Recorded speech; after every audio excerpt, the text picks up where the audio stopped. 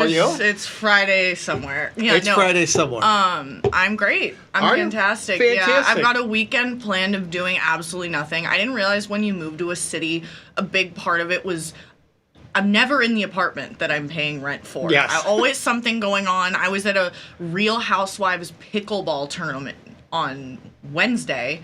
So it's like stuff like that. So I'm excited to just stay inside and do nothing. Now, did you guys play outside? Inside, absolutely not. Okay. Yeah, I was actually telling Pete like 2 minutes ago, if it's below 20, you will not see me outside. Yeah, it's anywhere. brutal. Yeah, it's brutal. And I think it's supposed to be around 2 degrees on Monday. But so,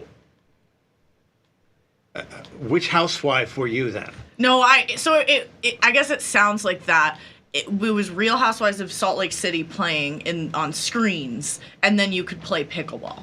Okay. While watching it, Why Salt Lake City? We've reached they said we'd have flying cars, and we have Real Housewives pickleball. I don't know. New York is the best one. Does Michelle? Do you watch? No, I don't. I feel like you could appreciate it. I don't watch. I can't. I've never been like a Survivor. I did watch The Apprentice. Sadly enough, I was never a Survivor guy. All these things where everybody kind of, they negotiate into a group and then they basically rat out the group and vote somebody off. Mm-hmm. I don't know. I didn't find that part of it that interesting.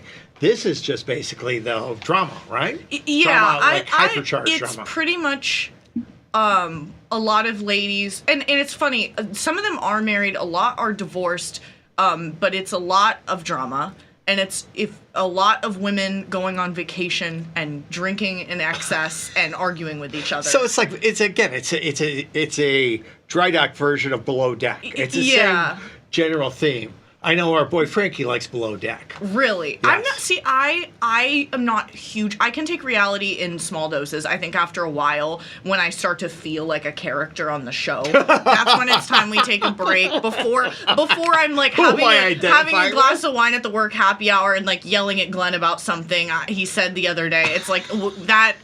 We're done, and we need to go back to like documentaries or something. Oh, really? Yeah. All right. Yeah, but I know I like a good reality show every once in a while. Okay, now what's your favorite right now? I think Real Housewives of New York is my favorite. Okay. But I don't really. That's been going for a while though, hasn't it? I don't watch a lot of TV. Okay. And I don't really I don't have the time because I'm just but like I just don't. TV shows are such a you have to your whole life surrounds when you're watching a show because there's 20 seasons and each episode is an hour long and there's 30 episodes in a season. I'm like, where do I find the time? Right. I don't know, but maybe I need to get back into it. So will you jump into a different city of housewives at right where it's going on, or do you always like to go back and get the origin and then bring yourself up to speed? I think it's pretty easy to bring yourself up. Yeah, I was going to say, it's okay, it's not, she hates her, she hates him. Yeah, okay. And someone's always the villain at some point. No one is you learn very quickly that no one is likable. They're likable in kind of the way where it's entertaining, but not everyone has their moment where they're like, oh my gosh, this woman is unhinged. But yeah, so okay, do you have an update for us? I know we had talked about Racer X, a previous interest of yours that was dispensed with. Now we're on to Mr. Z. I guess we're running through. You picked Z, so that implies there was a Y at some point. I don't know who the Y was, but that's a different story. Maybe we're jumping around the letters. I plead the fifth. However, really, you're not gonna pull Mr. Z out of the bunker. Maybe he'll get him. We'll have to see. I'll disclose a little. All I know is, he was lovely, and I would like to see him again. But that is all I will. Actually, okay. I did walk into the restaurant last night, and Todd was there with some of his trading friends, someone we work with. So that was really funny. He's like, oh, T-Mac. Hey. Oh, yeah. Oh, yeah, wow. I'm like, I'm on a going on a date. And you could hear him from the other side of it. Yes. But yeah, it was. I had a great time. Oh, you were on a date. Yeah, I was on a date last night with Mr. Z. Okay. Yes, and it was wonderful. And actually, the manager sent us a sundae at the end. So it was really nice. Where'd you guys go? A Lux Bar. I actually nice. loved my first ever corporate dinner was at Lux Bar. Okay. This was my internship, so it was kind of funny. And I didn't love it the first time I went, but I really liked it this time. I had the salmon, and it was really, really good. Very good. You have a favorite restaurant? Oh, no, not. We don't come downtown as much as we used to. Yeah. I used to have all kinds of favorite ones, whether it was steak or if you wanted like French or Italian. But we come downtown so infrequently. It sounds like I'm 1,000 years old. It's just we come downtown so infrequently. They've all changed. So they have. Like, I think my mom will sometimes be like, oh, this place, and I'm like, that. She's like, that place has been around for forever. I'm like, it's different now. Like, everything has changed so much. What is the place on Oak Street? I should know this. Like I said, it's my favorite. It's on Oak Street. It's Vietnamese food. Lake Colonial. Lake Colonial. I'm actually going with my family on Sunday. Are you really? Yeah. What? Okay. Any recs?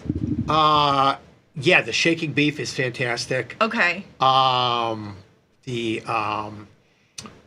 The spring rolls are awesome. Yeah. And then there's a crab appetizer too that's really good. I love crab. That place is so consistent. It's always rock solid. It's great. And it's always packed. Really? But we got a table like decently. I booked a table like 4 days ago. So I'm kind of surprised. We got it Sunday at like 7. So it's like a good reservation. Very good. Thankfully, I feel like these days it's like, okay, so do you want dinner at 3:30 or do you want dinner at 11? Right. And that's neither of those are going to work. And I'll have friends be like, 11 p.m. dinner, like this weekend? I'm like, I will be asleep. Right. I'm not going to that. I'm not making nonsense. No, we're early bird. So, yeah, it's 5:30 or 6 for us. No, that makes sense. And then it's like, yeah, and are you we split, like we order a bunch of things and we share, or are you very much like we do our own thing? No, we split. Yeah. So, and it's nice, whether it's just Michelle and I or even with all the kids. Everybody, from being there often enough, we know exactly what everybody wants. It's just how many multiples of certain things I've got to get. That's the method. I remember my parents still talk about this. Years ago, they went on a date, and like I think this was before they were married, and they went to a pancake like a breakfast place, and my dad got the chocolate chip pancakes, and my mom got like an egg dish or something, and my mom like had it in her head without saying like we're gonna share, even though she hadn't like said anything about it. And my dad was like, she was like, okay, can I have? And my dad's like, well, I ordered these for myself. Like, and we always share now, but they still will talk about that. Like, it was like, well, what do you mean? And so now Before coming across the table. Yeah, now I'm like, anytime I'm out at dinner, I'm like, we're sharing. If friends or a guy, I'm like, we're sharing. Like, it's fun, you know? Look at you. Yeah. Draw the line. So you drew the same line with Mr. Z. No, because he got a steak, so it felt weird. You're not a big steak person. No, I love steak, Do you? but I'm not gonna like. That's like hard to like, just reach over with my knife and fork and like start sawing at another person's steak. I don't know. I think that's different. If you order like a pasta dish maybe or like an appetizer. You shared the sundae though. Yeah, we did share the sundae. There you go. Yeah. Okay. We did share the sundae. I wasn't. Imagine if I like just pulled it in and just started. It was like no. This is for me. The big rope arm. I like that. That would have been good. Yeah. All right. What do you say? Let's dive into it. Take a look at. Let's do it. So kind of a mixed bag. Sterling again going out the week. Relatively weak. Weak retail sales numbers earlier today started us down, and we're just continuing to roll it. Let's go out to an hour here. And, sub 122 gets us to the lower end of the range. And why are we seeing this? And I know you mentioned retail sales, but I feel like I think that's an excuse. And it's actually, that's just an excuse. At 122, you'd figure, and we've tried sub 122, but here, context is, if we take a look, and let's just go back to the daily. Yeah. We have, we've fallen from just since the start. Let's go back to where's the start of the year here. Okay. So from 126 to, we got down to a low 121 we printed. Did we get a bounce? Yeah, we got a 200 pip bounce, which is a nice bounce. So you got a little bit, if you were buying the dip, you got a day or part of a day to manage that exposure. But when you look at market structure right now, we're going into the weekend. This market hasn't been able to hold on to a rally. So dollar continues to remain strong. And this was a pretty fast move down from 131 to 121, which is almost 8% in a matter of a little over a month and a half. So tape action wise, it's not performing well. We're going, what I mean by that is none of the shorts, if you sold any of these rallies here, here, even the little one here, you're sitting in a pretty good spot. And you're going into the weekend. Who's got the weaker hand right now? The longs. Yeah. Anybody who's long or been dip buying is being, That's playing the long game. Here, you're for playing sure. a little. Well, you're being challenged a little bit right now as to whether or not you're going to be. So from a kind of just technical tape perspective, it's not acting really well. It's not introducing again. If we went into the weekend, and we were just looking at, if we were like right here, I would say that okay, we found a bottom. And there's some buyers emerging, and maybe there's a little bit of two-way risk. But when you look at this, you really can't say that here. So sterling continues to be incredibly weak. Dollar yen, actually, we've known the yen has rallied a little bit. BOJ has been talking a little bit about hiking rates after the Trump inauguration, which is Monday. So we have kind of an interesting FX markets will be open Monday. It is a holiday. Shortened session in equities will be closed, I believe.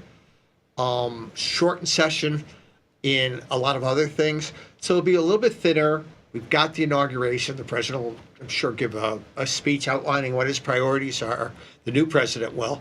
I imagine we'll get a little volatility off of that in thinner markets. So dollar yen has been a little bit different than everything else. It is... it's had a pretty good sell-off from 159 down to 156. So that rate story of them possibly rate hiking is playing through a little bit. Euro, it looks a little bit better than sterling did in terms of it's bounced off of its lows. And unlike sterling, which rolled over again, it's kind of held on to some of those. And if we go back and we just take a look at the hourly or whatever,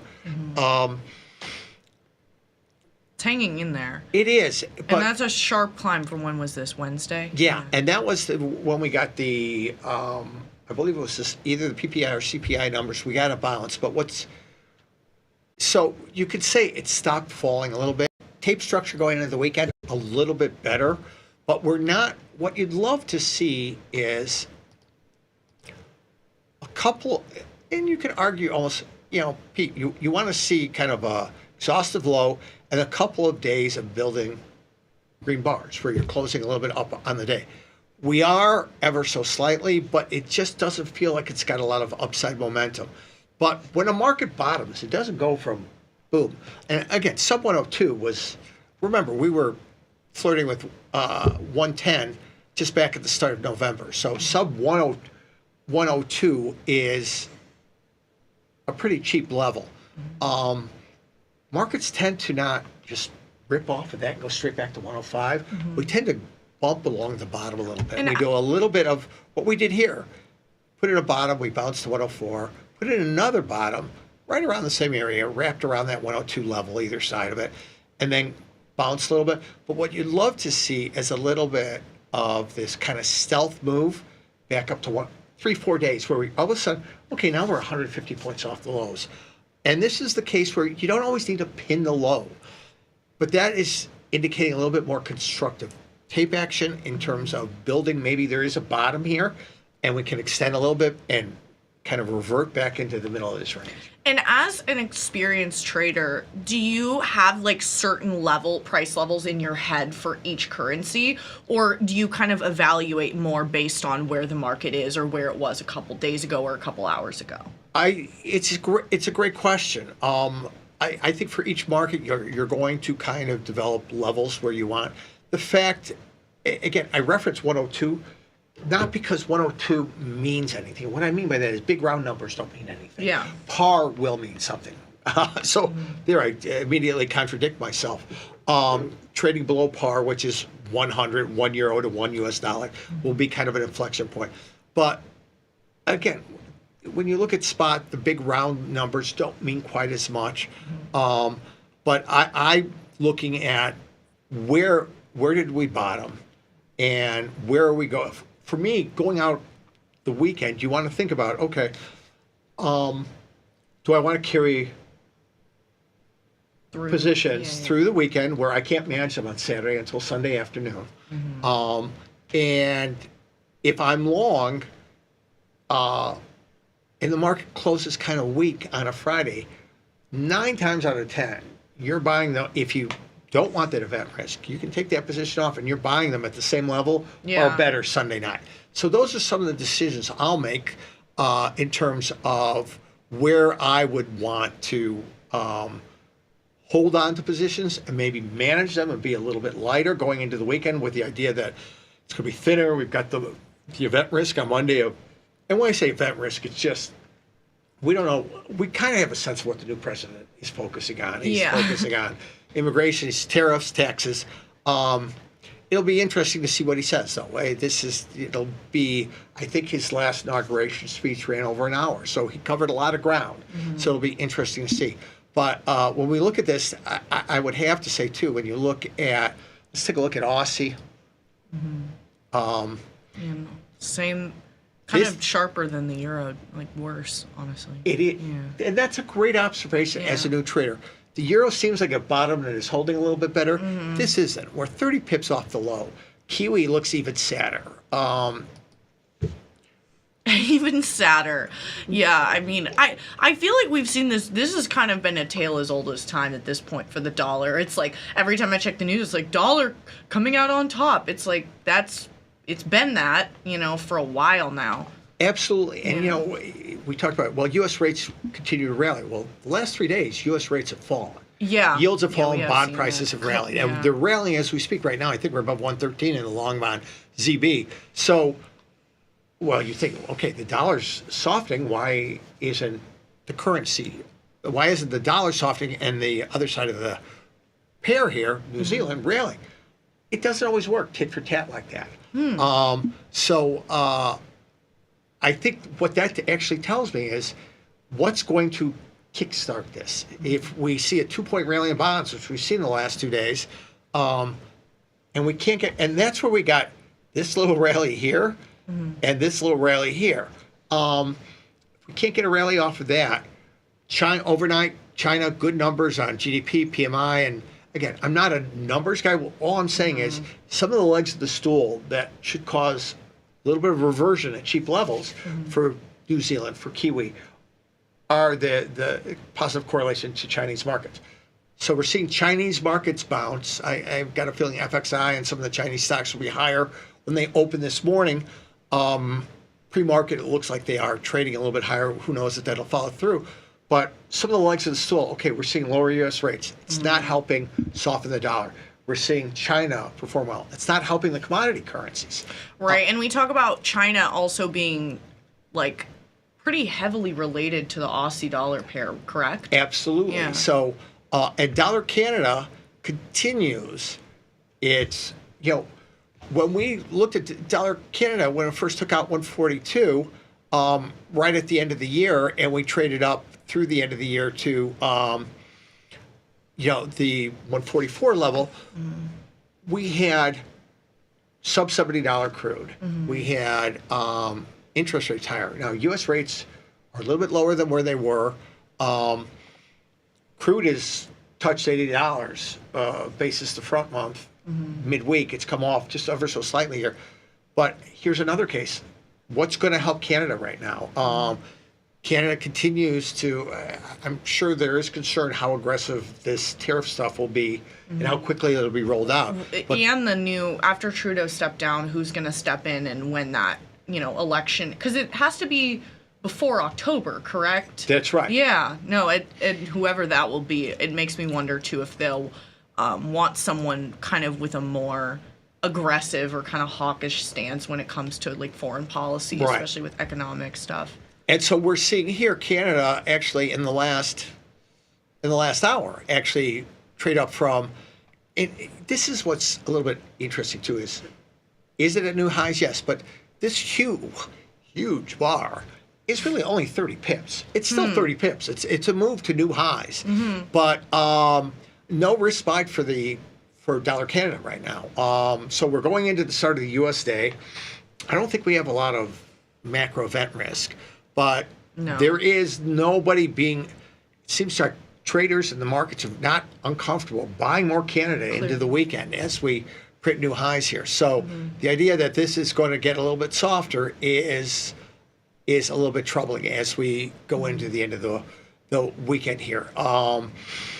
Take a look at some of the cross euro yen. Actually, we've seen euro yen soften a little bit with the yen coming off. Let's take a look at Aussie Canada too. So, or we can look at let's look at Aussie Kiwi. Where's my Aussie Kiwi here?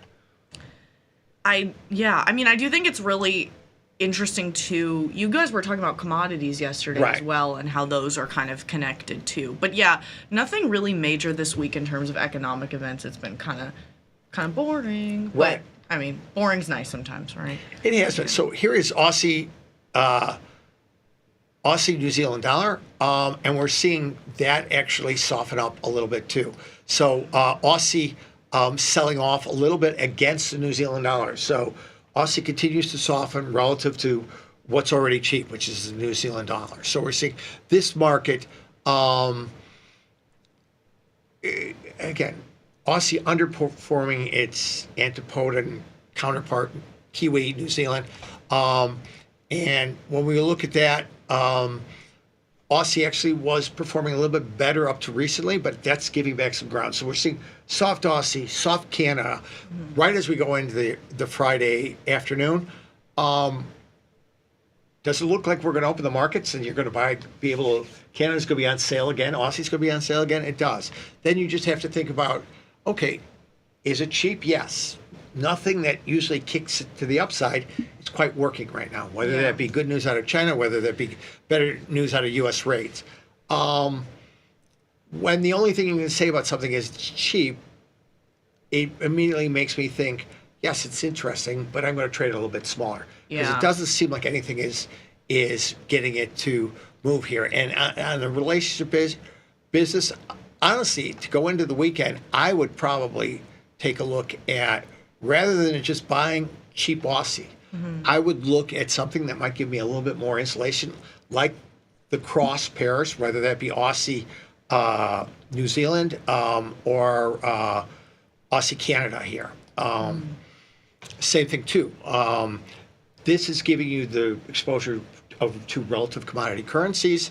This is something I might look at too in terms of just straight, as we looked at in that dollar Canada chart, just buying something that is really being on a tear, being put on sale in terms of the commodity currency piece. Yeah.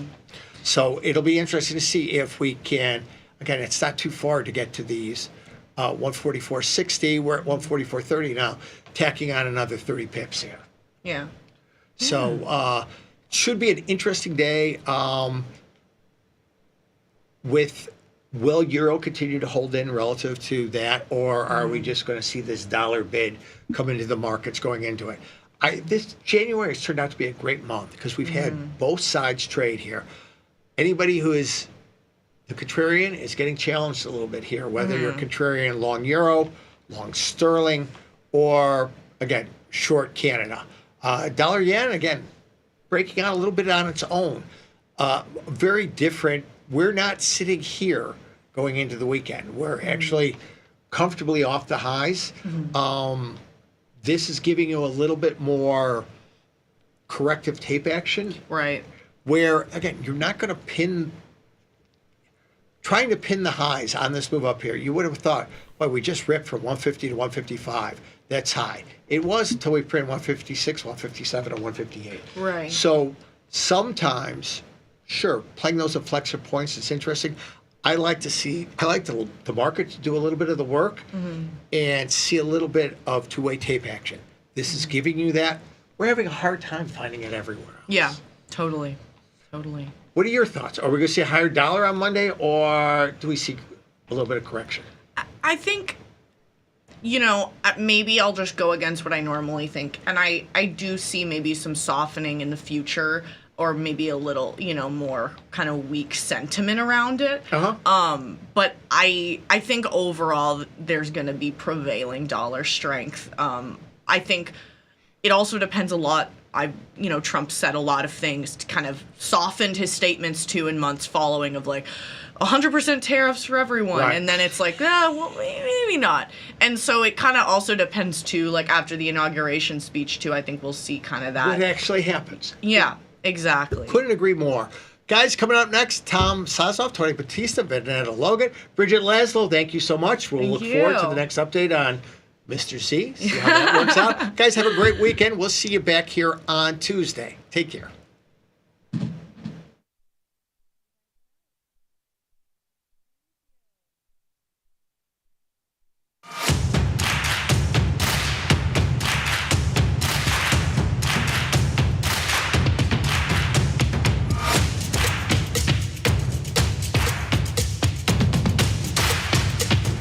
How we respond to the most difficult situations is ultimately how we learn to build on our successes.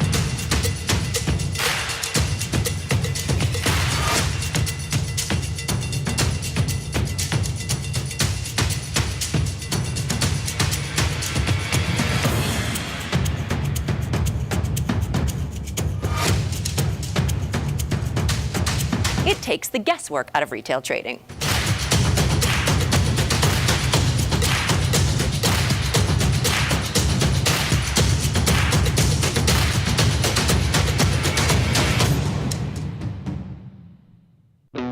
Looking for a better broker and a bonus? Sweet. We got you. Right now, you can get a bonus of up to $4,000 when you open and fund a tastytrade account.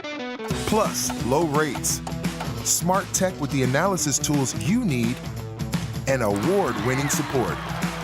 So, get a broker who's actually got your back. And up to $4,000 at tastytrade. Make your move, genius. tastytrade.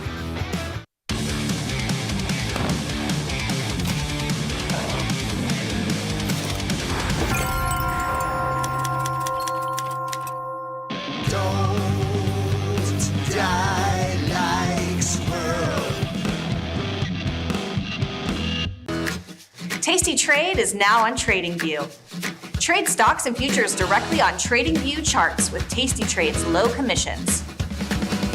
Try it out and leave us a review.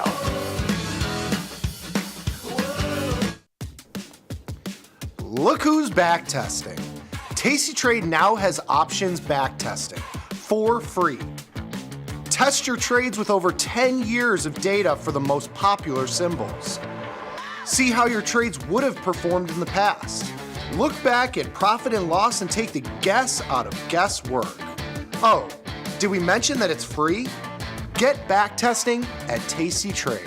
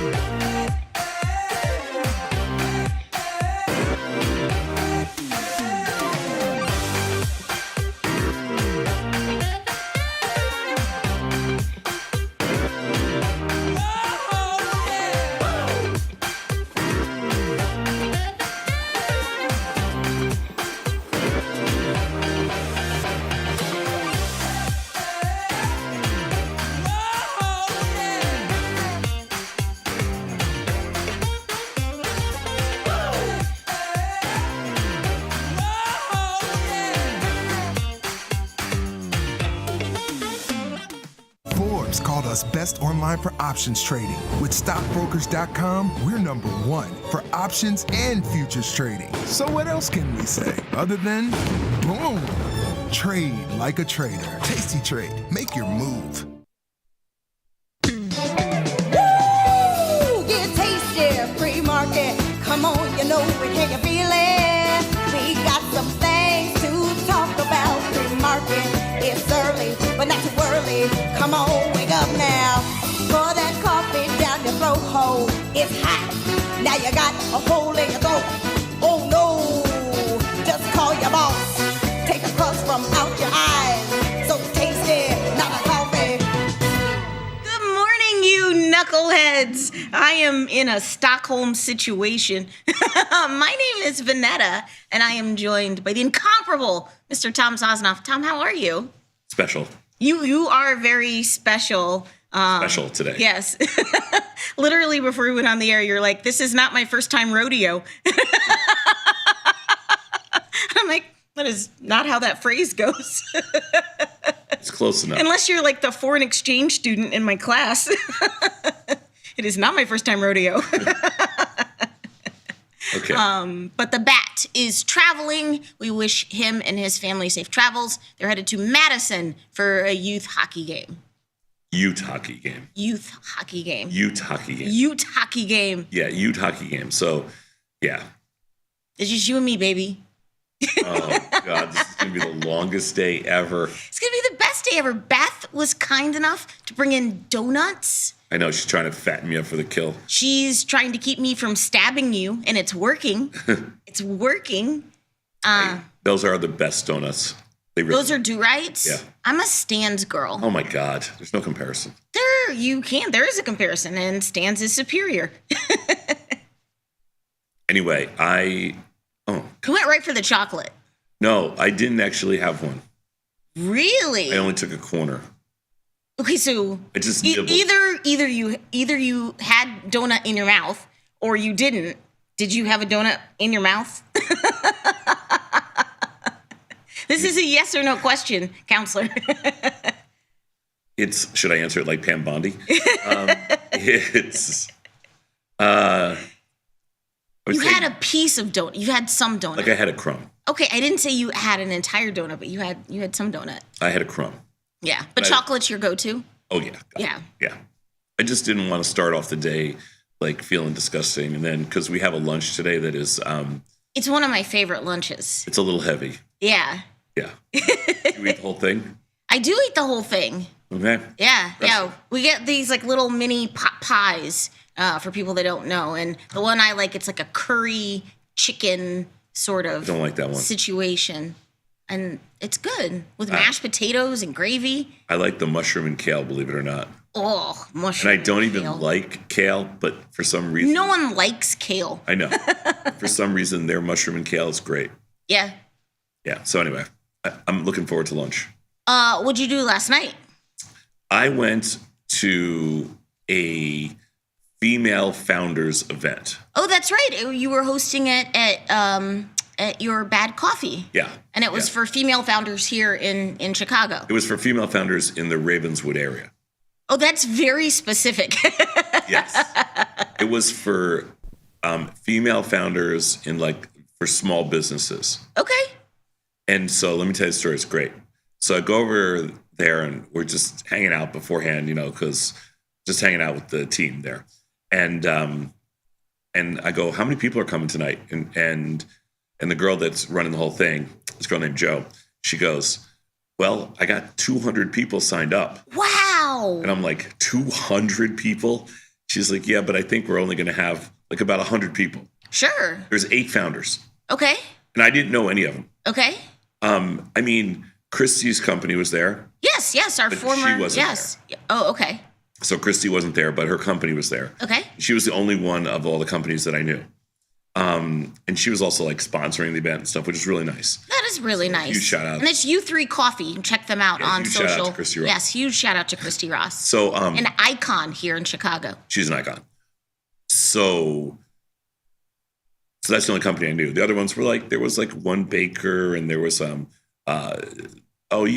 probably know the people from Koval. I do know the people from Koval. Yes, distillery. Yes. Yeah. So there's like a bunch of things, like a brewery. Yes. Which is what Ravenswood is known for. There's a lot of breweries and distilleries and in that area. Oh, cool. Yeah, Dovetail Brewery. Their founder's a woman, I guess, and Koval, their whiskey place, and their founder's a woman, and then there was a bakery and a bunch of other things. So I walk in. So they go, so I go, okay, I'll come back at 7:00 when the show starts. Okay. So the event was like a mixer for like whatever, 45 minutes, an hour. And then they had a like a panel with all 8 founders, and they had somebody asking questions, and the crowd could participate. Great, that's wonderful. I'm sure you get a lot out of that. You can do some networking, and you get to hear from. That was great. Yeah, great. So I walk in. There's 150 women there. Yeah. I walked in. I'm like, oh my God, I couldn't handle it. I was like, just the estrogen slapped you in the face. Yeah.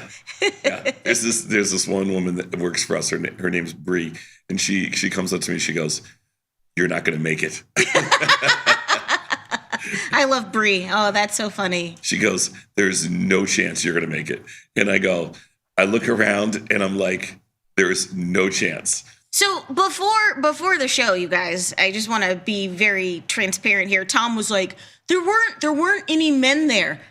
I'm going to hold your hand when I tell you this. If it's something that's advertised as a female event, like, men aren't going to show up. Well, there was a couple of production guys. They were hiding in the back, so I went back and talked to them. Well, they were working. They were working. Yeah. Okay. Yeah. But why did you think there would be men there? I'm so confused. Because I figured, I don't know, somebody would come with a guy. I don't know. That in order to leave their house, they needed to be escorted by a man? Is that what you thought? Is that what you thought? Not these women. Right? That's what I'm trying to tell you. Not at all. I don't think so. So anyway, I was very uncomfortable. So I went and I got something to drink and got some food. There was great food. And they were giving away like crazy homemade everything. Sure. I'm sure that's great that you took that from the women who were there. And that you just were able to just stick your fingers in all of the food before the actual participants could. Yeah, it was grazing. Yeah. And then, so I hung out for a little bit, but I didn't stay for the talk because I couldn't be the only guy in a room. And why does that bother you? I don't know. I'm the only woman in lots of rooms. I don't know. I'm just telling you. So but I hung out with the guys there, on the production team and some of our developers, and for a little bit, and then I left. But it was very impressive to see all these people come out. Yeah. Like small business founders, which is great. It was great because these are none of these were like huge companies. They're all sure. They're all. That's what I think my favorite part about the Midwest is, like, unlike maybe some coastal cities where everything is so cutthroat. Like, it's such a community spirit here in the Midwest, and people just like want to help each other. They want to collaborate. They want to learn from each other. And if you have events like this, people will show up. If you have events like this, people will show up. Yeah. I think that's pretty fair, and I think that the whole idea, one of the things that's happened since the pandemic. Prior to the pandemic, there was things like networking events. Mm-hmm. There were people would go to the office and they would network in general. Just sometimes about sure. Like I always say to people, you got to learn how to network. Right. You got to learn how to be more social. You got to learn. Well, since the pandemic, it's kind of changed the culture in the American. I think actually not just American. I think all over. Like, we have the same issue in London and different places, and there's much less social interaction. No, you're right. There's much less networking. You're right. And what we find is, and these events are like all free and stuff like that. Yeah. What we find is that there is an incredible demand for people that just want to get out and meet other people. It could be very isolating to be like an entrepreneur and you're building your own business, and like it is isolating. Right. Right. And so that's why. But you're right. In overall, just socializing is down. And I can tell you, as an entrepreneur, somebody that's been in this space for my entire career in the entrepreneurial space, most people don't talk to you. like one of the things that's so weird, and I remember having this conversation with this guy once. We hired somebody, Scott and I did a long time ago, back when we had our trading firm, and we hired this guy who was he was a partner at a huge accounting firm. He was a senior partner. Uh-huh. Because we needed a CFO, and we thought it'd be, we would go like a more traditional route. And he was like a big shooter. Like everywhere, like this guy was speaking on panels. He was an expert in this and that. And, like he was everybody tried to get a piece of him, all this kind of stuff. He joins us, and I swear to God, nobody even knew him. He's like, I cannot believe everybody turned their back on me because, now he was in the entrepreneurial space. Yeah. When we built a company, even Tasty, nobody would talk to us. Yeah. Seriously, Christy and I would always look, and Scott, we would always look at each other and go like, it's amazing. We are the black sheep of this industry for the second straight time. And Christy goes, well, people talk to me. I go, they talk to you because you're really good looking. Right, yeah, she's a 6 foot tall blonde. Yeah, I go, they don't talk to anybody else, okay? Guys are going to talk to you no matter what. They don't talk to anybody. Nobody else ever talks to us about anything. Sure. And it's so crazy when you think about it. It's just, you are isolated. Yeah. And so to go to an event, customers will talk to you and things like that, but other people in the industry, they won't give you the time of day. But it's like get used to it. Right. It's like with our Tasty event because trading is very isolating, Of course. And people are hungry for to meet other people that are just as crazy as they are. One of the things I love about our events is they give individual investors, and this is one of the reasons we do the live events, is they give individual investors an opportunity to see, oh my God, I'm not alone. Right. Yeah. That's great. Yeah, that's just, it's okay to hear it that you're not alone, or you can see kind of, number of views and things like that. But when you see it live, it's one of the most important things we do is, introduce people to other people, just because it just gives them, okay, I'm not alone. Yeah. Yeah, it's great. I'd love to meet all the whack packers. Yeah, I miss the whack packers. Oh, the whack packers. What is on your schedule for the weekend? You do not do well when we have 3-day weekends. You hate them. Oh, I have a very busy weekend. Okay, what you gonna do, girl? Well, tomorrow I'm doing a podcast with somebody who is actually flying in from London. Wow. Yeah, to do a podcast. And we're doing a podcast tomorrow morning. Okay. So I don't know him. I'll tell you more about it after it's done, but I don't know him personally. I've never even heard. I don't know who he's interviewed in the past, stuff like that. But supposedly he has a really big following. So I'm hoping, we get a lot of interest in the Pomp podcast I did. Yes. That one was really pretty big. So it's interesting stuff. So this guy's flying in. So we're doing a podcast tomorrow morning. It's not Piers Morgan, is it? But it's. I'm just kidding. Don't write me. We're doing it at a podcast studio somewhere in Chicago. I don't even know. Ooh, very cool. Yeah, so I'm doing that tomorrow morning. Then at 11 o'clock, we are doing a ribbon cutting up in Ravenswood. You are doing a ribbon cutting? I am not. What? Are you Miss Illinois?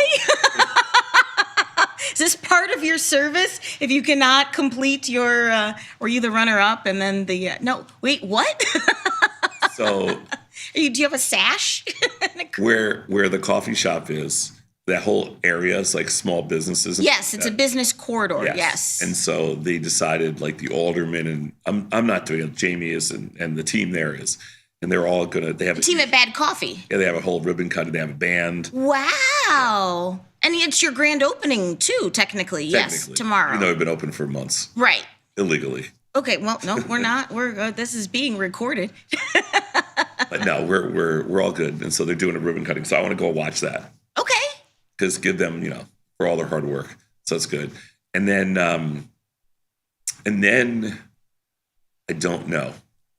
There's a lot of playoff games. It's a lot of football. A lot of playoff games. A lot of football. My wife wants to go up to Michigan, so we'll see. Oh, well, you got a happy wife, happy life. You gotta do that.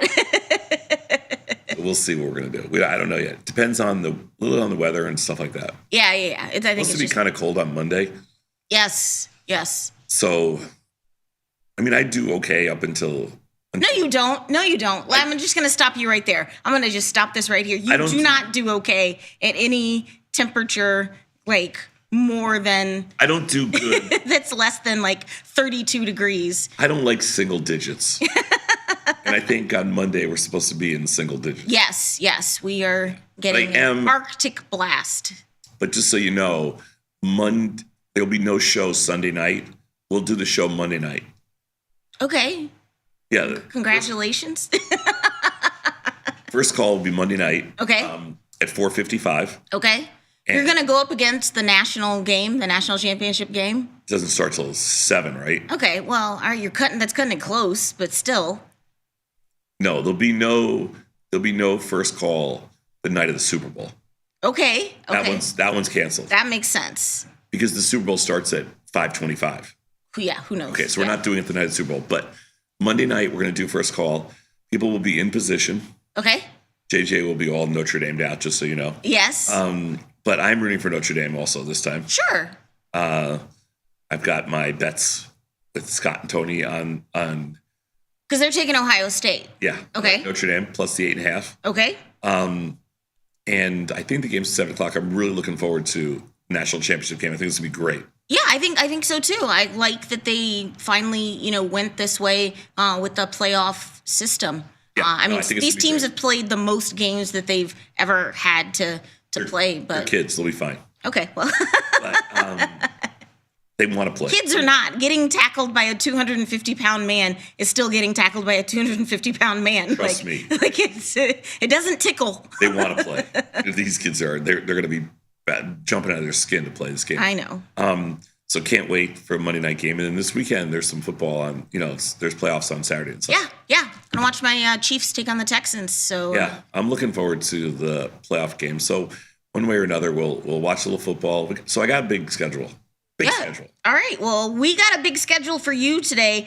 We are without Bat. Please be gentle on us. Praise. But I'm going to be in. Gods are looking down on us on a. I'm going to be in for the first hour, and then Jamal is going to be in from 8 to 9, and then at 9, Julie is going to come in, and then at 9:30, Scott's going to come in. So we had to coordinate in chat yesterday, like who was going to babysit you when. Oh my God. And Scott was like, really? Scott was like, I want out of this group chat. We're like, nope, you're in it now, Scott. But we got a great show for you today. Like I said, at the top of the 8 o'clock hour, the weekend stocks. Jamal's going to be in the house recapping CPI, PPI, everything, yippee-ki-yi, everything that's going on. This kickoff to earnings. Jamal's going to recap it all. That's going to be at 8 o'clock. At 8:40, we got Fast Market. So our viewers write in with their trade ideas. Only the second Fast Market of the year, I believe. So, yeah. So we're going to see what trades because the market's been on a kind of a tear. Well, we closed a little bit underwater last night, but this morning the S&Ps are up 34. And something we've discussed pretty extensively was that this Friday morning of Jan tends to be extremely bullish. Okay. And It's expiration. there's no change this morning with S&Ps up 34. I would add that into the bullish column. 70% of the time, this particular Friday morning, the market's been up, and usually by a lot. So it tends to be. That's why we didn't get snookered yesterday afternoon on that little down move where they closed them underwater. Okay. They did squeeze everybody right into the close. But yeah, so this kind of opening is not that much of a surprise. What I do like is that the bonds are up 19 today. Oh, that is good. Good for the good kids. That is good. That is good. Oh, I know. I had something to ask you. You know what? What's up? Because I was trying to do my job here. I know, but I was doing. I was playing Wordle this morning. Okay. Oh, it was a word that you didn't know? But I got it in 3. Okay. Oh, I don't know if I should say this. Well, I don't want you to ruin Wordle for the All right, people who haven't done it yet.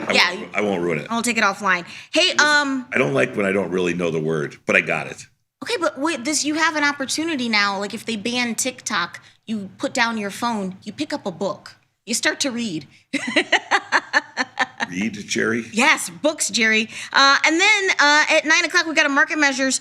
Julia, part of her quantum computing series, if you missed it last week, it's really interesting. Julia's doing a deep kind of dive into the world of quantum computing. What does it mean? Yeah, what are the strategies? She's our resident expert. It's a 3 or 4 part series on quantum computing. I asked her to do it. We moved it from Wednesday to Friday because I couldn't go back to back with Julia and Jacob. Sure, yeah, it's just too much for you. Too many. But she's going to say today's topic is quantum computing and the potential impact on crypto.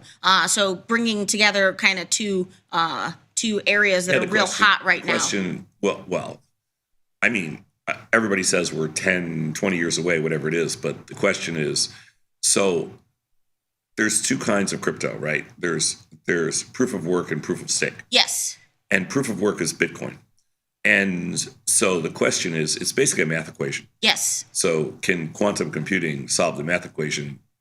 Right. Yeah. Can I get rich in my sleep? That's all I need to know from Julia. Probably. No. And then Scott Sheridan's going to be in, like I said, around 9:30 to come and babysit Tom. And if you have questions about the brokerage side of the business, we would love to hear from you on that. But hey, in the meantime, in between time, let's get this show on the road. Do you want your daily dose? Yes. Yeah. All right. Hit me with my theme music. Let's go.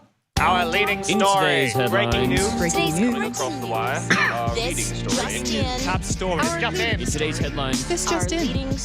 Breaking news. All right, everybody. Today is a fantastic Friday. It is January the 17th. This is a part of the show which is called The Daily Dose, where we talk about today's financial news and headlines. My name's Vanetta. Are you ready for the news? Fire away, girl. Fed Governor Waller sees potential multiple interest rate cuts in 2025. He says as long as the data comes in good on inflation or continues on that path, then I can certainly see rate cuts happening sooner than maybe the markets are pricing in. Just wanted to talk about how you're capping off this week and this run in bonds and what you want to happen. Well, it's been a rough start to 2025 being long bonds, but we got back to even yesterday. We're up a little money today. So finally, the bond trade has started to at least show a little promise, I guess. Okay. Because it's one of our biggest positions directionally. Right. And it's been a lot of rolling and managing. Yeah, I'm long bonds, I'm long notes. I took some small profits in bonds this morning. I took some profits in notes yesterday, but we're still just straight long. Okay. In other news, this is interesting. I didn't know it was going to happen. But a corporate repurchase window is going to start on January 24th. And Goldman says this could lead to $1 trillion in stock buybacks.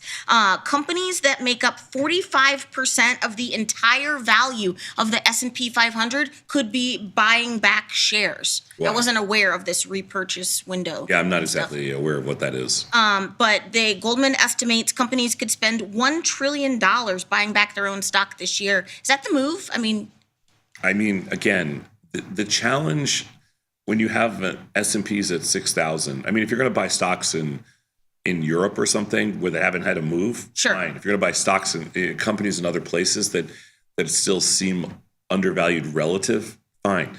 But if you want to by U.S. companies that are at all-time highs that are trading at huge valuations, it's a tough trigger for most CEOs to pull and most boards to pull. So you're like, so you have two other choices then: give the money back via special dividend, yes, or buy your own stock. Yeah. So most of them say, screw it, we'll buy our own stock. Giving the money back doesn't do us any good, right? And then buying our own stock maybe pushes our stock higher, so we make more money. Yeah. Well, what about I don't know, buying another company or doing an acquisition? I told you why you can't. Because they're too expensive. Oh. So the only way you can see, so let's say you have a crap load of cash you're sitting on. Sure, you're Apple. Okay, you're sitting on a crap load of cash. You can't find anything that's cheap out there that you're interested in, because most companies that are cheap are crappy companies. Sure. So if you want something that's good, it's going to be expensive. So the only way you can buy a company that's expensive is by using your own expensive stock. Mm-hmm. So you have to use your own equity to buy another company with. Right. That's fine if you do that, because you're trading expensive equity for expensive equity. Right. But if they want cash and you're sitting on cash, that still doesn't solve the problem. What do you do with your cash? Why not? Because you still are sitting on all the cash. You haven't spent any of it. I want to buy something. All right, keeping it moving here. More than 70% of analysts expect the Bank of Japan to do a rate hike next week. Almost 3/4 of Bank of Japan watchers predict an interest rate hike next week, according to the latest Bloomberg survey. Let's go international, and let's start with the yen. We talked about slowing down in Europe with Germany, which is the largest European economy. We talked about the Bank of Korea yesterday. We talked about the pound, talked about Canada. But Bank of Japan, that's kind of the big gyoza that's out there. I mean, we're we're straight. It's our biggest currency long play. It's this morning, yen's down small. It's down 100 bips, which is nothing. It moves, a couple hundred bips a day. But we are staying long yen. We need it.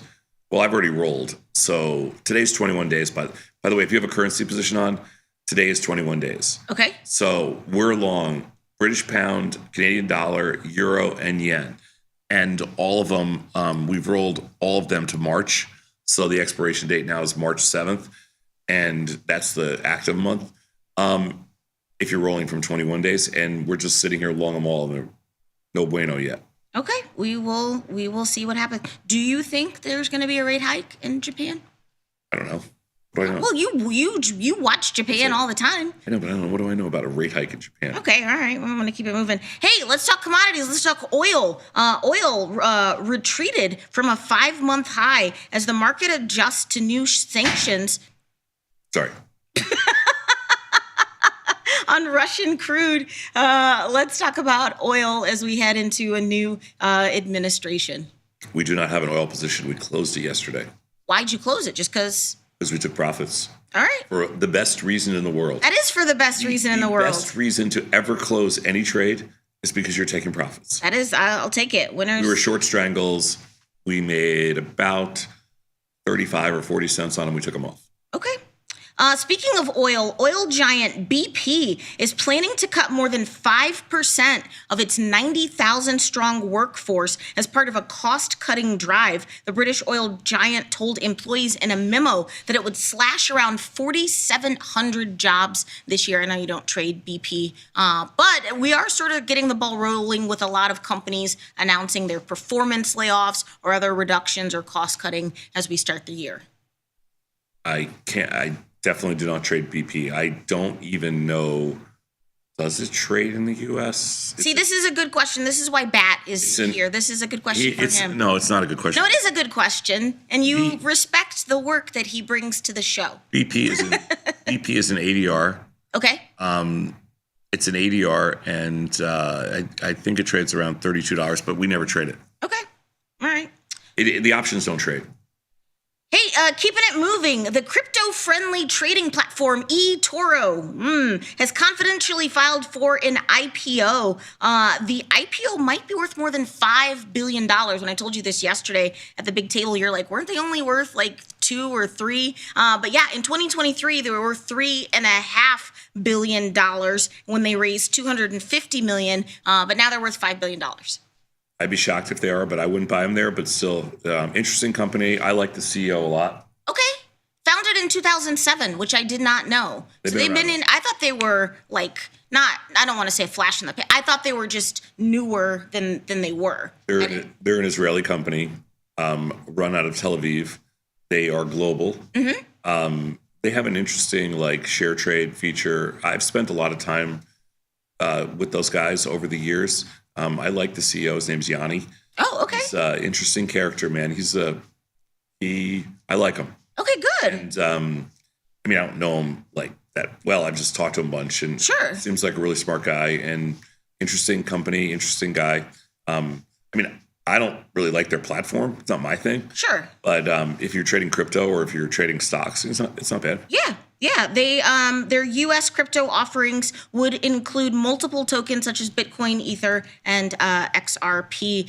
In other digital asset news, Coinbase is going to offer Bitcoin-backed loans through a company called Morpho. The ability to post collateral rather than credit rating will determine whether a client can borrow. The new setup feeds the Coinbase flywheel at every step. If that means it's interesting, actually.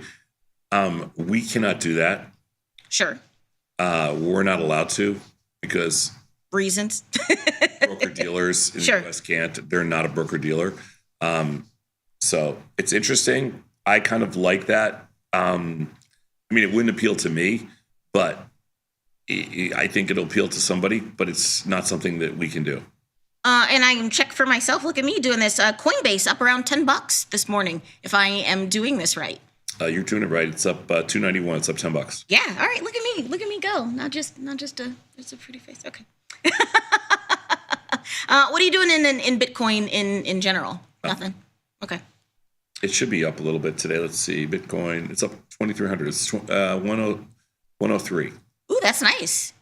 That is nice. The FDIC yesterday sued 17 former executives and directors of Silicon Valley Bank, seeking to recover billions of dollars for alleged gross negligence and breaches of fiduciary duty. That is a wordy sentence for this early. I have not had coffee. That caused the bank's March 2023 collapse. No question about it. 100%. The FDIC should sue they're not going to go to jail or anything. No one's going to jail. They're going to get hopefully they can sue them for complete negligence, no question about it. Embarrassing from top to bottom.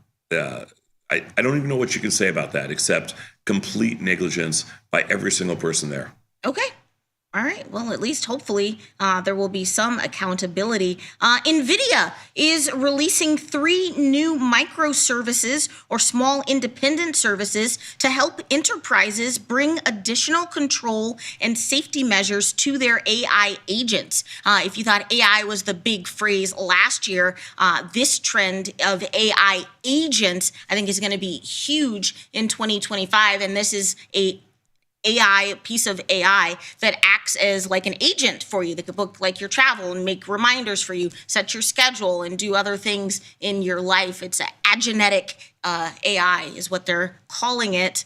You need all the help you can get. Yeah, you from an AI, from a person. You get your own AI helper monkey. Yes. As Beth would say, it's an AI adulter. Yes, it is an AI adulter. What are you doing in NVIDIA? I'm not doing anything in NVIDIA, but the stock's up $2 this morning, but I think it's also because the market's up. I hate the term, just want to go on record, AI agent. I hate it. Dylan's all freaked out about it. Why? Because he's... But I mean, you would have been freaked out by like a chat bot, like at the first time. I don't know. Agent's a way worse term. Why is... I don't know. Okay, boomers. But I don't really care one way or the other about AI agents.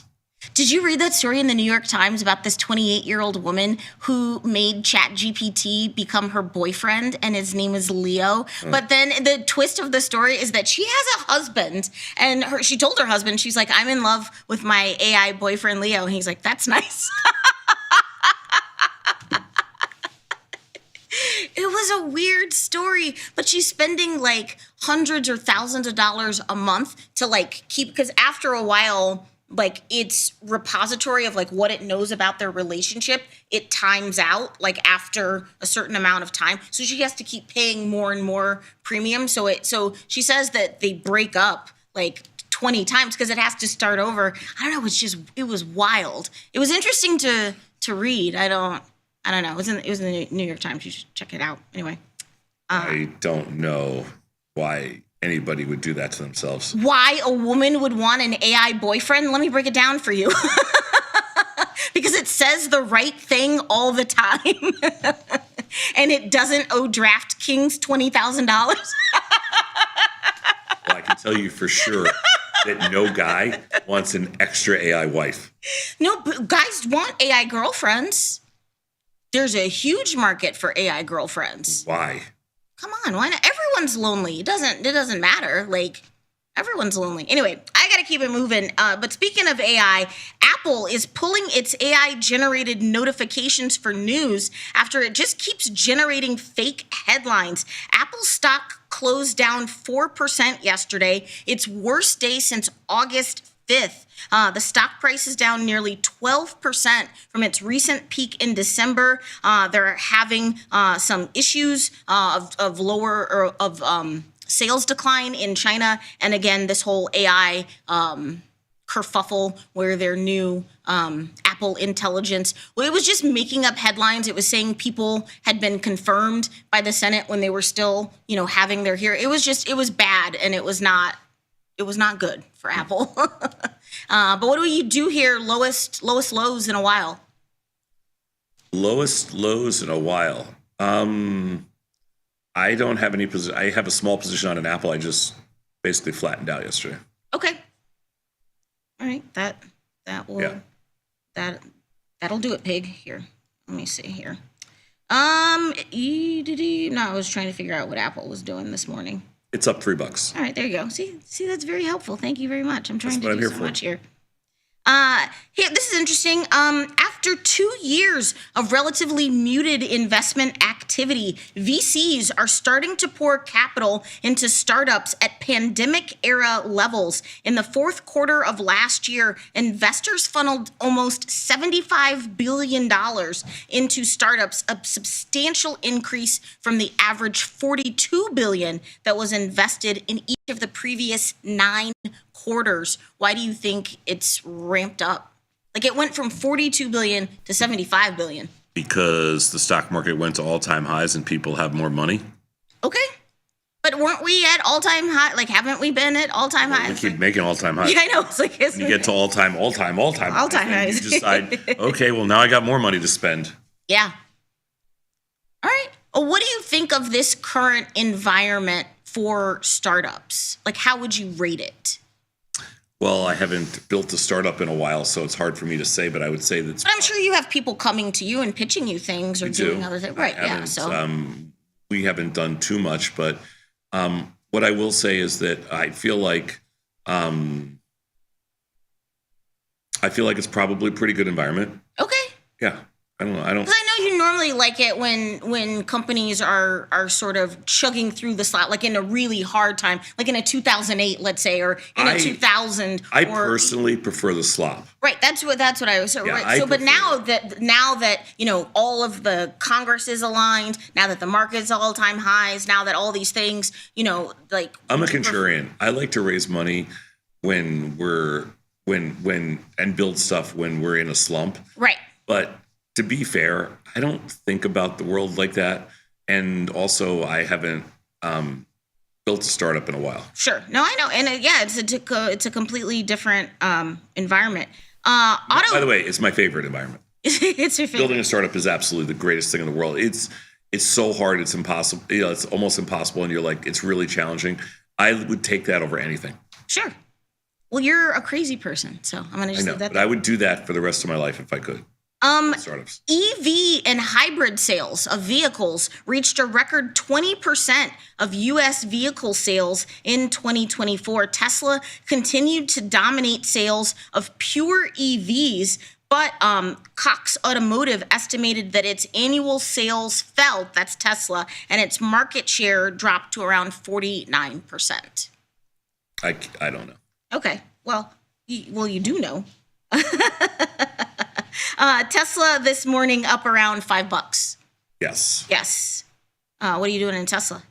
We're short some strangles, but up $5 would be perfect for us. I have to decide what my next EV is going to be. Okay. I don't know. Does Woody like his Rivian?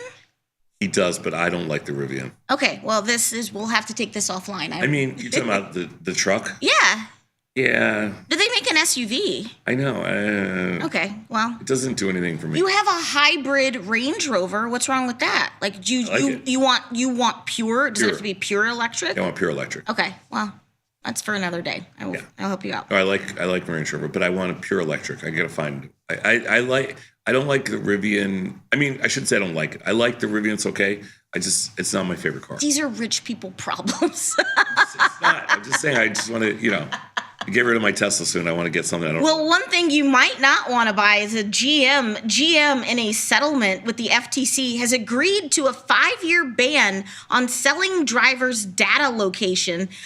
Basically, what was happening is GM was promoting it as part of their OnStar program, but basically they were able to track how fast you were going, if you were driving late at night, if you were stopping at the strip club, and they were selling all of that information to your insurance company, but without you knowing it. So if your rates were like super high, you're like, what the heck is going on? They're like, well, homie, we see that you drive 80 miles an hour everywhere, and we have concerns. So it's a whole big brother situation because your car's so smart now. It knows things about you that I think you would be shocked on. And the FTC alleged that the largest U.S. automaker collected, used, and sold drivers' precise geolocation data and driving behavior information from millions billions of vehicles, which can be used to set insurance rates without their permission. Both of my kids have insurance. Well, one has insurance through Lemonade. Yes. And they know everything about you. Yeah. Because they track you.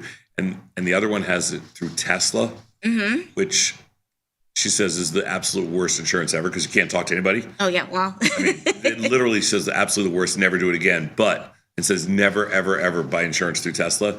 But it's all based on like the speed you go. right. Yeah. Yeah.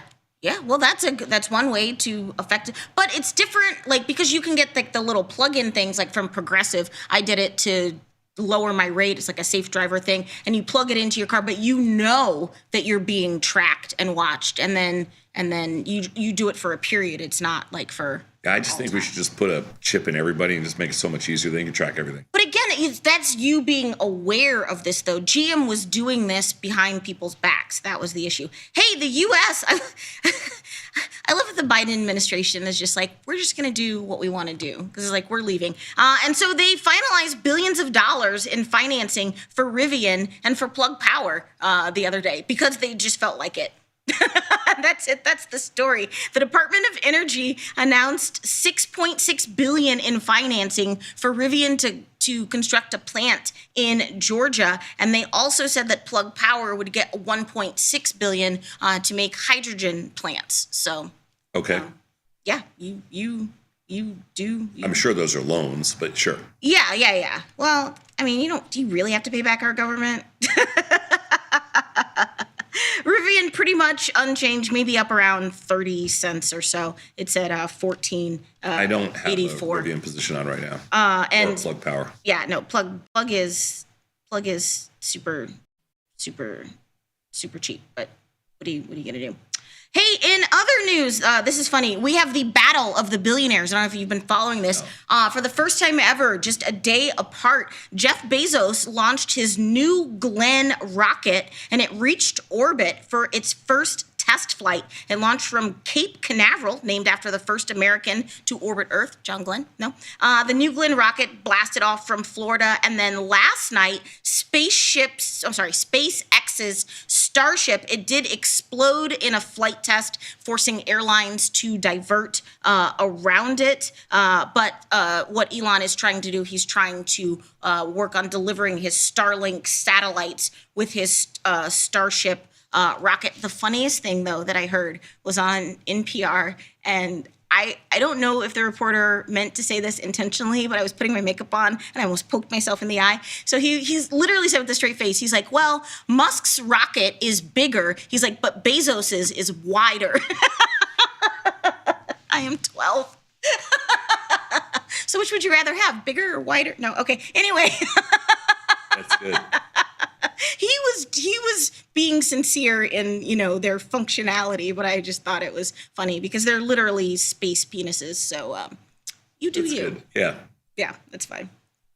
I put this in here for Nikki and no one else. The FDA has authorized Zen nicotine pouches.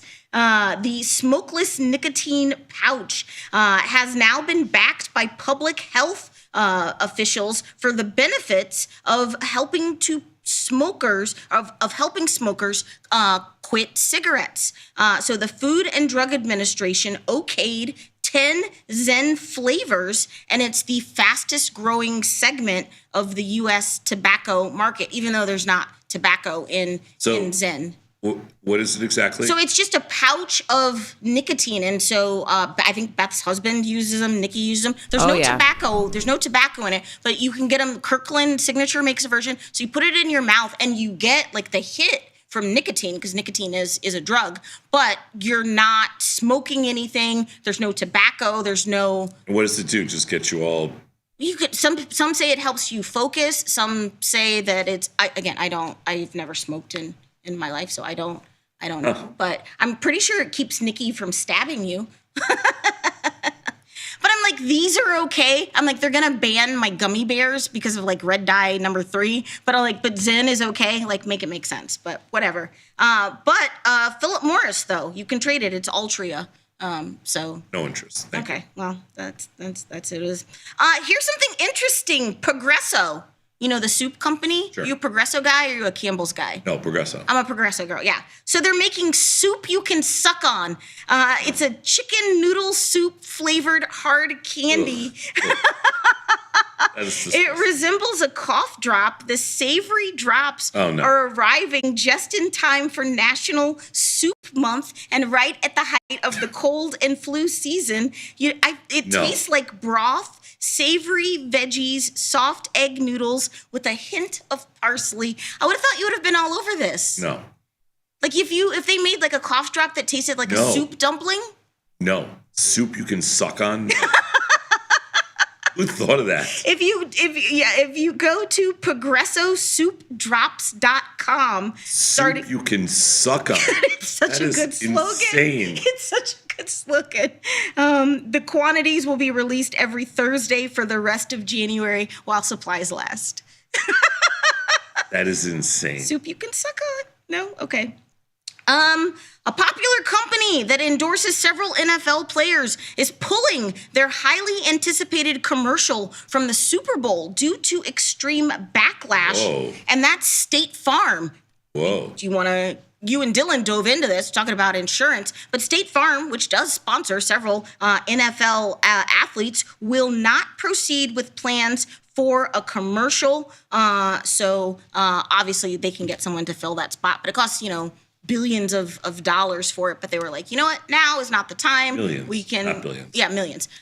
We can take that money and put it to other use. So that's probably State Farm uses Patrick Mahomes, Sure. Andy Reid. Yeah, lots of people. Yeah.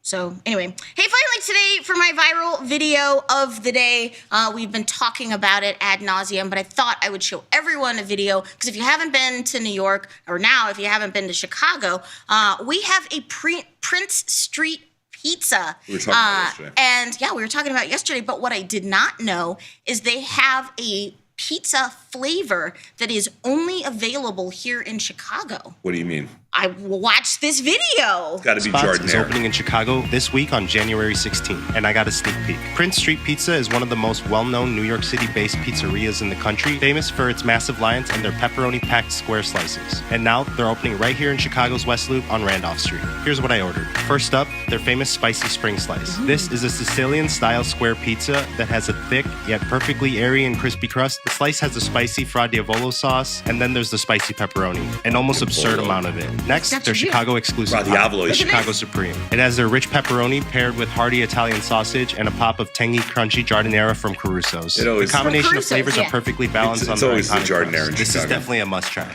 I'm pretty sure they're going to be deactivating delivery services as they ramp up, but I'm really excited for this one. There's plenty of options to choose from, and I can't wait to try more. Pizzas will be available by the slice or as whole pies. And here's their planned store hours.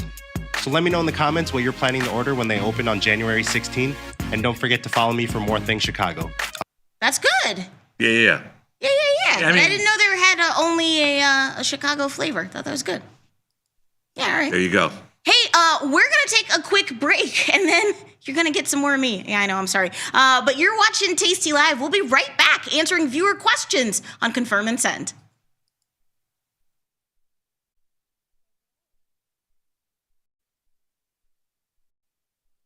You can get up to $4,000 when you open and fund a new account with Tasty Trade. That's 4,000 buckaroos, 4,000 bills, or clams, 4,000 in dough or cheddar, not the cheesy kind. 4 large, 4K, 4 grand, which is no small thing.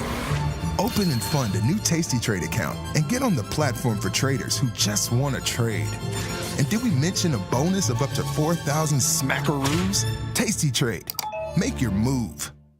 This is Chicago. We invented the skyscraper, the Italian beef, and the standardized options market. SIBO is not only the birthplace of options, it's also where Liz and Jenny got their start.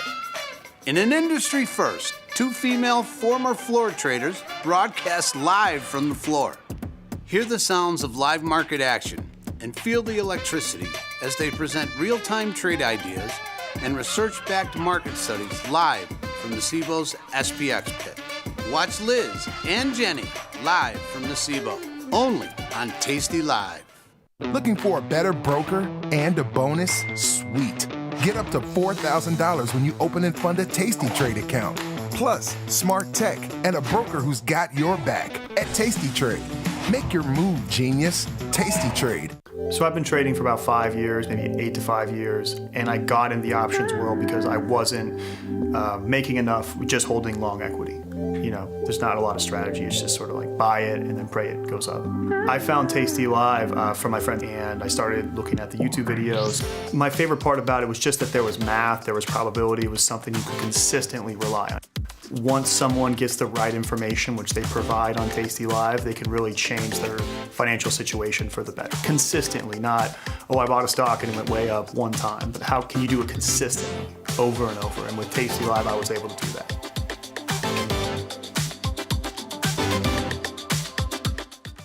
Calling all traders. Are you using tastylive mechanics and enjoying awesome results? Are you an up-and-coming options savant? We're looking for you. For over a decade, tastylive has shared the most inspiring stories of traders teaching themselves a new skill, using probabilities and experiencing new levels of success. If you think your trading journey should be shared with Tasty Nation, we'd love to hear from you. We are always on the lookout for the next class of rising stars. Email us at risingstars@tastylive.com if you'd like a chance to share your trading journey and inspire others. Ready to take your trading skills to the next level? Dive into the world of stocks, options, and futures with Tasty Trade courses. Whether you're a beginner or more advanced trader, our courses can empower you with the knowledge to succeed. Watch as our team in Chicago shows you how to use the Tasty Trade platform and go over the basics of trading. Perhaps you'll learn about a new strategy or a potential product for your portfolio. To find our courses, go to the Manage section of our web platform or head to courses.tastytrade.com. Start taking control of your financial future. Visit our courses today. Forbes called us best online for options trading. Investopedia, best for options trading, period.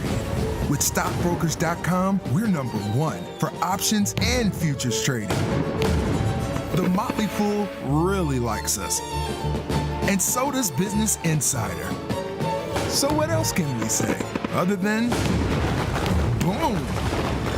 Trade like a trader. Tasty Trade. Make your move. There's a beast in the financial world, and it's not the bull.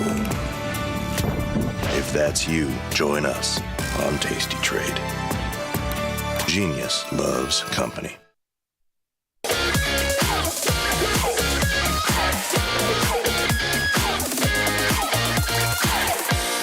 Okay, everybody, we are back. You are watching Tasty Live. With me, as always, Mr. Tom Sosnoff.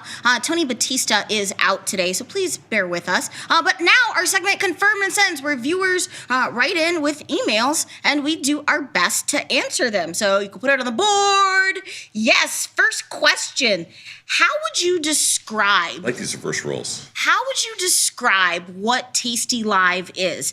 I have some friends interested in trading, and I want them to watch the show. I'm just not sure how to describe Tasty Live succinctly. How would you describe Tasty Live? As a dumpster fire? No. Is a non-traditional way to learn and get engaged in the market. So I'd say that it's like probability-backed research wrapped in the stories of unmedicated boomers.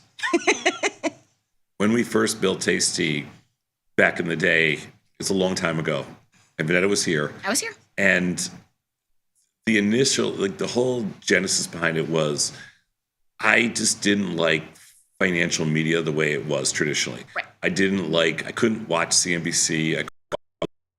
And I was like, this makes no sense. These aren't real world. This is not what investing and trading and this is not what finance is about for individuals. Right. You know, nobody cares about this stuff. And let's have some fun. Let's create a quantitative, a statistical, a probabilistic business of learning about finance, but at the same time, let's have some fun. Yeah. And so Tasty is kind of like a designed to be a personality-based network, and it's the largest digital network in the world, by the way. We've probably had over, by the time we're all done, it'll probably be 1 billion hours of content watched. I believe it. Yeah, by the time it's all done, it'll be about 1 billion hours of content watched. We're in the, hundreds of millions of hours of content watched. And it's all just a combination of what you're watching now to a lot of research. We do 60 hours a day of research that we push out live. It's all free. And we try to have some fun with the rest of the time. Yeah, and what's great is there is a search functionality that is built in. You can search our website. You can search our YouTube channel to get more granular. It's also good if you really get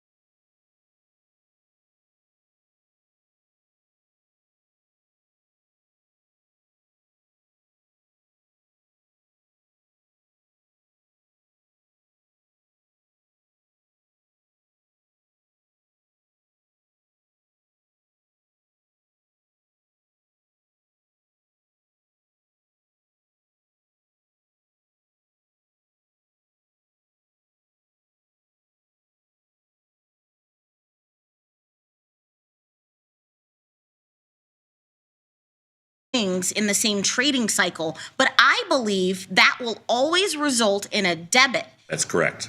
Is it safe to stay when the strangle gets too close? You just recenter into another trading cycle that results in a recenter and a credit. I kind of got lost there in that last There's sentence. a lot in there. We Right, should have chopped this down a little bit, but the answer, this guy really asked 3 questions. So you want debits, not credits? The first question is, Or you want credits, not debits? the first question is when you roll up or down, like when you roll and adjust the untested side, when you move the untested side. So in other words, if the market's going up and you roll your puts up, that you will do for a credit. When the market's going down and you roll your calls down, that you will do for a credit. Anytime you roll up or down the untested side, you're always doing that for a credit. That has to be a credit. When you buy the guts, meaning you buy and you're recentering the position, so you buy your guts and you resell new wings, that is 100% of the time going to be a debit. Okay. So when you buy the guts and sell the wings, that's going to be a debit in the same cycle. When you roll up or down, that's going to be a credit. This person's last comment, which is interesting, says when you recenter into another trading cycle, that means like To another month, rolling it out. Yeah. that will, or that could be a small debit, or it could be a small credit. Just depends on what strikes you pay. It's also complicated. But don't get hung up on debit or credit. Okay. Don't get hung up because the markets are always priced right. So don't get hung up on debit or credit. Just get hung up on making sure that you put yourself in the right position that you want. Don't get hung up at all on debit or credit. Doesn't mean anything. Okay. let's go to the next question. Is there an organized way for me to learn what you know? I'm fairly conversant in options, spreads, iron condors, etc. I listen to lots of your YouTube content, which has lots of valuable information, but maybe I'm missing something. Where do I start? Is there a 10-step or 20-step organized manual? You know, Tasty, and you can chime in here all you want, Tasty is not an education firm. I want to be really clear about this. I would argue with you on that. We have different views on that, but go ahead. I'll let you speak your piece. From day one, I have been determined that we are not an investor education firm. 100%, we are not doing investor education. We are a content firm. And therefore, I'm not that interested in creating courses, and we haven't been from day one. It's just because I want stuff that's dynamic. I want stuff that's constantly changing. I'm not interested in a 5-year-old or 10-year-old education course. I'm interested in dynamic content, which is constantly changing. Now, that said, we have a ton of Where Do I Start videos, a ton of them. Yeah. We have a Learn Center. We have multiple foundational videos where these are the things. And this is why I'm arguing with you. We do that because it's part of the research that we've been doing. We have research for small accounts. We have research for large accounts. We have portfolio accounts. We do live shows. We've done, like I said, we've probably done, well, think about it. We do 12 hours of content right now. In the US, we start at 6:30 in the morning. We end at 6:30 at night. That's 12 hours of content with no guests every single day. And that's 250 days a year. And then we also do 2.5+ hours of content out of the UK. So we're a nonstop content creating firm. So we have all this stuff, but it's not in a format where you can just go to it and say, okay, this is how, you got to do a little work. Sure. Based on like where you're starting from, what your goals are. But you're not, I would say to this viewer that you're not missing anything. I mean, like for me personally, I found great help with Mike and his whiteboard. Like that really helped me in like the fundamentals and stuff like that. And you can start there, but I also really like our Learn Center. I went through that myself. But again, I work with some of the smartest people that I know. So when I have a question, I just like go over. You don't have to be that nice. And ask them. I was actually thinking more of like Liz and Jenny really helped me with my trading more than anyone, but. It gets embarrassing when you keep telling me how smart I am. Okay, keeping it moving. What's our next question? I'm a freshman in college. Congratulations. And I want to work in finance when I graduate. Does Tasty offer internships? And if so, what are you looking for in a candidate? Tasty does offer internships. Every year we do about, I would say a minimum of 10, maybe 10 to 15 internships. That's right. And we do them in every department at Tasty. So we have dev internships. We have trade desk internships. We have production internships. There's marketing and PR internships. And there's also the research team does internships. Yeah. So we have it throughout the whole firm. Like my team, I might hire maybe one or two. Marketing maybe one or two. That kind. We spread it around the whole firm. It's important to us. So each group here looks for different things. Like our devs, when they look for interns, they will look for interns that are obviously have certain coding skills. Right. Our marketing team looks for marketing interns. Our production team looks for production people. But if you're talking about what I'm looking for our team here on the tastylive side, I mean, we're looking for people that are that have strong analytical skills, strong math skills.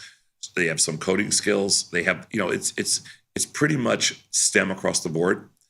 But I should tell you, Tasty interns are incredibly competitive. We get hundreds of applications for just a small number of internships. Right. And we don't care where what school or whatever, everybody's, we look at everything, but they are in Chicago. Yes. We don't do remote. We don't do remote internships. Yes. So everything is in Chicago. And the other thing is we only do. But at least it's Chicago in the summer.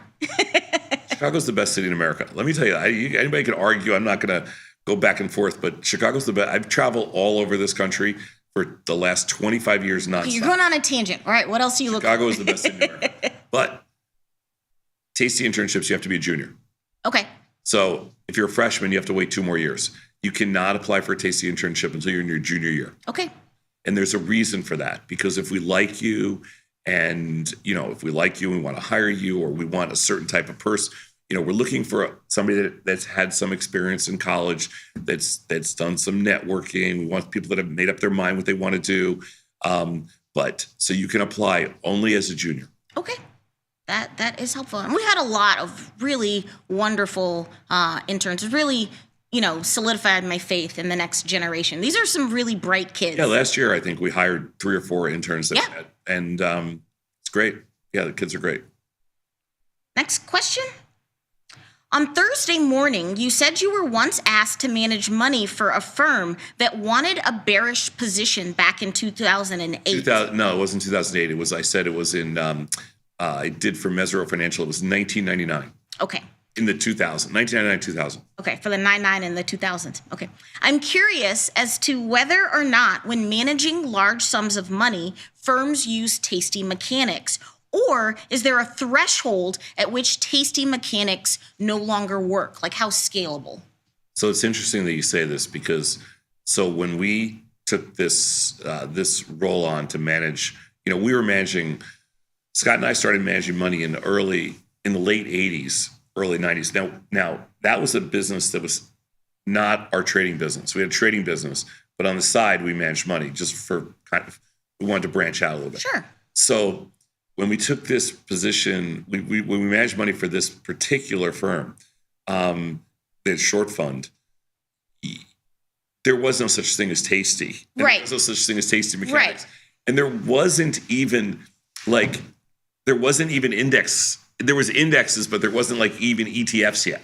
Wow. So there wasn't a VIX. This is before all there that. There wasn't a VIX? No. So you're going back to when it was a different era. And the numbers were, the numbers in the overall numbers were much smaller, but we were still managing, at the time we were managing about $500 million total. So it's a lot of money. Mm-hmm.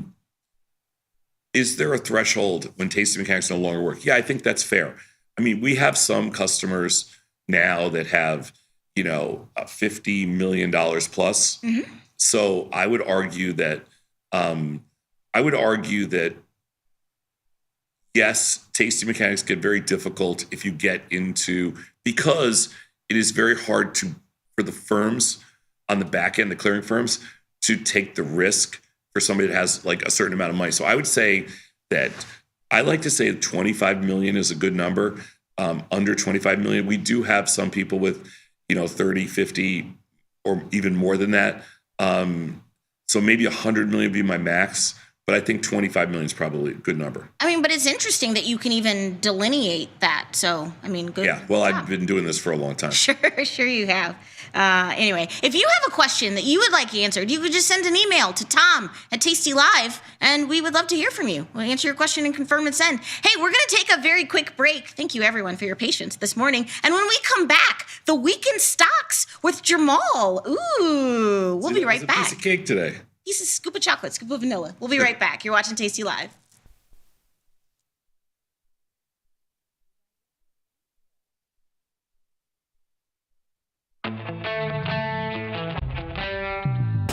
In the world of investing, a beast lurks between the numbers.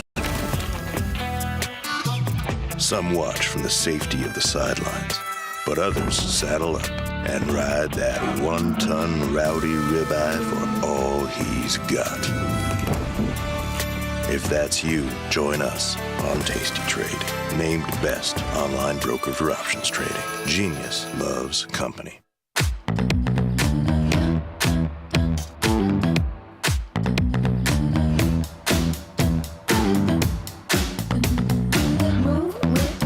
Shake it up, stop when the clock hits 13. Sing 1, 2, 3, 4.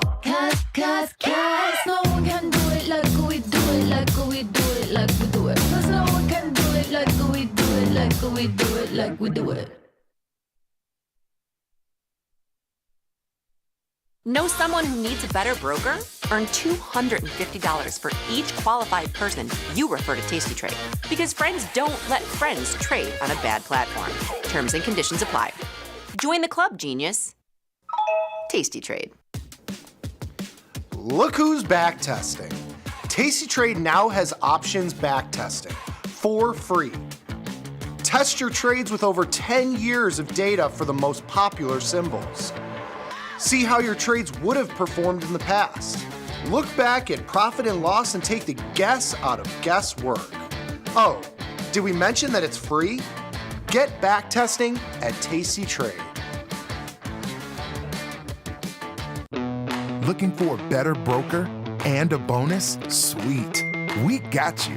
Right now, you can get a bonus of up to $4,000 when you open and fund a Tasty Trade account. Plus, low rates, smart tech with the analysis tools you need, and award-winning support. So, get a broker who's actually got your back. And up to $4,000 at Tasty Trade. Make your move, genius. Tasty Trade. Hey, Doc. Your tips on diet and exercise have been illuminating. I'm sure busting my ass at the gym 5 days a week is going to be way quicker than just giving me the skinny shot. Sometimes it feels good to get smart.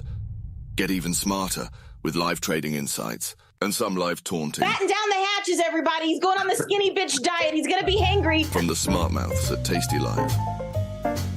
If you missed the live show, here's our cherry on top weekly recap. You just mentioned AI a moment ago. Would you like to see some of the evils of AI? All you had to do is look at this picture. You got the evil of AI. This was very disturbing. So this is you and me as a mashup?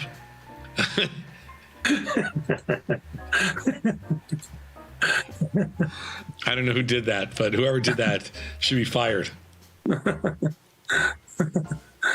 Well, maybe you can get to it. Please make that go away.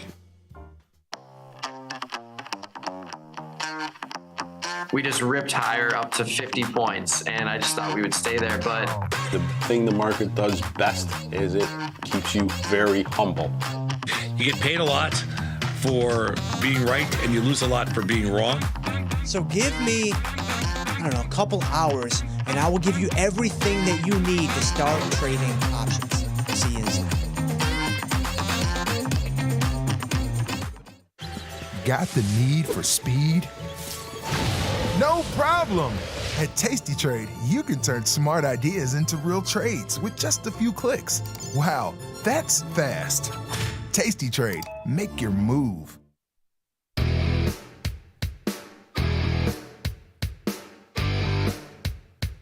Hello, everybody. We're back. I'm Tom Sosnoff. He's Jamal Chandler. We're here with you for the next hour. That was Vanetta Logan, who kicked off the show today. Did a great job. It was fun working with Vanetta. You know, so much less pressure on me when Tony's not here. It's like I'm on holiday. I didn't realize it. First of all, I just want to make sure people do know that it is me, Jamal Chandler, and not Vanetta, still on the show. Yes, we have changed out people, just so everybody's clear. You don't have to adjust your screens. It is, that's true. One. B, you know you're lying. You know you miss Tony every time. I can tell on your face. You have this sad little look on your face.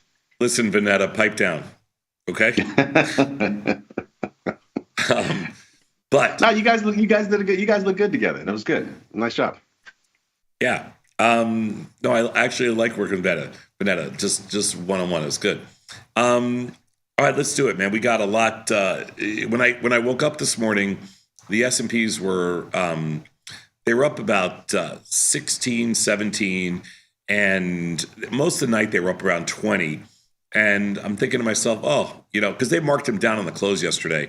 They marked him actually underwater. And I'm thinking to myself, this morning, I can't believe they're going to be up again. And 70% of the time, 75% of the time, whatever it is in January, they're up. But I did not have up 51. Like I thought 20 was going to be a lot. 51 on a markup this morning with, the expected move on the markup this morning was 24. Yeah, I was a little thrown off. I mean, this is clearly a little bit of this is not going to be hijinks, right? This is not going to be good for people that were playing the overnight move on the 1 day, or they were playing the AM/PM game. This is not going to be cool. Up 52 means you're going to get a markup of like probably up 60 or 65. It's going to be dark for people that's why I don't trade those 0 days with, into an SPX, opening on OPEX. Friday. Never. Yeah. This is definitely a markup into the OPEX. It's kind of interesting. Yeah, no, we can pull up the slides, Beth. Not gonna be good. Yeah, this is. If anything, I thought they would have been. Honestly, I thought they would have been down like 50, 60. I actually have a little small downside put butterfly in SPX. I was playing for that. They looked ugly. I was thinking 5,900. They closed ugly on the close. Yeah. I mean, I thought for sure that's what we're going to see, but lo and behold, we're up here. Yep. And so hence the title of today, we're not out of the woods yet. That's kind of my thought process coming into the week. I mean, obviously it was weak, right? Like in general, markets were fairly weak and they felt like they were hanging on their last leg a little bit before a really big move down.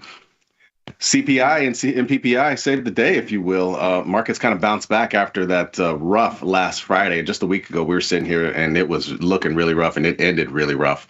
But a little bounce back this week. And again, we were back to flat until this market up this morning. We'll see where we end up, though. This is options expiration, so we could move around a bit. We had the big banks too this week. Big bunch of them, JP Morgan and Goldman and Citi, I think were among the ones that reported on Wednesday, along with CPI, which led to the huge up day. And so far, the banks, pretty good earnings. After 10 days of misery, Bitcoin's finally back over 100K, just as your boy's about to take office, just in time. So, they're preparing all this stuff for crypto. The future is bright for crypto, clearly, under this administration. What do you think? Don't say my boy, because that is not my boy. Okay, Carrie Underwood's boy. Sorry. I mean, personally, I don't like trading IBIT options because I just find them quite difficult to trade. I have a small position there right now, but I just don't like it. Bitcoin over 100K, I just think it's range bound. I think it's going to trade, I think it's going to trade down into the 80s, and I think it's at the high end of its range right now. But I don't think it's easy to trade, so I guess I don't care that much. What I hope that the new SEC chair and what the Trump administration does is that they take all the guardrails off of the DeFi industry, so we can do a lot more with it than we've been able to do the last couple of years. Brokerage firms we've had our hands tied. I don't like that, right? So hopefully he fixes that. Yeah. Yeah, I don't actually trade any IBIT, but I look at a website. It's the OIC website that shows top 20 option issues every single day. Mm-hmm. And I've noticed that IBIT has been creeping in there more recently. It's usually somewhere between 15 and 20. This is the same thing that has NVIDIA at either number 3 or number 4 every single day for like the last 3 years. That's how NVIDIA is obviously something that's very liquid and easy to trade. Like I said, IBIT's been number 15 to 20 over the last week or so, 2 weeks probably. So it's been trading heavy. But again, I haven't traded it at all. But obviously, a lot of people use that as the proxy. Yeah, I think it's pretty public. Just so you know, I think it's a very public. It's a very public option. Yeah, totally. I mean, I would much rather myself. I'd much rather just trade like MBT. The micro, personally, just if I'm going to express an opinion in Bitcoin. I just haven't been interested in IBIT. Dollar's down for the first time in 7 weeks, but it's up 5.5% over the past year. So this is the first real pullback we've seen in dollar. No surprise, you see a pullback in dollar. You see a pullback in the 10-year. Obviously, markets took off this week. VIX is now pricing, at least as of last night. I haven't looked at VIX this morning. I'm sure it's down a little more, but pricing a 1% move, which is basically 1% move in the SPX in either direction, which means it was reading 16, which is sharply down from the 22 that we began the week with. Yeah, the futures are just under 16, and the cash is just under 16 too. There you go. Let's move to the next slide. Thanks. So yeah, this is the big difference. This is yesterday's curve in the blue, very much contango. You see Tuesday's curve before CPI technically met the definition of contango, but that was basically a flat curve. And so, if this thing went the other way, right, if we were down 100 handles on Wednesday, obviously we would have probably been in backwardation. Front month would have probably been trading 20 plus. It would have been a whole different ballgame. So this thing could have easily went one way or the other. This is the way we chose, and uncertainty has left the market, at least for now. Again, we got a couple of things coming up. We got a Fed meeting less than 2 weeks now. We'll see how that plays out. Good. Remember this? Remember when I showed this? This is the chart that showed that we did literally the day after that last Fed meeting when we had the huge move in VIX. 74% change in VIX. SPX obviously was down almost 3% that day on the 18th. And you remember I said since 1990, when the VIX has a one-day move of greater than 50%, volatility is lower 100% of the time 1 month later. Where are we 1 month later? Lower. There you go. Yeah, how about that? 100% of the time, it still stays intact. Still stays intact. Let's move to the next slide. A lot easier said than done when everything's crashing. Trust me. I know, right? Again, if things had gone the opposite way this week, that wouldn't have held up. We would have probably been higher. Who knows? But there you go. You been following any of these quantum stocks? I know you haven't. You don't pay attention to these. I have not traded any of the quantum computing stocks. I know that Julia's coming on at 9, and she is trading a couple of these. I forgot which one she said, but I think RGTI she's been trading, For sure. and IONQ she's been trading. But I would have to ask her when she comes on the show. I haven't traded any of them. That's why I brought this up. I know you said she's coming on, and I thought this would be a good precursor. This is just the percentage change on some of these stocks. They had a roller coaster week earlier in the week. Is it this week? I'm so confused. I think it was early this week. NVIDIA's CEO came out and said, these things are 30 years away. They all tanked, and then they bounced back more recently.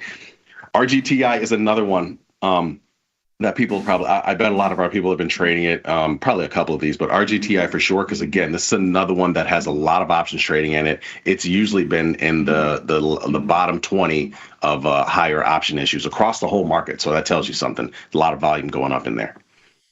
I've avoided these things. To me, these are the new biotechs, but we'll see. I mean, you're kind of right. I mean, the vol is trading that way. That's for sure. Let's move to the next slide. I just find them interesting trading vehicles. I don't really know much of anything about the science, honestly. I could care less, but I just find them interesting trading vehicles. So this is shout out to Dr. Data and Nikki Batista. This is actually in the most recent cherry picks. This is the SPX customer guest distributions. More recently, this went out in cherry picks. SPX opened just below 5,900 this year, and the median Wall Street target, not that we care, is 6,600. Most of our people on Q1, the median is 60.57. Q2, you can see it's 61.19. Q3 is 6,200, and Q4 63.85. I think when I did this, I did lower than where we are now. I don't know. I did lower too. But I haven't posted my picks yet. I mean, wait for Tony next week, and we'll post our picks. I was actually I'm actually inside the range this year because I think this is going to be an inside the range year because last year wasn't. But mine are all to the downside. Yeah, I kind of chose to the downside too. I mean, 2 back-to-back 20% years, and I know there's statistics on that, but I don't know, man. I hear you. Who knows? Let's move to the next slide. So there's been rumors going around BOJ is likely to raise 25 basis points at their meeting this week, and it would be the first since July 2024, and we know what happened then. It's not to necessarily say, again, people are going to find out. A lot of times the market may rhyme, but it doesn't necessarily repeat. But we had that nasty unwind when they it just, I don't know who knows if it was coincidence, whatever, but nasty unwind when they did raise last time. Fed funds futures now price 30% chance that they cut in March, 74% chance that they cut by July. These were 22 and 55% respectively early in the week. Eli Lilly fell huge this week, potential sagging demand on the GLP-1 drugs. Matter of fact, I think it's falling again today. NVO came out with some news. So those stocks have been a little bit weaker more recently. Last year, they started off with a bang. This year, they're starting off with the opposite. Walmart, Costco, and Amazon make up 17% of total retail sales in the U.S., up from 11% a decade ago. They are taking over, those three: Walmart, Costco, Amazon. January OPEX today, I don't even know the size of it. Huge. It's huge. Is it? I mean, yeah, it's January, right? You imagine Yeah. it is. And then, of course, we got markets closed on Monday, folks. So get some of your trades in today. Be aware of that. A little theta to collect over the weekend. January 16th, market measure 0 DTE profit targets and the VIX. Check it out. Awesome. Let's take a short break here. We're going to come back for the opening bell in about 2-3 minutes. So he's Jamal and Tom, and we'll see you in less than a couple of minutes. We'll go through opening bell, and then we'll do a little Friday, and we'll do a little fast market. Nice.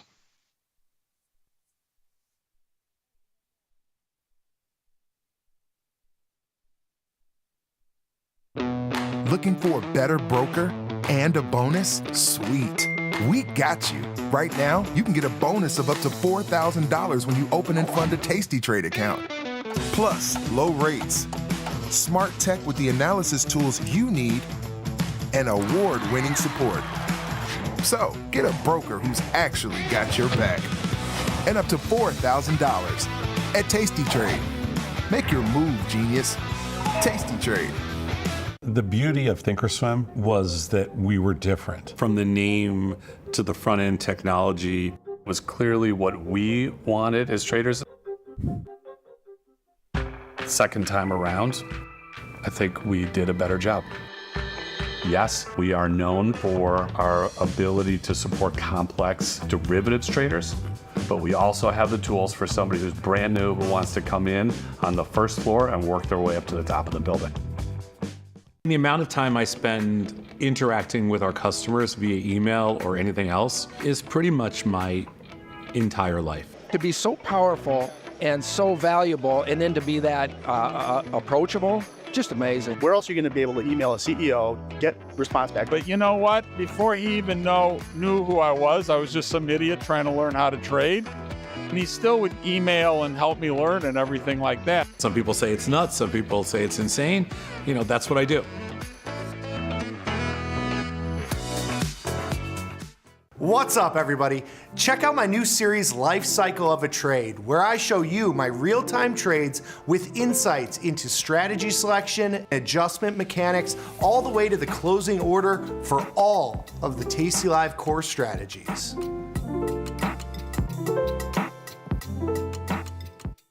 In the world of investing, a beast lurks between the numbers, ready to pounce. Some traders hide from it, some ride it. If that's you, join us on Tasty Trade. Genius loves company.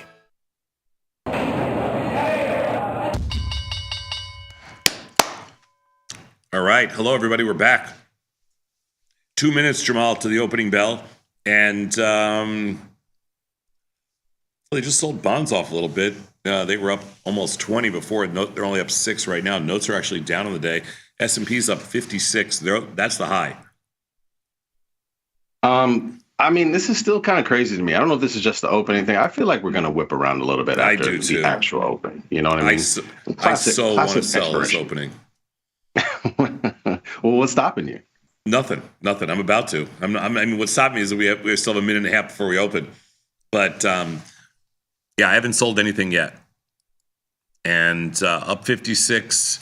You know, I like that 60-50 area where it's 60-30 right now on the SPX. I just don't know how much.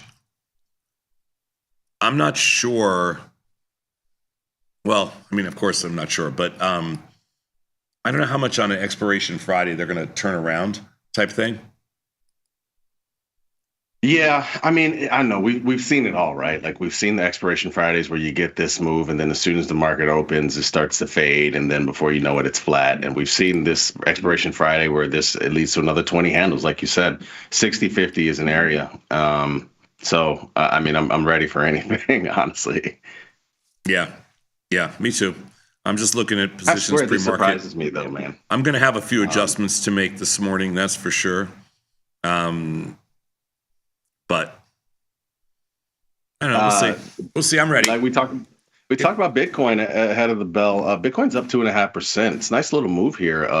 More recent highs was 108 and change. So, you know, we'll see how the next couple of weeks play out for it. Apparently, they're about to throw everything in the kitchen sink at it in a positive way.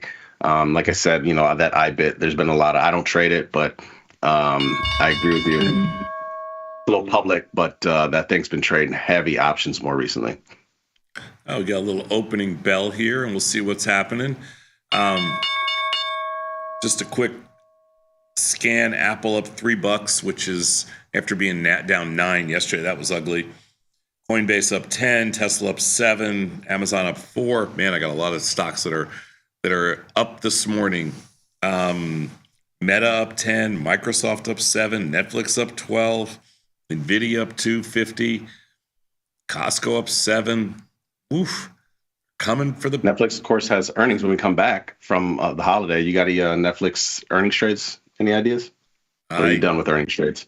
I don't know what I'm going to do earnings wise, but everything's up this morning. That's for sure. One stock that I actually needed to go up that went up is Intel. What a shock. We never make money in Intel. Yeah. I didn't really mention it because I don't really pay much attention to Intel, but apparently there's a rumor of a buyout. Supposedly it's supposed to be credible. Supposedly it's a company that actually has the ability to buy.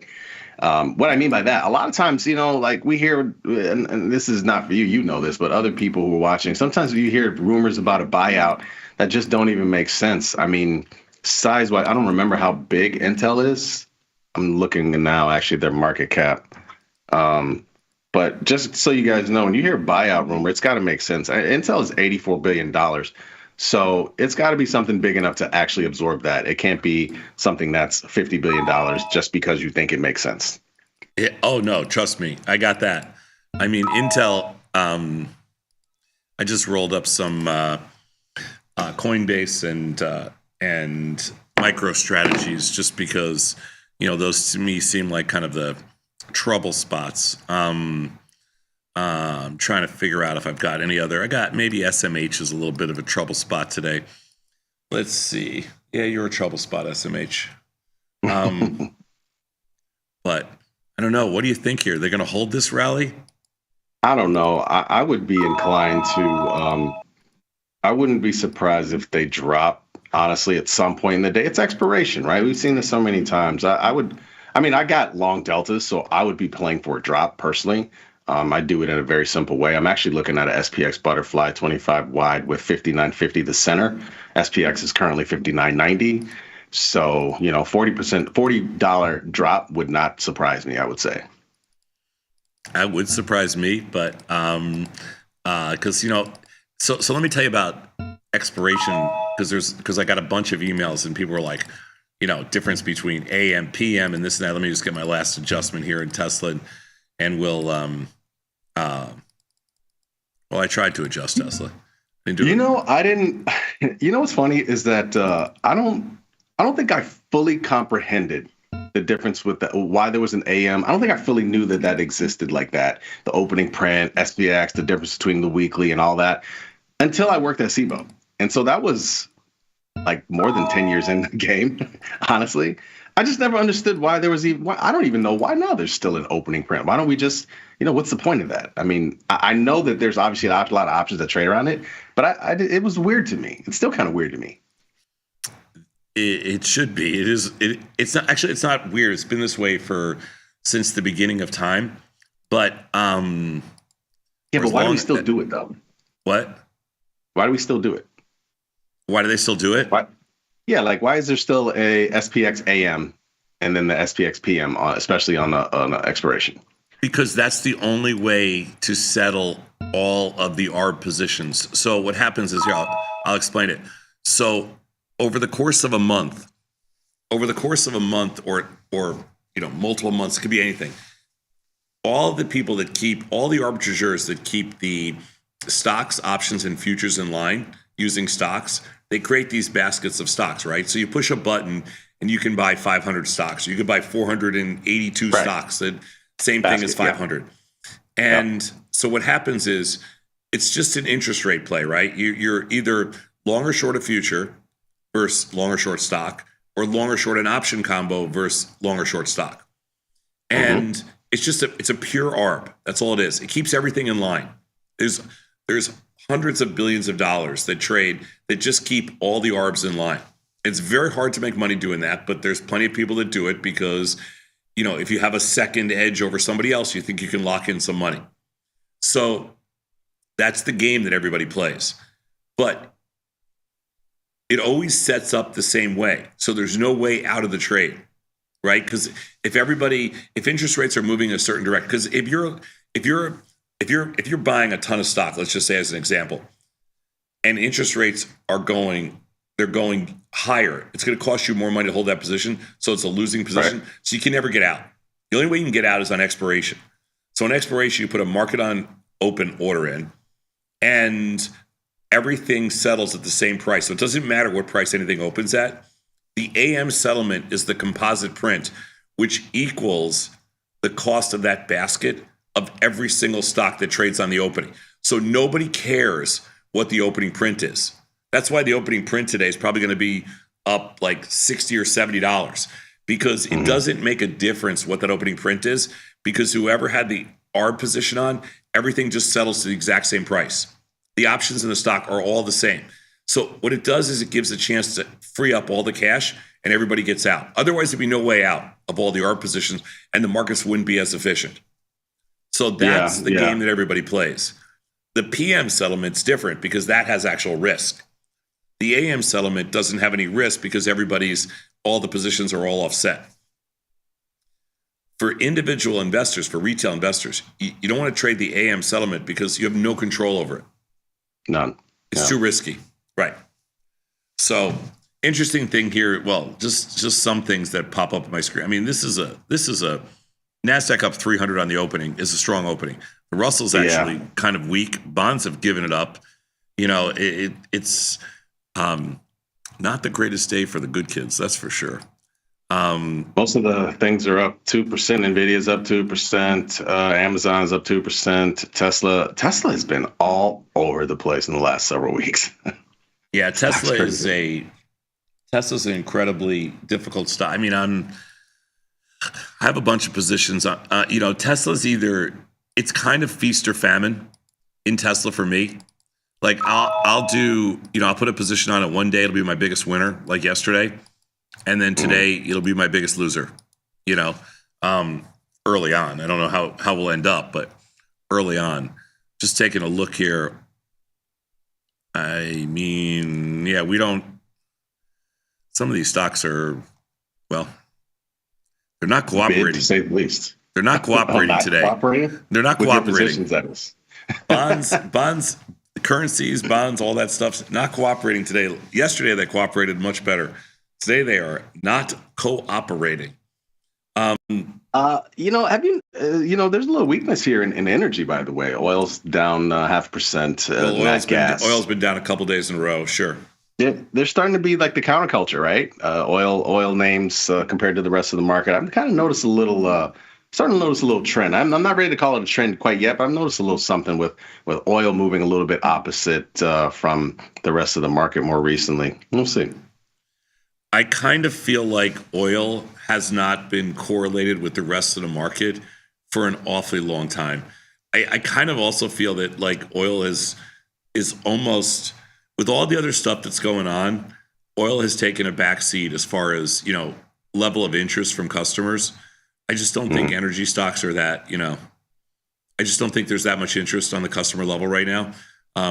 Nobody talks to us about oil stocks, and there's just, outside of trading CL, I don't even like the other oil stocks. There was earnings last night, I believe, in Schlumberger.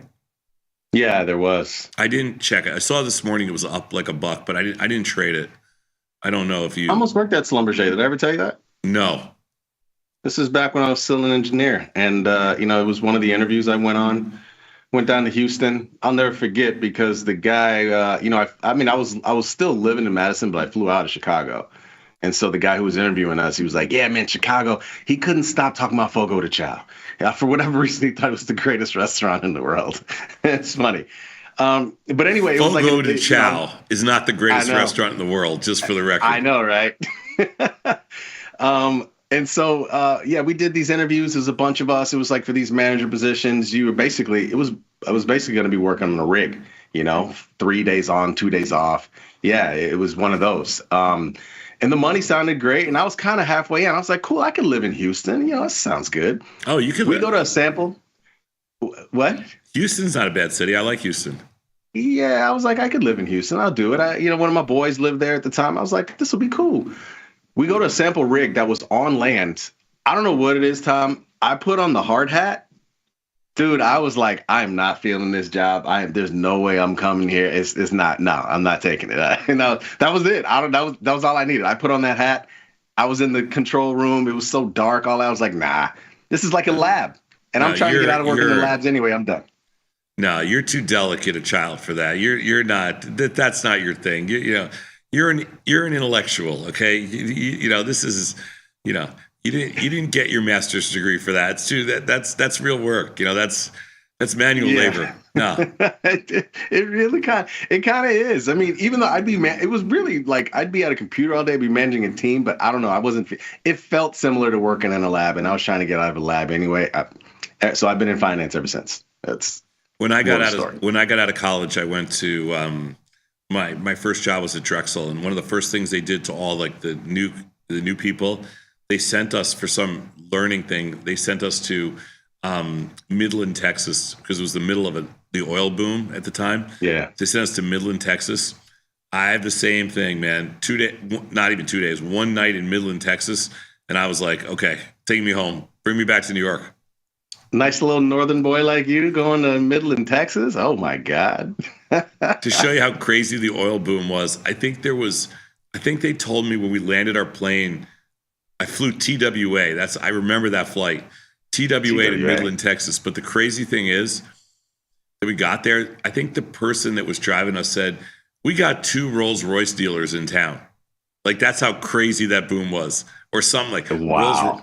This is Midland, Texas. I guarantee there's no Rolls Royce dealer today in Midland, Texas. Yeah, that sounds like Miami in the 80s when they had 1 million banks. Yeah, totally.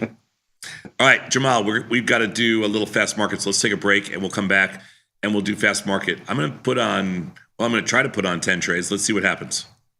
Sounds good.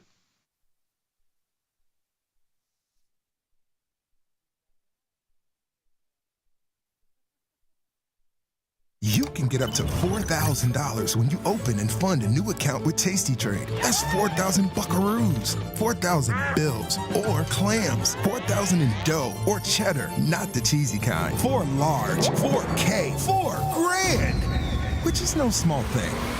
Open and fund a new tastytrade account and get on the platform for traders who just want to trade.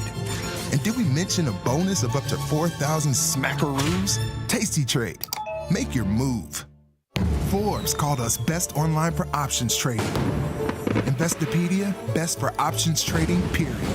With stockbrokers.com, we're number 1 for options and futures trading.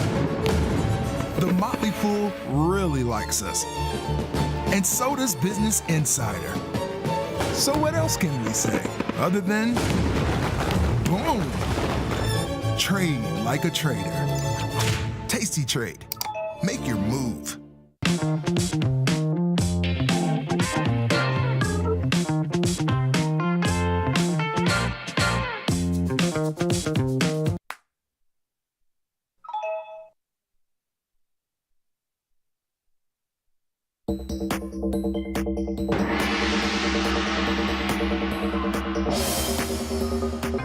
Tom versus Tony. Round 1. Trade. Massive volume. Killer trade. Surplus. Shoot. The fall. Volatility boost. Killer trade. Resistance. Straddle support. Order sold. You win. Got the need for speed? No problem. At tastytrade, you can turn smart ideas into real trades with just a few clicks. Wow, that's fast. tastytrade, make your move. Look who's back testing. Tasty Trade now has options backtesting for free. Test your trades with over 10 years of data for the most popular symbols. See how your trades would have performed in the past. Look back at profit and loss and take the guess out of guesswork. Oh, did we mention that it's free? Get backtesting at Tasty Trade. Calling all traders. Are you using tastylive mechanics and enjoying awesome results? Are you an up-and-coming options savant? We're looking for you. For over a decade, tastylive has shared the most inspiring stories of traders teaching themselves a new skill, using probabilities and experiencing new levels of success. If you think your trading journey should be shared with Tasty Nation, we'd love to hear from you.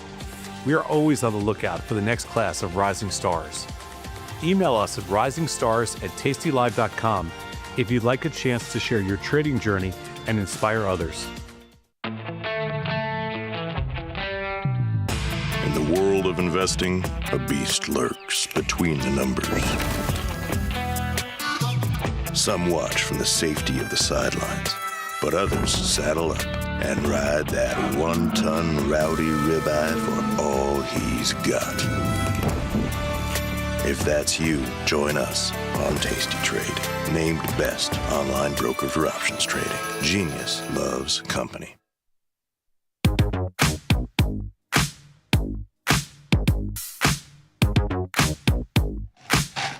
Hello, everybody. We are back. I'm filling up my glass, get a little iced tea, get the ice going here, Jamal. It's kind of weird that you need ice in Chicago in the middle of January. A little bit, yeah. I mean, it's a heat wave now compared to the last week and what's going to coming up next week. So they say. I'm looking right now to see what's going on here. With there's anything look weird to you? Nothing so far to me. Markets? Yeah. No, I mean, no, actually. I mean, other than the fact that we're up as big as we are, everything else checks out. Although, and again, I know you look at the actual treasuries. I look at the yields. The yields just jumped up to 4.6%, so they're positive on the day. Bonds are down on the day, like you said, they were leaking lower. So that is something to keep an eye on if we're going to maintain this move in equities.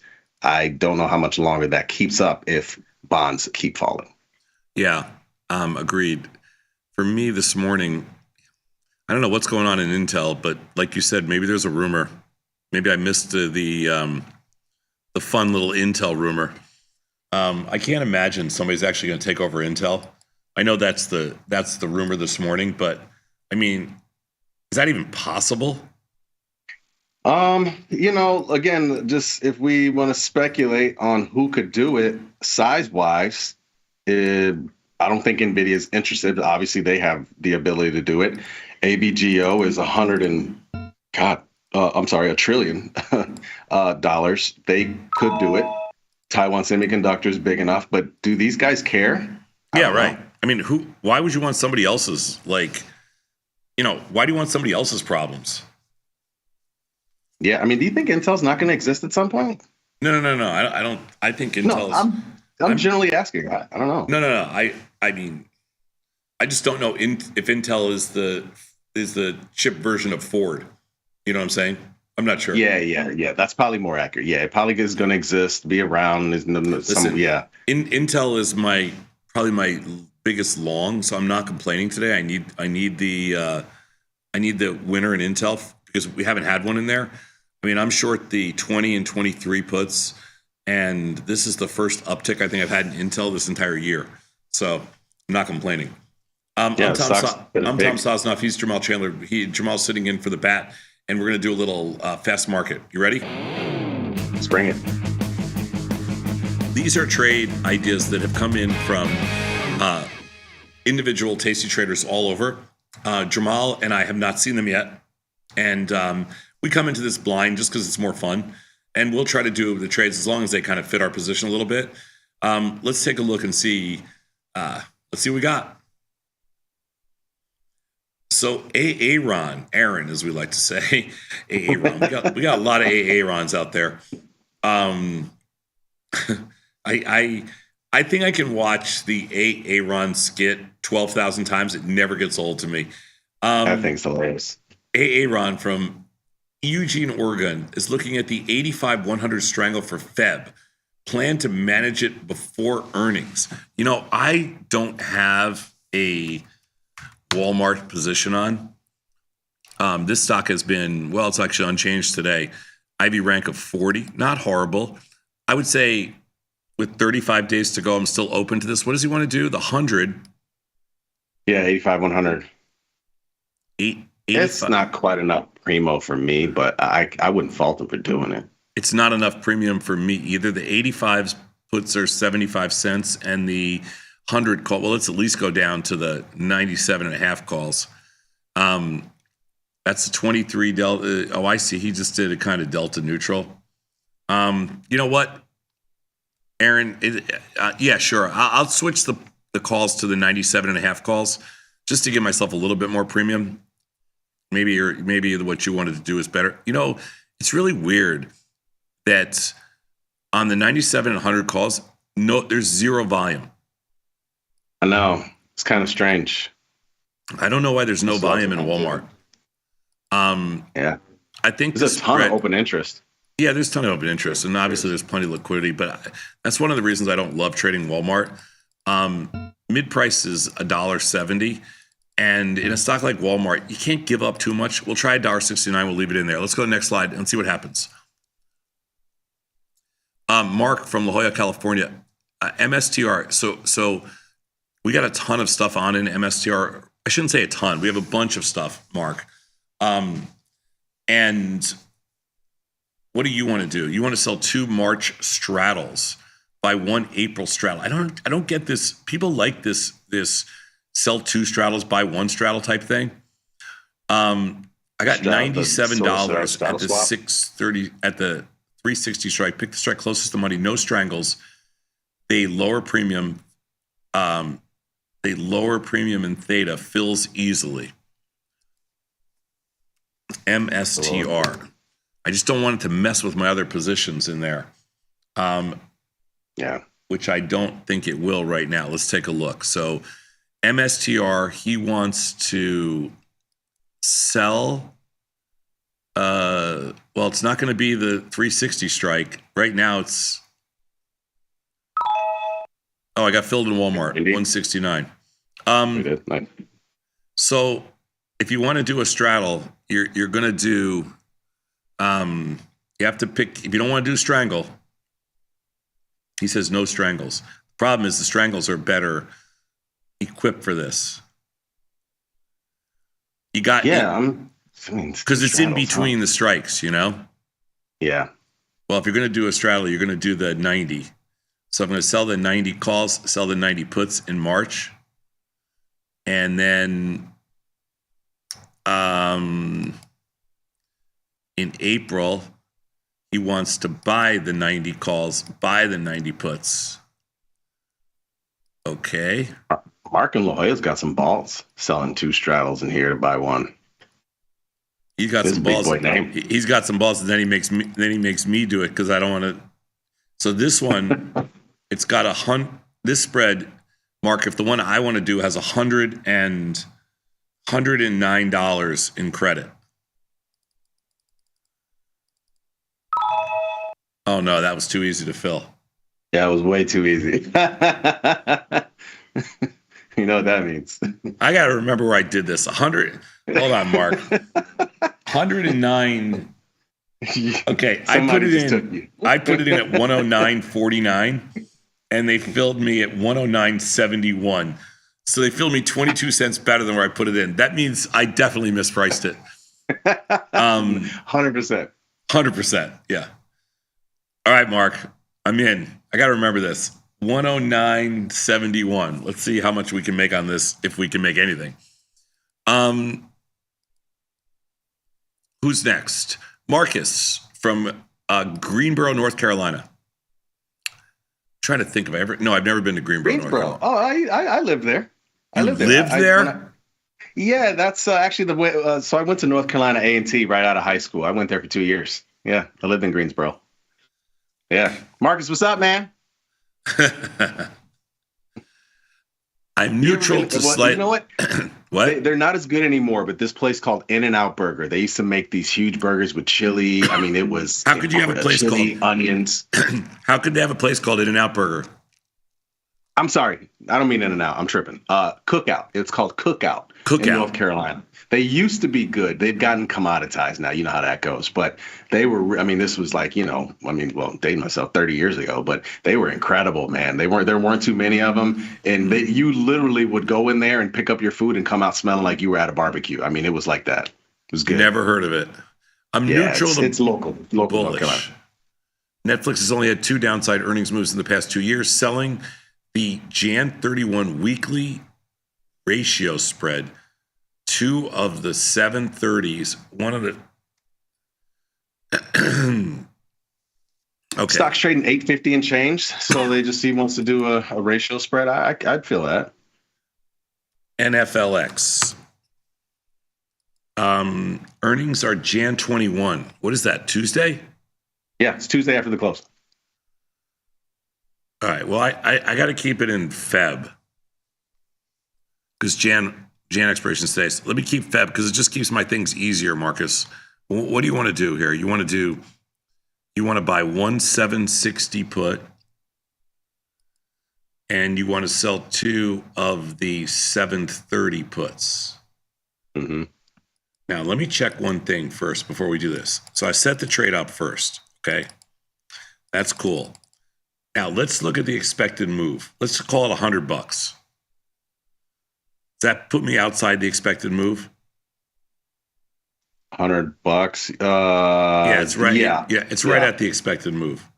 Yeah. Why is he going Jan 31 as opposed to the 24th, though? I mean, why not just keep it $1 and just keep it? He said on here he wants to buy more time. I'm going to do Feb. Okay. I'm going to do Feb.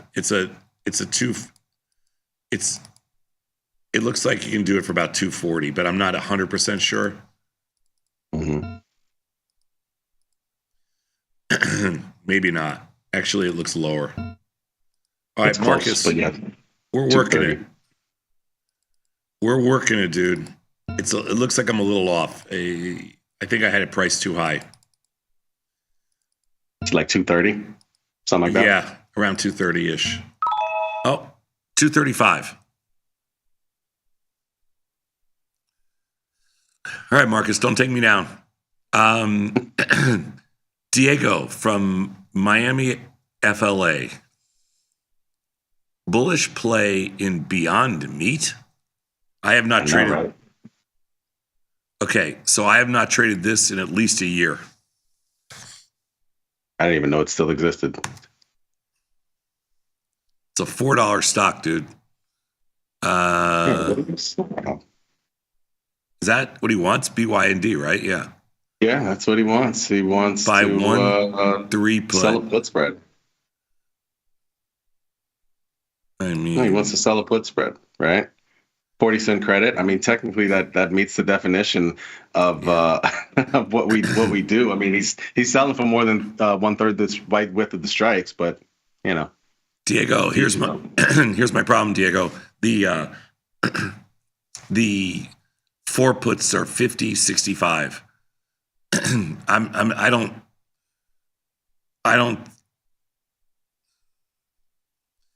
think this is not my kind of trade. Stock's down 2 cents today. I mean, if you want a bullish play in here, honestly, just buy the stock. Totally. You know what? I'll buy a little stock. How's that? I'll support you. I'll buy stock at 416. I'll just buy a little. Filled. You'll buy the stock, but you don't eat the meat though. I got filled at 415. What? So you buy the stock, but I know you won't eat the meat. I won't eat Beyond Meat. I tried it once. It was fair, but I tried the sausage once. I almost threw up. But I bought a little stock. I can't go any further than that, dude. That's it. That's the best you get out of me. Let's go next slide. Sean from Hong Kong. Delta, not going anywhere for the gap up move. IBA is looking decent. How about selling in March 1 standard deviation strangle? Let's take a look. Don't ever leave the airport. Delta, March, 1 standard deviation strangle, 57.5 puts. Why are the some of markets? these markets? Yeah, why are these markets so wide? It doesn't really make any strange. sense. In Delta, it's weird, Sean. The markets are like 50 cents wide on a $1 option. Yeah, there's something wrong with that, particularly in March. Did they? No, that's weird. I don't understand it. Is there something going on in Delta that I'm missing? I know, right? There's open interest there, so this thing's been open, obviously, and it's a lot of trade. I don't know. I don't get that. That's weird. I mean, you can trade Feb. It's a little better. Yeah. Still not great. You know what? The markets in here, Sean, I would And go back to April screwed up too. Yeah, I would go back to the drawing board in here. I don't like this at all. I'll throw an order in above the market, but I don't think you can. I don't think you can give them. I don't think you can give it away in Delta. I don't know why the market's so wide, but I don't love it. Let's go next slide. I'm working something, but I put it in February because at least the markets are tighter. I can't even tell what the markets are in March. SPX from Singapore. What's he got going on here? How about a ratio double diagonal? Oh my God, people are trying to kill me. Oh Jesus! On SPX, ES. On SPX or ES. Sell 2 20 delta strangles. All right. Sell 2 20 delta strangles 10 days out and buy 1 45 delta strangle 21 days out. Close the trade within a week or just on a $5 dated decay. All right. Well, because I have positions, let's go ES. I don't want to do SPX because I have other positions on there. I have no ES options on. We'll go out to,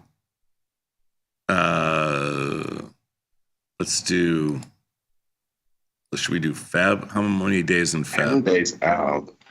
How many days out to Feb expiration? 35. 35, right? Yeah. That's fine. So we'll do Feb expiration. All right. ES, Feb expiration. Now, what does he want to do here? He wants to sell 2 20 delta strangles. Okay. 20 deltas. 20 deltas. So you're doing that in Feb instead? What? You're selling this 2 strangles in Feb instead? Selling 2 strangles in Feb. And then what does he want to do? And he wants to buy. Wants to buy a meteor strangle a little further out. So. Oh, filled in delta. Wow. Oh, partial. And then a meteor strangle another month out in March. I know I'm not doing exactly.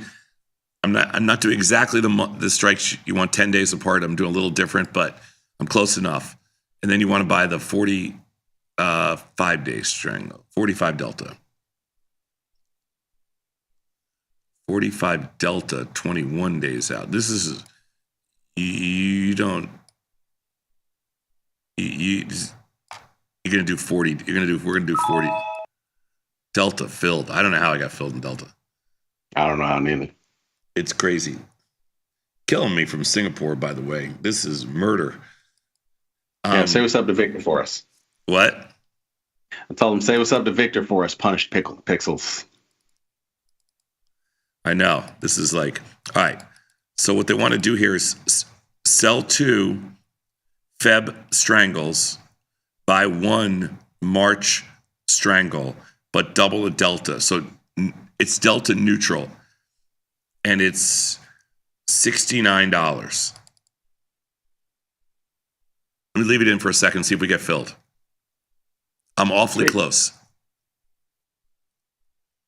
Boy, S&Ps have not moved. They've been trading wrapped right around $50. Let's go next slide. We're working it. Actually filled, $69.50. Lucas from Fort Wayne, Indiana wants to do something in gold. He actually wants to sell an iron condor. Lucas. $20 white iron condor. We got a lot of gold positions on Lucas up here. Let's see what we got right now. He wants to sell the $20 wide iron condor. Your short strikes are 26.50 and 29.20. That sounds pretty wide. Does he want to do? I'm Wants to almost sell with this guy. Gold has been perking back up, but it's not doing like 2024 gold, so it might chill out. All right, let's go here. Let's do February. It's 39 days to go. Oh, he wants to do March. Okay. And he wants to sell the 2630. Read off the strikes to me. 2630. Yeah, 20. You see him? 2630, 2650. Oh, sell the 2650, buy the 2630. And what's the call side? 2920 and 2940. 2920 and 2940. He's showing a 650 credit. What are you getting? $8.30. Oh, wow. In March. Gold. Oh, in March. Oh, right. Well, wait, really? Oh, he totally had that wrong. He said March. Yeah, he did say March. He said 650 credit. Those things haven't changed that much. No, he must have the wrong credit. Out of curiosity, I was wondering what the difference was for February on premium like that for gold. You know, it's kind of interesting question. You can check it out pretty easy. Yeah, I'm about to. I'm going to put this filled at 820. It's a tick off mid price. Mm-hmm. So if I go here and I set up the similar order and I move the expiration cycle back one, it's $6. So maybe he was looking at February. Might have been. I think it was. Okay. Anyway, I did it in March, like it said on there. I prefer March because I already have a Feb position on. This makes it easier for me. Yeah, he was definitely looking at Feb. Let's go next slide. Connor from Fresno, California is looking at a Dollar Tree, laid back and rolled with some 30 Delta puts, the 65 strike. Not one of my. This is a guy. This is a guy who's just celebrating his wins. I don't even know if he wants you to put on the trade. Yeah. So, well, the stock's on its butt, but I don't like trading this stock because I can never get out of this thing. 65 puts. Yeah, they're on. Yeah, they're $1 now in Feb. Yeah, I'm going to pass. This seems like a sauce not special. A stock that's on its butt. You sell some puts in it. Really? Yeah, I'm not saying I don't hate the trade. I just don't like Dollar Tree. It's hard to trade. I'm going to pass this. The stock's already had too big a move. Let's go next slide. Jake from Lexington, Kentucky. How about a skewed strangle? Saw the 102 put and the 106 call in March. Got a million positions on in there, Jake. Why not just add to them all? In March, sell the 102 put and what do you say? The 106 call? 106.5, yeah. Go Cats, Jake. Go Cats.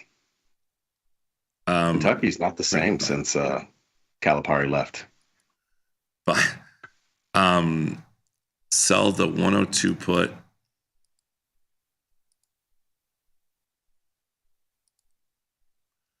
Boy, you talk about on its butt.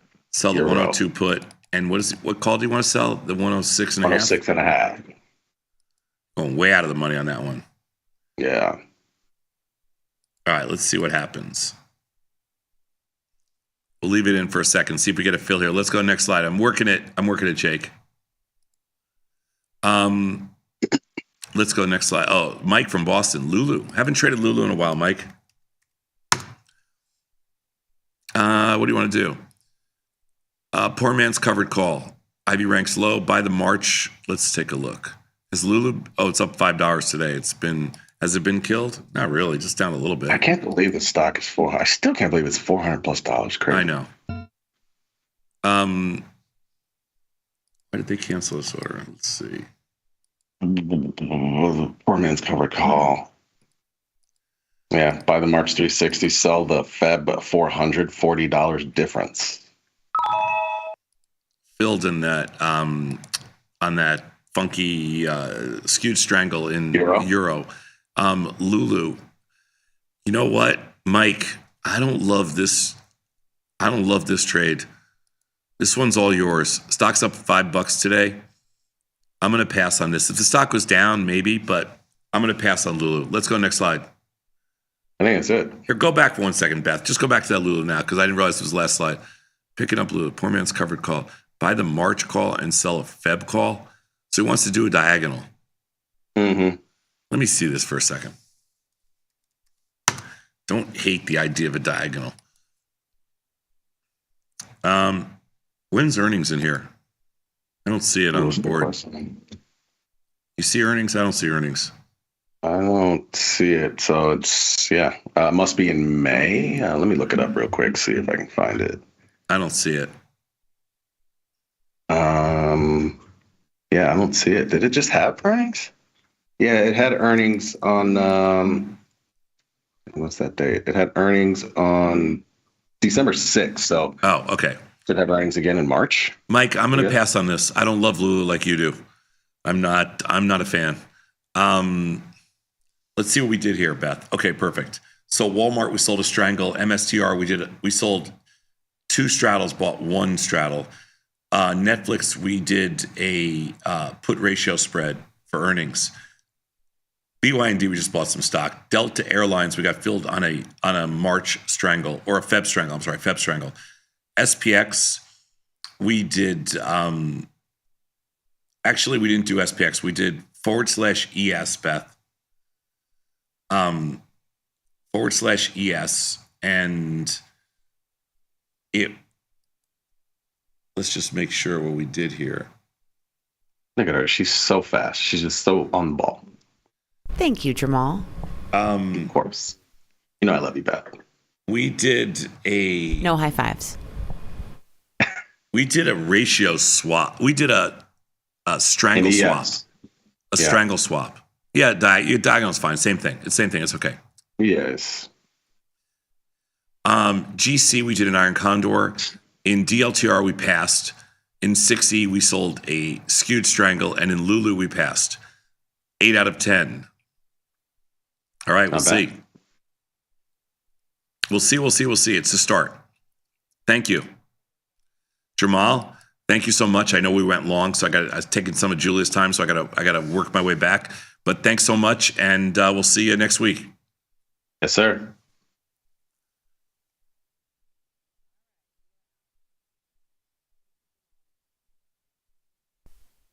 One of my jobs one day was one of my chores was to put rings in pigs' noses. Mm-hmm. Well, actually, my chore was to sit on the pig.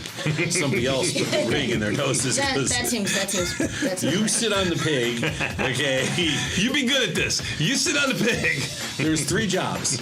First guy, tackle the pig. Okay. I wasn't doing that. Second guy, sit on the pig once it's tackled. Sure. I got that job. Pick me. And then the third job, hold the head down and put the ring through its nose. And let me tell you, that Why job. do they have to put rings through the So they don't dig under the fence. Yeah. Oh, I don't know. That's what I did. That's what I'm saying. So, and let me tell you something. Those pigs. Pigs are very smart. Yeah, and let me tell you what else they don't like. Rings in their noses. Oh no.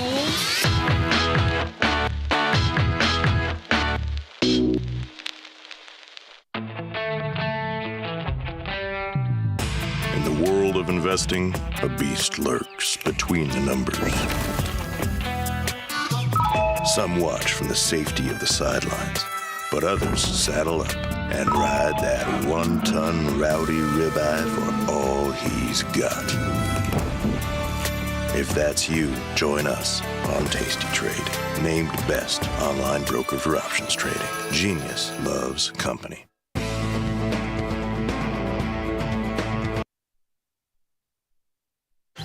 Got the need for speed? No problem! At Tasty Trade, you can turn smart ideas into real trades with just a few clicks. Wow, that's fast. Tasty Trade, make your move. Look who's back testing. Tasty Trade now has options back testing for free. Test your trades with over 10 years of data for the most popular symbols. See how your trades would have performed in the past. Look back at profit and loss and take the guess out of guesswork. Oh, did we mention that it's free? Get back testing at Tasty Trade. People are always asking, where can they find my podcast? There it is, son. Look at that. Option Trades Today. You can listen here. And everybody's waiting for my podcast tomorrow. Option Trades Today, every Tuesday and Thursday around noon. If you want to learn, sir, every Tuesdays and Thursday, Option Trades Today. You can find me on YouTube or wherever you find your podcast. Option Trades Today. You listening to me? Option Trades Today comes out every day around noon, every Tuesday and Thursday. You too can stick with the bat. Got trader's block? We've got the cure. Get data-driven trade ideas with Cherry Picks, our weekly newsletter that gives you insights into the market. Sign up at tastylive.com/newsletters. Ready to take your trading skills to the next level? Dive into the world of stocks, options, and futures with Tasty Trade courses. Whether you're a beginner or more advanced trader, our courses can empower you with the knowledge to succeed. Watch as our team in Chicago shows you how to use the Tasty Trade platform and go over the basics of trading. Perhaps you'll learn about a new strategy or a potential product for your portfolio. To find our courses, go to the Manage section of our web platform or head to courses.tastytrade.com. Start taking control of your financial future. Visit our courses today. Looking for a better broker and a bonus? Sweet. We got you. Right now, you can get a bonus of up to $4,000 when you open and fund a Tasty Trade account. Plus, low rates, smart tech with the analysis tools you need, and award-winning support. So, get a broker who's actually got your back. And up to $4,000 at Tasty Trade. Make your move, genius. Tasty Trade. What's up, everybody? Check out my new series, Life Cycle of a Trade, where I show you my real-time trades with insights into strategy selection, adjustment mechanics, all the way to the closing order for all of the tastylive core strategies.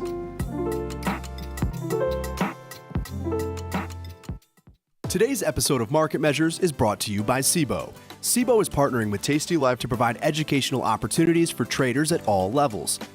Did you know index options like these can provide opportunities for diversification, lower volatility, liquidity, and other benefits? To continue your education on some of the mechanics learned in today's Market Measures, check out SIBO's Retail Trader Suite at www.sibo.com/minis.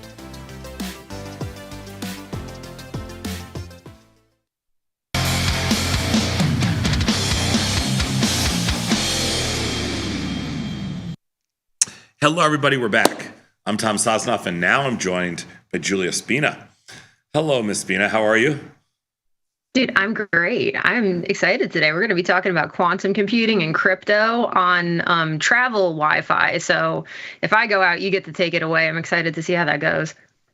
I got this, Julia. No matter what happens, I got this. You got these elliptic curve digital signature algorithms. You're ready to go. I got it. No matter what happens, I'm good. Easy peasy. There you go. Well, I know we don't have a ton of time. You want to dive into it? Yes, for sure. Let's do it. Okay, cool.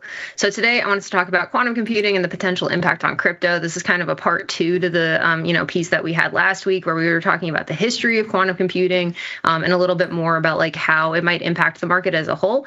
But obviously we talked about how like cybersecurity and cryptography might get impacted. So that has some implications for crypto. And today we're going to dive a little bit more into it. Yeah. I'm ready. This is the discussion I wanted to kind of understand the best. So it's a really interesting topic, but what I'll tell you just, as a heads up, that I'm not really going to be talking about maybe many specific coins. I'm going to be using like Bitcoin and Ethereum as examples, but obviously like every, coin has a different protocol. So I didn't want to talk about specific risks that might affect specific coins, but the two that I've just kind of heard the most press about are Bitcoin and Ethereum. So that's kind of what we wanted to focus on today. But yeah, just as like broader risks to sort of pay attention to. But just to kind of introduce, so last week, right, we talked about quantum computers and discussed the potential astronomical performance increases for certain types of problems. That being said, we're still very much in the infancy of this, area of technology, and we really don't understand their potential yet. But because quantum computers may have the ability to undermine, if not break, certain types of encryption, obviously that puts certain cryptocurrencies at risk potentially. And so today I wanted to talk a little bit more about where those primary risks lie and the potential impact on the crypto space. Yeah? Sure, let's do it. Cool. Okay, let's go to the first slide.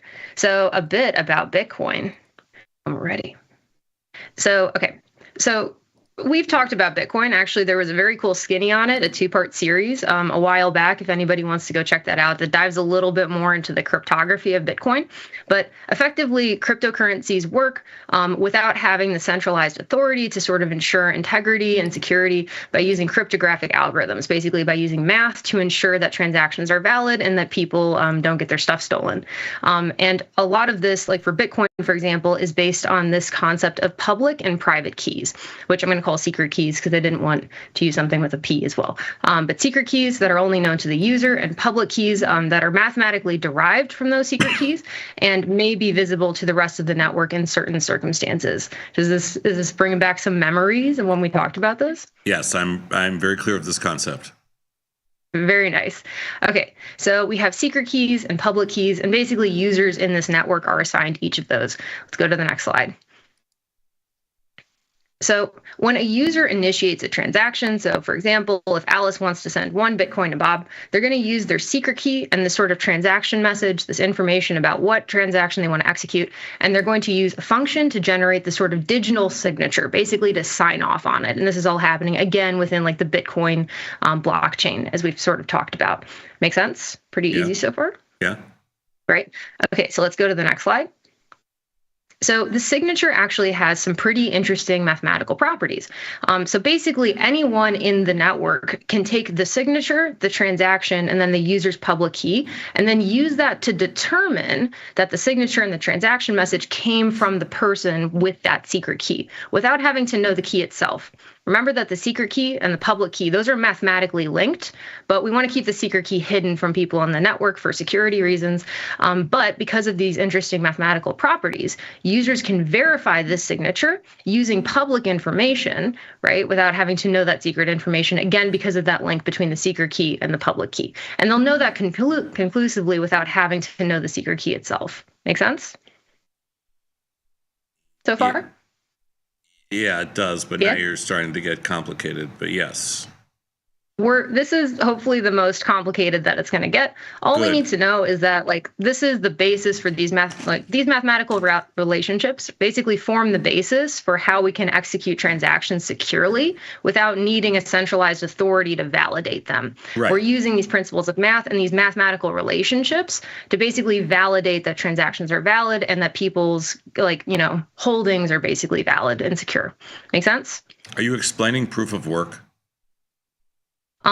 That's a different thing, which I will get into that in a little bit. This is really just how do you sign off and authenticate transactions on a blockchain. So I will say that again, I don't want to talk about specific coins and protocols because every protocol is a little bit different, but most major currencies use this to some extent, even, some proof of work, some proof of stake. And it's worth digging into a little bit to know which ones are, potentially use this. I think I get this. Yeah.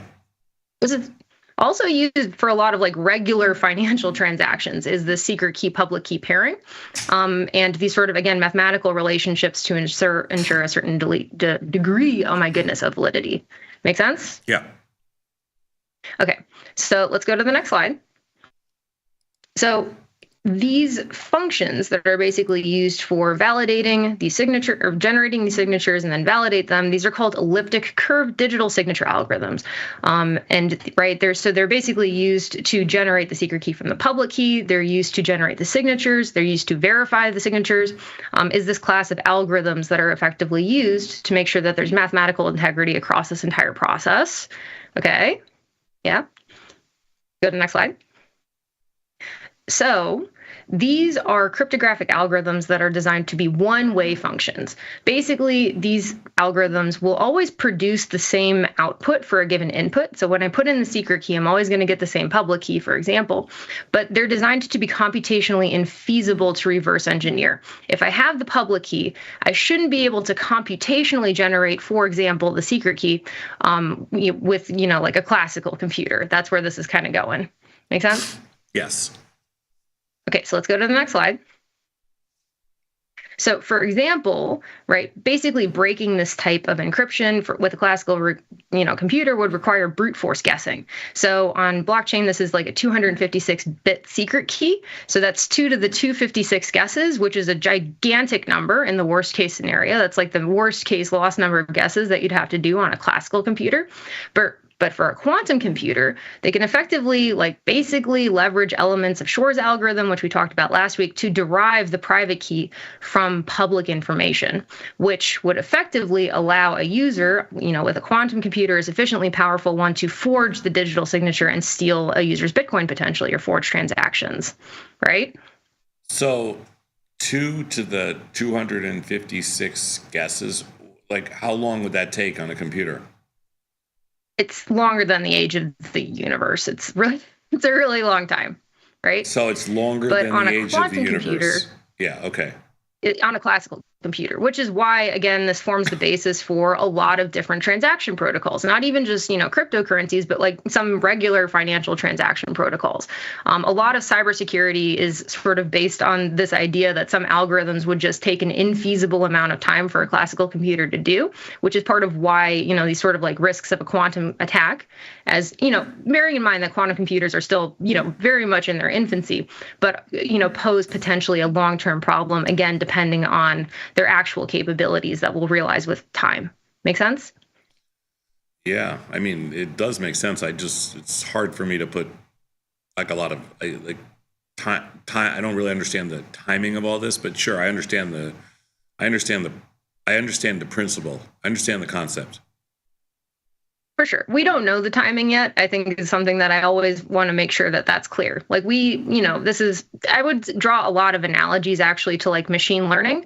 Machine learning, 10 years ago had endless possibilities that we're realizing are actually not so endless now that we're actually implementing it. Quantum computing is kind of an analogous case to an extent. We know, from theory what the, some possibilities are, some potentials are, but what we actually wind up building and the, realized results from that might be different. And in either respect, I'll put some timeline estimates in here, in a little bit, but we're most likely several decades away from any of this being especially relevant, is at least my own thoughts and what a lot of experts say as well. Make sense so far? Yeah, I'm good. Cool. Let's go to the next slide. Okay, so public keys are exposed when Bitcoin is spent, which makes up about 4 million Bitcoin, which is about 25% that are potentially vulnerable, according to one study that came out of Deloitte, potentially vulnerable to a quantum attack. They also claim that about 65% of Ethereum may be at risk, again, for a similar reason. Over this public key exposure is really where a lot of this primary risk sort of comes from. But that being said, because public keys are exposed in these two specific cases, again, it's worth looking into specific protocols, learning more about that. But because they aren't exposed until they're spent, right? They're generally, what that kind of means is that you could just send your cryptocurrency to a new wallet that's never spent anything and isn't going to spend anything as potentially a way to protect it. But obviously, there's a lot of other implications and a lot of other complications that I'll talk about in a second. But this is something, again, it's a really interesting study by Deloitte, actually, if you want to go check it out. It was a really interesting read. And there are other ways that blockchains, existing ones, legacy ones, can potentially sort of modernize to account for some of these cybersecurity risks. But some protocols are going to be a little bit more difficult to adapt compared to others. Make sense? Yeah, sure. Cool. Let's go to the next slide. So this sort of public key exposure and this concern about being able to sort of reverse engineer private keys from public keys, that's really the main concern when it comes to sort of these, these threats to cryptocurrencies. Because like I said, a lot of the protocols sort of use these signature algorithms, but proof of work protocols are also going to face most likely additional risks, again, knowing that there are a lot of unknowns. Proof of work protocols rely heavily on something called cryptographic hash functions, right? We talked about proof of work. Basically, We've talked about that in the past, but these are also one-way functions that are used in a lot of, aspects of proof of work, such as validating blocks, securing the blockchain as a whole. And so while these are generally considered to be quantum resistant, like a quantum computer cannot break a hash function, I guess, they can potentially brute force solve them much faster using something called Grover's algorithm, which we also talked about last week. So what this kind of means, and what this means in the specific risk case, is that a sufficiently powerful quantum computer might be able to have a major mining advantage in a proof of work network and potentially overwhelm that network to enable double spending, which is a risk that's a little bit more specific to proof of work. But obviously, like most major protocols, because of these digital signature algorithms, need to be sort of updated in the quantum era. But that's kind of why like proof of stake networks are seen to be generally in a better position to adapt, among other reasons. Make sense? It does. That's exactly what I thought. But proof of work would be Bitcoin, and proof of stake would pretty much be everything else. Well, there's a bunch of other proof of work coins that are out there. And again, like that's why I didn't bring up specific coins, because again, I didn't dive into all the cryptography of every cryptocurrency out there. But like, for example, and this is also mentioned on the next slide, like Ethereum, transferred, or it sort of evolved from proof of work into proof of stake. And we saw that big transition happen. So these large scale upgrades of cryptocurrency networks are possible. We have a case in point of that. But that being said, with Ethereum specifically, they have a more structured governance compared to other cryptocurrencies, which arguably helped in that transition. So that could potentially be a limiting factor for cryptocurrencies, other networks sort of evolving in the future. Got it. Okay. Cool. Okay, let's go to the next slide. So just to conclude, right on time almost. So quantum computers, it's always important to remember, a lot of people are talking about quantum. They're still very much in their infancy, and experts sort of estimate that the quantum era, like the era of quantum advantage, might begin as soon as 2030 to 2040, but their capabilities are still largely unknown. And the quantum advantage era doesn't necessarily mean quantum dominance. So like we're still pretty far out, is what most experts think, about a lot of this becoming like very serious risk to some of our infrastructure. So future cryptocurrencies could certainly be built off of post-quantum cryptography. There is a way to build cryptographic networks that are not subject to these risk factors. And legacy cryptocurrencies could, in theory, transition to quantum-resistant protocols. So like I said, remember that in 22, Ethereum transitioned to proof of stake from proof of work, which demonstrates that these upgrades are possible. But again, they had more structured governance compared to some other networks. So that might be a factor to consider in terms of the long term. Also, in addition to that, because they have lower energy requirements and they use this validator-based security, proof of stake protocols are generally considered to be in a better position to adapt compared to proof of work. But there's still like way too many unknowns, and still so much stuff can happen sort of in between now and when this might be more of a concern, if that makes sense. Sure. Yeah, I think that's all I got. What do you think? I think that was really heavy, but great. Hopefully that helped give a little more context to this. Like, crypto's not out the window yet, and there's still a lot of room for adaptation and collaboration, and it's a really like evolving space. But this is obviously going to affect things other than cryptocurrency. There's a lot of major security concerns to sort of consider about how we handle just regular transactions, regular financial transactions in this potential new era. There's still way too many unknowns to really know more definite timing to sort of think about, if that makes sense. How can any of these quantum computing stocks even be relevant right now? Well, there are applications now. Like there are, it's just maybe like a little bit more niche. Because remember, like quantum computers were originally kind of conceived to be able to run quantum simulations. And we have like computers that can sort of handle some of those calculations now with, a smaller number of qubits. But like there are like cloud quantum computing services that are available now. But from what I understand, and I'm not like super plugged into the space, they're kind of more for research purposes as opposed to like more practical industrial applications right now. But don't quote me on that. We won't quote you. Thank you. That was Perfect. Awesome. Thank you, guys. That was great. I hope you liked it. Yep. Thanks. Cool.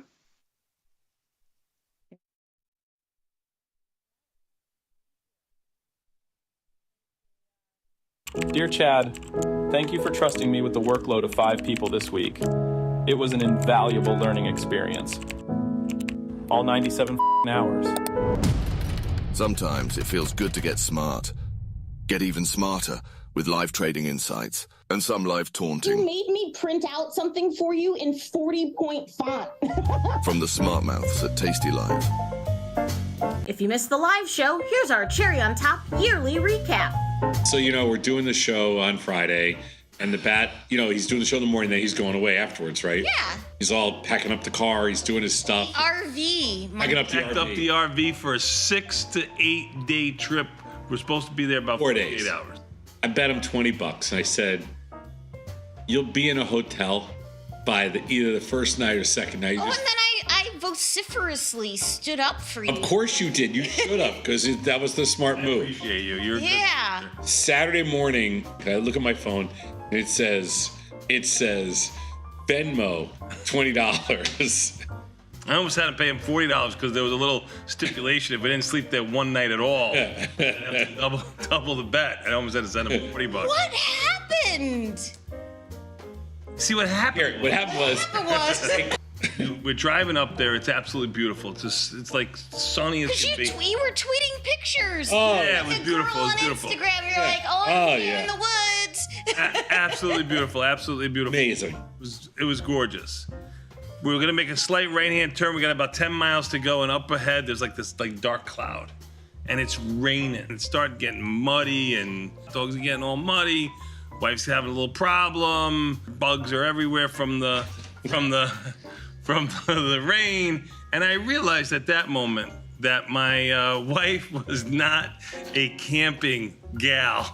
That's a surprise. So at 6 o'clock in the morning, I pulled everything out, closed everything up, shoved everything underneath, and I was home.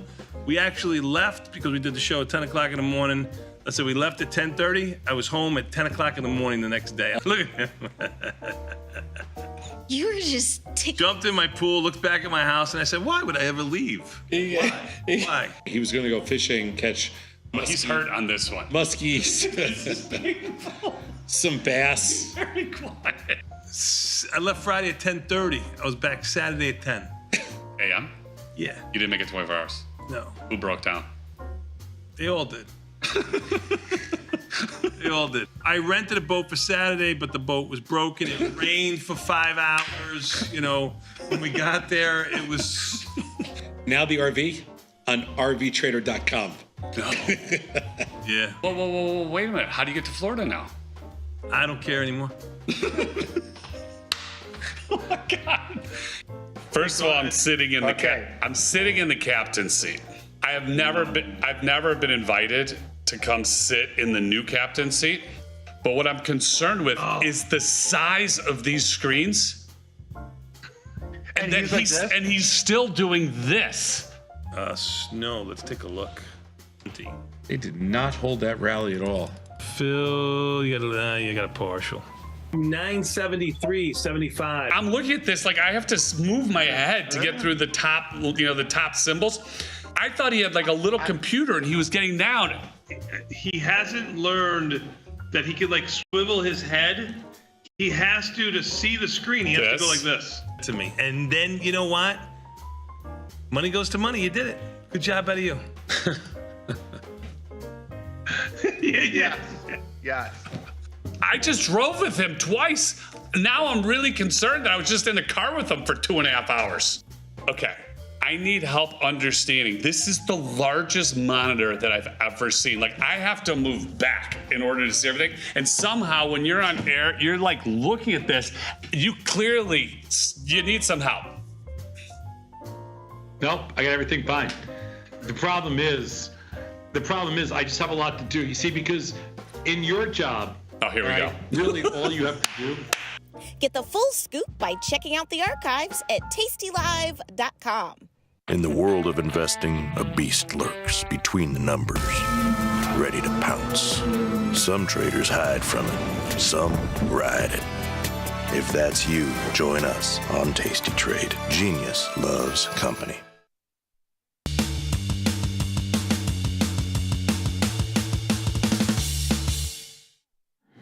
Hello, everybody. We are back. I'm Tom Sosnoff, and we're wrapping up the day. We've got Scott Sheridan. He's coming in as a relief pitcher in the 9th inning here to help us close out the batless day. And it's been a glorious day with no bat. It's like a vacation for me. So the bat's in Wisconsin. I'm trying to be a good parent.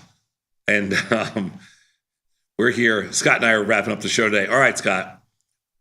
So you didn't show up last night at the Women Founders event. I had to do it all by myself. Okay. You're good at that, though. You're good with the ladies. So I'm sure you navigate that really well. First of all, I need to apologize to Tony if he's paying attention, because you need to pick on him even when he's not here. So, Tony, I hope whatever you were doing in Wisconsin is going well. By the way, Beth, this was good for you because your kids are in this range. Have you taken them to the Dells yet, or is that off the Beth list? They don't know about the Dells yet. Oh, they burned down. Praise the Lord. Yes, the Dells have burned down. Take Tom? Yep. Okay, so Kalahari, which is the hotel you want to go to. Yep. I just heard they're building a new indoor park with a retractable roof. There you go. Gotta take the kids. It's not fair. It's not fair to not take the kids. Tom, I'm assuming you never took your kids. You wouldn't even take them to Great America. There's no way you went an extra 3 hours to the Dells. We did take the kids 1 year to the Dells. And oof, the missus, there's nothing for her to eat there. She didn't eat for 2 days. And it's fried Twinkies, fried Snickers, pizza, fried chicken. She literally didn't eat for 2 days. Hot dogs, hamburgers. Both my kids were lucky. Did she get in the water? What? Did she get in the water? Yeah, she got. I think she got in the water. I don't remember.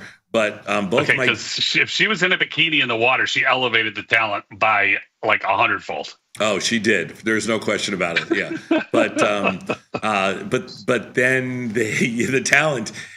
Both my kids almost got swallowed up by the talent. There's some large humans coming down the slides in northern Wisconsin. Yeah, it's a little dangerous. Yeah, very dangerous. I had that with Lila.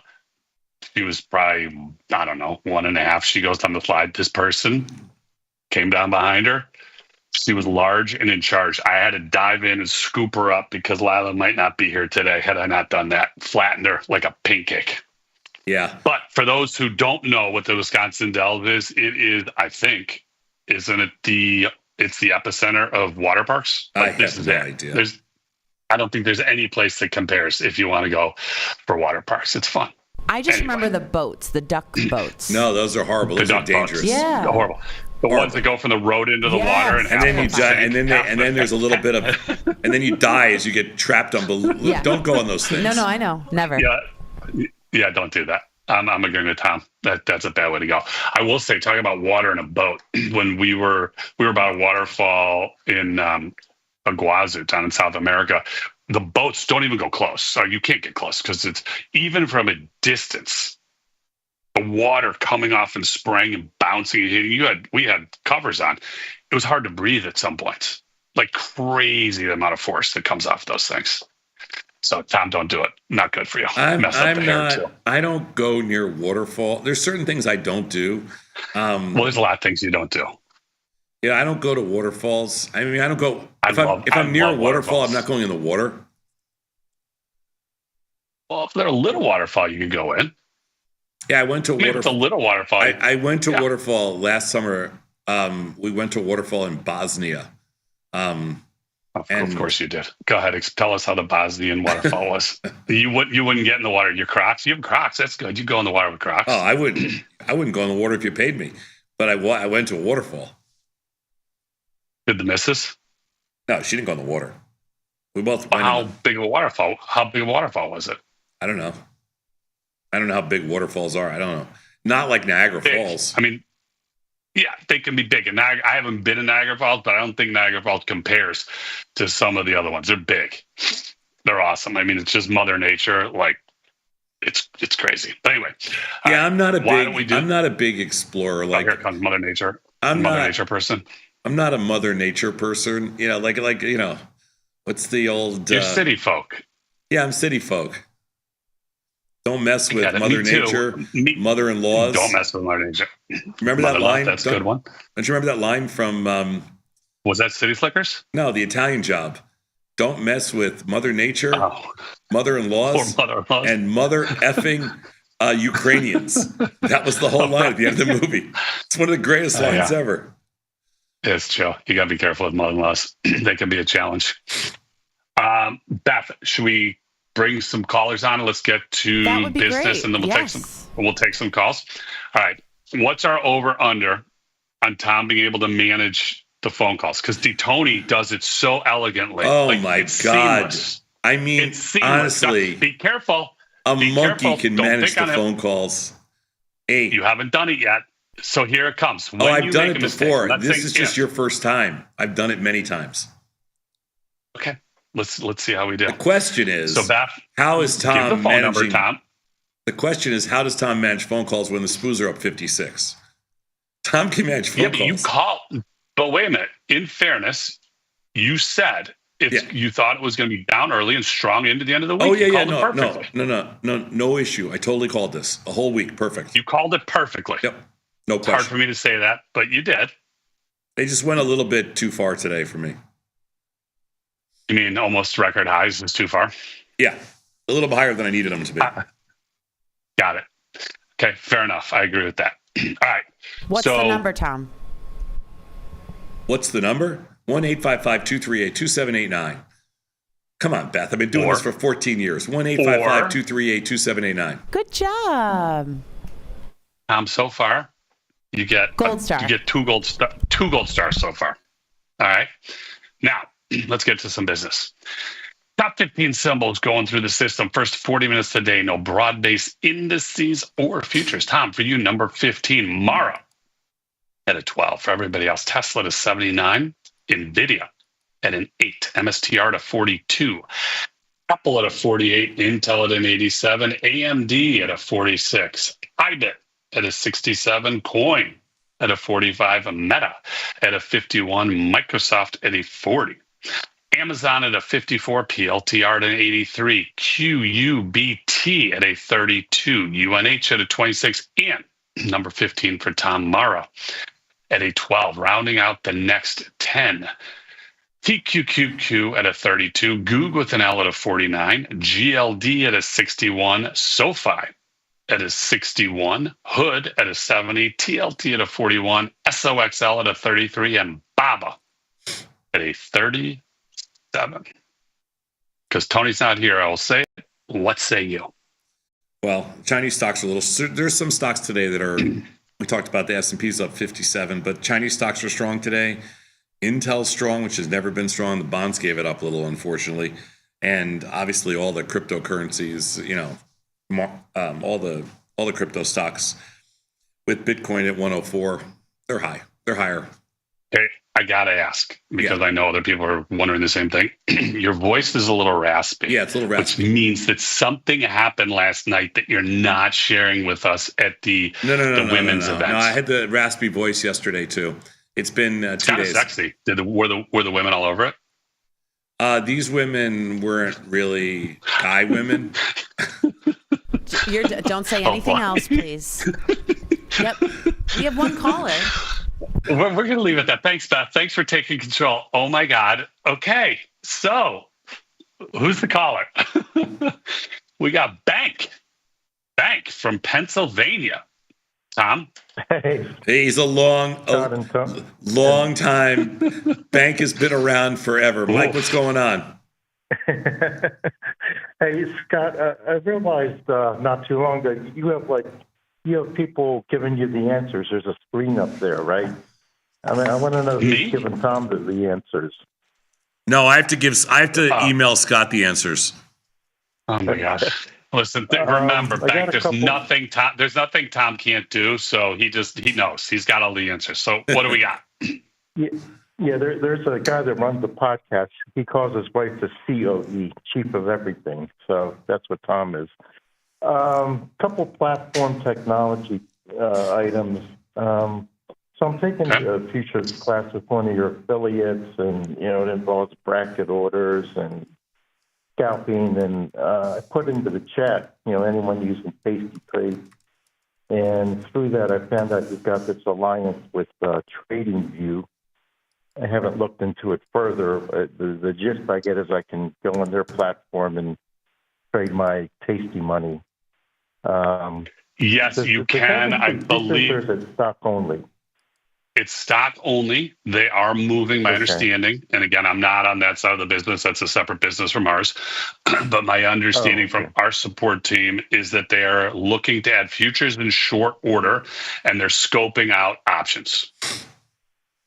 Okay. But go to their support. You're going to need to ask them from a timing perspective. Yeah, I'll get to it. I kind of. All right, since I'm the only call, I'm going to take advantage of this. Now, I had a chance to use the back testing, and fortunately, had SoFi because I found out my brother had a nice position. I was trying to talk him into selling calls, and he wouldn't listen to me. So I ran the simulator, and it looks great. I'll write to the tech department, but I had a trouble downloading it. I'm not sure what format. So I'll write to them about that. And just one question: the curve looked really nice. In other words, the calls were paying off, and then when it had that surge, it kind of got flipped. And there was the similars set assignment. I haven't looked into it that closely, but do you just assume once there's assignment that you would re-enter at the current market price to keep the simulation going in the future? How does that work? Are you asking from the simulation perspective, or are you saying for a real trade? For the similar. So what I did is I said, hey, go 45 days out, sell at 50% profit. I think I picked the delta. And then when I got the output, I think I picked a year. There was a point where I was getting the sign because they had a big surge last couple months. Yep. So maybe there's a YouTube I can watch. I'm just trying to figure out how, in the simulator, not real life, how the assignment would work. Like, does the program just assume that you buy new stock once you get assigned, or? Actually, I don't know, and I don't want to give you the wrong answer. So please call our support. If you have a pen, I'll give you the number of pencil. It's 888-247-1963. And just talk to somebody on the support team, and they should be able to get you. If they don't know the answer, they will 100% get you the answer. Okay, guys. Appreciate it. You got 8 minutes. And Tom, I don't know why you're saying that the day's almost done. It's only 11 a.m. here on the East. All right. Take care, guys. I'll talk to you soon. Thanks, Bank. You Bank. So we go to Mark the trainer? Sure. Let's do it. The dream scenario. Bank and Mark. Mark, what's going on? Gentlemen. Mark, how are you? Where are you? Oh, my God. I was looking for Vecchio, maybe Victor Jones, but I'll do the best I can here. Appreciate it. What do you got, dude? Do you ever do any studies on back ratios? Yeah, sure. We when you say back ratios, do you mean buying more options or selling more options? Buy one, sell two. Sure. We've done 1 million studies on those. Those are ratio spreads. Yeah, because I'm in a discussion with my son on whether to buy the at the money and sell one out of the money, or buy or sell an at the money and buy two. No. Can I give you what our research shows is optimal? Buy whatever the expected move is. So take XYZ stock 30 days out, right? Whatever the expected move is 30 days out, that's the strike you buy, and then sell two of whatever, however wide you want to make it, but so that it gets you to a credit. You want the credit. Yeah, you want a credit. You don't want to do those for debit. So the long option at the expected move, the short option far enough to get you a credit that you're comfortable with. You could pick a bunch of different strikes. So is the reason for that? So obviously the credit means if you're wrong, you still make money.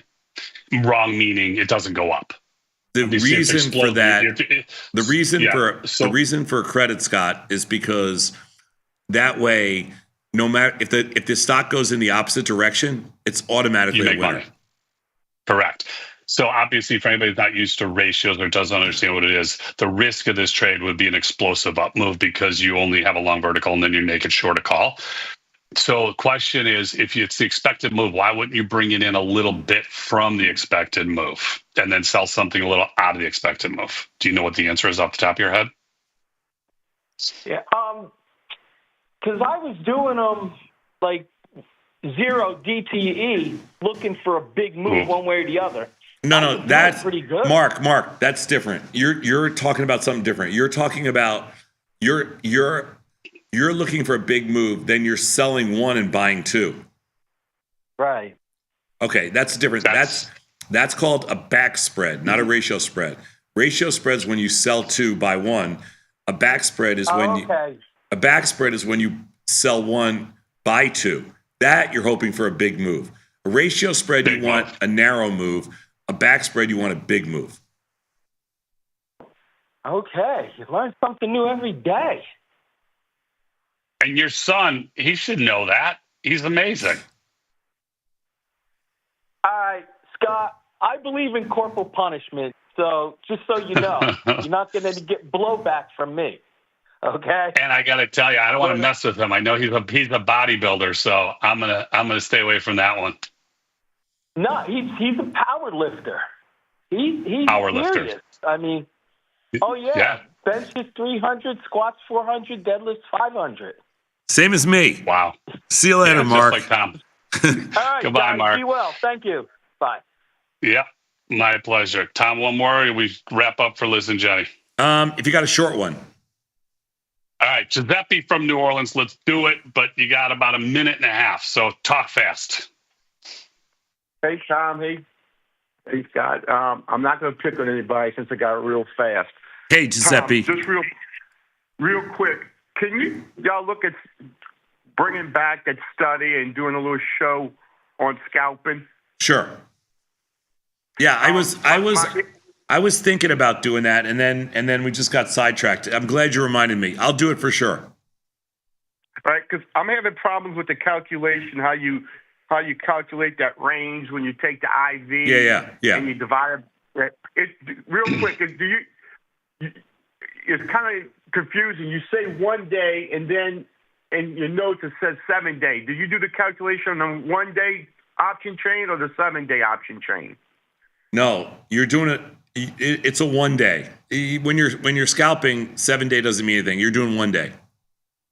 1 day. And then what do you do with the commodities like oil and gas? Sometimes you don't have. It's the same. It's the same.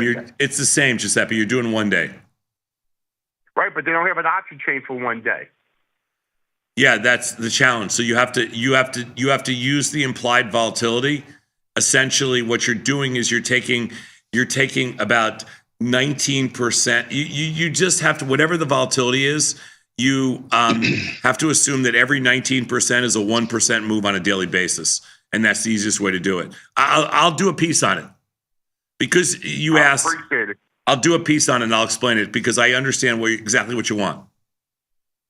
Okay, and real quick, it's so nice not having Tony around there. God, is it nice? Oh, it's beautiful. I hope he's freezing. That is not fair. So you know what? I know that's coming from a place of love, and you really do miss him. So we'll leave it at that.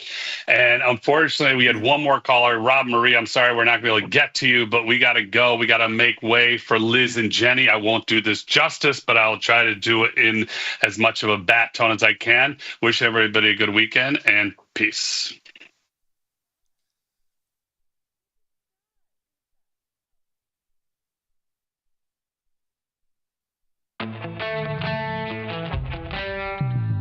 In the world of investing, a beast lurks between the numbers.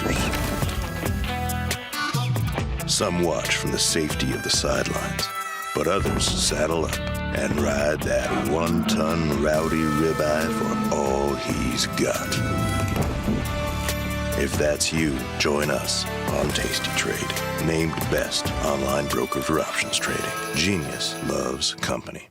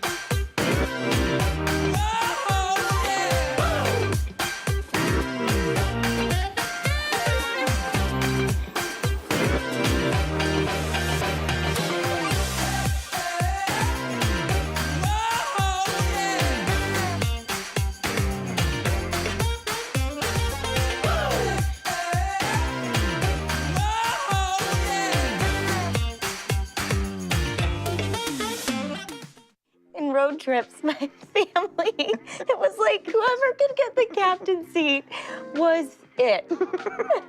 That's great. I'm having a great time. Me too. But I mean, stay a while. Take your jacket off. No, I mean, I'll stay, but the jacket's not Come coming on, off. take your jacket off. Nope. Come on, No. take it out. I'm sorry. I didn't mean to. No, I'm sorry. You hopped on this cowboy's horse, so I guess you got to hear his tale. In '87, I took it off. There was the market crash. In '92, NBC canceled Blossom. A couple of years ago, I lost it for 2 days, and the Lakers won the NBA Finals. Bottom line is when this thing comes off, bad things happen. You've got to take it off sometimes. I mean, Never do. how do you shower? The jacket's kind of gotten used to it. In fact, every few days it needs it. No matter what, you keep it on. I can take my shirt off if you want, but I'm not taking the jacket off. I just don't know if that's something that I could deal with. It'll be like a teal tornado. Just endlessly washing up on your shore. I mean, This is moving so fast, and I like it. Yeah.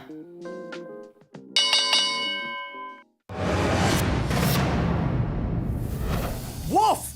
The first half of this year's market has been giving the good guys the business. It's certainly been back and forth for sure, Pete, and I'm getting whiplash over here. With good mechanics, we can see Team Tasty stay strong in the second half. Absolutely. Let's check out our starting lineup. Tony Bat Batista, the John Jay College of Criminal Justice. Number 69, because it's one standard deviation plus one. And you know, I'm the Bat. John McLaurin, Wisconsin. Number 2, because I'm Beth's right-hand man. Vanetta Logan, the Indiana University. Number 3, because that's how many shots of bourbon it takes to make it through the first hour. I like the looks of that lineup. Well, be mechanical is always better than just trying to run plays and see what sticks, Pete. When you got skin in the game, you stay in the game. That's right. Now get off the couch and get into the game. Watch Tasty Trade.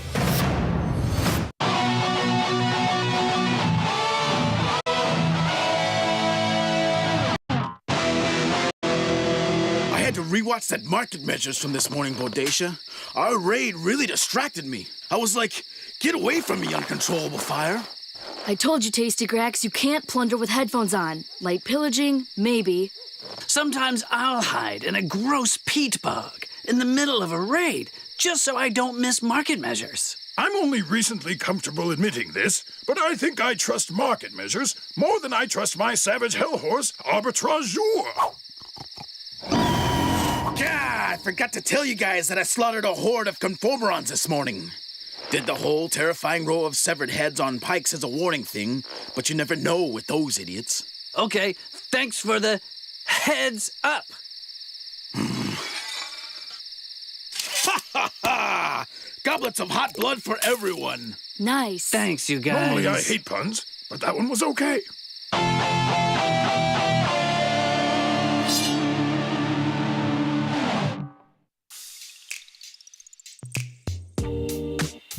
Hi, My name is Liz Deerking. The beautiful brunette next to me is... What an intro. Jenny Andrews, and we are about to play a very exciting game.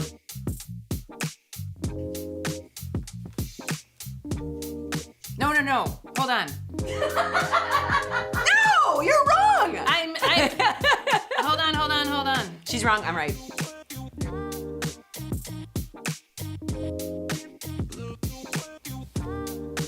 High school party, high school kind of. Yeah, because it wasn't in school. I had friends at my high school who were mutual friends of Liz, and so we were all at the same party. And then parties for the rest of our lives. The same thing with college. She went to a different college. I went to a different college. But we both ended up at the CBOE together. Yep. This is Chicago. We invented the skyscraper, the Italian beef, and the standardized options market. SIBO is not only the birthplace of options, it's also where Liz and Jenny got their start. In an industry first, 2 female former floor traders broadcast live from the floor. Hear the sounds of live market action and feel the electricity as they present real-time trade ideas and research-backed market studies live from the SIBO's SPX pit. Watch Liz and Jenny live from the SIBO, only on Tasty Live. You can get up to $4,000 when you open and fund a new account with Tasty Trade. That's 4,000 buckaroos, 4,000 bills, 4 large, 4K, 4 grand. Get on the platform for traders who just want to trade. Tasty Trade. Make your move.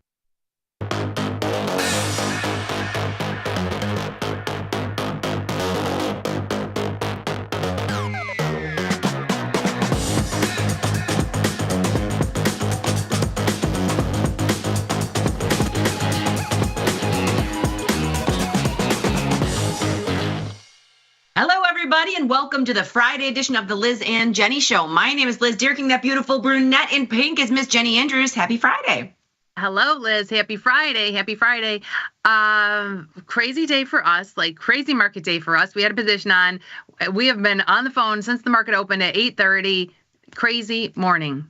Yeah, I mean, it's not that crazy. It's crazy, but it's not that crazy. But you know what? Unexpected. Okay, best way to learn about trading is to actually trade, because we did a trade we've never done before.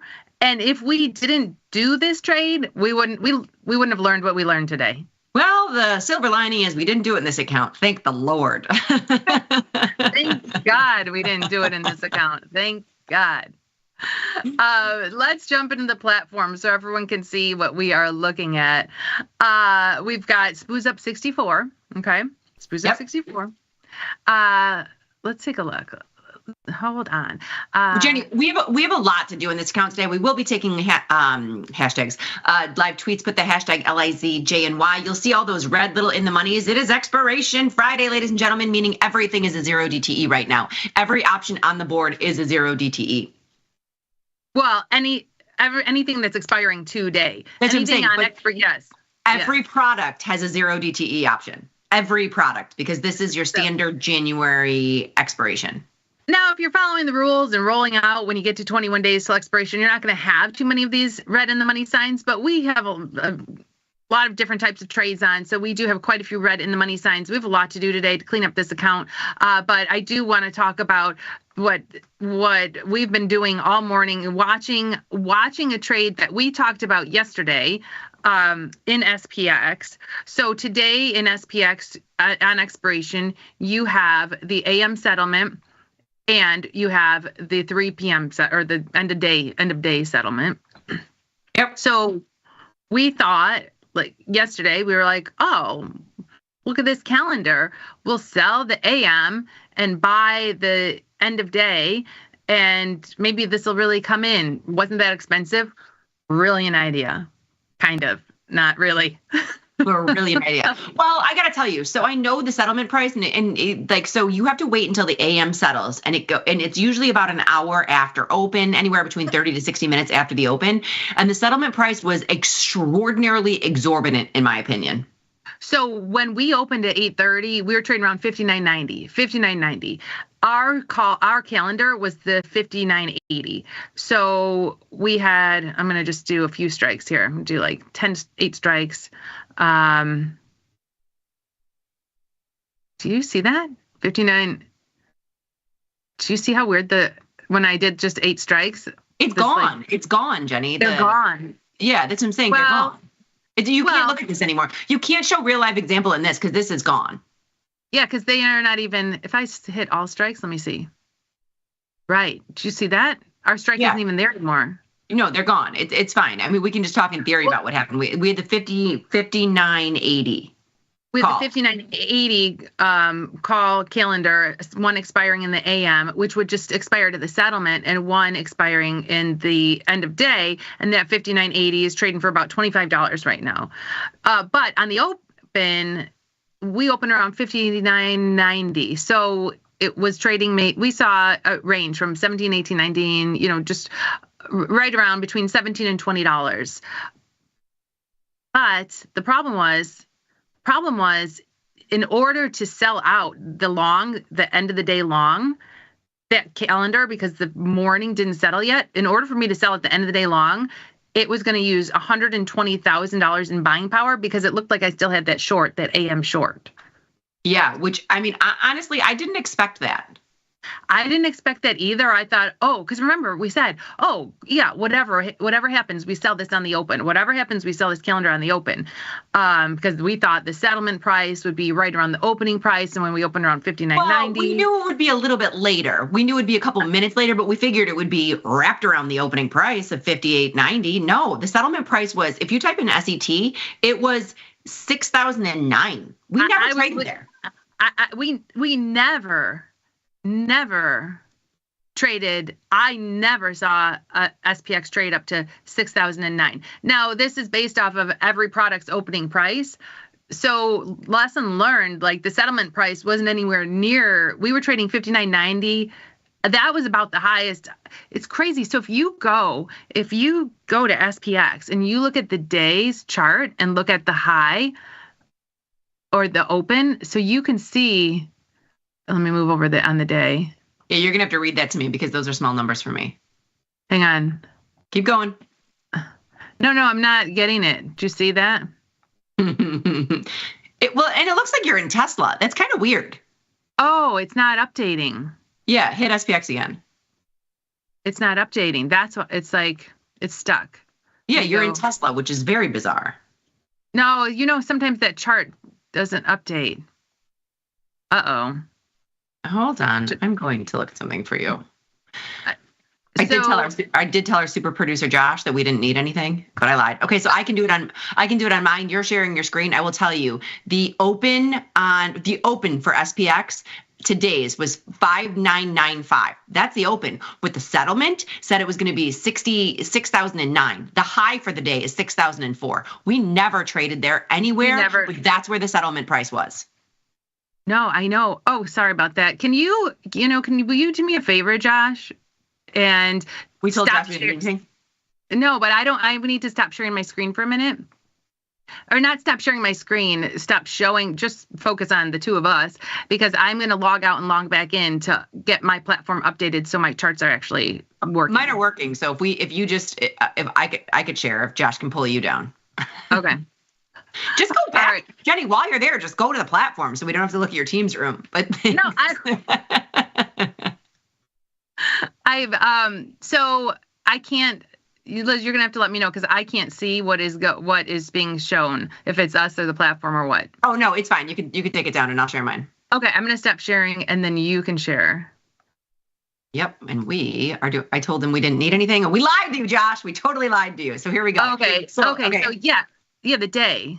Let's take a look at this. I am. Hold on. I got to move some things. So if you take a look at this, my charts are working. If I go to today, which is the 17th, look at this. The open was 5,995. The high was 6,004. Never did it print 6,009. So when you have a calendar, the one short is going to mark as if that 5980 is going to mark a $3,000 loss, and you're only making X amount on the one. So what looks like it could be a calendar home run wound up being a calendar loss. loss. And we thought this morning, we were like, oh, it's right at our strike. This is good. We're going to make $1,000 on this. This is going to be great. We're this calendar is so good, so good. But no, because the short marked $2,900, the short marked $2,900. And then our long, by the time, so it was just like maybe 15, 20 minutes ago. It was right before our show where that short AM finally settled on my sheets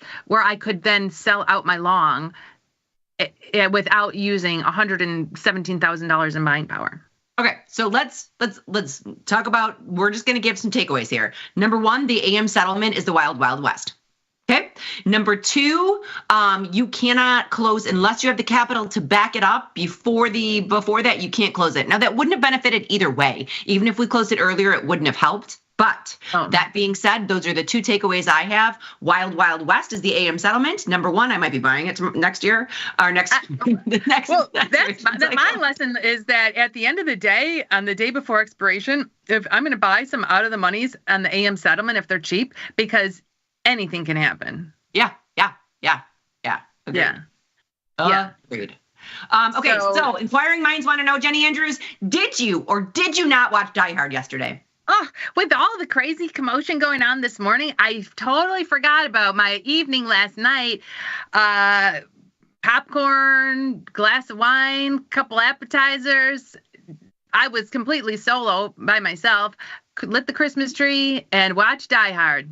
Okay, now I need to know, A, what you thought of it. B, do you think it's a Christmas movie? I would say 100% yes, it is a Christmas movie. Yes! And I did like it. I can't believe I've never watched it. After I thought, I can't believe I've never seen this movie. It was good. Did you hear a lot of quotes? I did. Yes, that's what I'm saying. So Jenny has been hearing things for a long time, just didn't know where they come from. A lot of times they're coming out of my mouth. Do you understand the words that are coming out of my mouth? So yes, I did like it. I can see why they made Die Harder, Die Hard 2, Die Hard with a Vengeance. I think there are many Die Hards afterward. Yeah. I don't know that I'm going to go watch all of them, but I did enjoy. I'm just glad you're on Team Christmas Movie because I believe it's a Christmas movie. A lot of people, it's a very controversial subject, but yes. You know what? I think it's more of a Christmas movie than Home Alone. Yes. Yeah.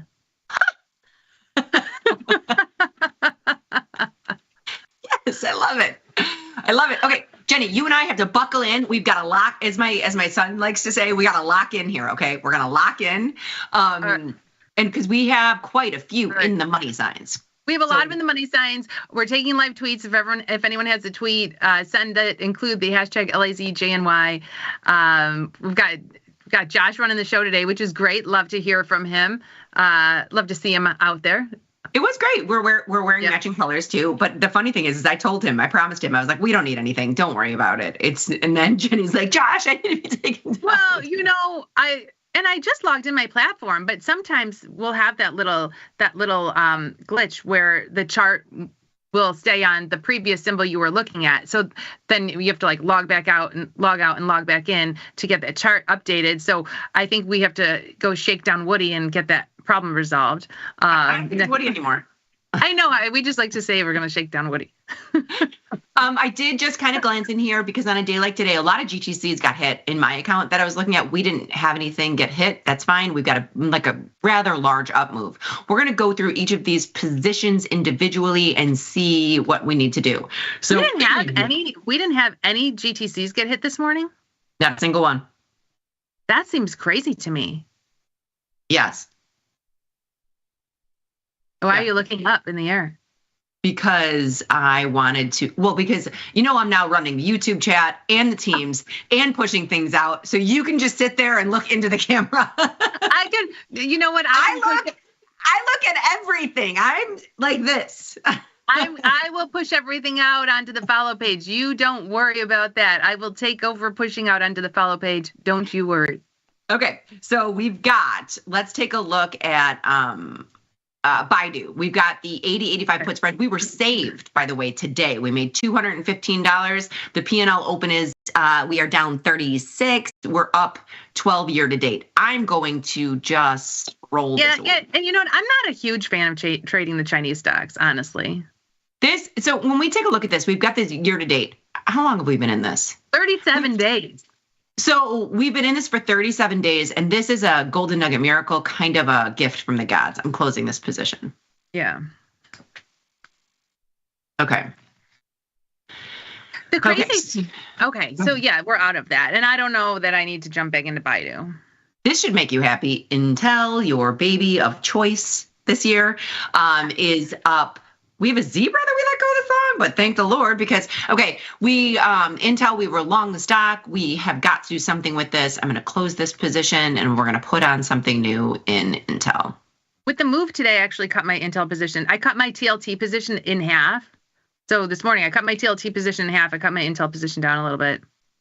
Well, we're in one lots here, so you can't cut this in half.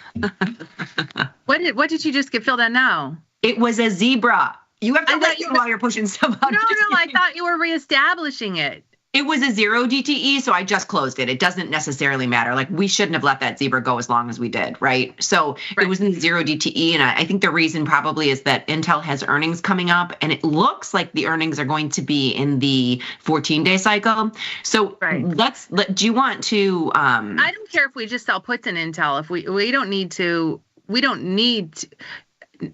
And honestly, if it drops back down to 20, I just went into the earnings cycle. I'm going to sell the 20 put just in case it drops back down to 20. We're going to get $83 and put up $316. Will you just do me a favor and see how much you get for the at the money put in the 7-day? Because if you're going to get $80 for the money put in the 7-day, I would say do that. We'll sell this one and then next week's. Or yes, okay, that makes sense. Let's do that. Okay, so Intel is pushed through. And if it drops down, then we're long it again, and we'll do something on earnings. And Josh, if you're listening, we break a lot of rules. I don't know if you've ever, just as far as mechanics, we break a lot of rules. We break a lot of rules. I know that was a 7-day weekly put, but that's how we roll. Jenny, I promised you wouldn't have to do anything. Number one, you made him take your screen down. Number two, now you're trying to make him talk. Josh, I apologize. I can't control her. All good. So MJ is up next. MJ is something that we are long. This has been with us for 364 days. So 1 year ago, we put this trade on and we are down $137. Now I'm going to close this. Well, hold on.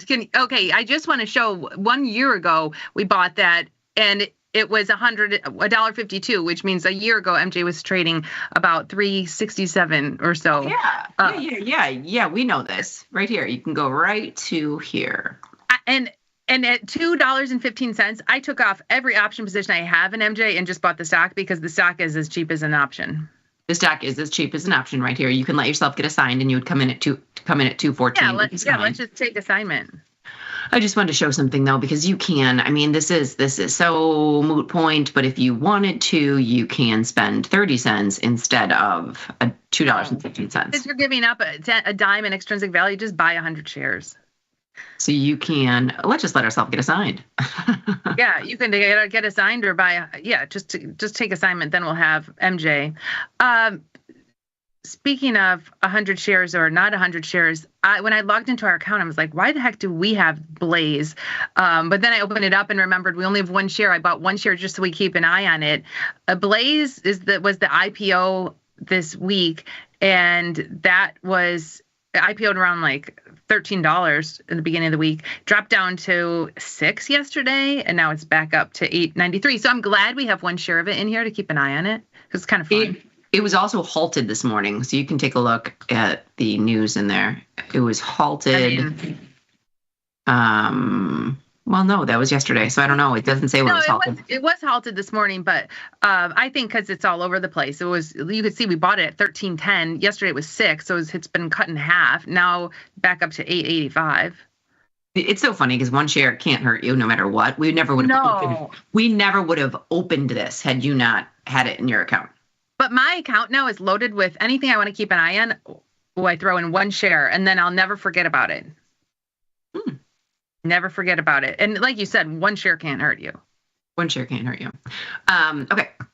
Unless it's one share of like, what's the most expensive stock there is? Berkshire, BRK. Hold on. Berkshire Hathaway, right? It's not the most expensive, but one of the most expensive. I thought it was BRK. I don't know. I don't remember. Start Oh, typing maybe it. you got to go A or B. Oh, yeah. Wait, I thought it was like. Well, that's only $400. I thought it never split. Yeah, here we go. Yes. $10,000. BRK. So the only reason I remember this off the top of my head, Jenny, is because my acronym was Liz, L-I-Z. Everybody knows that. That's why it's the Liz and J&Y show. But when I was in the DPM, I worked with John Bricado, and his acronym was BRK. And he kept being like, wouldn't everybody like to have one share of the acronym of their stock? Because mine was Liz Claiborne, which was like a $30 stock, and his was a $10,000 stock. I was like, mine was Jones, New York, which was not expensive either. So $702,000. No. 10th, yeah. No, $702,000. Yeah, 702. So their claim to fame is they've never split. So this is Berkshire Hathaway, and it just keeps going up. If you want to see the chart of this, so you can go down. Let's take a look at this. I'd like to see Tim Knight's version where he gets like all of history in one little box. Yeah. So look, he can show like a 20-year chart in one little space. Yeah, it just keeps scrolling. It doesn't give as much of the effect. Take a look at this thing, this little blip up. What? That day. That could have been a bad mark. Yeah. Oh, I'm sure it was. That was probably some weird mark. Spoos are up 70. Yeah. It's exactly where the settlement price was. Well, let me see. Where's our what's our trade? What's our option working? Go to the trade page. Go to the end of day. 59.80. 31. 31. That's what we needed. We got it. So we needed, even though spoos were up 50 on the open, we couldn't have scratched that calendar until spoos were up 72. And then it's not even a scratch because we paid $400 for that calendar. Correct. Worst trade of 2025 so far. You know what? You live and learn. Hey, I'm glad we did it because if we didn't do it, we would have been talking about it every expiration. Correct. I learned that I would like to buy the settlement price instead AM of settlements. The AM options, if I can get them cheap enough. Yes. Okay, let's take a look at this. Newmont Mining is next up. We are long, once again, a 40 call. This was clearly a bullish position. Our year to date, we've had this on for 36 days, which means we put it on December. I'm going to take a look. And this was Victor. One day, Victor, I'm not blaming Victor because I'm just saying one day I was listening to Victor talk. He was bullish Newmont Mining. So 37 days ago, however long, 36 days ago, Victor was talking about getting long Newmont Mining. If you go to the chart, it's had quite a rally back. This was much worse. Yeah. Look at that rally it's had over the last 2 weeks. We put it on 36 days ago, so we put it on over a month ago. We probably put it on right here, it popped back down, and now it's back to the point. So I don't mind keeping this position. I just wanted to see. What did we do? We bought the 40. No. I think. How much is it to sell the 41 puts? We are in good shape. Let's clean up the slop. Oh, this account is in great shape. Let's clean up the slop. I'm just cleaning up slop, okay? Okay. All right. Sorry, Victor. She's out of Newmont Mining. Yeah. Sorry. Leaving MJ, we're going to get assigned. SLV is my baby. I love silver. What do we have here? Another zebra that we let go until the bitter end. So that's silver. No, we did this in 2 of them. So silver, if you want to stay in silver, you're going to close this. 26 rank. The reason we usually put in zebras is because there's not a lot of premium. There's not enough premium to just sell puts in silver. So are you still bullish silver? I do not have a bullish metals position on other than my Newmont Mining. That's like, I think my only silver, I took off most of it because I had made a little bit of money and I just took off. I think it actually closed. I think I hit 50% and it closed on me because I was short puts. If we wanted to be bullish silver, you could sell the 28. It's only I don't know that we need to though. Like, I don't know. You're talking about cleaning up this account. Let's just get out of silver. And I don't know that it's only a 26 rank. I don't know what with you. Year to date, it looks like we're up $80. I'm closing this. Let's clean it up. We can put new positions on again. Yeah. Please. Okay, so we are out. Okay.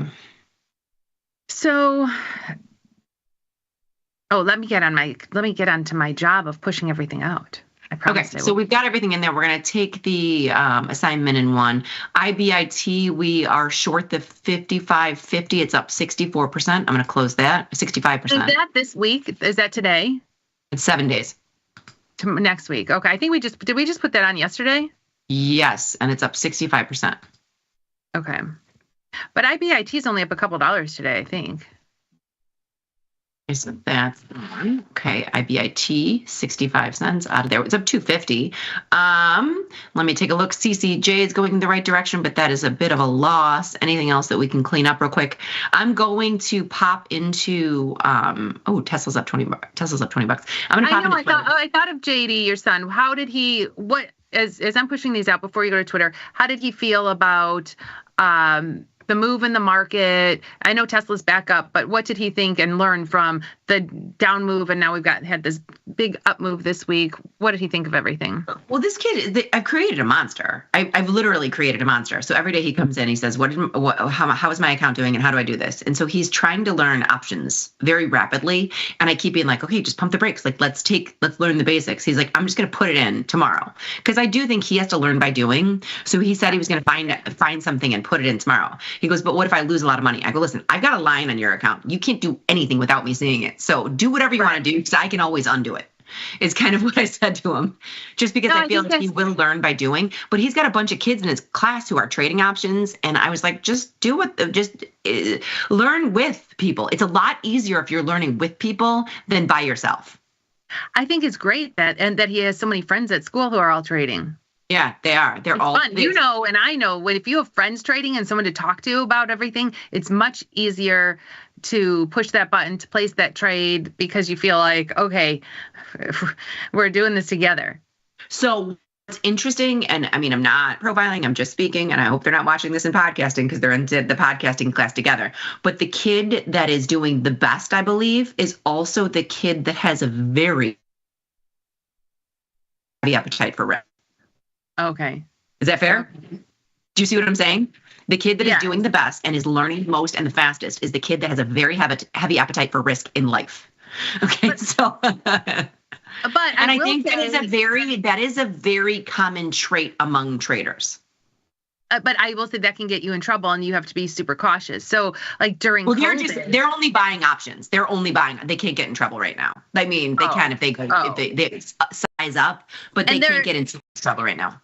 And they're just They're like scalping in and out. They're scalping in and out because they're young and they have small accounts. But you are teaching JD how to sell puts. He's starting with the puts. And this is, okay, then I'll show you this. So I'm just going to open, I'm going to open whatever, Tesla. No, that's too high. I'm going to go Archer. CHR. So this is what I was trying to tell him yesterday because I was like, you're just going to have to pump the brakes. Why won't it type in? Oh, I'm using the wrong computer. Hold on. ACHR. Okay. So I'm going to open whatever. And I kept trying to tell him we're selling puts. And I was like, I just need you to do me a favor because he's getting a little bonkers. I was like, just focus on this quadrant. Think of these in a 4, right? You'll see the line that comes up. Just focus right here. And all you're going to do is selling puts. Then you know what happens. If Archer Aviation stays above 8.5 in the next 21 days, you get to keep all your premium. He's grasped that. But he keeps being like, okay, but what if I think it's going to 11.5? I'm going to sell this one. I was like, it doesn't work like that. Just focus right here, right now is what I keep trying to tell him. So yeah, baby steps. But nonetheless, okay, I'm going to pop into Twitter because he can sell in the money. He can sell in the money puts, but then he's just got to realize. Yeah, but what you see what it was, there was no extrinsic value. And then I said the word extrinsic value and he had no idea what I was talking about. Yeah. So I was like, yeah. Okay. So we're finding out that Jenny is the streaming princess, just controls the follow page. Not too different than the passenger princess who controls the aux and complains on the road trip. All right, Jack JT, I'll have you know when I am on a trip, I'm the driver. Usually. I like to drive. It is not Christmas until Hans Gruber falls off the Nakatomi Tower. Oh, do you want to hear something crazy? So I've never seen this movie. Watched it yesterday. Hans Gruber, spitting image to my daughter's boyfriend's dad. I watched it the whole time. I was like, holy cow, this just looks like Lily's boyfriend's dad. You know that's Snape, right? No. Oh, it is. You've never watched Harry Potter. I don't even know. No, I have, but I didn't know that was Snape because he looks much his dad looks like Hans Gruber, not young, not as Snape or whatever his name is. Because I know you've never seen Harry Potter because you didn't like the live action Belle, and you're like, who is this girl playing that? I was like, that's Hermione Granger. No, I did like it.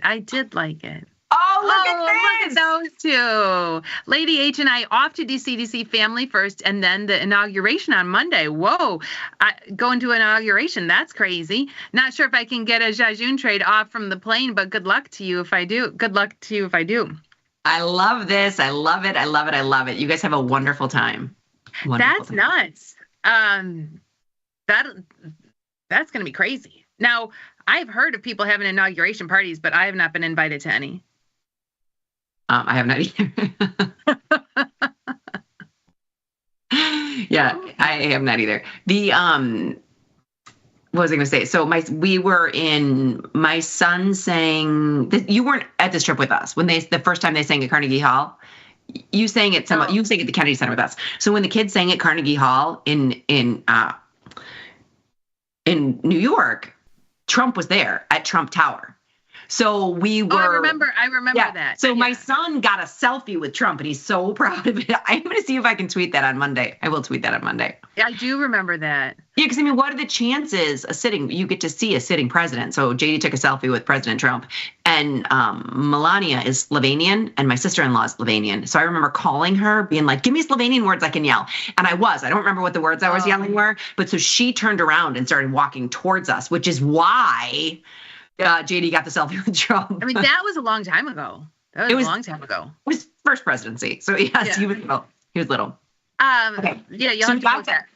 We got to everybody in Twitter, which is great. So now there's a lot. I mean, who was coming in saying Red Shirt Friday? And yeah, he wasn't. We weren't back to Thursday. He was saying Red Shirt Friday. Yes, we both look like we're in red. It's Friday. Oh, and so is Mikey. I am in. Mine is actually like a burnt orange. And mine's hot pink. Yeah, Mikey's actually the only one. It looks like red. And Mikey's in red shirt. And Jack JT, tons of pressure on TLT and the 10-year. It's expensive. How about something bullish?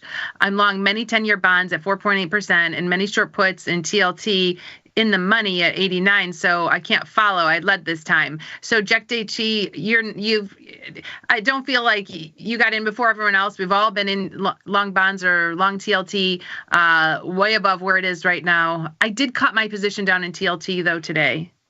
So if you want to take a look at our positions, we went from TLT to ZB. We sold the 12.5. We did this yesterday, actually, because yeah, yesterday's came off. We had today's expiration coming off yesterday, and then we put this one on yesterday. So we had the 13.12, which was expiring today, and then we moved it to the 12.5, 11.5. Yeah. So what percent is it up? It's only up 16%. You can leave it. Yeah, we're going to leave that. That's a new trade. I do agree with Jack. I mean, I have some TLT. Unless you want to move it out, because that's only a 7-day. You can move it out to the next week to collect more. See, I wonder how much you collect moving it out to the next week. We just put this on yesterday. No, I know, but it's up. It was just up 17% in just in a day we put on yesterday. I just am curious as to what we get. You're getting 3 ticks. No, thanks. Yeah, you're getting 3 ticks. Okay, we do still have, so as far as long bonds go, we have that put spread. It's still kind of like a baby trade. It's not too crazy of a trade. But with the move up, I'm kind of happy just selling premium. Like he already has short puts in TLT. I'm a little happier just selling premium than just being straight up long. Yeah, no, I think I am too. And he's got, what was the short puts in TLT you said? TLT 89. He's been in since 89. And TLT, where is it today? 86.5, 87? Or 87.18? Oh, it's not up as much as it was. I mean, let's take a look at this. So the high was 87.48. I mean, it's 30 cents off its high. Let's take a look. I want to take a look at the VIX. So I know the VIX was under 16 this morning. significantly under 16. So this is the interesting part too. I mean, we just did the SPX 0 DTE, and I think this is true of any kind of premium selling. It just kind of translates the same way. That premium, you can wait for longer profits if it's above 16. So if you are premium selling and the VIX is beneath its average, just kind of batten down the hatches, take lower percentages.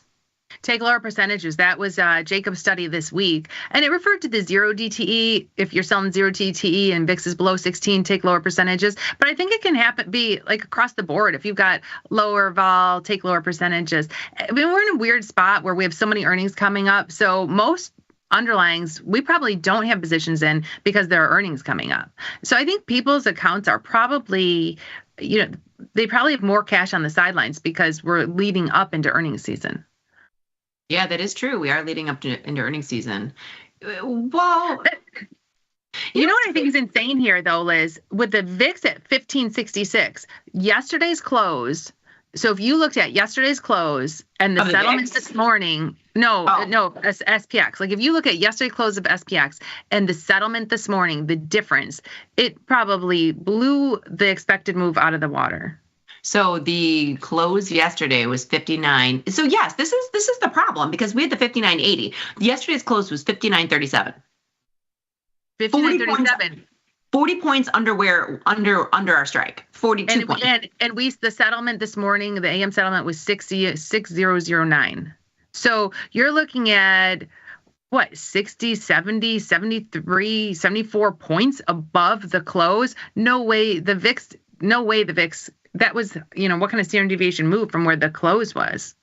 Yeah. That call that ended up $30 in the money was trading for $1 on the close yesterday. Yeah, 117. I know that because it's seared into my memory. But I wasn't there on the close. I was actually doing something else. So that's part of the problem. I might have closed it. Then again, I don't know that I would have. So to your point, Jenny, looking at that, being like, maybe I'll close the short on the close to get, and it's only $1.17. But you're right. We spent $400 on that. You're 40 points underneath where the strike is. You're like, I'm not going to throw an extra $1. It's an extra 25% on top of it. And so like that moving forward to next time we have expiration and we have the AM settlement. If we're looking at the end of the day, if it's like 255 and we're looking at those AM settlement options and we see an option 40 points out of the money for $1, we're not buying that. No. And you never think that's going to end up $30 in the money. No, you never do. So now we're at this point where we have a low VIX, but we're having a volatile market. We're having big moves. There might be big swings to the upside, but we're having big moves that are beyond what the VIX is suggesting. So we're in this interesting market right now. And we've seen this before. No, we've been here before. But take a look at this. I mean, Jenny, just talking from this perspective. We've been here before 3 times, 4 times, 5 times. We're just back to here. November 11th. I'm not talking about price level. I'm talking about moves beyond the expected move. When VIX is low, we're getting moves beyond the expected move. 67 SPO points and a VIX is 15. Like that's not. We're in this weird environment where we're getting moves beyond the expected move, and the VIX is low. The VIX is low. I just wanted to look at the /VX just because I know a lot of people will look at this too. Now, I have a tendency to look at the VIX, and I know Tom and Tony look at VX. This is a little bit higher. They're all versions kind of the same trade. Do you know what I mean? So this is saying that in the future, VIX is going to be higher, which, sure, that's how it normally is. Normally, we're in that type of phase where current VIX is lower than the next month and next month and next month. Right. Okay, so I'm going to pop into Twitter. I actually want to look at the SIBO's most active. So I'm going to go first I'm going to give a shout out to Frank the Great. He's the man in our YouTube chat. If you have any questions, comments, concerns, trade ideas, run them through Frank the Great. I retweeted this because I thought this was super fun. So my 15-year-old nephew hit me with a question out of the blue. Of course, you had to know what I was going to recommend. Tasty Trade, Tasty Live Show. So he asked his uncle for an investing account, and he said you should go to Tasty Trade. So they booked it. Isn't that cool? Love that. That's cool. It's funny too because I've got, like I said, all of JD's friends are going to transfer over to Tasty, and I found this fascinating. But they're trading options on Flutter. Here's what I know. Tasty is the Tasty platform. Tasty Trade platform is like super fast. We know the people who made it. We know how smart they are and what a great platform it is. So I just prefer to trade on that because we know it's great technology. I don't really know much about that other site. No, Flutter is FanDuel. Yeah, I don't know. I guess I don't know anyone trading on that. This is the platform built by options traders for options traders, just a little FYI. So we're surrounded by a bunch of knuckleheads who all have the same mentality, and it was built by people who are options traders. So that's why I do like our platform. But I'm going to go to the SIBO's most active, okay? And I'm going to try to refresh because I think sometimes this is fun to look at, and we didn't look at it before. But look at this, Jenny Andrews. Go It's to all this. VIX and SPX. Sometimes we see a few other things popping up, and you see the MSTR in there, but this is mostly just VIX and SPX today. This is what my island went to. The VIX, 134,000 have traded. That's a big number, even for the SIBO's most active. Well, that one's got to be a spread, 18-19 call spread. Yes. So it's the GN22, which is not a couple days from now, the 18-19 call spread. Let's take a look. I'm going to guess that that's closing. Well, we'll see because they should have the open interest on there then. GN22, which is 4 days from now, 18-19. Yeah. 230. Yes. Mm-hmm. Yeah. Right. Like if someone is sold that call spread, now they're buying it. Yeah. And I feel like we saw them sell that for 30 cents a long time ago. Yeah, I think we did too with that high volume. Well, we saw it was cheap, 20 cents, 30 cents. It wasn't that expensive. And now it's 7 cents. So congratulations on your wealth. Whoever sold 127,000, probably 125,000 spreads. So, but we were on the SIBO floor on Wednesday, and we were talking to one of our traders. Now, a lot of them can't come on. We know that they can't speak, they can't talk. We're not going to say who it was, but they have some big people, and so they were saying that they're trading, 30,000 contracts, 30,000 spreads. But and so Jenny and I were talking. So they made a quick 3 million and 3 or 4 million in a couple days. But the interesting thing about making the quick 3 million in a couple days is they put up 12 million to do it. You know what I'm saying? So from that perspective, they're taking real risk. It's not as if when you're buying it. Yeah, when you're buying it and they bought it and then they sold it out for a quick scalp of 3 million. And I think they painted the top too, which was fantastic and congratulations. But I loved what you said, Jenny, because you're like, well, they're taking risk to do this. It could equally go the other way and you could be out 3 million pretty quickly. If the market would have fallen, they could have been out. They paid they paid like $30 for a spread and they sold it for 39. Here, I'll do the math right now. So they paid 30 for 39. A big spread they did on the floor. So they paid $30, so $3,000, 4,000 times. So they paid $12 million for these 4,000 spreads. And so then they made $9. They made $900, 4,000 times. They made $3.6 million, but they had $12 million at risk. Yeah, I mean, that's real risk sitting there. It's not. And so somebody's like, oh, you made a quick 3 million. We were, congratulations on your wealth, but you took some risk to do it. Yeah, a lot of risk. Yeah. A lot of risk. Yeah, for sure, which is kind of crazy. It is interesting seeing those big orders go through. So let's take a look at MSTR because Bitcoin is having a stellar day today as well. I mean, I saw it up pretty high. Let's take a look at Bitcoin and MSTR because that's how high did it get? How high did Bitcoin get today? Oh, I saw it 103. I mean, 103. That's as high. That's as high as I saw it, 103. Which is interesting. Like, I trade IBIT, and the highest I've seen IBIT is like 62, 63, maybe. And IBIT is only at 58 or so. This is insane. Today's 900 call in MSTR. Is that correct? Am I looking at this correctly? MSTR, today's 900 call, 22,000. It is, no.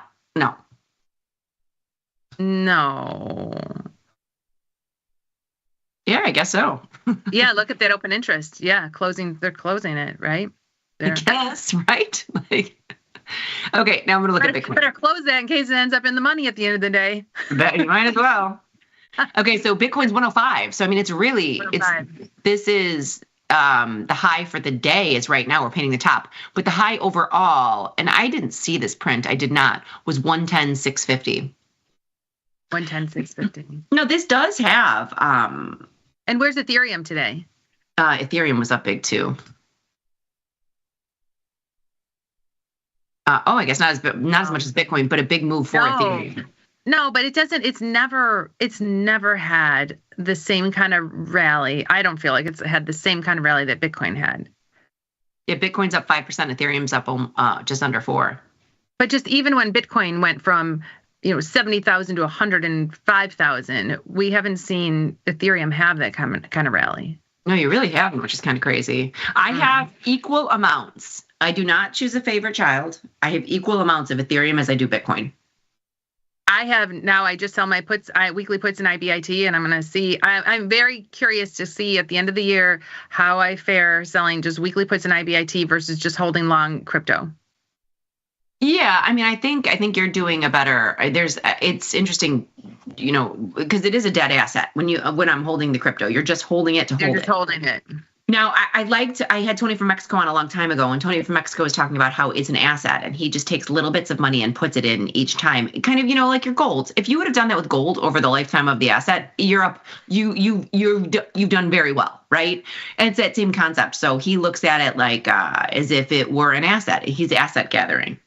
And I get that, but I used to have crypto and just hold on to it, and I had Bitcoin and Ethereum, and I would watch it run up, and then I'd watch it fall down, and I'd watch it run up, and I'd watch it fall down, and I'd watch it run up, and I'd watch it fall down. And then I said, I'm not going to do this anymore. I'm just going to get rid of my crypto, and I'm going to sell weekly puts in IBIT. But you've got to follow it up. If you're going to do that, you have to follow it up. And so I follow it up as it runs up, and then they end up deep in the money when it falls down. But at least I'm just curious to see, because I got tired of watching it run up and watching it fall down. Now, if we get to a point where it just keeps running up and never comes back down, I would have rather just been long. But yeah, it's interesting too, because this administration, and nothing is political on the show at all, because we really don't have any idea, and I have no political affiliation. But this administration seems to be very crypto friendly. Right, and I do still trade coins, so I feel like that is another crypto position that I have. Coin is a good proxy. Coin was up. Coin's up almost the exact amount as Bitcoin today. But on the heels of being up a ton yesterday, coin was up a lot yesterday. Yeah, so coin went from here. Coin's a pretty violent stock. We never did today, Jajun. I know, because we are up $70. You know how hard it is to do Jajun when you're up $70. And Jenny, here's my question, and it's kind of annoying me, so I'm just gonna be cranky about it while I ask you. So we saw that at 609. If this freaking thing pins 609 today, I'm dropping a zero. I'm sorry, 6,009. Yeah. 609.55. If it pins 609.55. So Liz and I on our calendar trade locked in like an $1,100 loss today, which is why you're cranky. Well, I mean, yeah, it's not the end of the world. My account is doing amazing with it, but I'm just saying, is it a self-fulfilling prophecy? Do you know what I'm saying? Are we going to end the day where the settlement was? But the settlement shouldn't have been there. That's bonkers. Can we take it to the tape? Can we call? Is there someone to call and say, how did you get this settlement price? What gapped up so much? What is the biggest component in there that was so high on the open that it brought all of the numbers up? Hey, if you're out there on Twitter and you know what the heck it was on the open that marked like crazy and then fell, but it's everything. It's like everything on the open. And on the open, maybe SPUs were up 50, and then shortly after they were only up 45. I don't know, but we never saw it print that. What's a big percentage of the SPY that could have made it move? I have no idea, but again, how do we learn our lessons? By placing trades, good or bad, and this was a lesson learned. I think you learn so much more from your losses or what you don't expect to happen than you ever will from your wins. Just like, me buying crypto and like little bits and asset gathering. Yeah, it's great because it's going up, right? So yeah, of course, it's great. It's going up. It's kind of like looking at my son's. It's kind of like looking at my son's account when he thought it was so easy when he first got it in November. He's like, I'm going to buy a little bit of this, buy a little bit of this. And then he was scalping in and out for like $5 here, $5 there, and thought he was God's gift to trading. I wanted him to get it until he was a little bit. Oh, Yes. I mean, the best thing that happened to my son was when he turned 18, he got his $5,000 account. He watched that account go from 5,000 to 10,000, and he watched that account go from 10,000 back to 5,000. And I thought that was a really good thing for him to see. When he was young and learning, because I think I don't want kids to just think it's so easy. They need to understand. When people think it's so easy, that's how they could end up in trouble. You talk about people with a high risk tolerance, doing well, or that one boy in his class has the higher risk tolerance and he's doing better. But that could also lead you to trouble. I think of my neighborhood when everyone was trading during COVID, and the market was shortly after COVID, we had the market just running up, and they were selling puts, and they were doing very well. And that got them too comfortable where their size got too big selling puts. And then that led to trouble when we had a big down move. Yeah, I mean, everybody's a winner in a bull market, right? Everybody's a winner in a bull market. And nobody can do any wrong if everything's going up. So that is true. And I think options traders understand that. I mean, don't get me wrong. I kind of like to ride the wave until it changes, and then it'll be a completely different game. You and I change our trading style in the market that you're in. Well, and even in this environment, we've had two-way action. So a lot of my positions, most of my positions, I'm doing my weekly, I buy an at-the-money call spread and sell an out-of-the-money put spread to pay for it. That, like, most of my positions are those where I'm riding the wave. If we keep going up, my profits are capped. But if we fall, I've got room. And if we really fall, it's defined risk. So it's like our trading style does change as the market changes. It does. Our trading style completely changes as the market changes. Okay, I'm going to pop back into Twitter, make sure we get to everybody. Maybe you can keep an eye on that. Let me know if I need to keep going back. Okay. I watch Love Actually, then Die Hard every Christmas. And you know what, Vanessa? That's so funny, because I was talking to another one of our friends, and she called and said, "What are you doing?" And I said, "Well, watching Die Hard, because Liz wants me to watch it, and I've never seen it." And she brought up Love Actually. She's like, Die Hard and Love Actually are two movies I watch every holiday. I think they're Christmas movies, even though a lot of people think they aren't. Okay, so I agree with you, because Alan Rickman should be punished for what he did to Emma Thompson. And that's what he did in Love Actually. If you... RIP TikTok, because it's going to be gone on Sunday. But there's a TikTok about Love Actually. And so, I mean, I love the movie. I think it's really sweet. I do. But if you break it down or watch it from a kid's perspective today, it's an awful movie. Awful. Is it? Awful movie. Each concept gets worse and worse and worse. You know what I mean? You've got like the best friend who's trying to steal his best friend's wife with those cards. Remember, that's where those cards came from. He's standing out there because he doesn't want his friend in there to know that he's trying to steal his wife. You're just like, what? I'm gonna have to watch it again, because I don't remember. I've seen it was so long ago. Yes. You've got the guy who falls. I mean, don't get me wrong. I still think it's sweet, and I like it from that perspective. But if you break down each of the scenarios, it's insane. I just can't believe that that's Snape, because Snape looks crazy now with dark black hair. Alan Rickman is dead.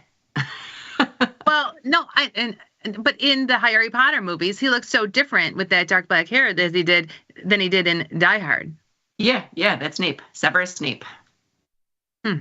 But yes, so thank you very much, Vanessa. I super appreciate that. I also want to shamelessly self-promote. What time is it? Oh my God. We're almost done. But I wanted to shamelessly self-promote. There are some, where are we, events coming up. So here we go. So the digital collectible for Ryan Grace, they already had the intimate coffee setting here, is going to be the 25th. So you can still sign up for that today. And then, Dr. Jim.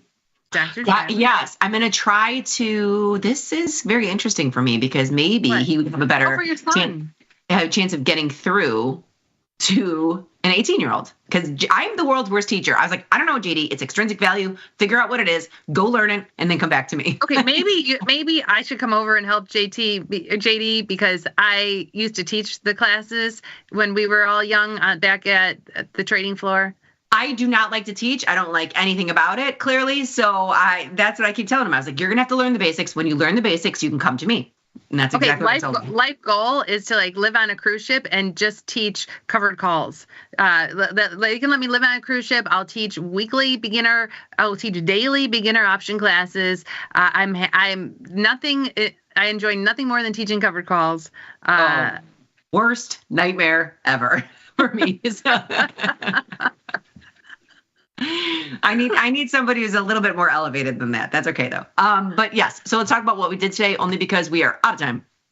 So activity today, let's see if Jenny did her job. I have everything pushed out. We cleaned up. We didn't really put on any new trades, Jenny. We actually just cleaned up. We cleaned up Baidu, Intel. Actually, we did put on a new Intel, position. We closed Newmont, we closed Silver, and we closed IBIT. And we closed them because we can always get right back into them. Wait, why don't we close AMD? It's up 61%. I know we only looked at red in the money signs. We didn't look at any at percentage. So we have a short put in AMD. Let's take that off too. And that gave us $1,300 back. All we had left to make was $30. That's a good catch. Yeah. And then just like glance down the percent column to see if there's anything that is a bigger percent. That doesn't. SoFi, let's close it. We can always get back in.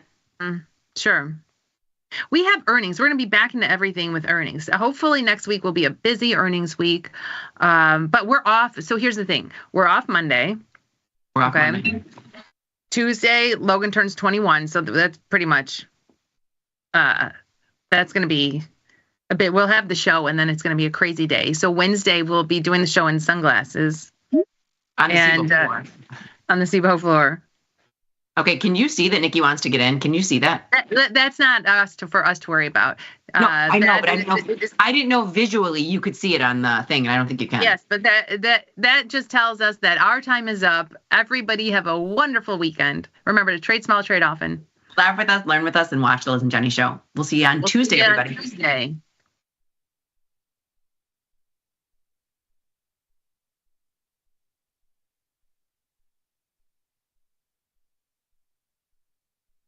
Forbes called us best online for options trading.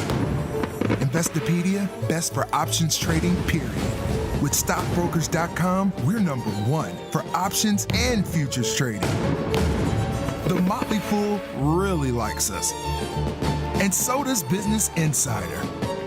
So what else can we say other than boom? Trade like a trader. Tasty Trade. Make your move. What's up, everybody? Check out my new series, Life Cycle of a Trade, where I show you my real-time trades with insights into strategy selection, adjustment mechanics, all the way to the closing order for all of the tastylive core strategies.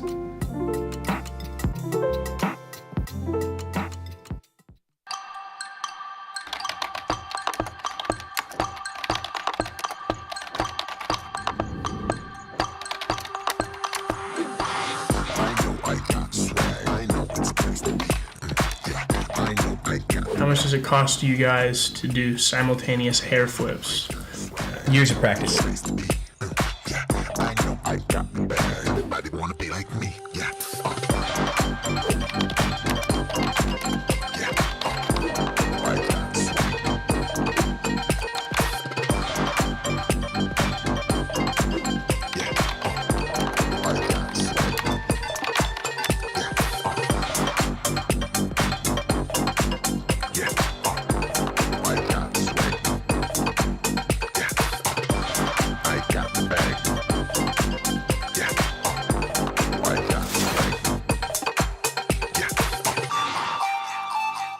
Looking for a better broker and a bonus? Sweet.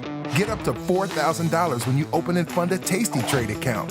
Plus, smart tech and a broker who's got your back at Tasty Trade. Make your move, genius. Tasty Trade.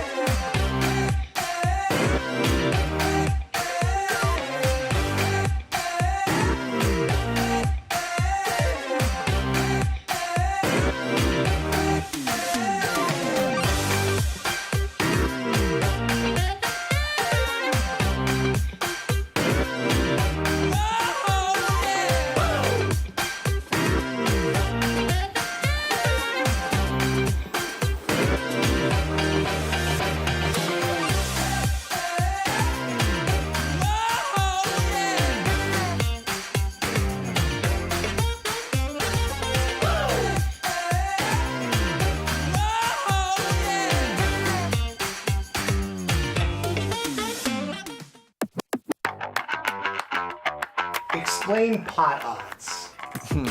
Pot odds is my favorite term, but pot odds in the poker world or gambling world refers to having a greater payout than your implied odds would suggest. So let's say I have 3-to-1 odds to win a pot, but the pot is giving me 4-to-1 odds to make that bet. I would have a positive expected value over time. So in trading, let's say you have a defined risk debit or credit spread that's currently at a max loss, and let's say there's 30 days left to go. There's not really a reason to close that position because you're already at max loss. You can only go up from there. So in that scenario, that would be a positive pot odds scenario or something that would give us pot odds to stay in.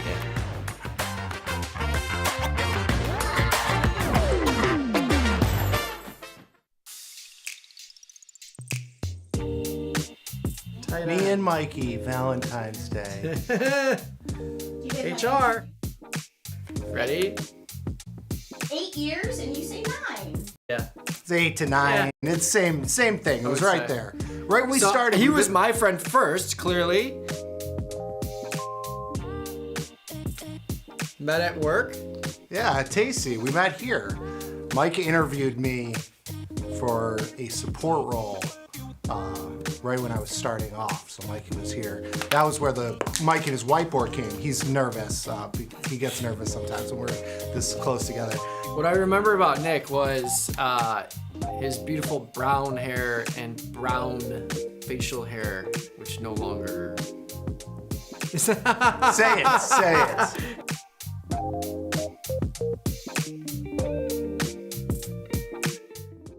If you missed the live show, here's our cherry on top weekly recap. First of all, I'm sitting in the captain's seat. I've never been invited to come sit in the new captain's seat. But what I'm concerned with is the size of these screens. And then he's still doing this. Snow, let's take a look.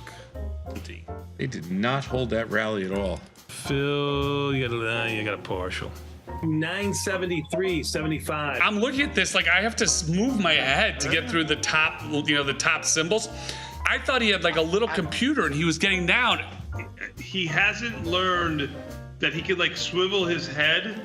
He has to see the screen. He has to go like this. To me. And then, you know what? Money goes to money. You did it. Good job out of you. Yeah. I just drove with him twice. Now I'm really concerned that I was just in the car with him for 2.5 hours.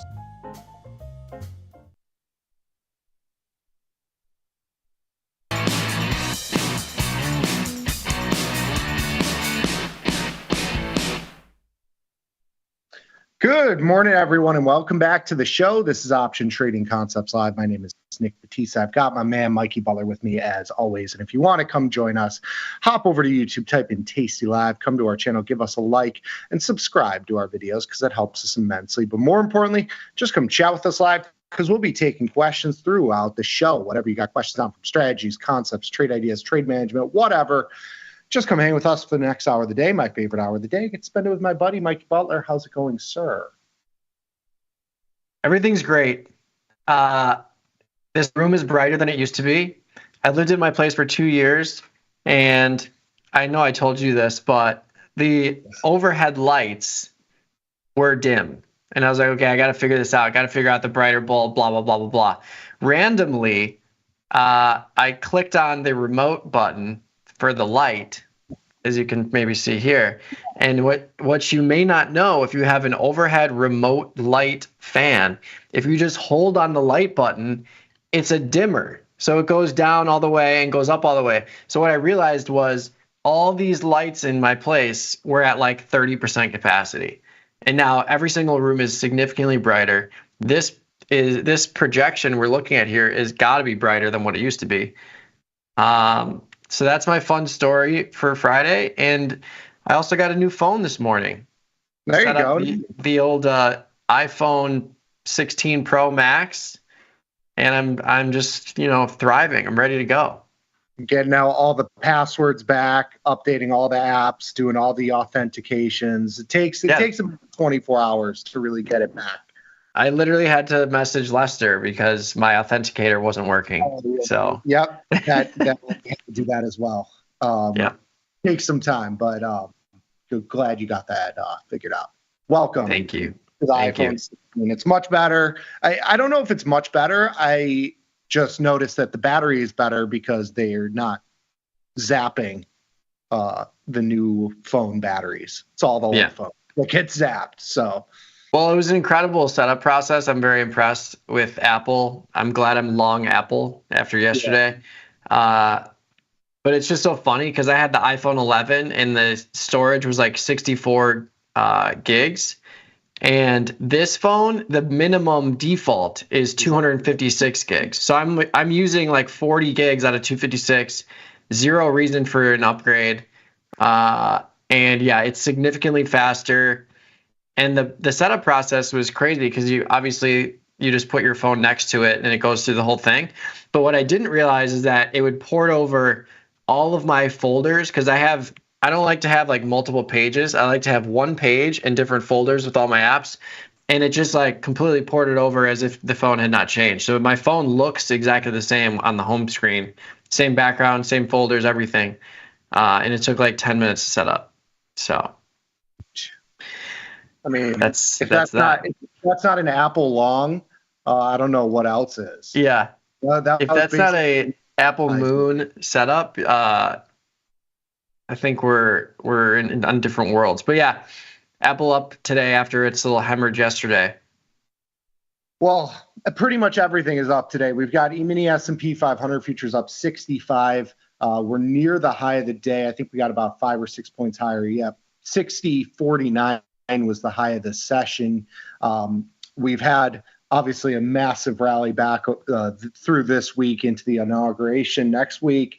Some CPI, PPI off the table, volatility contracting. It's been you can't miss for these last couple days. NASDAQ up 346. You got the Dow up 430 and the Russell up 13. So the NASDAQ and the E-mini is the strongest of the group. Some big moves across the board in pretty much all the Mag 7s. Apple had a huge move down yesterday, kind of lagging on the market there. It's up a couple dollars here. NVIDIA is another one that's kind of catching up here, up $4 and change. Google and Amazon both strong. Google's up $2 and change. Amazon was up $4 or $5 at one point. So it's definitely been a broad-based rally here across the board. Oil futures 77.66. We've come down a couple points from the highs. You got volatility futures at 17. They're actually upticking from the session. We started, we closed yesterday at 17.21, so we're down a little bit from there. But today we got as low as 16.75, so maybe a little bit of a bit into the close here in volatility. Who knows? Bonds up a tick. You got gold and silver basically, I should say silver's down, but gold's basically unchanged here, up $4. Had a little bit of a two-sided action today. Silver down 53 cents. And then the orange coin absolutely mooning today. Bitcoin 105, 105, I should say, $1,000 a coin on the futures. Spot is right there as well, up 3,500 on the session. Into all sorts of news happenings in the inauguration, Bitcoin reserve, crypto friendly. Who knows how fast that'll pan out. Yeah, I think Polymarket has Bitcoin being used as a U.S. reserve at like 55 or 60% now, which is always interesting. But yeah, you're seeing some other yesterday too. That was like overnight. Yeah. So we'll see if this continues, but we are bullish on all these Bitcoin products. Mara is having a big rally today, up 13%. I think you got me into a call diagonal there. Yes. The 20-30 long call diagonal spread, long March, short the 30 Feb. I did that for 278. Mm-hmm. So that could be a huge winner if we get a big rally in Mara. And then Costco up $21 after we were verbally pumping it yesterday with all of the greatness that it has to offer. Are you at the 1,000 March Feb? Yeah, I just have the 1,000 March Feb calendar spread. it was down a couple $100. Now it's up a little bit, but it's making $300 today. So you get another day like this, and I'll take this off for a nice winner before earnings. Yeah, it's a nice little trade.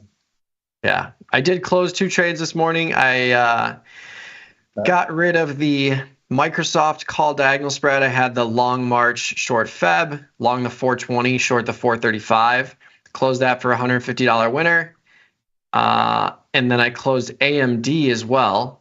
AMD is up today, and I sold that one. I had the 120, 130 long March short Feb. Close that for 90 cents. So both of those products have earnings coming up. So I just figured, we've seen a big rally in the last couple days.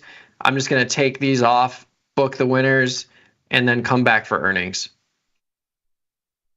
I love it. I did a couple little cleanups this morning. I closed out of my micro euro contract, scalped that again. That's been a real nice trade. It's actually down about 40 ticks from where I closed out. Maybe the dollar the dollar's had some whippiness throughout. Yeah, euro was up on the day when I closed this, so seeing a little bit of dollar strength there. Celsius, I closed out of the strangle that I had. It was originally a naked put. I did it at the 30 strike. The stock went from I can actually pull it up here. So I sold the put. The stock was, where was I? This was on the 10th. So we started with the 30 strike put as an in the money, or right at the money. Stock was 31.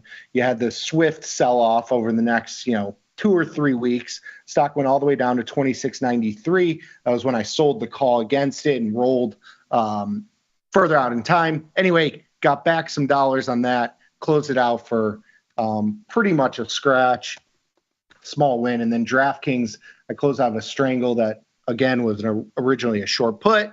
I sold a call against it. I rolled the position, closed it out today, took $100 out of that. A couple little cleanups there as well today.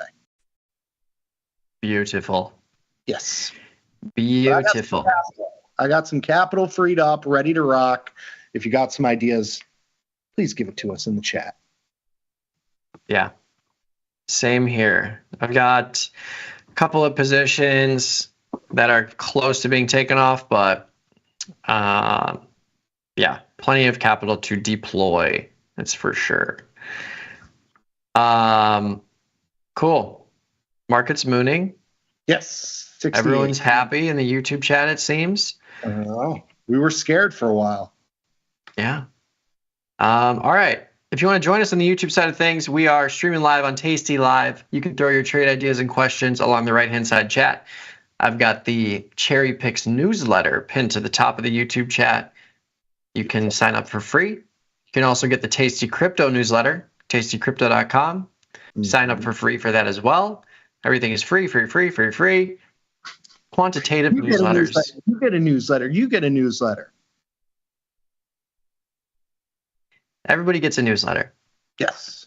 All right. Here we go. Club Shirt Friday. My shirt is people diving into water. Oh, I thought that pretty was close. Like a golf one. Kind of looks like golfers. No, these are people diving into waters. Diving into water, doing cannonballs and whatnot. I don't know. I bought this shirt during the J. Crew bankruptcy blowout sale online. It was great. Got like 10 shirts for 60% off, 70% off. All right, here we go. Leroy Jenkins kicking it off. Can you guys explain how we can tell if a symbol is leveraged on Tasty Trade? And for short premium sellers, do leverage symbols usually not give an advantage? Higher credits, you will get higher credits because they have higher implied volatility. But for leverage products, you just look for the little description along the right-hand side and look for a 2x or a 3x or a 4x or a 5x. That will tell you that it's leveraged. Yeah, anytime you see like Ultra or some of them, like if you look at VXX, believe it says. Like anything that is futures related is going to typically have some leverage to it. So it does, take some digging into if you are trying to avoid some of those things. Yeah, but like MSTX is the daily target 2x long MSTR. So like you'll see 2x, 3x. What's the gold one? GDXD. Gold miners minus 3x inverse leverage ETN. So it'll either say 3x levered or it'll be ultra, super, mega, giga. That's what we need. We need a giga fund. And they all move on a percentage basis. So it's based on whatever they're tracking, percentage move day to day is how those products move. So they're very binary. It's hard to trade these other than long positions because it's all it's not an overtime trade. It's a playing for the move right now type trade. Yeah. Investing against the grain. When do you buy the guts and sell the wings? Do you keep rolling the untested side for a strangle until you are at a straddle and then buy the guts and sell the wings? Typically, yeah. So, I mean, buying the guts and selling the wings, like you don't need to hyper focus on where you are specifically. Buying the guts and selling the wings is simply buying back your current trade and opening a new trade with out of the money strikes. Generally. So like it could be a straddle, it could be a more narrow strangle that you're turning into a wider strangle. It could be a small inversion that you're going into a wider strangle. But for us, we buy the guts and sell the wings when we roll out in time. So we've done that with straddles, we've done it with inversions, but generally speaking, it's just moving your intrinsic value position in a near-term cycle into a further dated cycle and moving it back out of the money. Yeah, and the ones that Tom does intra expiration, so in the same expiration when he just buys back the straddle, sells out a strangle. You got to keep in mind, I mean, most of Tom's trades start as strangles, and as the stock moves, he's rolling up or down, and that value over time, decays, and you capture some of that value. And when you get to an at the money straddle, that position is going to hold its value the longest. Like it's not going to decay as quick from a percentage basis as those further out options. So at a certain point, moving your straddle to a strangle allows you to reset where your risk is, move where your risk is, and put you further out on the curve so that you get into a faster decaying position versus the at the money premium. Yep.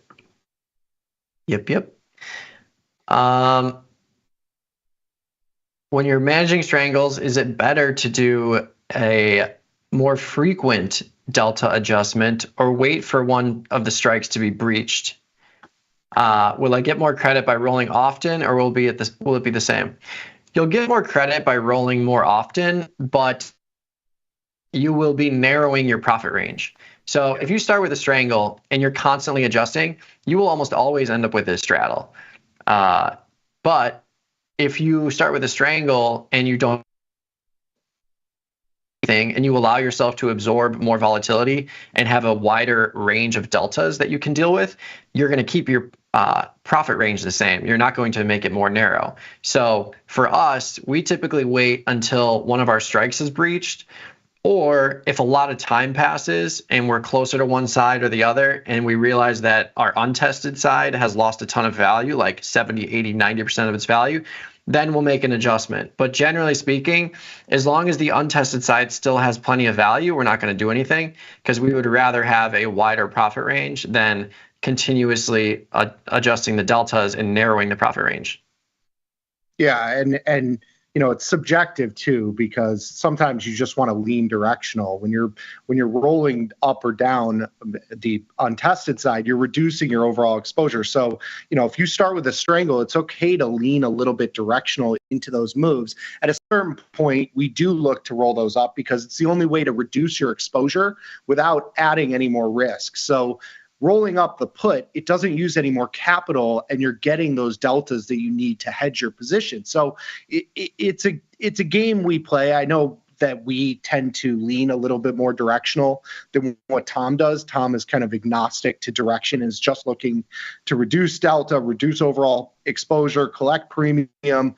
His positions are a little bit bigger, so he's not afforded the flexibility that we can have with our positions. But either one is totally justifiable. It depends on what you want to do with your directional exposure. Mm-hmm. Learning about diagonal points covered calls. Open a tiny position on Carnival Cruise Lines, CCL. Avoiding earnings. Bought an April 17th 22 strike call and sold a Feb 27 strike call. Nice. So $4 wide. Your short option is right where the expected move is in Feb. You're paying $4 on a $5 wide spread. You got plenty of time in your long option to manage it or just hold it if it goes down. So yeah, this is a pretty cookie cutter setup with a slightly in the money option here, and then a short option that has some value and is near the expected move. Yeah, so if you start with this position, one of the cool things with a poor man's covered call, so you start with this position, you're buying about 50 or 60 cents of extrinsic value. So that's the cost of the leverage that you get on this position. Is that extrinsic value. You're selling about 70 cents in this 35-day expiration. So over time, as this option decays, you're going to offset a lot of that, if not all of the extrinsic value you're paying in April. And because of the difference in the expiration times, you still have at least one more roll baked into this poor man's covered call. So you can continue with this for another cycle, which is great. It's a good pick. Yep.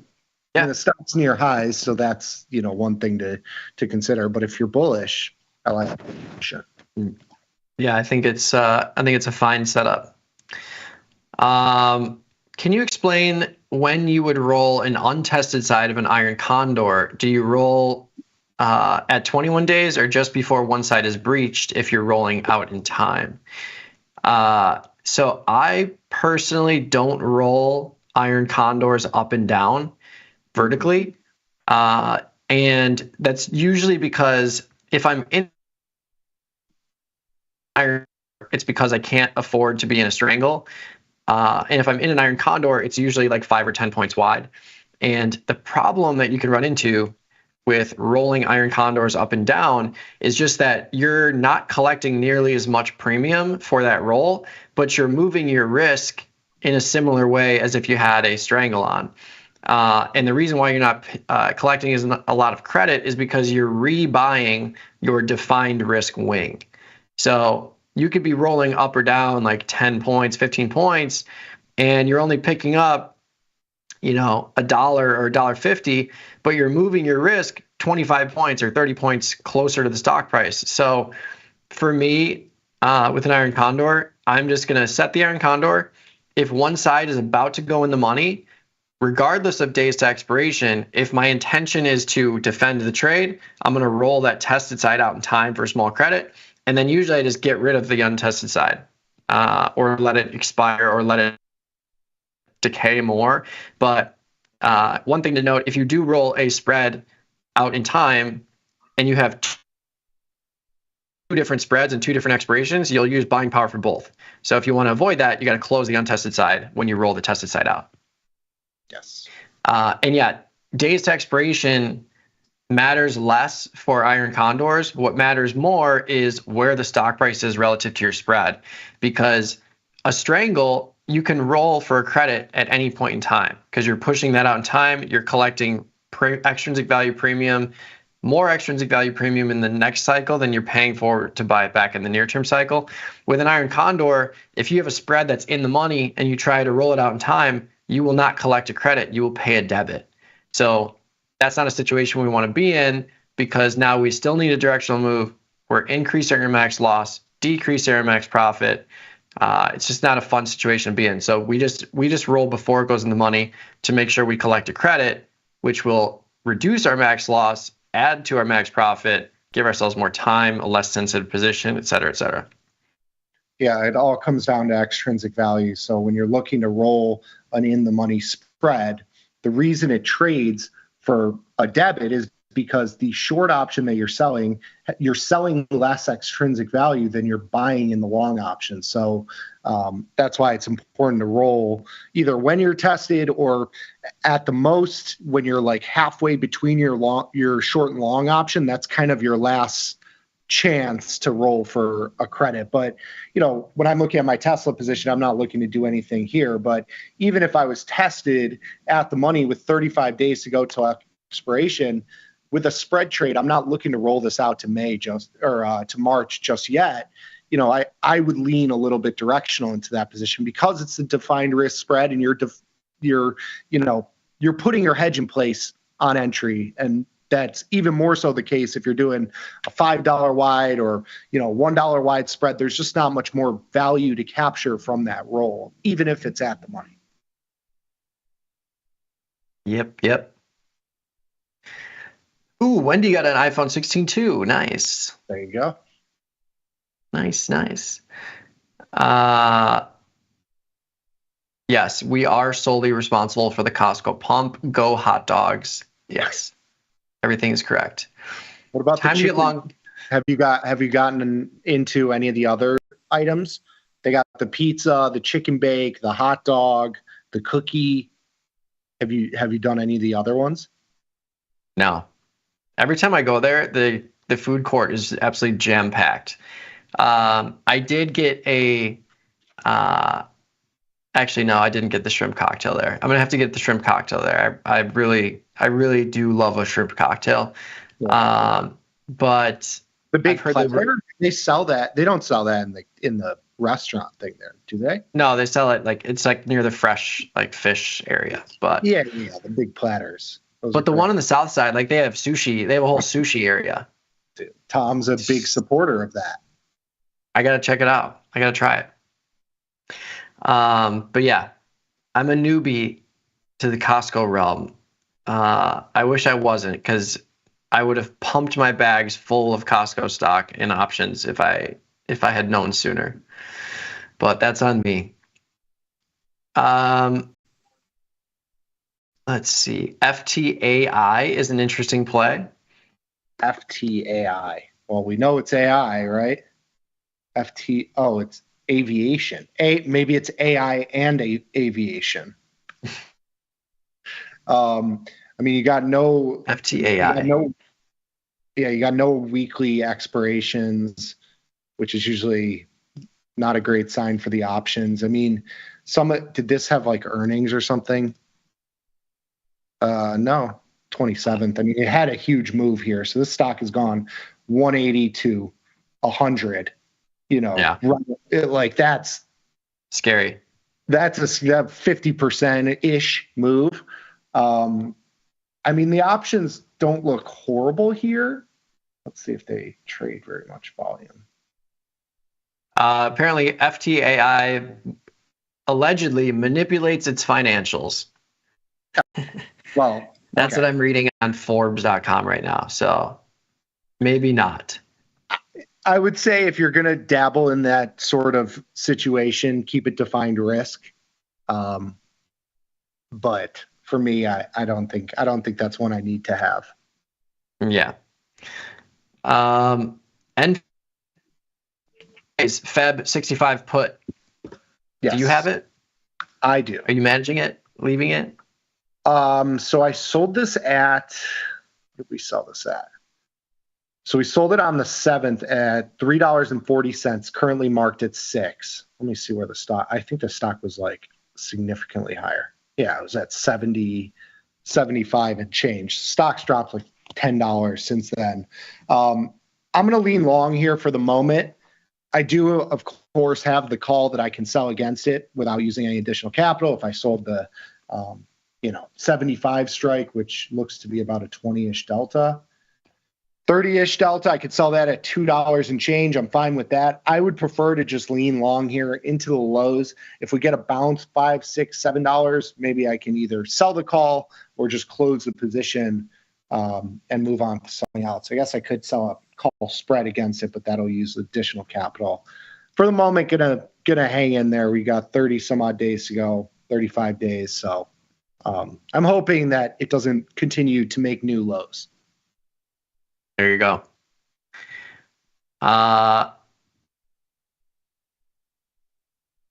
Ion Q, call ratio spread 55-60.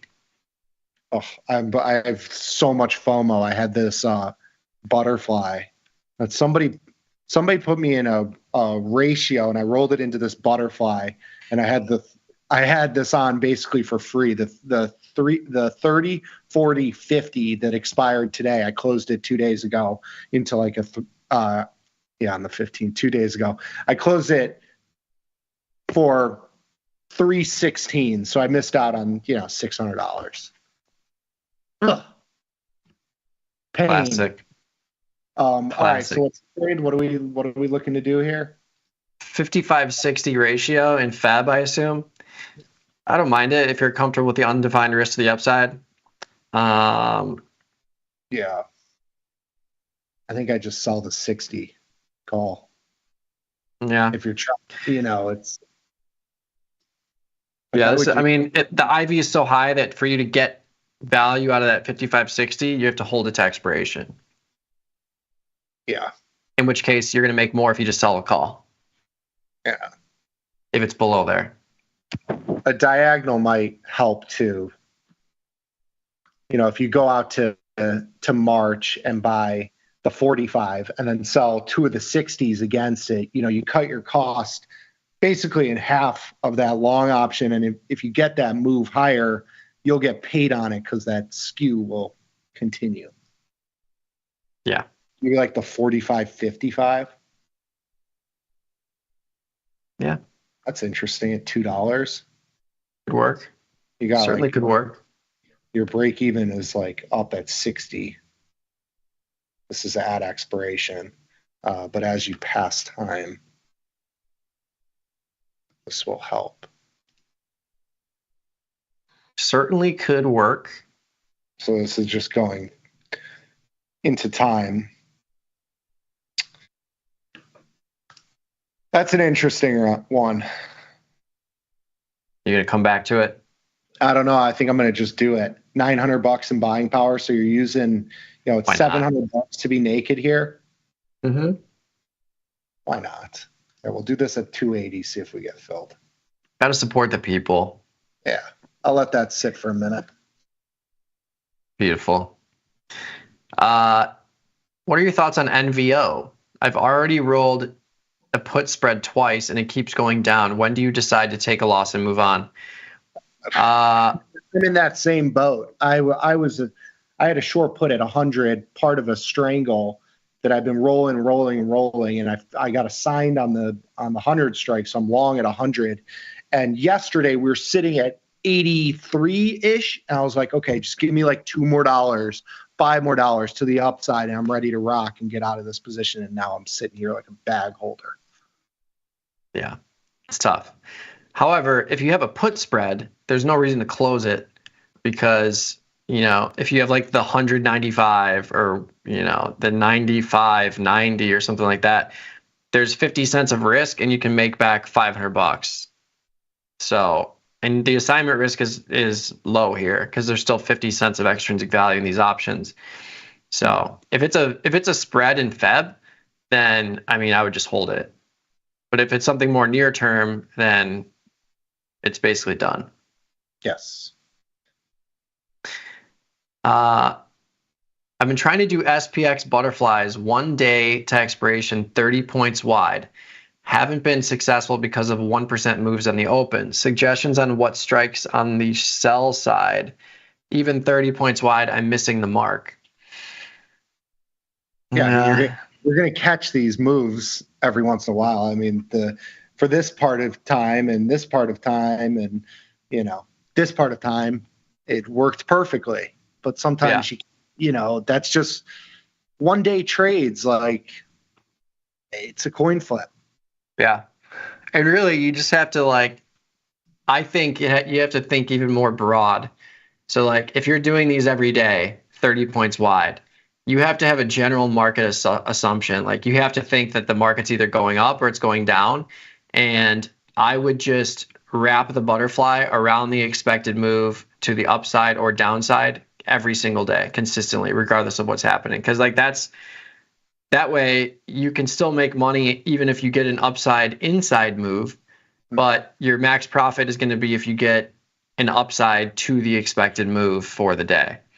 And even on a move like this, like I think the expected move today was like 40 points or something from yesterday. Like you would still be profitable here into this move because you'd have a 30-point wide wing, and you would have paid, I don't know, a pretty low amount for a 30-point wide if you put it on yesterday. So like I would be doing it like at the end of the day, find the expected move for the next day and wrap the shorts around the expected move to the upside or downside. Like that's how I would do it. I thought they were doing at the money, like selling the straddle and going 30 points wide. And the other point to that is that, with a 40-point expected move, your probability of profit is 20 or 30%. Because you're inside on either side. So that's another part of the equation is, if you're doing these, anytime you have your full spread inside the expected move, it's going to be a sub 50% pop. So if you're looking at one this is for Monday or for Tuesday, because Monday is off, and you're doing this $30 wide, you're only paying the $7 or you have $7 in risk on this, but you can see you have a 30% probability of success. And that's just because you need, this is a 50-50 shot is this brown bar. And so you're inside that expectation. Yeah. So I think if you're inside the expected move, I think you got to lean directional. Yes. I think is the way we're putting it, where if you're at the money and you're doing it wider, then that's a different story because now you're encompassing the whole range and you just need an inside move to be profitable. But of course, that takes more risk. Mm-hmm. How are the year-long trades doing today? They are doing swimmingly. This trade is up $200 net. It's actually down today, because there's a spike in implied volatility. I've been looking every day of just rolling this out in time to March and seeing what the credit is. It's been hovering around $2.50 and $2. Yeah, I mean, that's what this is today. Short volatility in there in the short term is always going to be high.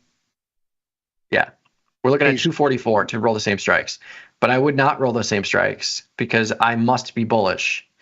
So if I were to roll this to March, I would move it to the 55.70 for 270. Today might actually be the day to do it.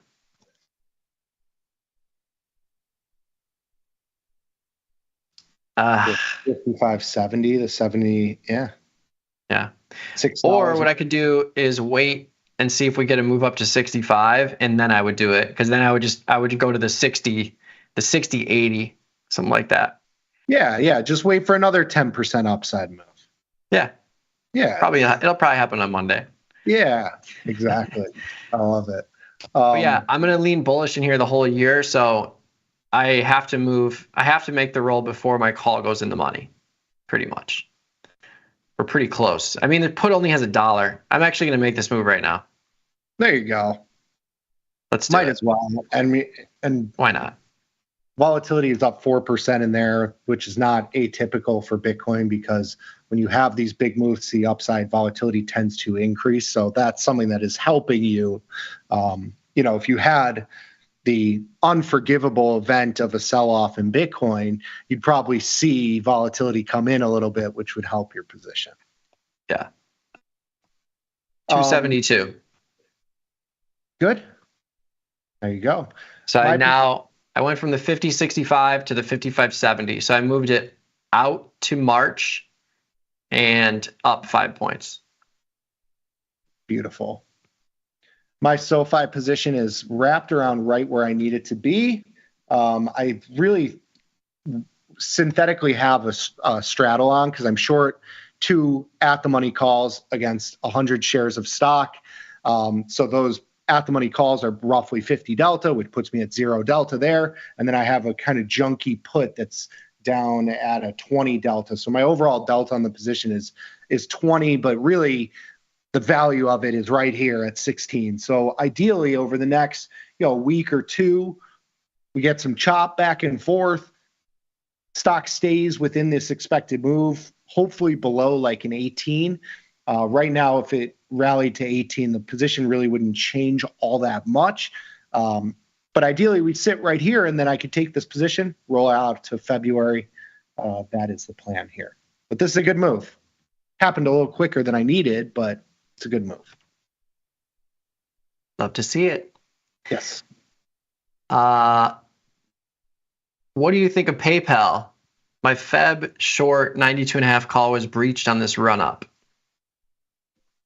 Yeah, I have some short delta here into this move. Might be one for you if you're looking for a new position. I did the 82.5. I think I rolled down the calls here. Yeah. I started with the 75.95. I wish I had kept that. Rolled up the puts, then rolled down the calls.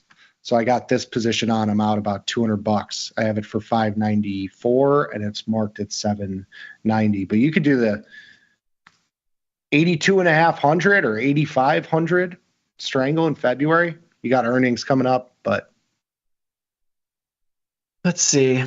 Got to be somewhat enticing. Yeah, earnings are coming up in a couple weeks. I'll probably just wait for earnings, see where we're at. But I do like this move in PayPal. Mm-hmm. Love PayPal. There you go. You like those little rewards. Yeah. I just like the fact that you can centralize your payments and not manually type in your credit card or debit card or information into all these different websites that can easily be hacked. If you just use PayPal, you are behind a firewall, for lack of better terms. So you're more secure for sure. It's all about data security these days. And while I'm on the topic, make sure you freeze your credit scores. That's the easiest one. Go to Experian, TransUnion, and Equifax and just set up a freeze on all your accounts until you actually need to do something, and then you can unfreeze it for a day. Mm-hmm. Otherwise, people can just run wild with your credit reports. I was going to add, because you were talking about security, CrowdStrike is down. It was down like $10 or $15 at one point today. Now only down to $8. Getting a little bullish momentum there with the rest of this market. Dave, Palantir, you paid 30 cents for a vertical and it's now at 23 cents. Are you still staying in, and when do you take profit? So I rolled from the 45 strike to the 50 strike. We had a big rally in Palantir over the last couple sessions here. 65 strike is where my short, or my 60, I'm at the 62.5 strike for my short. So I was certainly being tested on the downside pretty quickly into this move. So we had this little bit of a rally, and yesterday I went and because I had this as sort of jade lizardy wide iron condor, because I had the 62.5 45. So I was using $1,600 in buying power. I just got filled on my iron Q. So I was using $1,500, $1,600 worth of buying power on that position. I went and bought in a little bit of the risk for cheap. So I just sold out of the 45, bought the 50, and bought in $500 of risk for 30 cents. So that trade is not a standalone trade. It was just an adjustment to reduce some buying power here. And the position as a whole, it's up about $80 total. So I have this on for a net credit of $560, and it's marked at $470. So it's up, 90 cents right now. But it was really just an adjustment for capital to free up some capital. I could have got, there's no 52.5 strike here to make it 10 by 10, but I could have gone to the 55, anything like that. It's just a reduced capital. Cool. You decrease gamma when you're buying the guts and selling the wings, correct? Yes. Oh, but really only if you're moving it out in time.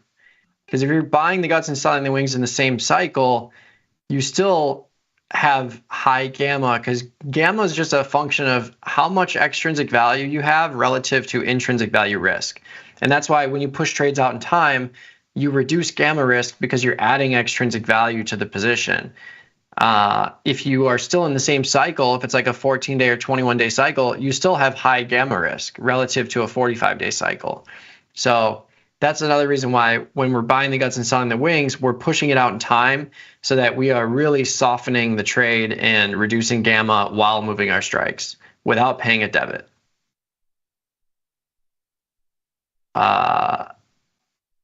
Losing gold futures iron condor, 11 days to go. Shorts are at 26.90 and 27.45, 10 points wide. 27.90. Yeah, 27.90 and 26. Sorry, 26.90, 27.45.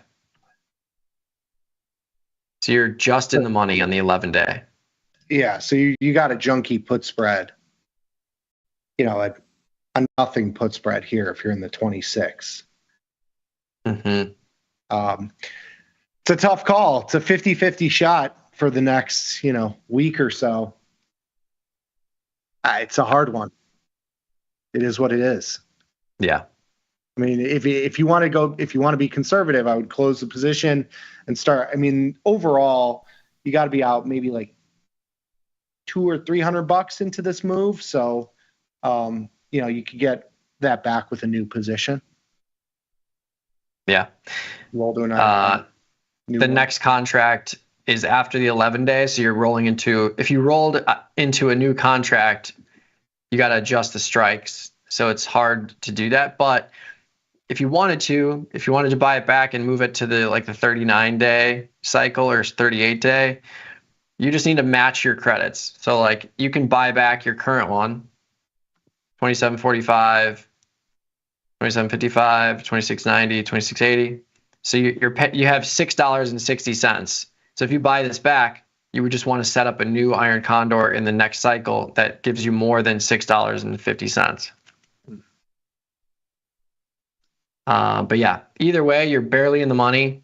So if you're feeling short for the next couple days, you can take a little risk and do that, or you can roll out in time. Mr. Green, moving the account over to Tasty. Nice. Appreciate your support. Brett has an IBIT Feb 50 put 62 strangle. Short 32 deltas, expecting the rally to continue. Inclination is to move to March and widen for a $2 credit. Yep, that is what I just did. I didn't widen, I just moved the strikes up. But yes, you can widen if you want to give up some of that credit to give yourself wider break evens. I'll also roll up the put. Yeah. February, roll to the 30 delta, the 55, and that'll, cut your exposure by half, pick up 15 deltas. Mm-hmm. Yep. And another thing, if you're rolling into rallies like this, where you have an increase in IV, you can visually see that they're pumping premium into the out of the money strikes. So IBIT's at 60 right now. If you look at the 50 put, it has lost 50 cents today. I'm looking at March, yeah. Okay. If you look at the 50 put, it's lost 47 cents today.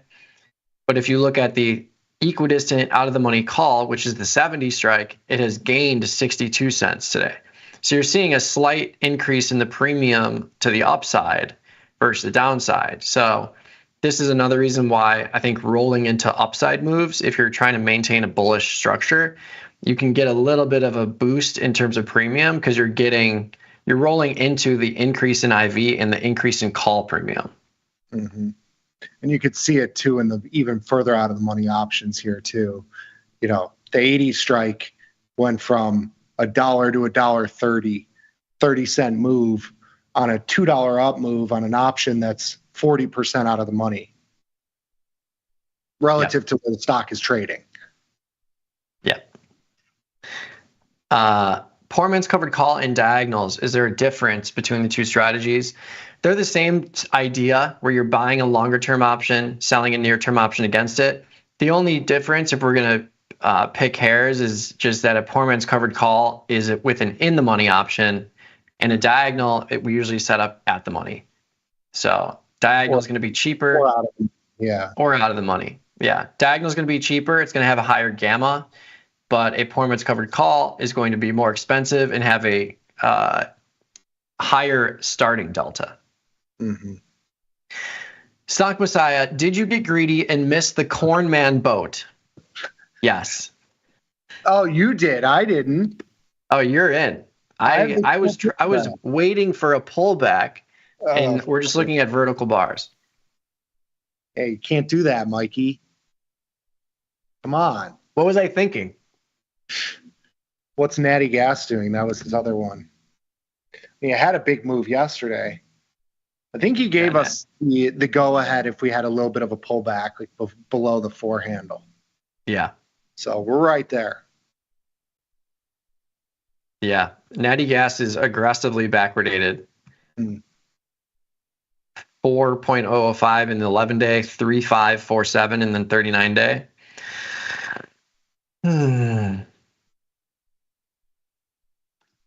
Let's see what does that chart look like? NGH5.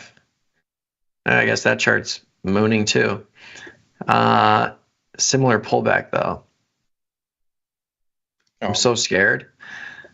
What do I do? I can't do Natty Gas. I gotta wait for an absolute just meltdown in Natty Gas, but I don't think that's gonna happen. I gotta stop waiting for pullbacks. I just gotta keep buying at the top. Pull the trigger, man. Come on. Where's soybeans? Soybeans even ripping higher. Man, good for you guys. Chicken bake at Costco is excellent. $2 each if you buy them in the frozen food section. Cheapest lunch ever. I will keep that in mind. Yeah.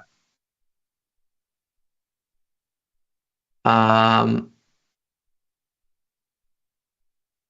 one day, question on the one day. At the money iron fly or doing a butterfly for a debit looking for directional move. I think if you're doing at the money flies, you got to go wider to encompass the range. But for a directional move, I think if you're going more narrow, I think it's fine. You just got to kind of lean a little directional to offset your lack of width. Mm-hmm.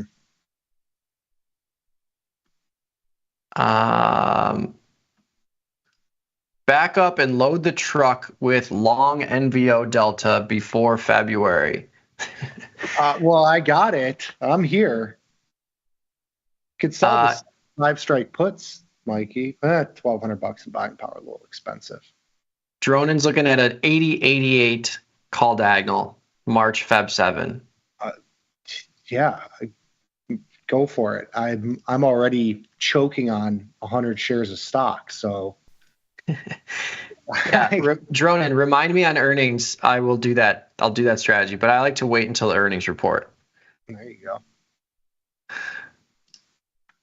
But it is a pretty cheap debit relative to the width. $4 debit relative to 8 points wide. So you could put it on now into the sell-off.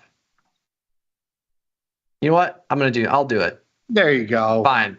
It's like what do I have to lose other than $400? Was? Huh? Wasn't it at like 10-year lows or something? You gave instantly filled at $4. Great. No, 10 years, but a couple years. All right, I'm with you. XRT, 74.85 strangle.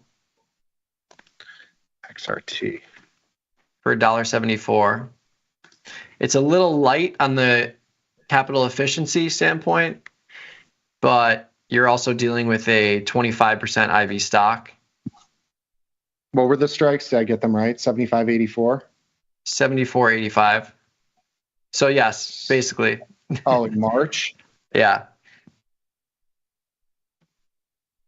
yeah, a little cheap for my liking, but Yeah, I mean, I don't hate it. It's just we prefer to keep the strangles for higher IV stuff. Mm-hmm. But I see no problem with it. Question on rolling iron condors up and down. If I'm comfortable with 10-point wide spreads, if I start with a 5-point wide spread iron condor and the put side gets tested, what's your opinion on rolling the short call spread to 10 points wide? Sure, you could do that. Didn't the bat used to do that a lot in? Yeah, it's like a IRA adjustment. If you're trying to sell a strangle and you just buy some junky wings to reduce the amount of capital that you use, rolling and adjusting instead of rebuying cheapy options, you can just roll the shorts up and down. It'll use a little bit more capital, but that's same sort of thing applies here. Like, sure, you could roll down just the short call. You just have to keep in mind that now you have $10 of risk on the upside. You're going to use additional buying power, etc. Yeah, I kind of really like that adjustment because let's say you have the iron condor on for 5 points wide and the put side gets tested. You can roll the short call spread to 10 points wide, but you can also roll your 5-point wide put spread into a 10-point wide put spread. Like if you're rolling out in time, that's what I used to call forcing a credit. If you're rolling out in time and you have a 5-point wide that's slightly in the money, you can turn it into a 10-point wide and you're going to force a credit because you're widening your width and taking on more risk. So I like that as an idea of like, okay, start with a 5-point wide and then at a maximum, manipulate it to a 10-point wide and pick up some more credit. But then that's where you have to kind of draw the line. I think that's it. We're done. Cool. We are done. Who you got this weekend? I think the easiest bet on the board is Washington to cover the spread. I don't know why. I love the Lions, but they should not have an almost 10-point wide spread in their favor to a team that does not punt it on fourth downs. Daniels doesn't turn the ball over. I just don't see that. I think you could see a blowout on the Philly side. I think Philly could blow out the Rams. I think Baltimore and Buffalo will live up to the hype of the best game of the year. I hope Those so. are my takes. And I think Kansas City is going to destroy Houston. I'm almost locking Kansas City in defense in all my fantasy lineups. So I'll know if I'm dead or very much alive after the first game. Perfect. Love it. Thanks for tuning in, everyone. Hopefully that segment helped. If you want to reach out to us on Twitter, feel free to do so. I'm at Trader Mikey B, Nick's a Trader Nicky Bat. Stay tuned, though. We got plenty more content coming your way on the YouTube channel as well as tastylive.com. We'll see you on Wednesday. Monday, the markets are closed. We're both going to be off on Tuesday. So we'll see you on Wednesday, and we'll resume this craziness. Netflix earnings are on Tuesday after the close, so be sure to check that out, too. But, yeah, have a good weekend, everyone. We'll see you next week. Peace.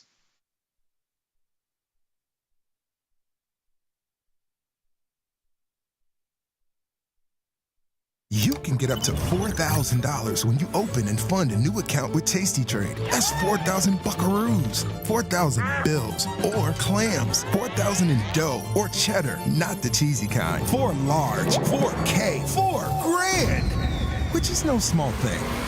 Open and fund a new Tasty Trade account and get on the platform for traders who just want to trade. And did we mention a bonus of up to 4,000 smackaroos? Tasty Trade. Make your move. I think I've always been interested in finance. I have a degree in management and I took a lot of heavy finance classes, and I've always loved it, but I've always done passive investing. And so as I went through life, I decided that I needed to have a bit more control over my finances. I started to dabble in the options world when I opened up a brokerage account in probably 4 different companies, and none of them worked really well in terms of education until I got to Tasty. And Tasty Live in particular, because of the educational background that they tie in every single day on how to learn how to trade options. It started with the Where Do I Start series. It's outstanding. Tasty Bites, market measures, from theory to practice. I don't think there's a show that I don't like, to be honest. That education piece is highly important. I found that Tasty offered that. Calling all traders. Are you using tastylive mechanics and enjoying awesome results? Are you an up-and-coming options savant? We're looking for you. For over a decade, tastylive has shared the most inspiring stories of traders teaching themselves a new skill, using probabilities and experiencing new levels of success. If you think your trading journey should be shared with Tasty Nation, we'd love to hear from you. We are always on the lookout for the next class of rising stars. Email us at risingstars@tastylive.com if you'd like a chance to share your trading journey and inspire others. Ready to take your trading skills to the next level? Dive into the world of stocks, options, and futures with Tasty Trade courses. Whether you're a beginner or more advanced trader, our courses can empower you with the knowledge to succeed. Watch as our team in Chicago shows you how to use the Tasty Trade platform and go over the basics of trading. Perhaps you'll learn about a new strategy or a potential product for your portfolio. To find our courses, go to the Manage section of our web platform or head to courses.tastytrade.com. Start taking control of your financial future. Visit our courses today.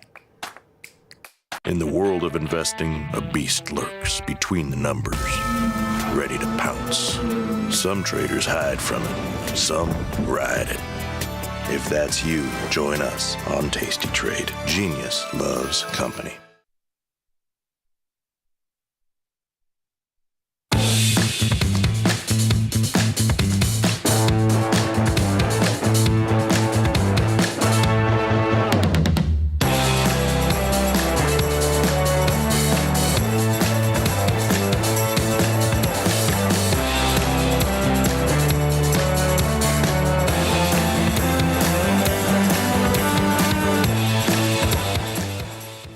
We are back. It is Friday, January 17th, 2025. This is Futures Power Hour, sponsored by CME Group. I'm Chris Vecchia, who just drank some old seltzer. He's Ilya Spivak, who did not. Ilya, your smile's real. I'm pushing through it. How are you? I'm all right. It's been a bit of a week. Everybody in my house has the flu except me, so I've been fully nurse-bound, but otherwise, we're all good. Look at the bright side. Stocks haven't made much headway after CPI. I think it's a good end to a good week. Stocks are pushing higher here today. The data this week's been really interesting. It speaks to an economy that's still growing, but not overheating, perhaps. Inflation's warm, but not hot. Jobless claims are up a little bit. We see retail sales slightly cooler. This morning's housing starts data was quite good. But perhaps the catalyst for all this is ultimately the phone call that we had between U.S. President-elect Donald Trump and Xi Jinping, Chinese president, this morning. That was reported shortly after 8 a.m. Eastern, and that's really when stocks start to make their turn higher. So just some signs, perhaps, that we're not going to get a blistering trade war right off the bat here in the new Trump administration, which starts next Monday. We can turn to the slides here as we go into this, Josh.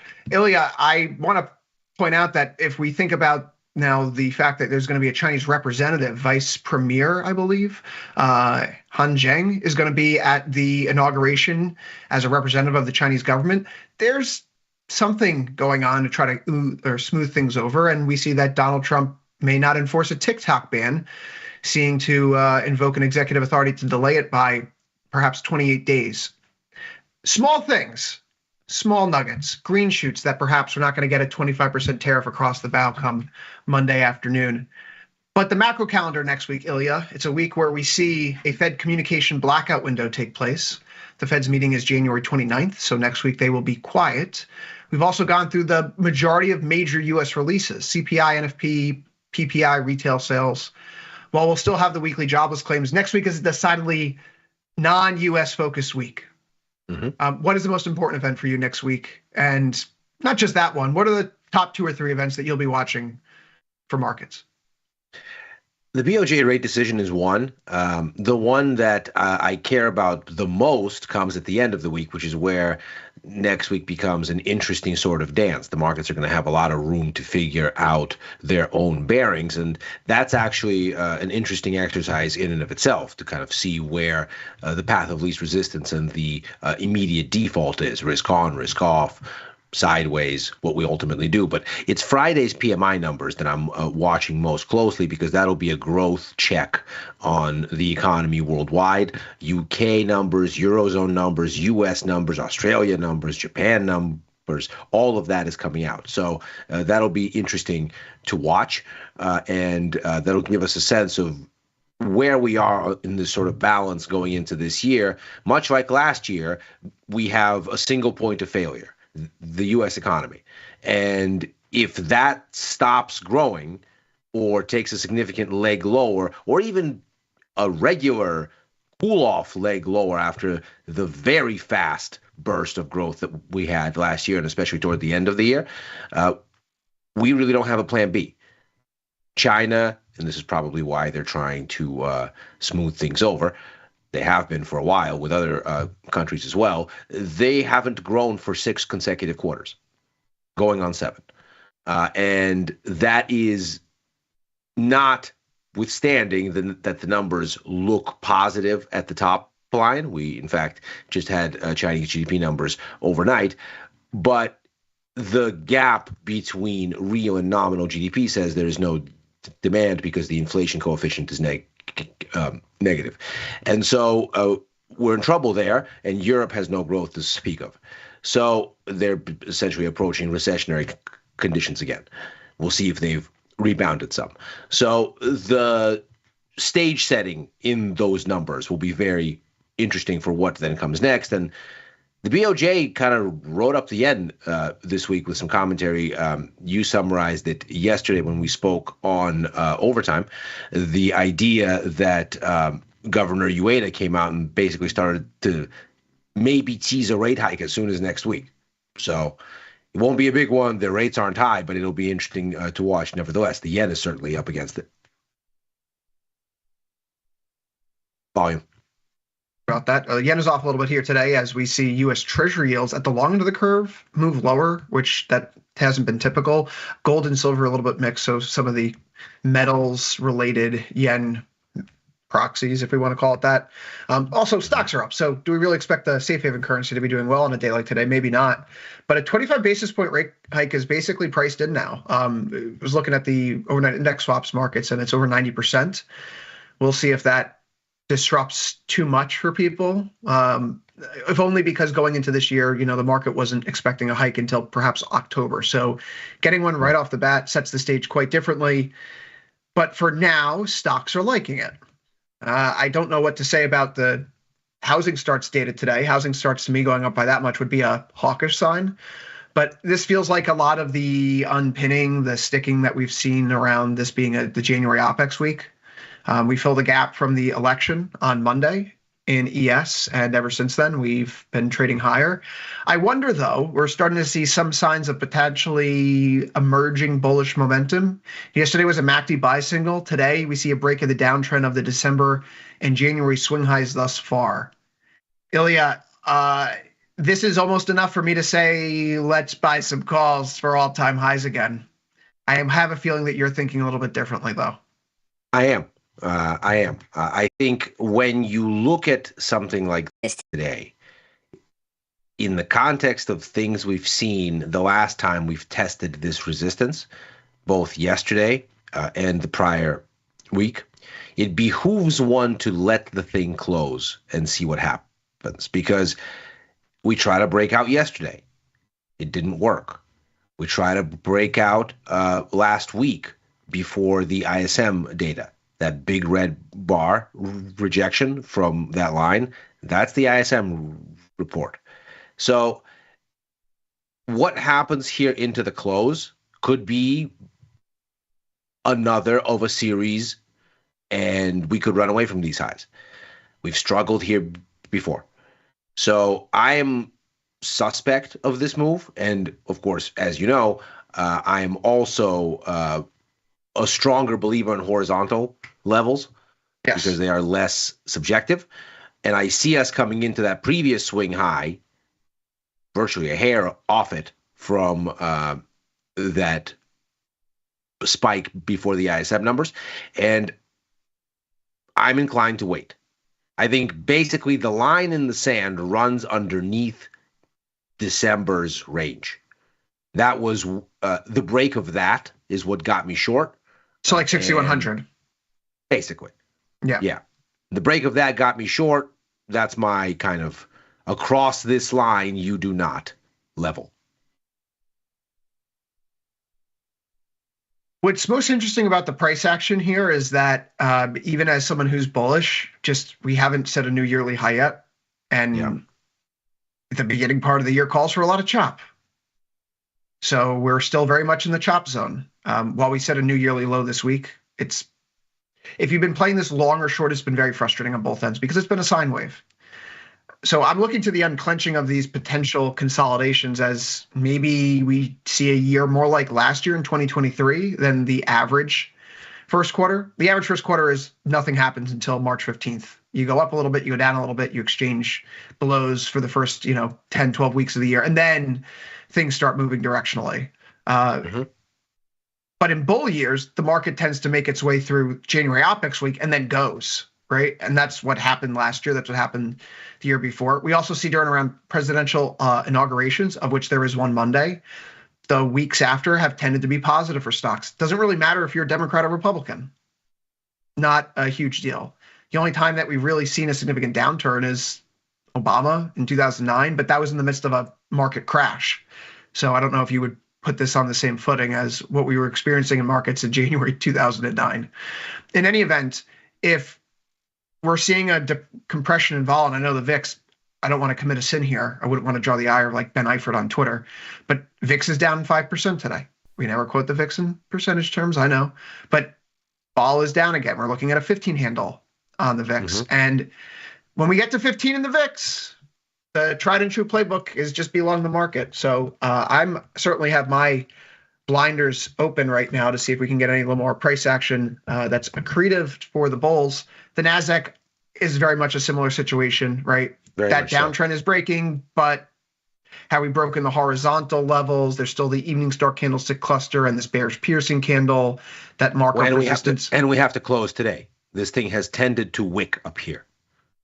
Right. So let's push through 22K. Like if you really want to get bulled up and you're not a cowboy like I am, there's still more technical evidence to be had. But I look at the markets and the way we're shaping up and looking at the individual sector rotation. Banks doing really well. Technology perking back up.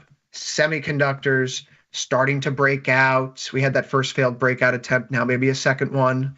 We're running into the former highs here near 260. And then XLY. Consumer discretionary, maybe breaking out. And I think about this is, if you want a microcosm, this chart looks like what you'd want an S&P or a NASDAQ breakout to look.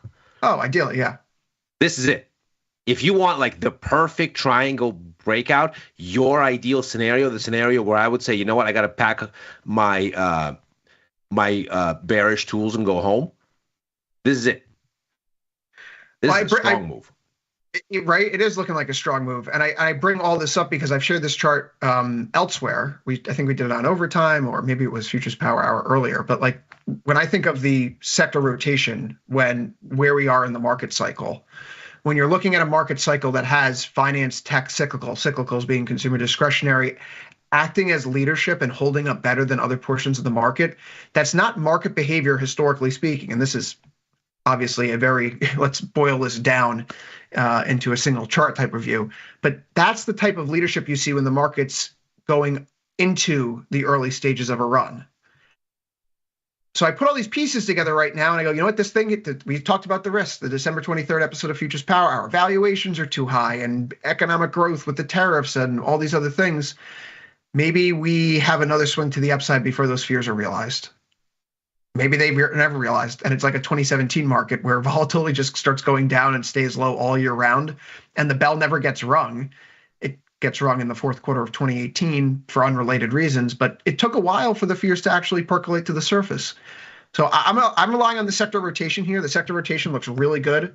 If it's cyclicals, if it's tech, if it's finance. And I think that's the cue that we look at these breakouts occurring in the NASDAQ and the S&P, and I got to put some stock in them.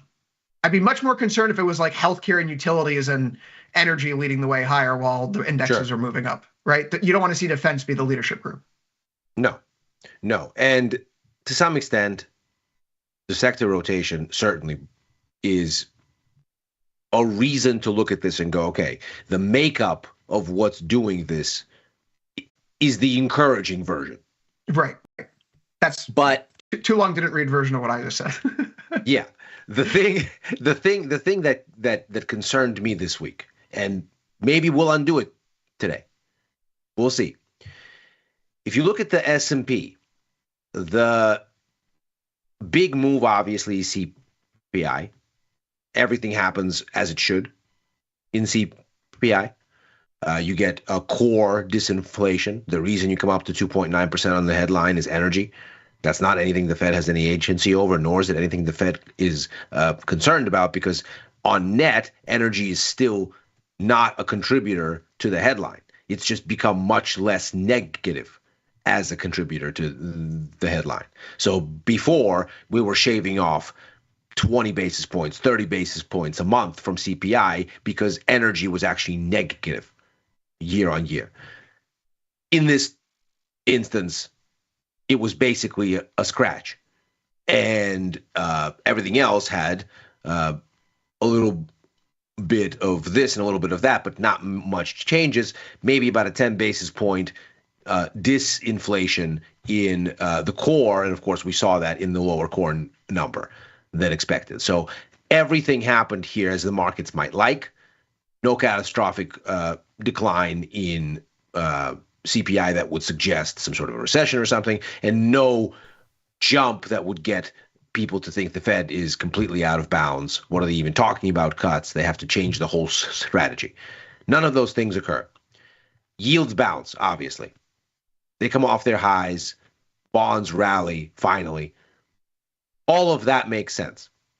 Look at what happens the following day. Bonds keep going. Dollar keeps going. It's pulling back with yields. Stocks can't do anything. That's odd, because the previous times that the news came out on the bear side, ISM, NFP, all of those, obviously the market was reactive. So it's troubling to see that the market is reactive to only one side of the narrative, because it tells you there's a bias there. Now today, maybe we're overturning that reticence. So I'm very focused on the close today. If we overturn yesterday's inability to rally, and that was just a pause, and I think as you argued on overtime, which is possible, who knows? If this is a pause and we've re-engaged, interesting. Because today, again, yields are down a little. And now we're seeing stocks participate. So I'm very focused on how this develops from here, because I wonder why there was no follow through yesterday. And I need the markets to believe that I'm wrong. I need the markets to show me, you know what, that was just a hiccup. That wasn't real. Momentum is there. 60.51 here in the S&P, 1.26%, NASDAQ 1.97%. The Russell having a more modest day. Yields not exactly cooperative across the curve. And right, this is a move that having broken back into the consolidation zone that we saw in the second half of December, it moved up to 2,300 a few days ago, and it's kind of just been meandering around since then. I suppose if we really want to be creative here, left shoulder head, maybe this is a very flaccid right shoulder, but it could be a bottoming attempt that's slowly coming together. The yields need to be a little bit more cooperative for that to occur. If the Russell starts to break out, all of a sudden, if for lack of a better phrase, if the worst 2,000 companies in America are going up, then it's probably a market that's, broadly speaking, rising right now. Yes. The Russell was the tell earlier this week. It broke out first, and now everything else is kind of playing catch up to it as it obliterated that downtrend we were watching with Jamal on Tuesday. Fortunately, never took the trade, so at least psychologically I made money, even if my wallet isn't benefiting. But the one thing that makes the Russell different this time around than the NASDAQ or the S&P, a year ago, if you wanted to be bullish, you could do it in a handful of ways. You could be long S&P calls and short Russell puts. And it paid you on both ends. Even if the Russell wasn't going up, it wasn't going down, because there was a volatility. Like, there's such a big volatility premium there relative to the other indexes. IVRs that were in the 40s or 50s, 60s at times when the S&P or NASDAQ were in the teens or 20s. And right now, that's just not there. It's a 14.5 IVR in the Russell. When we think about the S&P, it's 15.6. So then why even bother to trade the Russell at all right now when you can get a more liquid index elsewhere? I don't really see a good reason for it. I agree with that. I mean, right? If obviously I have still a lingering bearish perspective on equities generally, but if I was going to be a bull and looked at it with fresh eyes and said, you know what, I'm going to take as given that what's going on in ES here is a breakout. And by the way, it looks like one. Let's be clear. It's not enough to shake me out of my positions right now because I'm in from higher than these levels. But when you look at this sort of without having the bias of your own exposure, without talking your own book, I think you have to say these things look like breakouts in NASDAQ and the S&P if they are confirmed. But certainly the structure of the price action is there. So when you look at that and then you compare that with what's going on with Russell stuck under that yellow line that you have there, even just horizontally, former support become resistance, where it's been sitting basically since before the turn of the calendar year. Why would you try to be a hero and game that out? That should break. And if it breaks, okay. Yes. But if it doesn't, you've saved yourself a bunch of needless aggravation. This seems like terrible risk reward to really do anything here. So I'm looking at the Russell continuous contract here. When you and I were talking the other day, when I say the other day on Monday, we were discussing what you were doing with the Russell put that you had put on closer to, I think, like 24, 25. And you decided to get out of your Russell shorts. I got out of it basically on that hammer on the bottom. And I think that was, thinking about the market structure long term, I don't really ever talk about the 200-day moving average. I just think it's a number. There's no rhyme or reason for it. I would agree. Right? Everyone says, why do you use 21? There are 20.7 trading days in the average month in the year, so a 21-day moving average is a monthly moving average, right? Yeah. And if I go to 63 days, I'm now at a quarterly moving average. So, we're going to go up to 126. Like, you see where I'm going with this? Well, as you know, I use them in a similar way. I just round up because I'm a simpleton, so I do 20, then 60, 90, etc. And that benchmarks basically the month. So 5 days in a week, 4 weeks in a month, 20, 40, 60, right? So, but the 200 is something back of the napkin arithmetic. Right. One point that you bring up a lot, though, which is certainly something that I believe in, is that technical analysis can be self-fulfilling because enough people believe in it. If enough people think and are looking at a price and say, this is an important price, it may not actually be, but because the crowd thinks it is, it is. So I bring that to your 200-day moving average, a moving average with no relation to anything other than being a big round number. We touch it last April and bounce.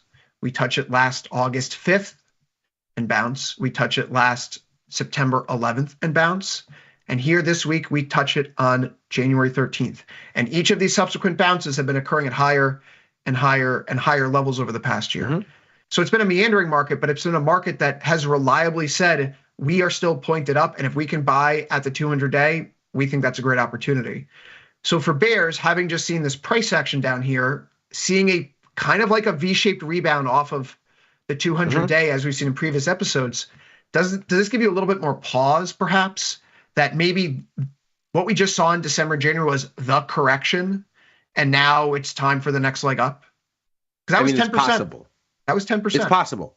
It's possible. You can't write that off. Nothing about what you're seeing on this chart tells you that you can write that scenario off. It's that gray line, that horizontal gray line that you have through the middle of that chart, a kind of oscillation axis, if you will, that gives you your bearings. You've either broken out or you haven't, and getting over that line, in my mind, just technically, that's the defining characteristic. This is the third time we're testing the top of this range in just a few weeks. We pointedly could not make hay of it before. And that's after it's acted as both support and resistance, essentially since almost the middle of last year. That's what, early July, where that gets based. So the levels here are crystal clear. That's actually one of the great things about the Russell. There's a very straightforward horizontal level where the top of this range is. And if we can close above it, then that's different. Because yesterday we very pointedly put an indecision candle right there. So either we run away or we don't. But if we don't, you have to start thinking about 2450, 2500 as the next test. Yeah, if we get through 2300, then why wouldn't we look immediately back to the highs that we had last year, right? Just structurally, not next week, of course, but we would start thinking about trades. Okay, another bounce from the 200. Previous bounces from the 200 over the next month have yielded at least 5% moves to the upside. I would have no qualms about buying that breakout. The risk reward is good. I am not a doctrinaire bear by any stretch. I just like making money in the markets. So if there's a breakout here with good risk reward and it aims topside, la-di-da, let's go. The new administration, deregulation, the way that banks are performing, XLF, Trump's a real estate guy, so we're really going to see a commercial real estate meltdown under his watch. Well, and yields have started to come in, which for the Russell is basically the soothing salve that's necessary because it's still full of those regional banks, and obviously everybody is concerned that this is payout year on everybody's COVID loans. This is the 5-year refi window, so finally, U.S. corporates, banks, and otherwise are going to face what they have to refi at, and we'll see who survives. But the key here is of course, we've already seen what happens when the ingredients aren't there. SVB happens, First Republic happens, Signature happens, and there's a bunch of them in Russell. So if yields are coming off, and so their hold to maturity books aren't eating a hole in their capital base, because of course they're massively long bonds and hoping they don't incur deeper losses, then Russell just naturally gets a big dose of relief. You mentioned yields being a key part of that story for the Russell, and makes sense. These companies have a lot of floating rate debt, so if yields are going up, then they have to refi. They're going to get locked in at higher rates, or even if they don't get locked in at a fixed rate, the floating rate itself has moved up, and it's staying higher for longer. 4 or 5 times too. Right. It's problematic. That said, though, this week may be an important week for the turn ultimately in the bond market, right? We see a break of the downtrend from the December and January swing highs so far. But more importantly, we see the market back off of its burgeoning narrative that the Fed would have to hike rates perhaps over the next 2 years. We think about the extremes in the market at recent points in time. And I frequently go back to the lows that we had last April in notes and bonds, because when we were at those lows last year in notes and bonds, we were talking about a world where the market was effectively pricing in a 25 basis point rate hike for the Fed within the next 8 months by December. It was a small chance. It was only 0.3% chance, but the market was shifting there. And over the past few weeks, the market's been shifting there. We've been shifting to a world where it was 3 cuts now through the end of next year, then 2, then really we might get one in October of this year, and then the Fed's done, and then we have to start thinking about hikes thereafter. With the CPI report this week, that narrative kind of went out the window, that the Fed doesn't really need to think about hiking. It's working its way through a base effect period. The economy's warm, but it's not hot. Things are pretty Goldilocks, right? So maybe we were too worried about everything. Oh, and hey, maybe a trade war is not coming because Xi Jinping and Donald Trump are on the phone. Hurrah. To get back through those lows, we're going to have to see the Fed hikes come back on the radar or the trade war narrative turn around. And until that does, I think this actually is a workable low. It's probably something like that. I think, and that's really been the crux of my thinking this week ahead of CPI and thereafter also. The Fed can tinker with, we're going to do 3 cuts or 2 cuts or 1 cut, and leave intact the general idea that their bias is to normalize rates because they don't want, as they've said, the labor market to weaken any further. They see their risks as roughly in balance. And so they're watching now and trying to fine tune, right? We see inflation get stuck for a while. We end up at 3.3% CPI at the core for 3 months. That's seemingly the Fed's magic number. They need to not go past a 3-month stall. We saw something similar in the beginning of last year where they said, okay, well, 3 months, that's not good. But then disinflation restarts and ultimately they unclench. So we have something similar here. It restarts and the Fed is able to kind of maintain, but we're priced very light relative to the Fed's own forecasts. We have maybe 57, 58 basis points in the market over the next 2 years, this year and next. The Fed has double that.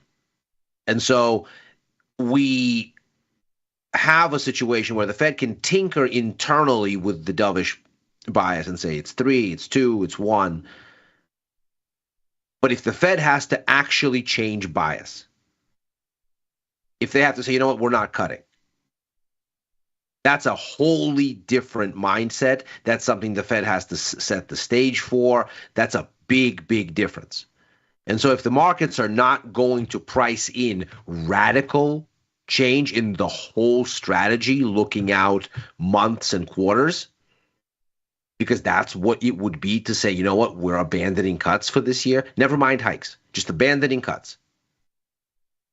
Then you've probably hit a bottom in the bonds because there's just not much more to price in. The market is already halfway disconnected from the Fed. So this will be already a point where somebody's going to have to readjust depending on how the data goes, basically going into the March SEP. But how much more is there really to price unless what you're betting on is a wholly other kind of Fed? And where's the evidence to do all that?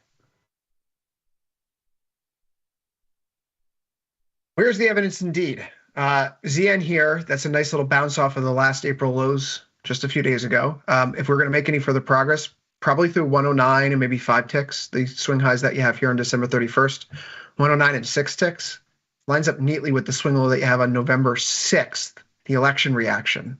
So you get through there, now you have something to do.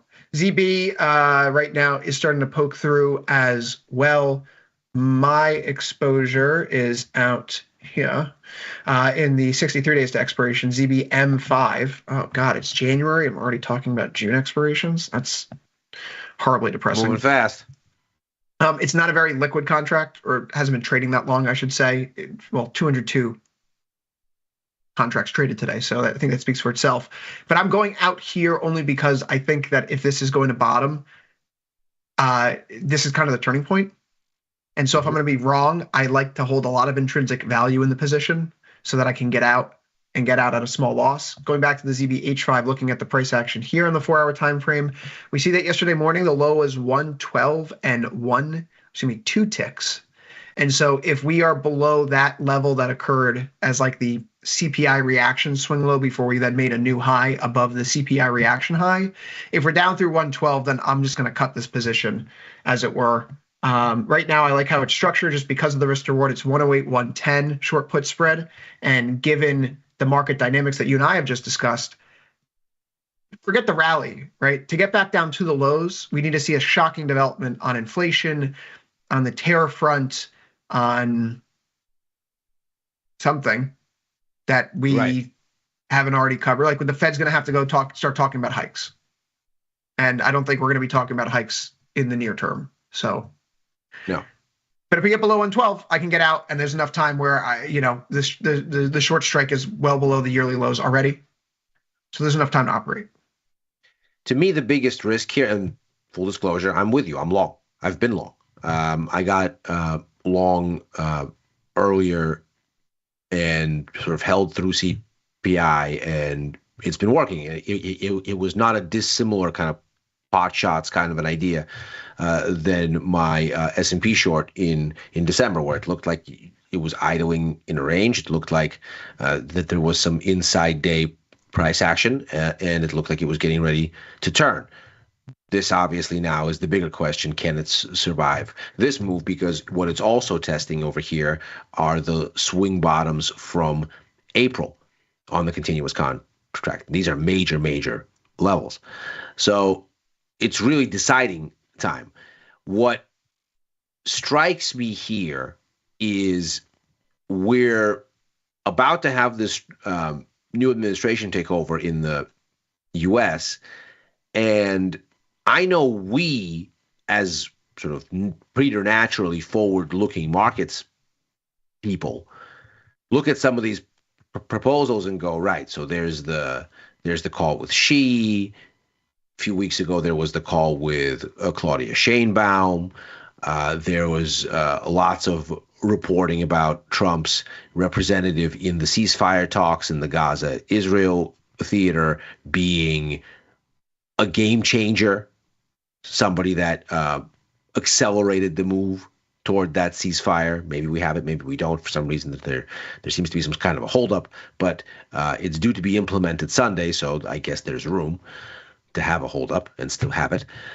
But we've already seen a level of hitting the ground running, and that's probably what starts to happen here over the coming days. That is not to say that all of these proposals that we as forward-looking people think aren't going to really materialize and are more talking points to establish a vibe.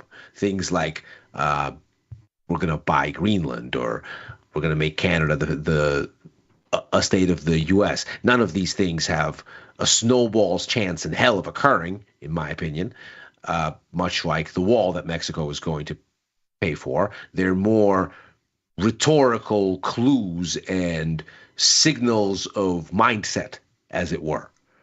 But we are going to probably see lots and lots of public effort to look like you're doing stuff, like you're hitting the ground running on your agenda once the inauguration happens and things kick off, which means that you're starting to talk about all of the policies that were promised on the campaign trail, all of which are inflationary, good or bad. I mean, whether you're talking about tariffs or tax cuts, deregulation or immigration, all of it is inflationary.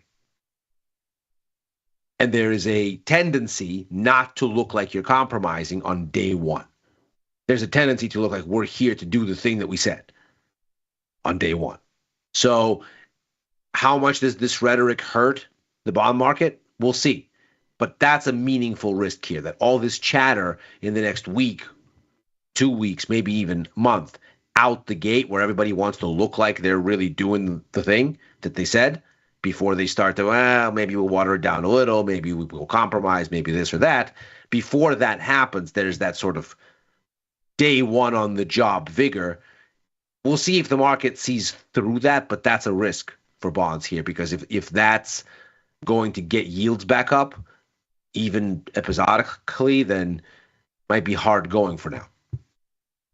10-year yields, obviously the inverse of ZN. That similar line in the sand, we talk about it being in that 109 area. That's basically 4.5% in the 10-year yield right now. Mm-hmm. Psychological level. So you see from 4.5% in 10-year, then ZN, more evidence of a bottom that's coming together. With long-end yields coming off today, I will express some surprise at metals cooling off, which now that I see that on the screen, probably not going to have cooling off for two different sections in a row. Gold here only up by 0.11%. It's been a topsy-turvy day where we were down a little bit more earlier. And let's just, for the sake of clarity, get rid of you, 200-day. We did run into the swing highs that we had in the middle of December and pause there. Yeah. You, like me, are long. What do you make of this price action today? It doesn't shake me out, as it were. My issue here is I kind of need it to make up its mind in the next day or two, because I'm coming up on my expiration cycle. And I have to decide whether I'm going to roll this or not.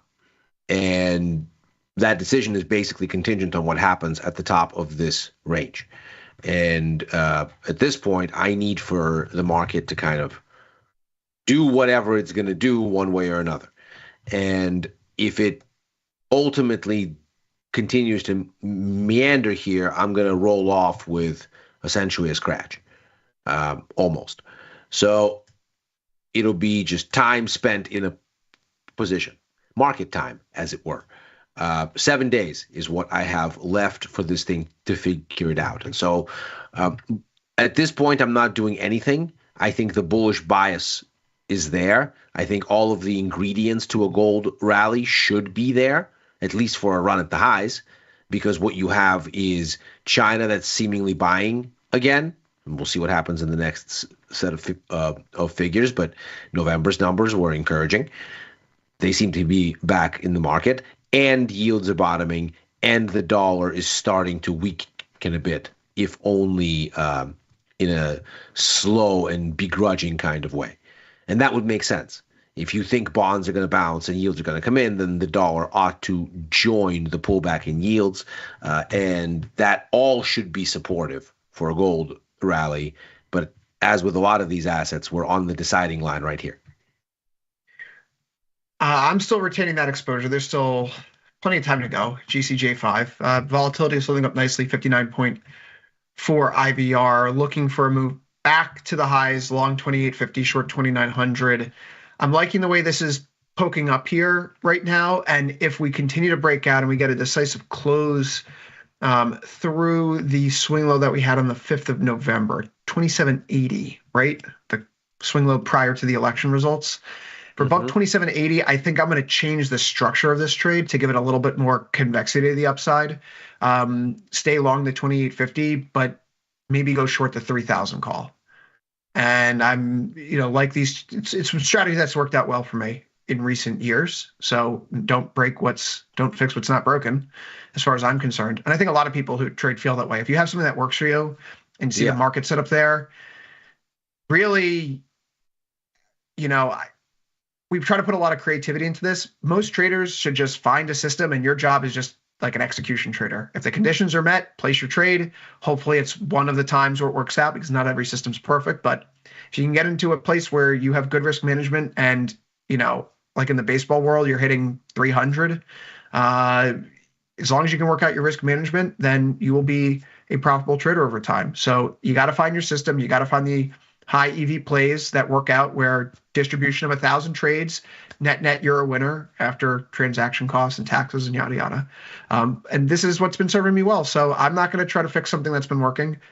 2850, short 2900 right now. If we see a close above 2780, I'm going to flip the short 2900 leg into a short 3000 leg on the same exact duration, just to give this a little bit more juice higher. Silver, on the other hand, I don't have anything in there yet, and I can't help but feel that this is a day where it's a gift because it's a pullback. Maybe. What do you feel about silver? Another asset on the deciding line. So here we are being rejected from the line connecting the recent swing tops, and we're retesting former resistance come support on that near-term congestion.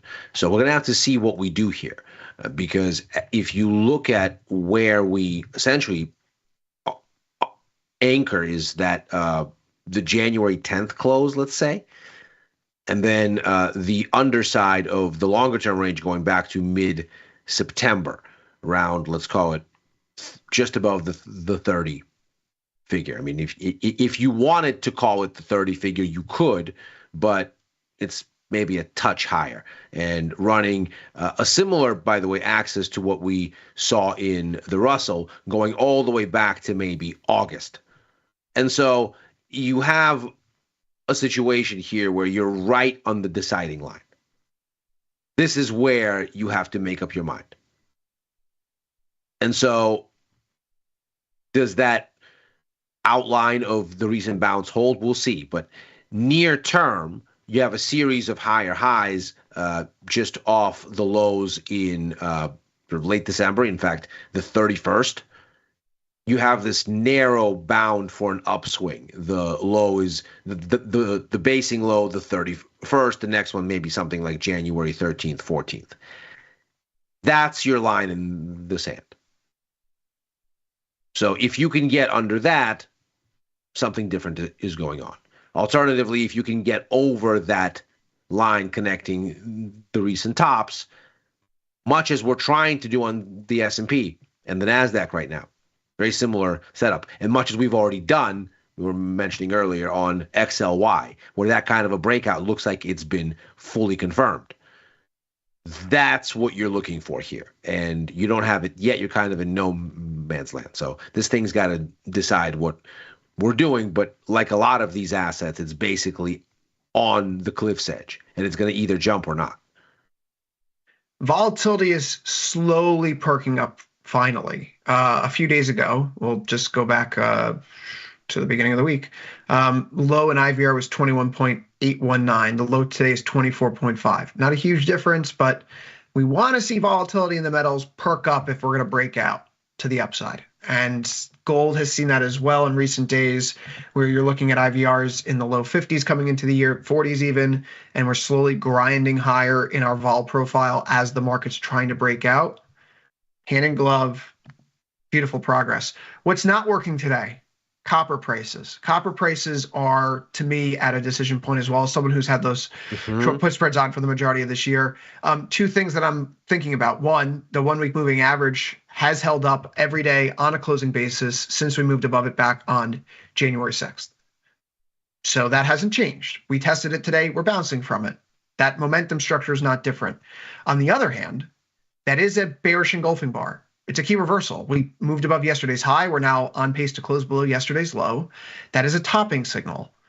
So it's choose your own adventure. Do you believe the momentum here and that you're going to see small pullbacks into the EMA profile as you make your way higher? Or now that we just got China's GDP news, this is a buy the rumors, sell the news type of event. Yes, it was better than expected, but was it really all that good? How do you think about copper here? If you were in my shoes, what would you do? So I'm looking at this here, and you're right, I think, to name check China, because that's really what's happened here over the past 24 hours. And that this is the response is interesting because, again, as you've just pointed out, the data wasn't bad. The GDP number actually came out a little bit higher than anticipated, 5.4% year on year versus 5% expected. And some positive wiggles elsewhere. Retail sales a little bit stronger, 3.7 versus 3.5. Industrial production a little bit stronger, 6.2 versus 5.4. I think the main question here, and we saw this in the trade numbers earlier, we saw it in the PMI numbers before that. If you want to kind of follow the whole data cycle, first you get the surveys, the PMIs tell you, oh, there's something going on. It's on the manufacturing side, but don't get excited because this is episodic.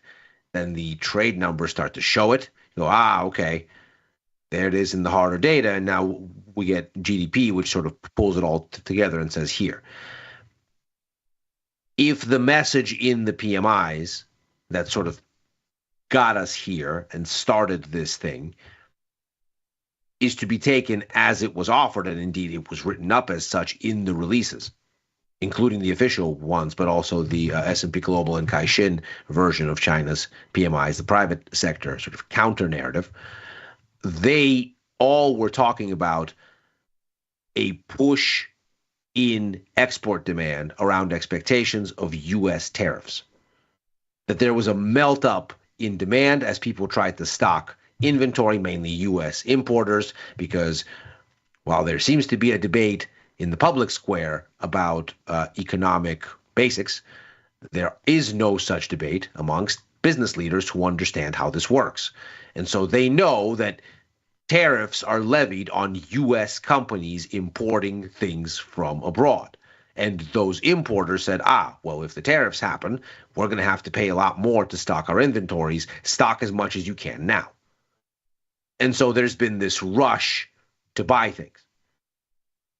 But that may be it. There may be not much else there, because if indeed the trade war proceeds as expected, and indeed you would have to do at least something. When you spent all that time talking about levying greater tariffs on China, you kind of have to do it, even if you've already had a positive conversation with Xi Jinping and you said, you know what, I have to do this for the optics. I'll see you in 6 months. We'll negotiate this down. But even if you did that, you still have to do this up front, one would think.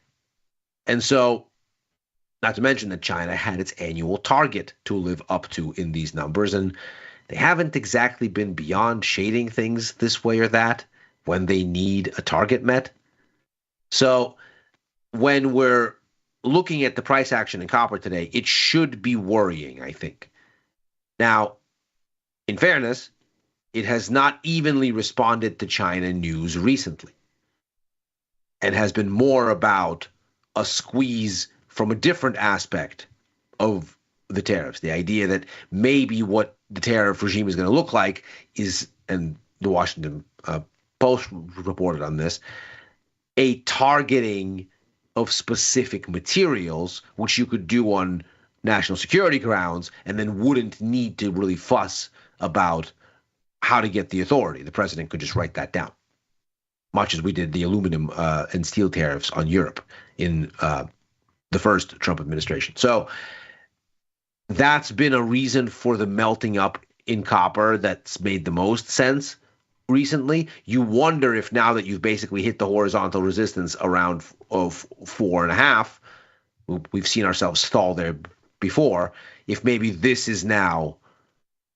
that move done as the inauguration beckons.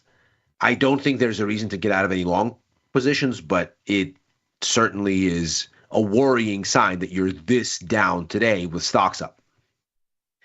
Energy is also cooling off today, which is perhaps good news for bonds. We've seen that gold, or rather crude oil, and bonds have been trading quite closely together.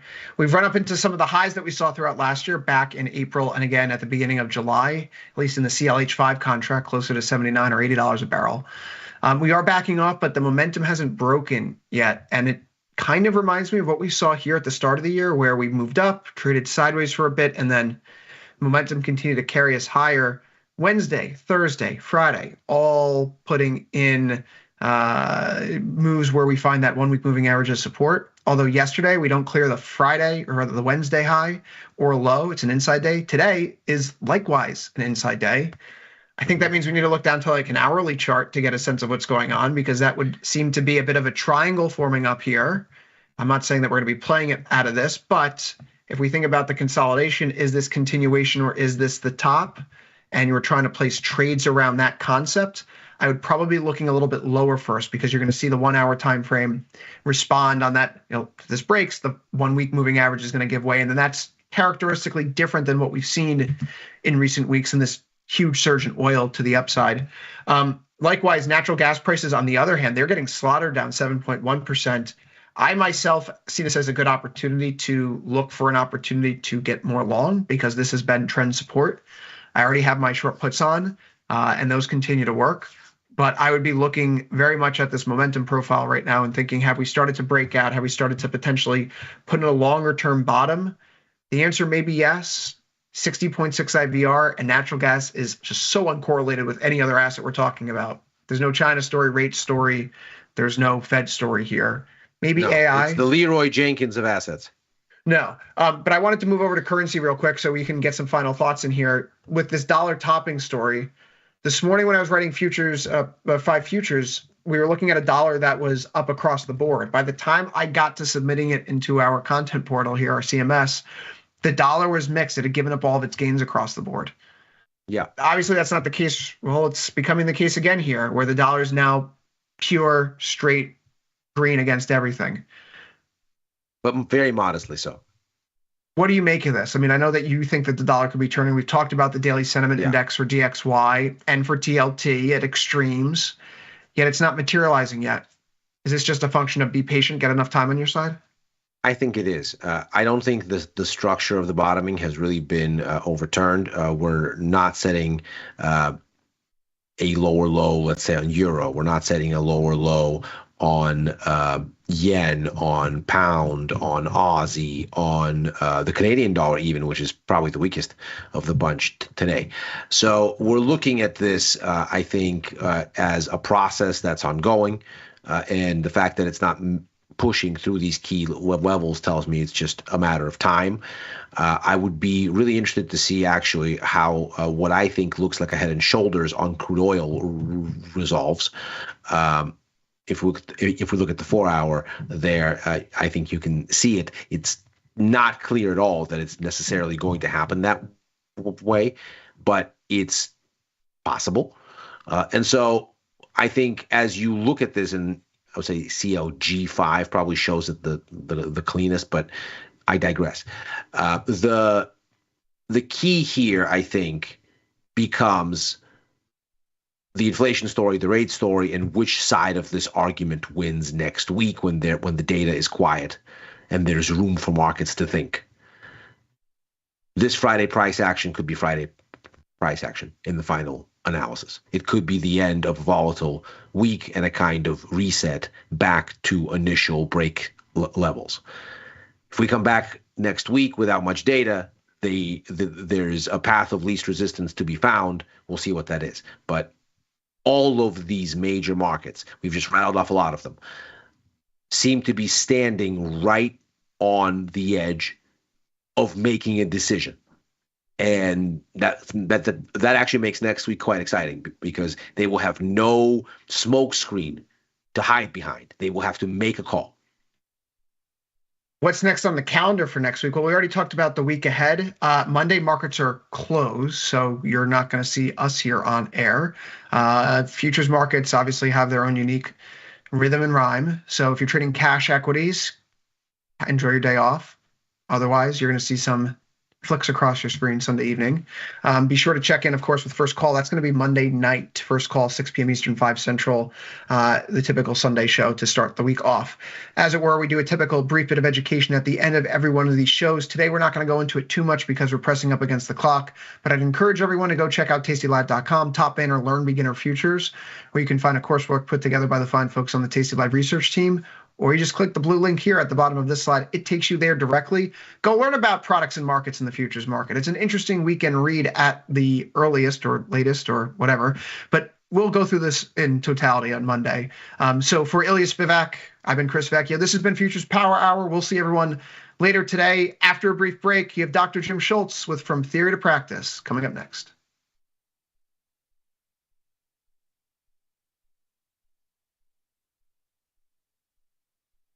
In the world of investing, a beast lurks between the numbers. Some watch from the safety of the sidelines, but others saddle up and ride that 1-ton rowdy ribeye for all he's got. If that's you, join us on Tasty Trade, named best online broker for options trading. Genius loves company. Forbes called us best online for options trading. Investopedia, best for options trading, period. With stockbrokers.com, we're number one for options and futures trading. The Motley Fool really likes us. And so does Business Insider. So what else can we say other than boom? Trade like a trader. Tasty Trade. Make your move. People are always asking, where can they find my podcast? There it is, son. Look at that. Option Trades Today. You can listen here. And everybody's waiting for my podcast tomorrow. Option Trades Today, every Tuesday and Thursday, around noon. If you want to learn, sir, every Tuesdays and Thursday, Option Trades Today. You can find me on YouTube or wherever you find your podcast. Option Trades Today. You listening to me? Option Trades Today comes out every day around noon. Every Tuesday and Thursday. You too can stick with the bat.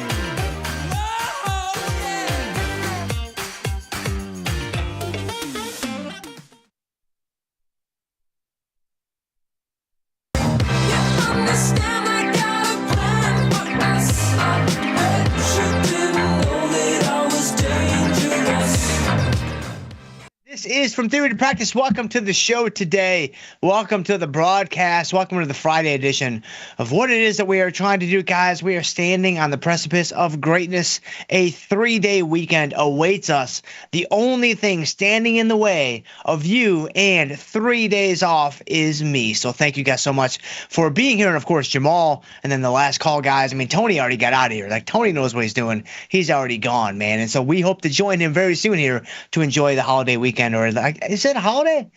Is MLK a holiday? I mean, not really. It's not in the same category as like a Christmas or like an Easter, but it's certainly above like a Veterans Day or like a Columbus Day, just in terms of the market closing days off. This is my own personal ranking system. You can, of course, agree to differ with me, but thank you so much for being here and being a part of the show. It's already going off the rails. 45 seconds in, so the next 42 minutes. I don't have high hopes. I don't have high hopes at all. But if you are watching over on the Tasty Live Network, then I would actually bounce on over to YouTube, because you can join the conversation and join the discussion in real time. You can ask me questions in the chat. I try to get to as many as I can. We typically do that around the halfway mark of the show. And of course, you can communicate with your brethren that are also watching the show. And guys, it is ripping to the upside, baby. The bull market is back. Inflation has been defeated. All your worries in the world are gone, and we are back in business. So Josh, bring us here into the market. If we still have one. Oh, we got one. Oh, yeah. You mean S&P's up 67. Got the risk-free instrument, also known as the NASDAQ futures. Extremely high-risk product, up 378. And then you've got the boomers up 400. You've got the Russell 2000, pretty weak, actually, relative to its own brethren, only up 8 points. I mean, that's like a bid-ask spread differential. You got EMI S&Ps up over 1%. You got NASDAQ almost 2%. You got the boomers almost 1%. Then you got the Russell up 8 points. It's like, man, that's really not too great for the small caps that are out there. Got bonds up a little bit, up 4 ticks. You got gold getting hit a little bit, down 6 points. Then you've got what else we got? We got oil down 26 cents. You got the British pound is down. You got the euro is down. You got volatility is down. That makes sense that volatility would be down on such a huge up day in the market, but it's only down. So that's interesting. Volatility futures are only down 11 cents. That is not what you would expect on such a huge up move in the market. Now, what does that mean? I don't know. You got to check with your local volatility bro to give you some more insight into that. It's just an interesting observation. Like, I think some people, and I don't want to speak for your local volatility bro. I'll let him speak for himself. But I think a lot of people in the volatility space would actually think that this could potentially cue the potential for more downside, because you would actually think that volatility would be getting squashed today with the market being so strong. But the fact that it's not, maybe it's a little bit of a tell. Maybe it's a little bit of a cue for more potential downside in the market. I don't personally think that, but again, I'm just kind of speaking for, I guess I am speaking for your local volatility bro. So I'll let him correct all of the misinformation I just gave you. But if we look at the VIX, okay, so the VIX is down 60 cents. That's a bigger move lower in the cash index. And yeah, that's going to be that. So all right, what I want to do today, man, we have lots to do today. I mean, obviously the portfolio is doing great because, we're benefiting greatly from the big up move in the market. I mean, the QQQ trade that we just did yesterday is doing quite well. Don't pay any attention to the diamonds trade. That's not doing so well because that doesn't really matter. But then you've got your MESs, you've got your MNQs. Like, all these guys are doing great. All these guys are benefiting from the up move in the market. And then, of course, you've got your Starbuckses. You've got your Nvidias. You've got all the other guys that are also benefiting from the up move in the market. The only one that's not is Bank of America. I mean, Rocket Lab's down a little bit, but that's actually good for us. We're at our profit target on Rocket Lab. So we're going to have to take that off here in just the next couple of minutes. That was totally off my radar. Like, I didn't even know Rocket Lab existed prior to 2 weeks ago. And so the fact that we were able to sell a little strangle, I think we have a strangle on in there for a nice little profit. We'll look at that here in a minute. But man, Bank of America not doing so great. So I don't know what people are realizing. Maybe they're realizing, like, Bank of America, kind of a crappy company. Maybe not where I should be keeping my funds. Maybe I should go to a JP Morgan Chase. Maybe I should go to a TCF. Maybe I should do a Regions. Like, Regions is above Bank of America. In the pecking order, we all know this. This is basic knowledge. We're not splitting the atom here today. So Bank of America down today, 23 cents. And that's just the way it is, man. What are you going to do? But I see you guys in the chat. I mean, I see Richard Price in the chat. I see Leroy Jenkins in the chat. Scramble Everything's in the house. Griffin Jones, Richard Todd, RC's in the house. Sam L, Don, David Gallimore, Emmett, Orgdenu's in the house. Man, you guys are some overachievers today on a Friday. That's pretty impressive. I have to be honest. All right, what I want to do. We have a couple things in the portfolio I want to do, and then Rocket Lab being one of them that just kind of jumped on my radar. But the most important thing I want to do today is I want to continue our little stock discussions.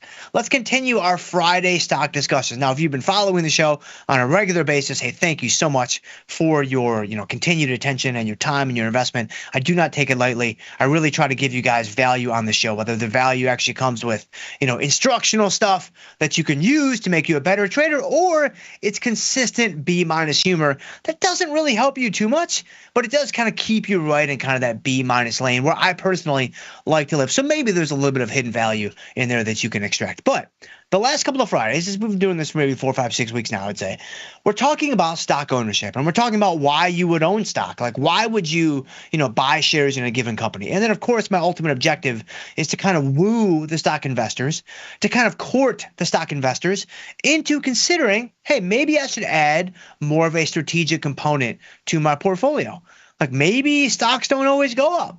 Like, maybe I shouldn't necessarily put all of my chips in the middle on the positive drift and the positive risk premium, or, the potential that exists with whatever individual stock I might be interested in.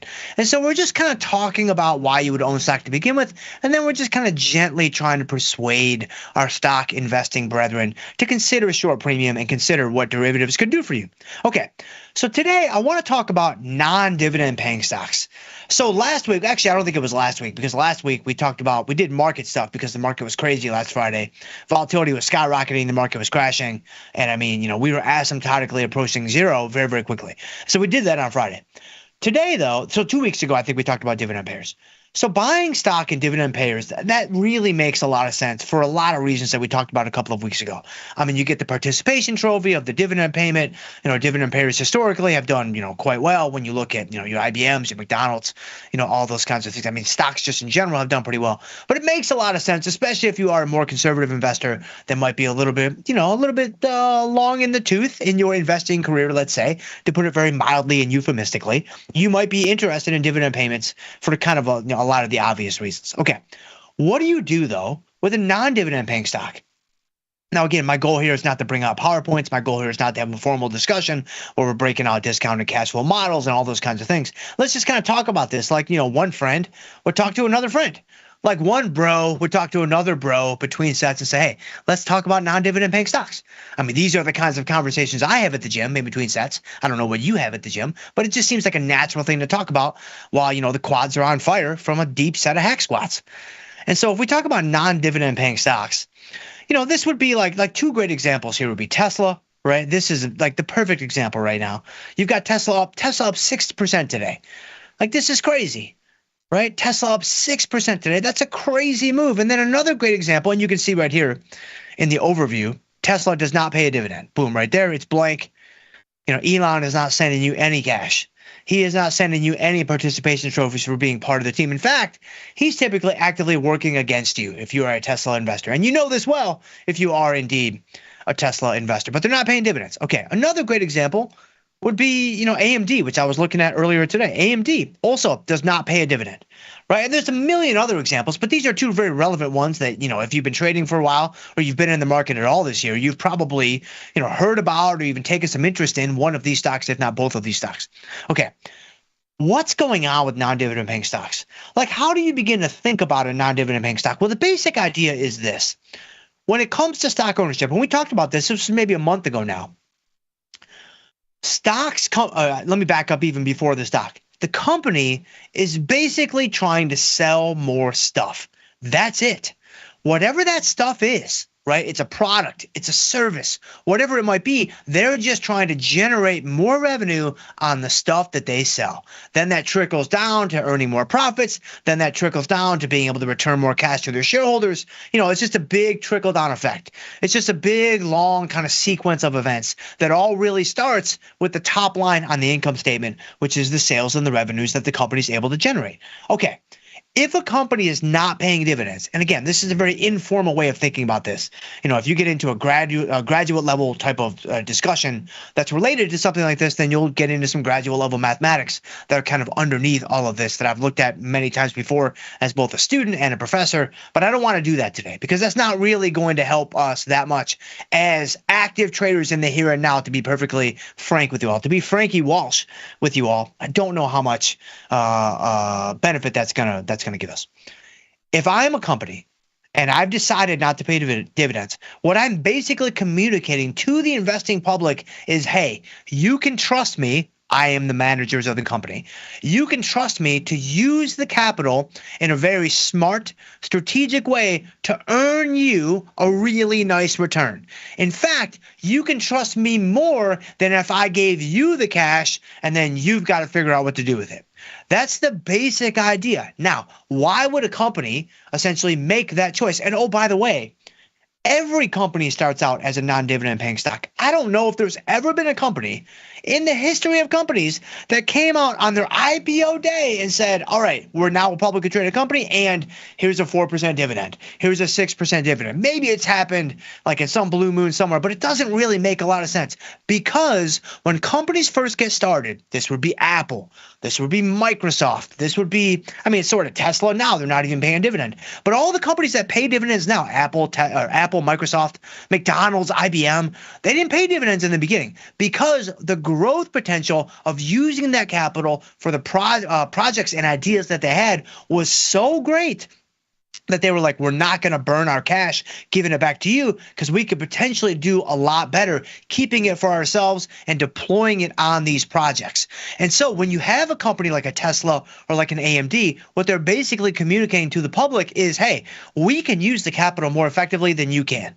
So trust us to do that. And if they deliver, then, they get rewarded. Everybody gets rewarded. The stock price goes up. You hear these things on the earnings calls. Everybody gets excited. More investors buy the stock and it sends the stock price even higher.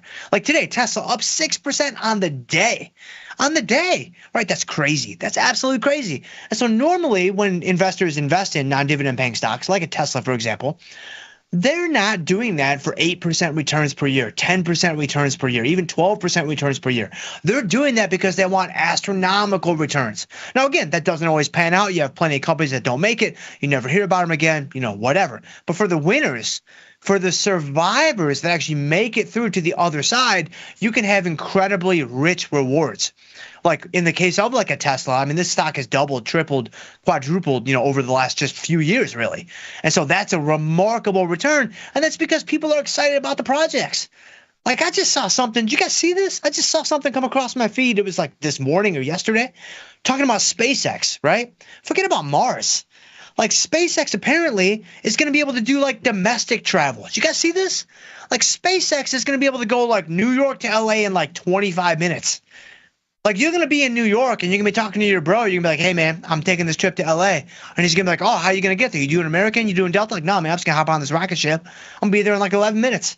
That's crazy. That would totally revolutionize the way that we travel.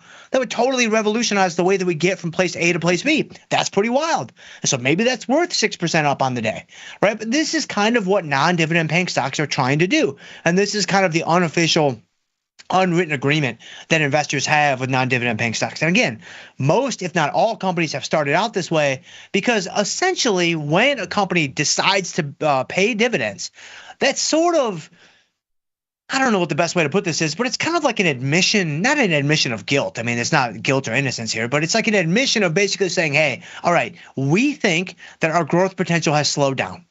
We think that we're not going to have as many exciting projects in the pipeline that's going to revolutionize the way things are done. Again, I'm kind of painting with a broad brush here, but IBM, I'm shocked they're still in business. They've been doing the same thing for the last 45 years, and they probably started paying a dividend about 45 years ago, right? And so that's a great example of what I'm talking about. McDonald's, they've been slinging the same cardboard between two pieces of bread for 37 years, right? And they've been paying a dividend for 37 years. Like these things line up pretty well if you kind of look at them historically. So when it comes to growth potential, dividend payments, non-dividend paying stocks, this is a way to kind of think about if you might be interested in a non-dividend paying stock. Now, once you get into a non-dividend paying stock, this is when we need to have a very real conversation about adding some short premium to that position. So, all right, so there's my little non-dividend paying stock discussion. I have no idea what we're going to do next week.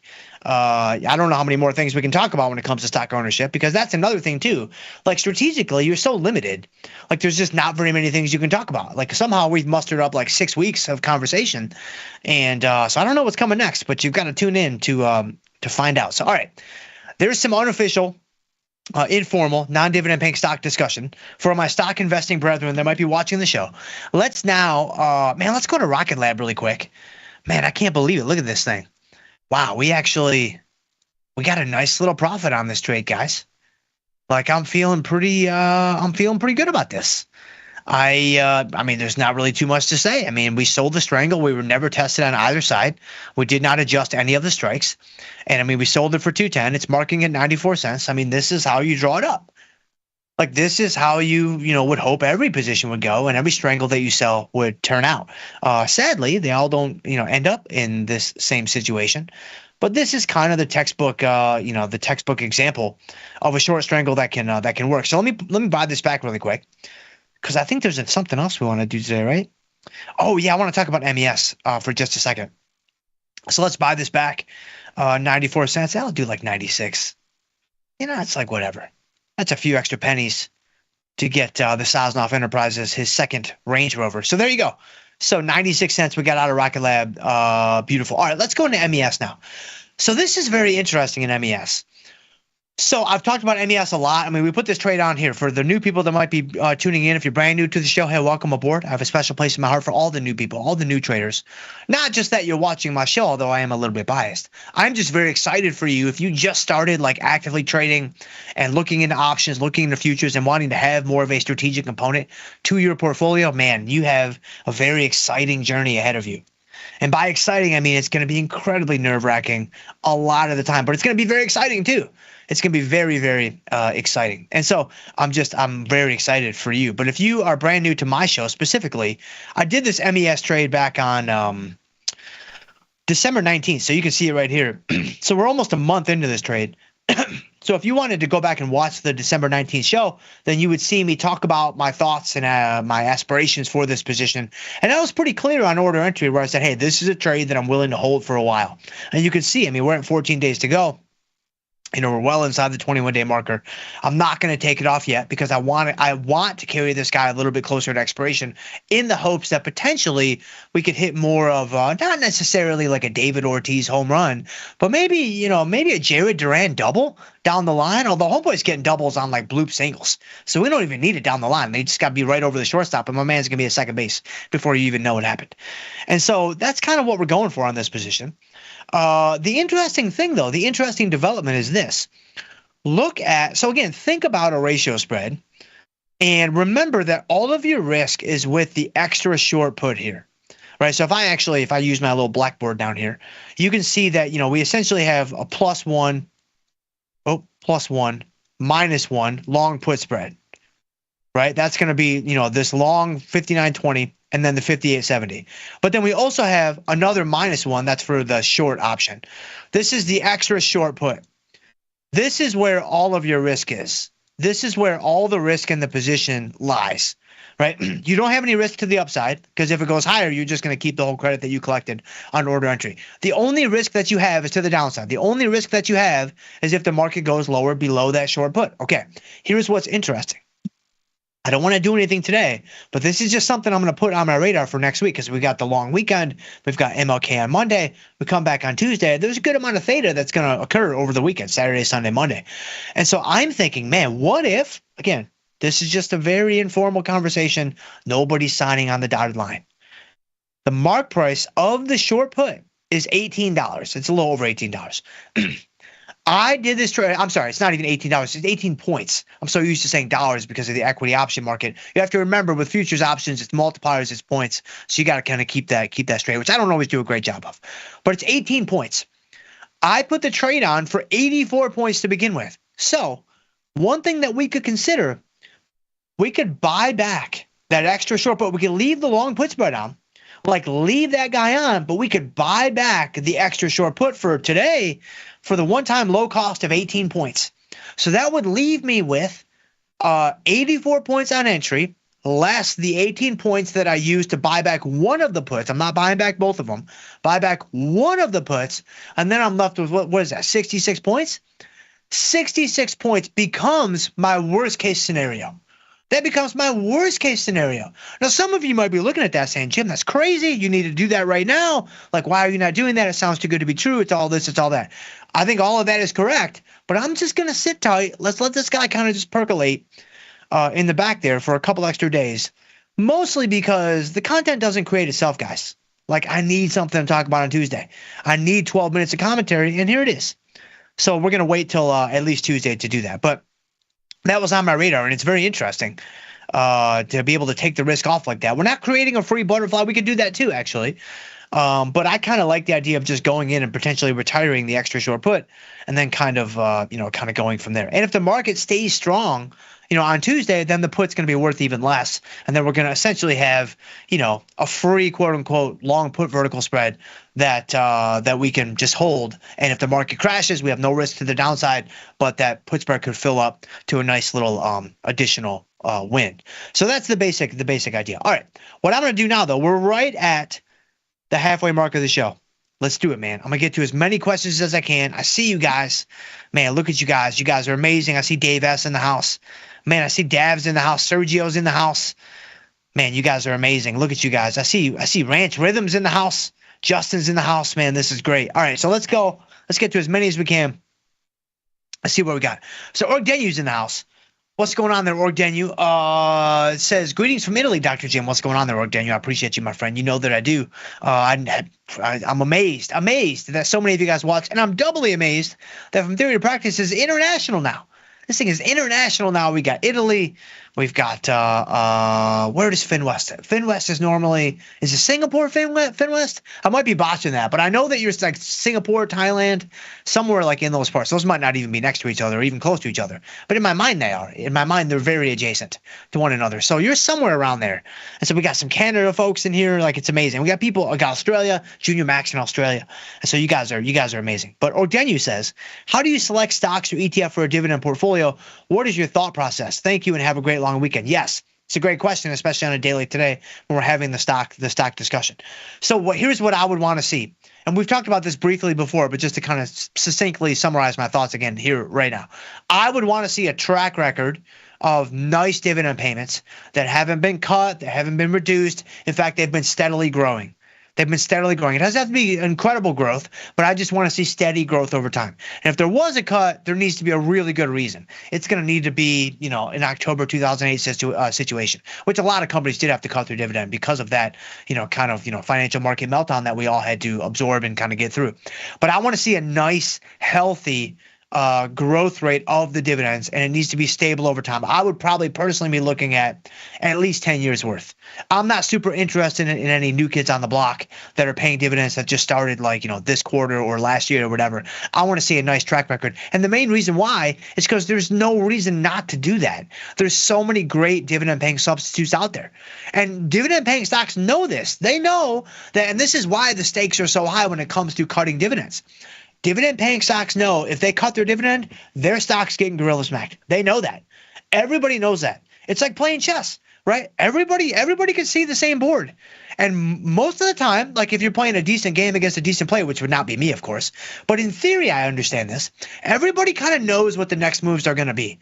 But, who's going to make the mistake? Who's going to miss something? It's similar with the dividend-paying stocks. Everybody knows.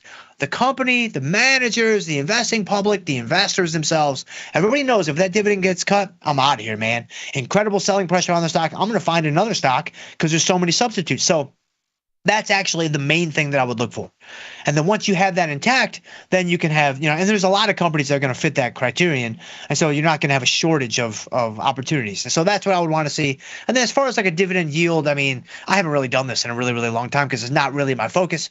But generally 3 to 5% is probably a good level to live in for the most part. And that depends on a lot of different factors, like, where's the market at? Because as the market rallies, the dividend yields go down, of course, because the stock prices become so high. And so you also need to be kind of cognizant of that. But I would say probably 3 to 5% is where I would normally live. Much higher than that, and it can be hard to sustain for a long time. So hopefully that helps, though. Emmett's in the house. Hey, Dr. Jim, how about another expected move butterfly in SPX for Tuesday's post-inauguration move? Yeah, that's right. The inauguration is Monday, correct? I think, yeah, that's wild. It's Monday on MLK Day. And so it's, that's interesting. I didn't even really think about that as being a binary event, but I guess it is.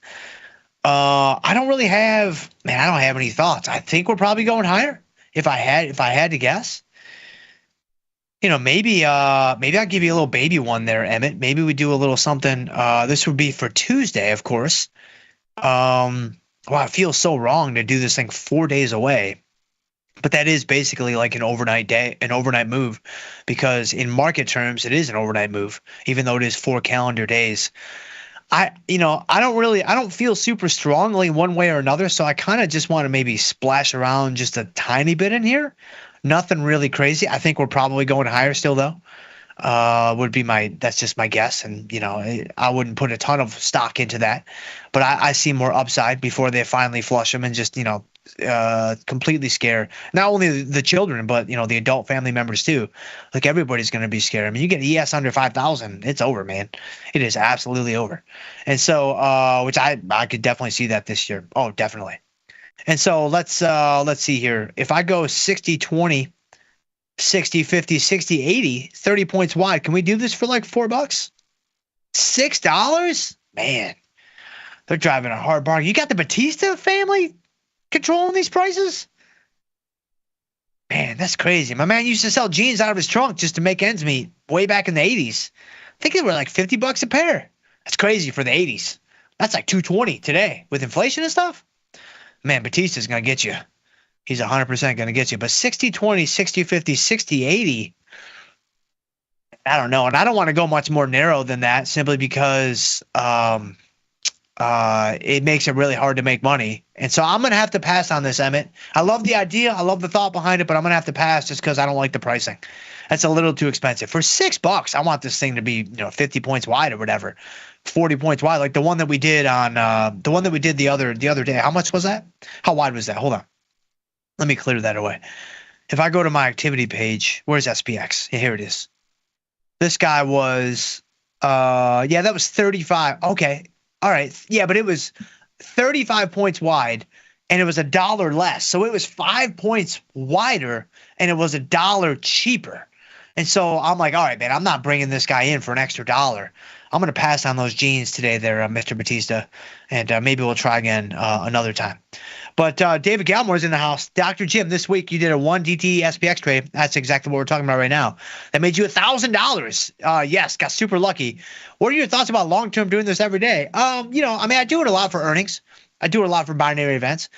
I don't know if it's going to I'll give you 2 observations. Number one, it's not going to replace and it doesn't unseat kind of the regular selling premium, 45 days to go. You're getting at a good spot on the decay curve, and that's a really, really good, starting point for all short premium positions. Now, unofficially, I may or may not be testing out other things behind the scenes that I think could be even better than that, possibly. But that's all I'll say about it regarding that at this time. But when it comes to expected move butterflies, it's not going to unseat the king. It's not going to unseat, the grand poobah of what we do. Still, though, I do think it can be a fun way to take directional shots. In the end, I don't think it's going to cost you a ton of money. In the end, obviously, if you miss a couple in a row, then it costs you a little bit of money. But in the end, I don't think it's going to cost you a lot of money. I don't know if it's going to make you a ton of money. I really, truly don't. I'm not sure. We've had a nice little run with some of the ones we've done recently. I don't know, how I've done. I haven't kept track of, how well my expected move butterflies have done, like the last year, 2 years, 3 years. I mean, if you went to the follow page, you could actually figure that out for yourself. And I'm sure we've got so many overachievers that are watching the show. We got 575 people watching, right? I guarantee 80% of you are overachievers. Like, those are the types of people that we tend to attract. And so when you've got, all the data there, you can figure it out. I mean, I haven't done it. I don't have a strong desire to do it. I may have Amelia do it. She's my trading assistant, my intern for the show, for people that are brand new. And that would be a good task for her to do, I think, in between, like, watching like Disney and Frozen and those kinds of things. And so you could actually figure it out, though. I'm not sure how I've done. Maybe it's positive. I'm not sure. But it makes sense to me as a way to take a directional shot. And so at least theoretically, I think it could work. And so hopefully that helps you there, David. So Don 721's in the house. Man, let's go. Don 721 says, oh, here we go. It's a training question. It's a fitness question. If you are new to the show, I am a competitive bodybuilder, so I love questions about training, fitness, nutrition, all that stuff. They're always welcome. I mean, Iron Condor hasn't changed for 85 years, right? Not that building muscle has changed for 185 years, but nevertheless. We go on. Don 721. Hey, Dr. J, what contributes more to building muscle? Time under tension or increasing weights? Ooh, that's a hard question. That's a hard question because that's a really hard question. I don't know. That's a great question. I don't know if there's a big difference in the end. It's all about, mechanical tension. Like hypertrophy is all about, mechanical tension, metabolic stress, and there's some third thing that I can't think of. Maybe the stretch, I think, might be the third thing that I'm missing out on. But I wouldn't try to figure out which one is more valuable, and I would just include both in your training program. So you're not missing anything. There's going to be some movements that it makes more sense to, increase load, and there's going to be some movements where it makes more sense to do something else, like time under tension being one of those. And so as you become, like an older gentleman like myself, I'm 43, I'll be 44 in May. It's like, man, I can't just be ramming and jamming the load on everything. I just can't because my body will just break down, right? So I'm trying to leg this thing out for at least a couple more years. And so I would do both. I would 100% do both. Sam L says, another training question, potentially. Here we go. Dr. Jim in the house. Oh, here we go. Sam L brings, he likes to mix them. He likes to mix them in together. It's kind of like a pre-workout where you've got I got people tweeting me about Jack 3D. They're trying to put that in the same conversation as Rip Force. Again, guys, you don't know what you're talking about. All these youngsters, people tweet me, they're 40. Like, you don't even know. You're just a child. You're just an infant. Like, you don't have no idea about the original Rip Force. It's crazy. But Sam L's taking a little Jack 3D and maybe a little Rip Force, putting them in the same little deal here. And I like it. So Sam L says the market is hitting PRs today. What do you think? Is it natty or not? Well, it's clearly not natty. That's very obvious because of Uncle Jay. Like, Uncle Jay is giving the market all the PEDs that it needs. Like, whatever PEDs the market needs, Uncle Jay's got it. He's always got the hookup every 6 weeks. We've got another, dose, another injection of, a PED coming at the end of January, I believe, when Uncle Jay comes out. I think it's January 29th, where he's going to come out and give the market exactly what it needs. And by that, I mean, it could be another 4% down day. And so we'll have to wait and see what happens. But that's some good stuff there, Sam L. Definitely makes me laugh. And so RC says, oh, here we go. RC says, let's say I'm tracking the median price of the 20 Delta 45 DTE SPX put each day. Okay. One day it's trading one standard deviation above the floating median price. So I sell it. Okay. Has my edge on the trade, i.e. the excess premium over the median price, finished when the floating price returns to the median. I got this bad boy in early today. Oh, the question. Yes. And here we are. We made it. So that's great. This is a very interesting question. So you're kind of manually collecting, or maybe you have a script that's doing it for you, or AI is doing it for you, or whatever. But you're collecting data on the price of SPX puts at the 20 Delta 45 days ago, and you're measuring how much the option price deviates from where the option price has been. Not to burst your bubble, I'm not sure how much additional data you're getting from that, because you're measuring the option price relative to itself. And the option price is just responding to whatever the model basically tells it should be. Like whatever the Black-Scholes model basically says, hey, the option price should be X, it's just responding to X. Like option prices don't really have, they're not going to have a momentum component like stocks might have that a lot of people believe in. I mean, there's a lot of research that kind of backs that up in the short term. And I mean, I read a lot of those papers in my doctoral program. I had to, and I was like, all right, there's a momentum aspect. There's potentially a mean reverting aspect to, volatility, potentially even price for my mean reverting price. Brethren that might be also watching the show, price is obviously mean reverting. Tom is dead wrong on that. But when it comes to the actual option price, you're kind of trying to, maybe layer on a mean reverting component onto something that might not be there. And so I don't know if that's going to be super helpful for you. This is just my own view. This is my take. I could be totally off base on this. You may have found the golden goose and you should keep doing this. I'm not convinced it's going to give you a lot in terms of explanatory power towards whatever edge we might have, whether that edge exists or it doesn't exist. Like case in point, leave the median price, the historical median price out of it for a second. Like, let's say that option prices explode, especially on like a put, right? So if option prices go up, like, the option that you've been tracking has been priced at $2 and all of a sudden it explodes to $5 or $6. Is there any information there? Yes. But I don't think it can be found relative to where that option price has been historically. I think the information that you can glean from that is the simple fact that, all right, if this put price is exploding, then I know the market's going down, volatility is probably on the rise. And one thing that we know is when volatility is on the rise, there is more opportunity in the premium price because of that, because of the differential between implied volatility and realized volatility. And so as the option price expands, you have greater potential to capture the differential between implied volatility overstatement, as we like to call it. I don't think it's necessarily related to the previous history of that option price itself. That's how I would look at that situation. And so hopefully that helps a little bit, RC. But great question. Really great question. Let's see. Ranch Rhythm. Michael Mike says, Dr. Jim's show is always a blast. Man, I appreciate you. And now I got to send you that cash that we talked about. I was kind of hoping I might not get to this question today, so I didn't have to send you that cash that we talked about, but it's on its way. Like, it will be in the mail today. I just wouldn't wait by the mailbox necessarily for it to arrive. But I appreciate you there, Ranch Rhythm, very much. Thank you for being here and being a part of the show. Yes, Junior Mac from Australia. Man, look at Junior Mac. I appreciate you. Ion Q Strangle, 2560 is juicy. The most important I wasn't expecting that. He said the most important strangle of our lifetime. Yes, it could be. Ion Q. I mean, I don't even know.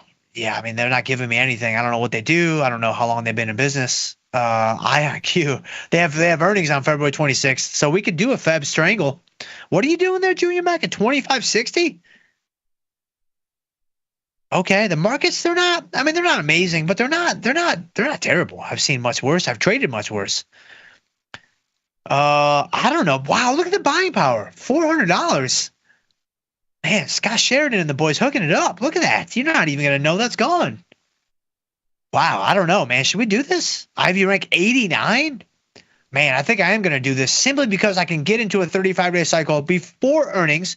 The earnings are after the cycle. It's difficult to find opportunities right now, especially in individual names. So I like this, Junior Mac. I like this trade a lot. And so I wasn't able to do the Emmett special there because the pricing didn't make sense. But I like a lot of things about this trade, especially that buying power. That's some good looking stuff. Juicy indeed, my friend. So let's go ahead and let's put this guy on. Let's try 270, maybe 278. I can't get filled. Let me get a fill. Oh man, we're almost done with the show. That's crazy. That's the craziest thing ever. I feel like we just started. Wow, that's nuts. All right, so I got filled at 277. All right, let me try to get to at least another question or two. It's embarrassing how few questions I get to. It's super embarrassing. I need to do a better job. Scramble Everything says, how about some RGTI puts? Let's get it, man. Let me look at this. Rigatoni, RGTI. Rigetti. Yeah, Rigetti. Yeah, Dave Rigetti. I remember. Yeah. He was he might be a Hall of Famer. And now Dave Rigetti got in, then maybe Mike Evans should get in. I don't know. But man, Rigetti Computing, here you go. So $10 stock. Ooh, yeah, I'm gonna pass on that. I don't feel like dumpster diving today there, Scramble Everything. But I appreciate you very much. You should go get it, and let me know how it works for you. And so Leroy Jenkins, hey Dr. Jim. So I'm currently using 30% of my 20,000 hour account. Okay, because the VIX is so low. Yes, it's 16, right? It's not super low. It's been much lower and it could go much lower, but it's, okay. It's on the lower end of where it's been recently for sure. To trade options in Tasty for the remaining 70%, I think Tasty recommends holding some stocks, SGov and some cash. Yeah, you could. I mean, this is going to be up to you, right? You can hold like just pure like cash, like truly liquid cash that's not even in a T-bill, that's not even in like an SGov type of instrument, or you could buy, BIL or SGov, yes, and you're going to get a lot of that buying power back that you can use for options positions and things like that. And so, yes, you could definitely do that to get a little, have the cash working for you. The one thing I don't know about is and I don't think you're doing this because you didn't put it in the comment, but if you start splashing all with futures, I don't know how the margining works on if you do an MNQ or an MES or something like that. How does that work against the buying power that you got back for BIL and SGov? I honestly don't know the answer to that question. I am not an expert. I'm not even a novice when it comes to understanding starting day balances and cash on hand and this and that and blah, blah, blah, blah. So I'm not your guy when it comes to that. I should be better at that. I should be better at taxes. I should be better at all the riffraff around the edges, but I'm really not, just to be perfectly honest with you all. But yes, you could do BIL, you could do SGov, you could do just straight cash.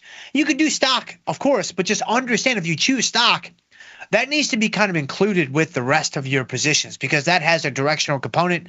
You're going to have some delta effect on the stock that you hold.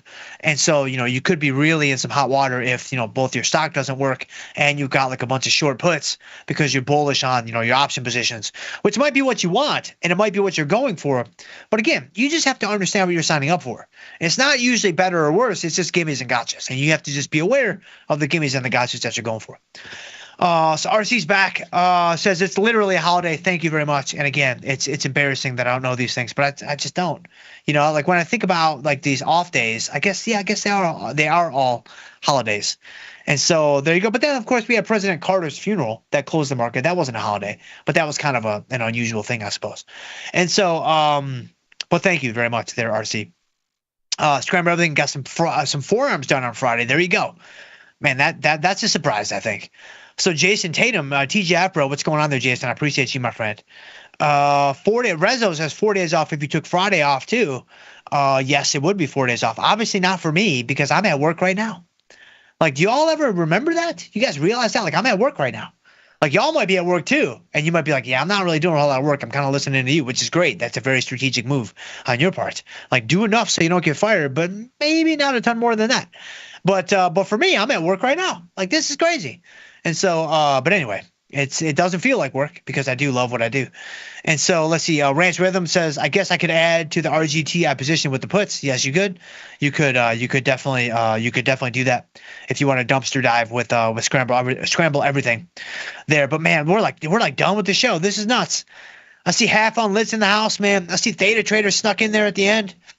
Man, Joe Clover's in the house. Jose's in the house. Man, look at you guys. Man, look at you guys. Jason Dav's in the house, man. I appreciate you. Argent Purr's in the house. I can't get to you because I got to go because Jamal's coming up, but you guys are amazing. Hey, if I didn't get to your question, come back on Tuesday. I mean, you see, I typically only get to a handful, but I try to give you my full thoughts around whatever it is you might ask. Any question is open season. I'm happy to answer any question that you might have. And so, guys, if I can ever help you, please shoot me an email. I'm jschultz at tastylive.com, or we can connect on Twitter. I'm at jschultzf3. I would love to hear from you guys on there as well. But stay tuned. We do have Jamal coming up next with Engineering the Trade. In the meantime, guys, trade them small, trade them heavy, and stay generous. We'll see you guys on Tuesday.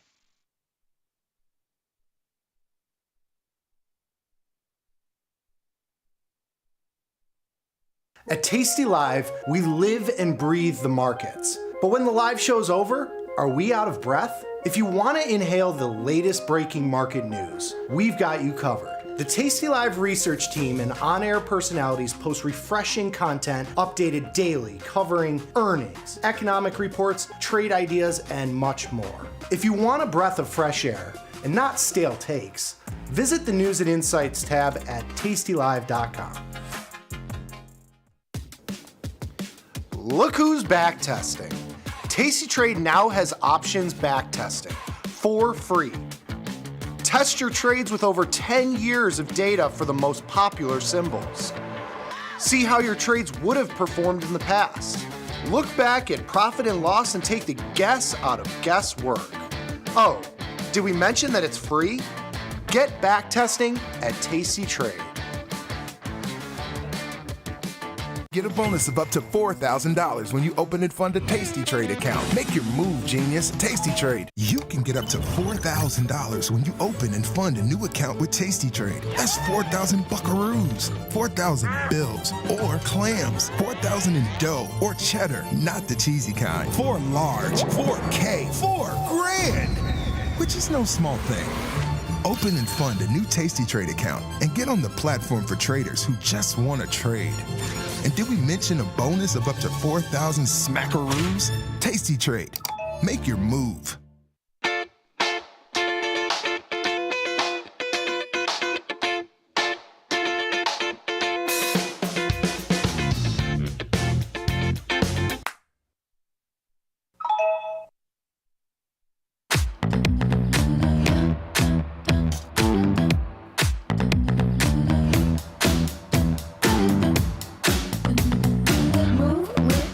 Shake it up, stop when the clock hits 13. Sing 1, 2, 3, 4. Cause no one can do it like we do it, like we do it, like we do it. Cause no one can do it like we do it, like we do it, like we do it. In the money. It seems pretty easy to understand. If I'm in the money, I must be profitable, right? Not quite. In the money is in reference to the option's strike price relative to the current price of the stock. An in the money option is an option which has intrinsic value. For a call option, that represents an option with a strike lower than the current stock price. For a put option, that represents an option with a strike higher than the current stock price. Being in the money is a good thing for long options. It's not so good for short options.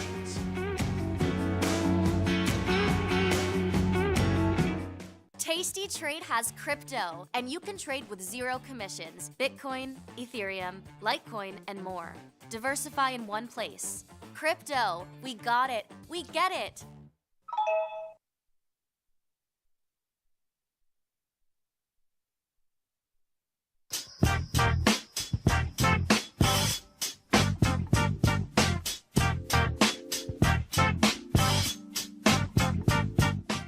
What's going on, everybody? We're at the end of a crazy busy week. A lot of positivity, of course, looking at markets up big today.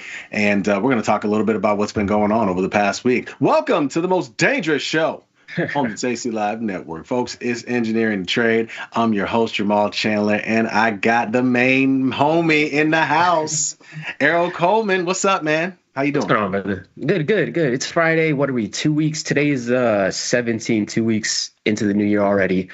Listen, dude. I was saying, I was saying to my youngest the other night, we were heading to basketball practice. I was like, dude, doesn't it feel like it was literally like 2 days ago, and it was Christmas Eve, and we were in the house like making Christmas cookies? It's kind of crazy how fast time has gone. Yeah. No. I mean, I would. Yeah, I would agree. I'm not just gonna run past that though. What position does he play? Basketball? Yeah. These days, man, I've taught him to be. I believe in positionless basketball. I believe everybody should do a lot of the work. I believe people should box out. I believe you should have ball handling skills.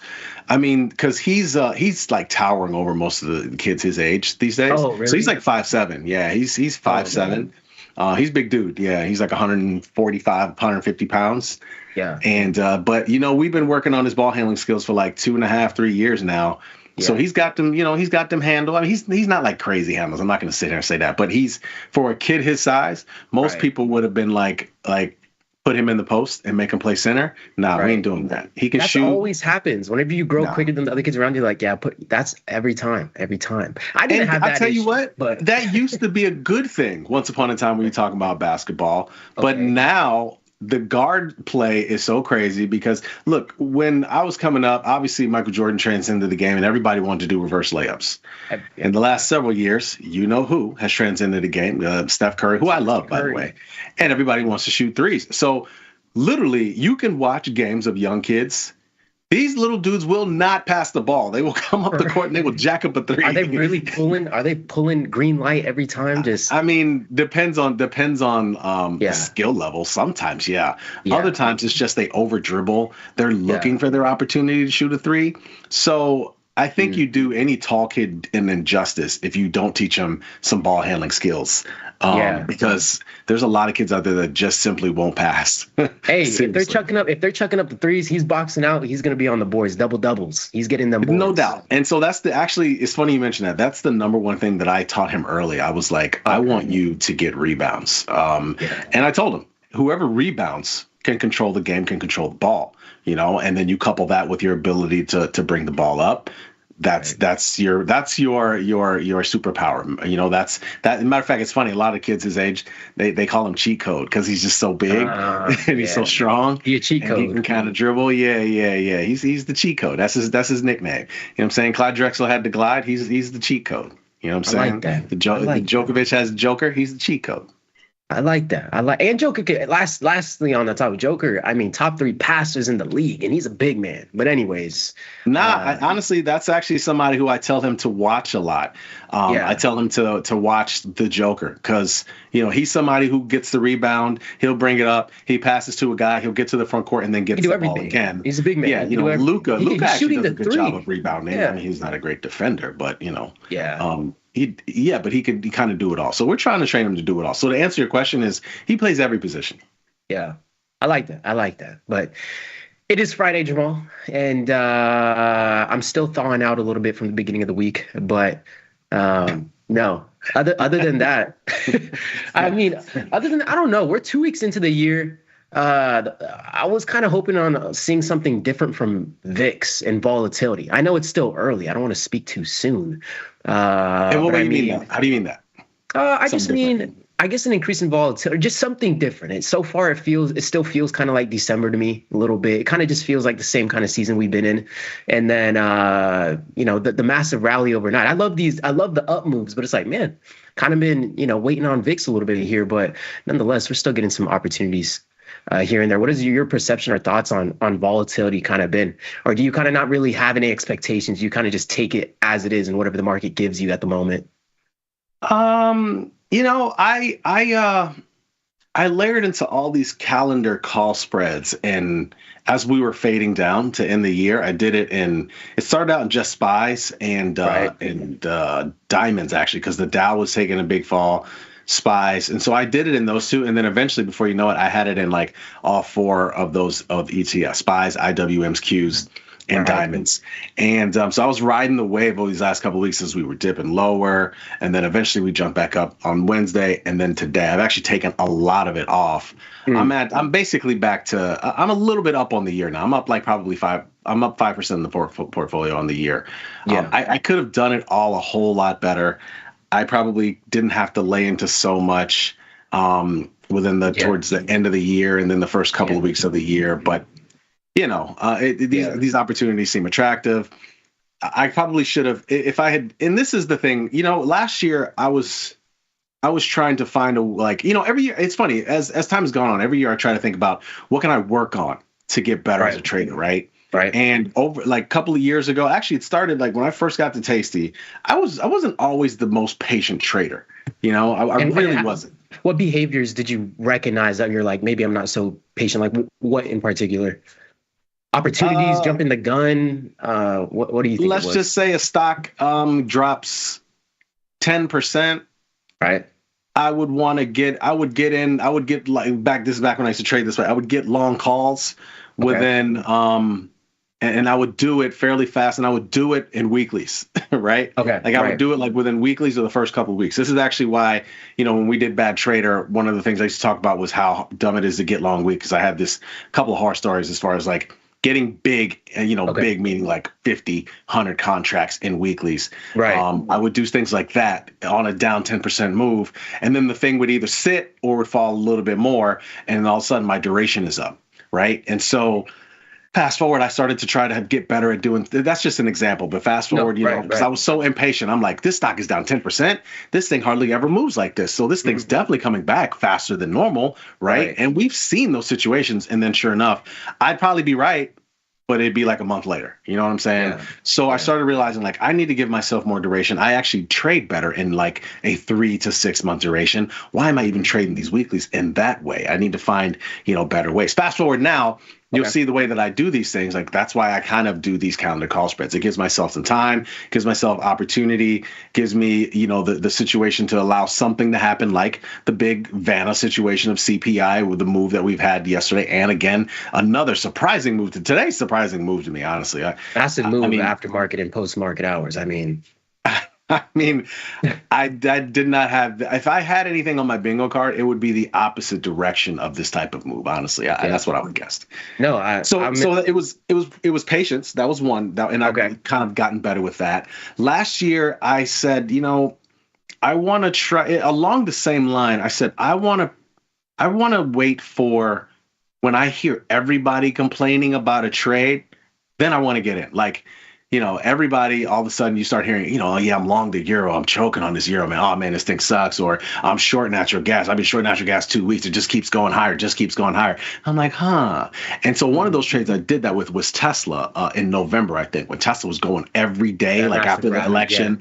It was like 2-3 weeks. Everybody was talking about it. Tom's like, oh my God, Tesla every day. Everybody in the office. And I'm like, now. And I did. And literally that was the day it flipped and it tripped. And so I have gotten better with that. What was that duration like? When you wanted to take part of that, what kind of duration were you? Were you like a little longer out, kind of how you just mentioned? I believe I did. I think I honestly did 45 days. Right. I just did a wider spread. So I think I might have did like a $30 wide spread as opposed to like a $10. I did a longer duration. And I did I actually did a short call spread. Actually, what I did, and it seemed crazy at the time, and people who are on the stream will probably remember this. I sold an at the money call spread, and I sold like a $30 wide at the money call spread. I think I collected like $20, and then it still kind of went up, and I did another, and then it went $22, and then we had a huge breakdown. I think it was it might have been the Fed meeting. It might have been the December Fed meeting when we had a huge breakdown and everything fell, right? Correlation of 1, everything fell. And I was able to take a nice little profit on that. So, but it was only because I had just been hearing for like it had been a solid month. Right. Tesla was really going. And so that's another thing I've added to the repertoire. Really waiting for like everybody to be talking about the same trade. That's when the trade is really crowded, and then jumping in a crowded trade in the way that I want to trade it, as opposed to, trying to get into early. So that kind of doubles on the back of patience. Do you think so? I know with the election, I never seen such a large individual like Elon Musk with his brand kind of co-sign on another candidate so hard. So I was just wondering, do you think Tesla would have responded in the same way to the upside if the outcome was different for the election? I don't think so. I think it did exactly that for that reason. And you've never seen it. I've never seen it. Not quite like this magnitude. I mean, we've seen in the past where around elections, because a candidate was talking about doing X, Y, Z, and that's when eventually you see that type of activity. As a matter of fact, right before the show, right, we were talking with producer Josh. Josh is talking about IBIT and how the activity. I was actually talking about it this morning on This Week in Stocks with Tom about how Bitcoin is coming back to that 100,000 level, and we're starting to see a lot more options trade. Open interest is high in IBIT. It's one of the things that I've been seeing a lot when I look at the OIC website on options, the most traded active options. This one has been in the bottom 20, like somewhere between 15 and 20, like the highest options trades every single day. I actually don't trade it, but I understand it. It's because everybody has heard about, Trump's feelings with regard to Bitcoin and how they're going to, and there was I think there was something that the news came out this morning. I don't remember the exact wording of it, but it was pro Bitcoin. It was very favorable. And so, again, I think this is another thing that because it is there's a link to his campaign promises, et cetera, we've seen Bitcoin start to rally a lot more. This has been known for a while. He's been the president-elect for 2 months, but we still saw some fades in Bitcoin. But now with the election literally right around the corner, now you're seeing the bump. And I wouldn't be surprised to eventually see the sell the news. I don't know when that's going to happen. I don't know if that happens at 107. I don't know if that happens at, for Bitcoin. I don't know if that happens at 110. I don't know if it happens at 125. But there will be a sell the news moment because we see it all the time. We saw the same thing with Tesla, and eventually it happens. It's just a question of where. No, that makes sense. So I don't know. That's why I'm not necessarily. I don't have. If I already had a position, I'd probably have more of a feeling of when to get out and when to get in. But I don't, and so What, are you Therefore, just stalking it right now? You're just keeping an eye on it? I'm not doing though? anything. I don't have anything. I don't know. You? No, but you got any Bitcoin plays on? Because you were playing MicroStrategies and stuff like that for a while. Yeah. I never really traded the Bitcoin ETFs, but I was taking part with MSTR a little bit because of that correlation and MSTR, purchasing so much Bitcoin. So I was getting some exposure to the crypto market through MSTR. But other than that, I haven't traded iBit. I've been watching it from the sidelines. But the crypto ETFs, it's not something that am too actively trading. What are you looking at, a strangle here in iBit? Yeah. So this is my process in general when I try to analyze and size up a name. It's like going on a date. You know what I'm saying? It's like, like, what are we doing here? Like, hey, how you doing? My name's Jamal. Okay, how you doing? What do you want to drink? Pulling out the tools from 15, 20 years ago, Jamal. Yeah. Okay, I'm listening. I'm all ears. Go ahead. What do you want to do? What do you want? You need a drink? Waiter, can we get a drink over here? Yes. I said waiter. Yes. Yeah. Nah, you know what? These things are very liquid, actually. And I'm just looking at the strangle. I'm looking at the vol. How do I feel about this vol, right? Like, this is an ETF. I don't even remember. You know what? We got to go. Just for the sake of making this interesting. I don't know. Do you know much about this? Like, what's in this thing? I like to look up every ETF and know exactly how it's. I'm looking it up now. ETF. Because I remember, people were. There's plenty of ETFs. Sometimes they don't operate exactly the way you think. And then all of a sudden you're like, why isn't this ETF moving on a day where I expect it to be? Well, you really got to look at what's in the ETF. So I always make it a habit. That's actually part of the reason why I haven't traded it. I don't know what the hell is in this damn thing. Let's see holdings. Mostly Bitcoin. There's cash. It's like 100% Bitcoin. Okay, so it is. So we're trading Bitcoin. It's 100% Bitcoin future. I'm with that. So that being the case, let's see. This is folks, you should do this every single time you see anything. There's a lot of different names correlated. At the money, well, let's go to February. That's more realistic. At the money is let's call it a 59, 60 vol, right? 60 vol. What is coin doesn't have any Bitcoin in it. That's an 83 vol. I mean, you got to wonder, why is this damn thing 80 something vol when the actual Bitcoin itself or an ETF that has Bitcoin in it is only 60 vol? That's way lower. It's also an ETF. That's pretty good. I guess it makes sense. Coin should be a little bit higher. 20 vol points? I don't know. This also obviously has a lot of Bitcoin in it. This is 100 and plus vol. That tells you how high this thing is. This vol is high, man. For a $300 stock. Dude, this thing is like biotech vol. I mean, seriously, MicroStrategies.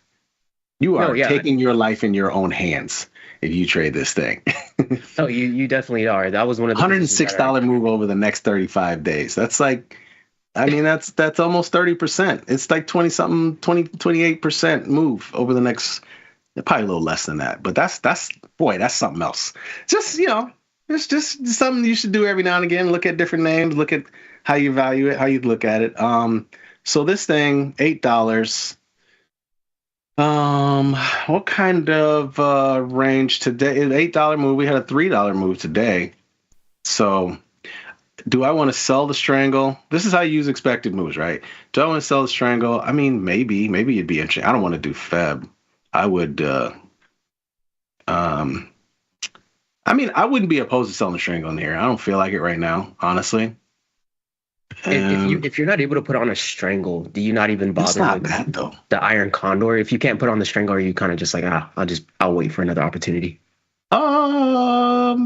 If the strangle definitely makes sense in here. I would say if the strangle is cheap.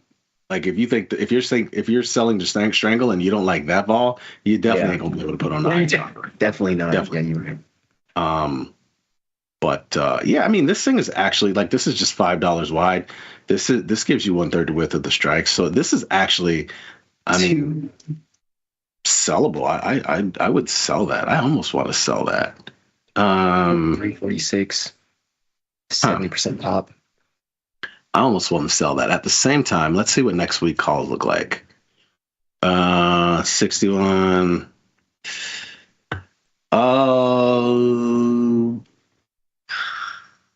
Wow. Could you see this jumping like $10 in the next week.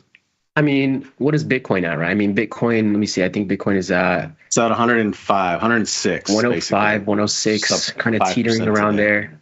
I mean, I could see it. What was the high? I'm just looking back a little further. 108 and change. I looked at it this morning. That was the high for Bitcoin. What that was the high Christmas for the year. time? I believe, yeah. I mean, unless that was that specific contract. Yeah. So I mean, if there's another leg up on Bitcoin, you're essentially betting that Bitcoin is going to have another all-time high. If you're getting right.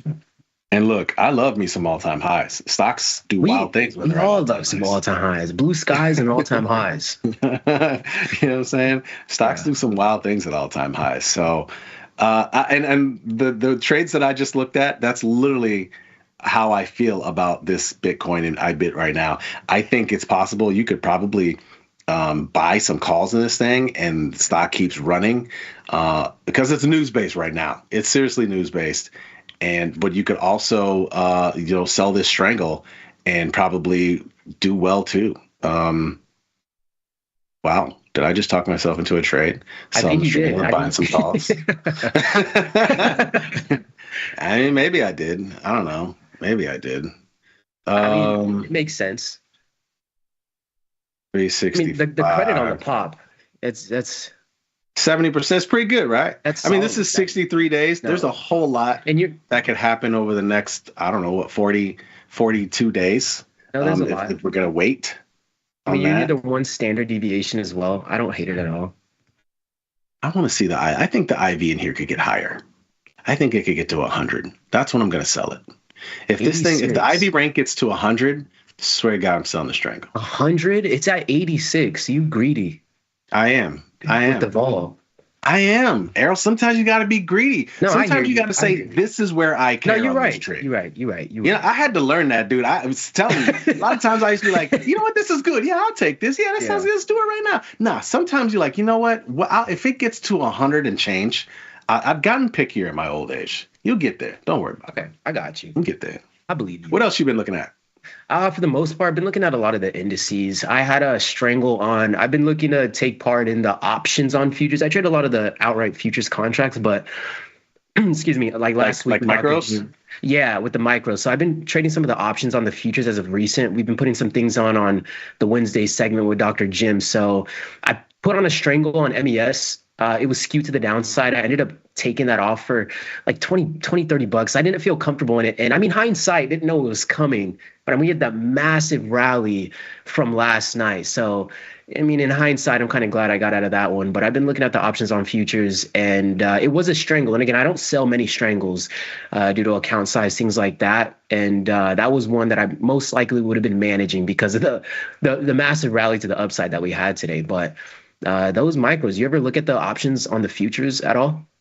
I actually don't look on the options on these as much. I trade them, every so often, especially at wild times. I didn't trade them in these recent moves, but I often trade the micros themselves. But I actually don't trade the options as much. Yeah, I got you. Yeah, man, vol came in a whole lot, man. I mean, again, now looking at the money vol 12. I mean, that VIX is. Prop month is 16. Where's cash? Cash is around 60. It just really hasn't fallen off a whole lot. This is basically where it's been all morning. I'm curious to see if this falls off more into the rest of the day, given that we have a holiday on Monday. That'll be interesting to see. Yeah, I mean, it looks like we're trying to rally a little bit into the last 50 minutes of market open. And then half day Monday, correct? Market closes early, I'm not mistaken. No, it's closed period. It's closed altogether. It's closed period. Okay. Gotcha. Yeah. Except let me stop. It's closed altogether. It's closed altogether on Monday. No market open. That's right. MLK in the house, man. MLK birthday. You and me on the mics. That's right. That's what happens, folks. You know what I'm saying? That's what it is. Only Jamal and Errol. That's right. That's right. I just noticed that Schwab has earnings coming up Tuesday before the open. And you're shorting, right? Huh? I said you're shorting, right? Me? Schwab? You getting long? Nah. In Schwab? That's crazy. Yeah, I don't know. No. What's your directional bias in there? I actually got long some calls. I figured most of these banks have had pretty good earnings. So I decided I wanted to buy some calls in here. They're really pretty cheap.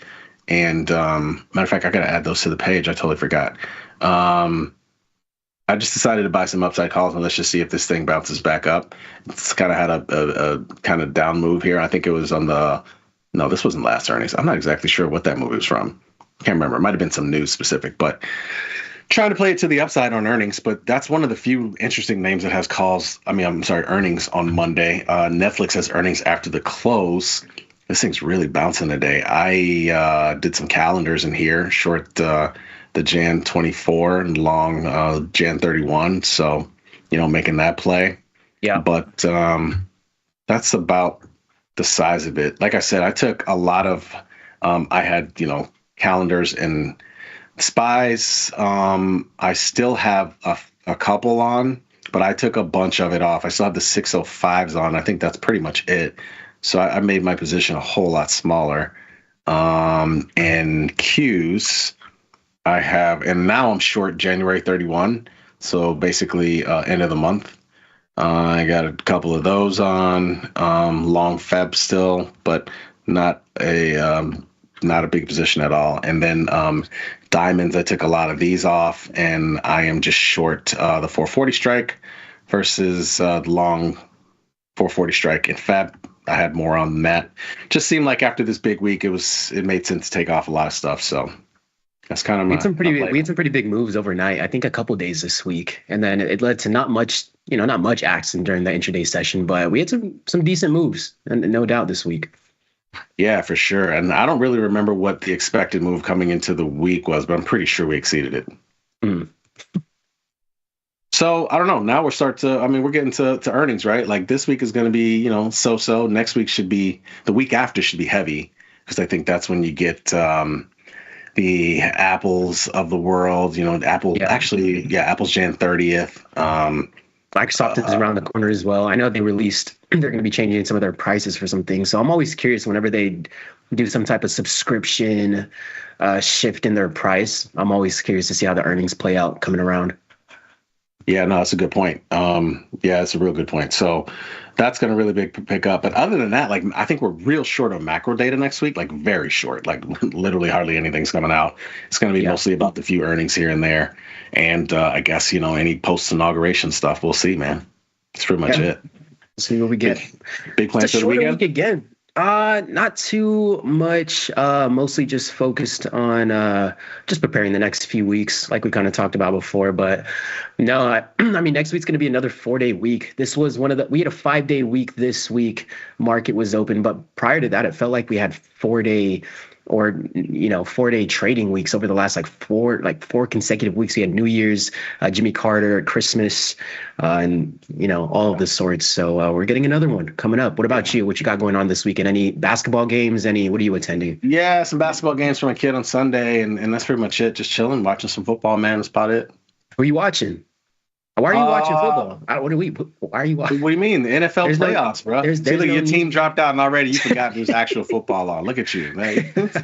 There's that, and there's the national championship game on. All right, who are you going for though? Hey, who would you like to win? I would like Baltimore to win. I think the Chiefs are going to win it all. There's not much else we can do about that. And then on the championship game, I got no dog in the fight. But I guess it's time to roll, man. We got Tim Knight coming up next. Dude, thanks for coming on as always. Appreciate you, man. People, we'll see you later. Be smart, be patient, trade them all, trade them often. We're out. Peace.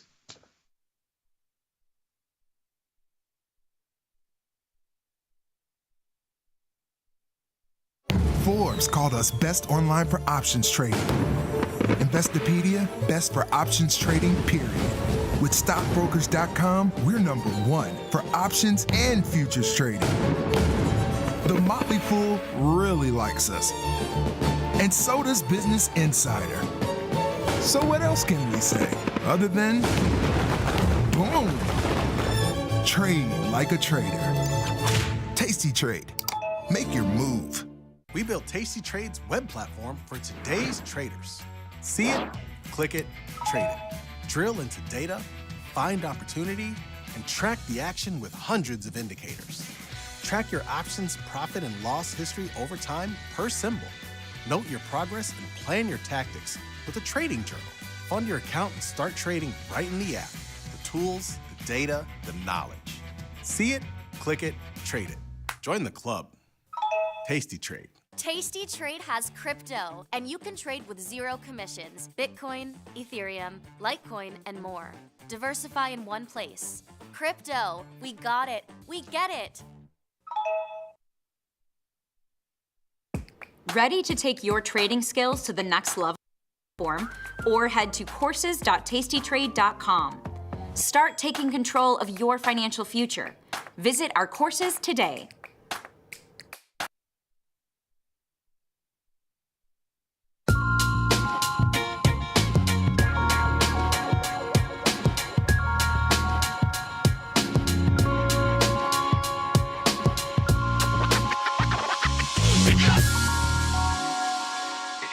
Hello, everybody. Happy Friday. Yes, we get a full week this time, and I'm here. I wasn't planning to be, but travel plans changed, and that's cool because it's been a fun trading day. I was sort of dreading the trading day, to tell you the truth, because the market just went up all night long. We're up very strong. There's no particular news except for, of course, a new administration coming on Monday, which folks are obviously very excited about.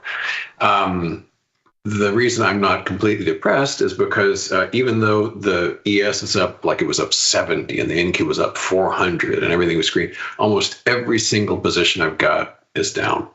And that's good for me because it's bearish positions. So they're just, my little buddies are defying the lift. And I would honestly rather have, given the choice of a down day where my portfolio is doing well, or an up day and the portfolio is doing well, I will always take the latter, because it's gratifying to know the picks are so good that they're just, sneering at the rally. But it also means to me that on the 1 or 2 times a decade the market's allowed to fall, they'll do really well. So I'm feeling good. Let's jump into the charts. We'll start talking about what's forthcoming. This is the spider, and let's zoom in, then we'll zoom out again. Zooming in, that cool little top is looking pretty questionable now, thanks to today. Until yesterday, it was looking pretty good. Today's big green bar takes if we're going to grade this pattern, it goes kind of from a B plus to a C minus. That's a nasty violation. It's a lot of strength. Maybe it's an outlier because of the political optimism, but yeah. Damage, not good. So the clarity of that pattern is really coming into question. I just want to mention before we trot away from this chart, it is no surprise that folks are so optimistic about, won't it be great when the new administration starts? And the reason is, and what I'm showing you here is basically the first year of the first Trump administration. The market only went up. There was like hardly a downtick in sight. Inauguration day back then was January 20, 2017. And the spider was at something like, and this of course takes dividends into account and all that, let's call it 200, just to make the math easy. It was a little below 200. And a year later, it was at around 250. So, 25% gain in 1 year and almost straight up. Pretty impressive. Even during autumn, which is typically the bearish season, not only did it not go down, it actually accelerated. So I think folks are using this as a template of like, oh boy, we get to do it again. Well, maybe. What I would say, though, is I've looked at a lot of economic data, a lot of valuation data. At the beginning of 2017, stocks weren't cheap, but they were kind of normally priced based on long-term history, kind of at the midline, not cheap, not expensive, just kind of average-ish. So it was not a hard lift to get things going. Right now, as we head into the next week in the new administration, by some metrics, stocks have never been more expensive. And by any metric, it's way up, like 2 standard deviations away from normal. So what I'm trying to say is This is not January 2017. This is 8 years later, where stocks are vastly more expensive and we are vastly deeper in debt. So I'm sure some people will see the analog of like, let's do 2017 all over. It ain't the same. It's really not. And I think eventually time will sort of reveal that. But as it is now, everyone's just sort of, blinking their eyes happily and just grinning ear to ear, but we'll see. The diamonds also up, and this has been pretty range bound. And what it's managed to do as of today is completely undo that drop from the 18th. We all remember that one big drop we had. It took only 5 trading days, basically this week. It's rather extraordinary when you think about it. In the span of just this week, we went from levels not seen since before even the election results were in. So we went sub November 5. So we're back to where we were November 5th. That was Monday. Today, basically the highest level we've seen since that big drop. So if this is the range, everything since December 16th, we were lower than ever this week and higher than ever this week, all in the span of those 5 days. Pretty big jump. And no surprise that, when I woke up this morning, it's like, oh God, another bullish day. And it is a bullish day, but it's becoming more of a stock picker's market, thank goodness. IWM, also strong, but look at what's going on. There's our old friend, the blue line. That was the high for the day. We opened strong, we're closing weak. Now, it's up, but that red bar means something. And, the RTY is up 0.22%. I mean, it's not out of the question. It could even fall, go negative for the day. But small caps were exceptionally strong earlier, and they've given that up. The cubes are up strong. Tech, this is kind of the kleptocracy we're entering here.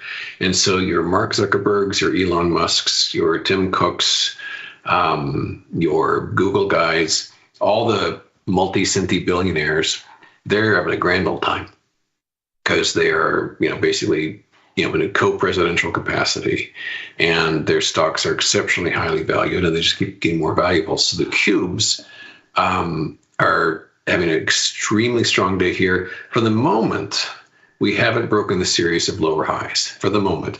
Now, depending on what's said on Monday, which apparently the inauguration's been moved inside now, but it's kind of seeing the reaction of that next week. Maybe it'll bust that series of lower highs. As it is now, even with the giant rally this week, we still have that intact. Speaking of co-president, here's Tesla having a good day, up over $20 today. Still range bound between the Fibonacci's. We had found solid support at this duo of retracement levels right here. So found support, starting to rally. Could keep going. The key is, of course, the lifetime high that we had back on the 18th. There's that 18th day again showing up. But as it is now, we're pretty much range bound between around 380 all the way up to around it's a huge range, like $100 range here. So around 380 to 480, really more like 490. So that's one kind of friend of the administration that's done exceptionally well. Another friend of the administration, Peter Thiel, Palantir, pushing higher, not at lifetime highs, but definitely wrecking the quality of this pattern as far as topping goes. And just to wrap up our sort of friend of Trump, here's Geo Group, the private prison corporation, lifetime high on this one.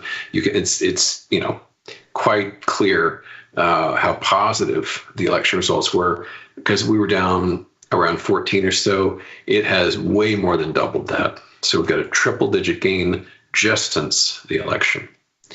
So that's Geo Group, having done much better than the other private prison organization, CoreCivic, CXW, I believe the symbol is.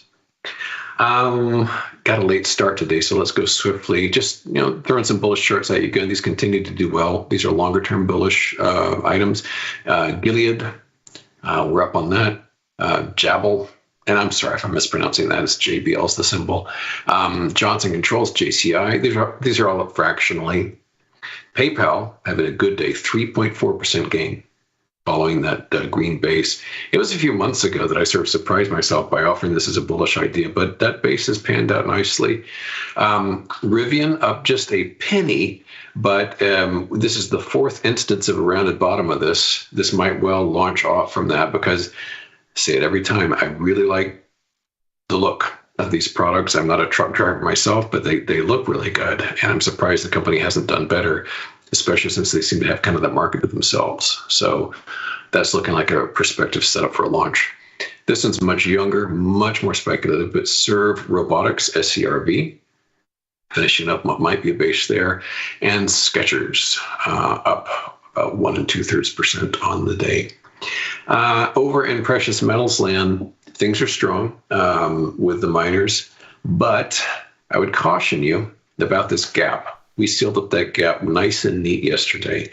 So I'm thinking to myself, it's going to have a lot of trouble pushing past that.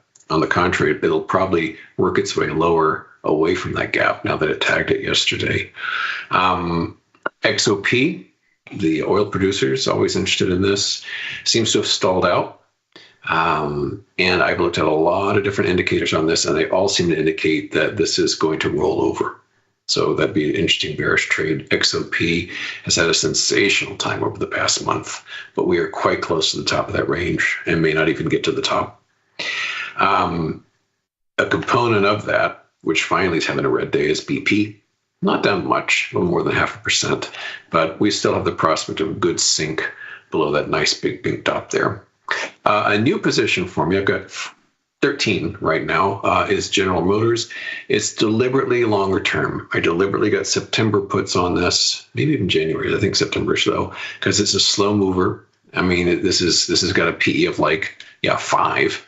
So this is a kind of an old school company, but it does seem to me, especially since it managed to be down on a day like this, to be a good candidate for lower prices. The home builders, I've mentioned that once or twice this week, looking better than ever. We have a shooting star on this. I've got a new position on XHB. I got January 115 puts on this. And I'm hoping / thinking that today's high will mark an important top away from all that overhead supply. And what'll help drive this if bonds can re-weaken. There's our old trend line buddy right there. We got a big lift. We've got a red bar right now. We're stalled out exactly at the trend line. If we can get some syncitude going there, that is to say higher interest rates, I think that'll just help pull XHB down as well. And the last chart, we're actually going to make it out on time in spite of the late start today. Next Era, NEE. This one had been a real fake out last year, but it's behaving itself nicely this time, very nicely. We've got this broken trend line here. We've got this topping pattern like so. And so I closed out about half the position after this big drop. I'm back to where I was. It's full position again now. I'm again thinking / hoping that today's high will mark a reversal top on this. We could go a little higher without breaking this. I mean, there's some sunshine between present price levels and that trend line, but we'll see if this is it. Anyway, a surprisingly good day. And I think we're going to enter one of the weirdest years of our life starting next week. So that'll be fun. But we will watch it the whole way by way of these price charts because it can be an interesting lens to watch history unfold. So have a good long weekend. See you on Tuesday and take care. Bye-bye.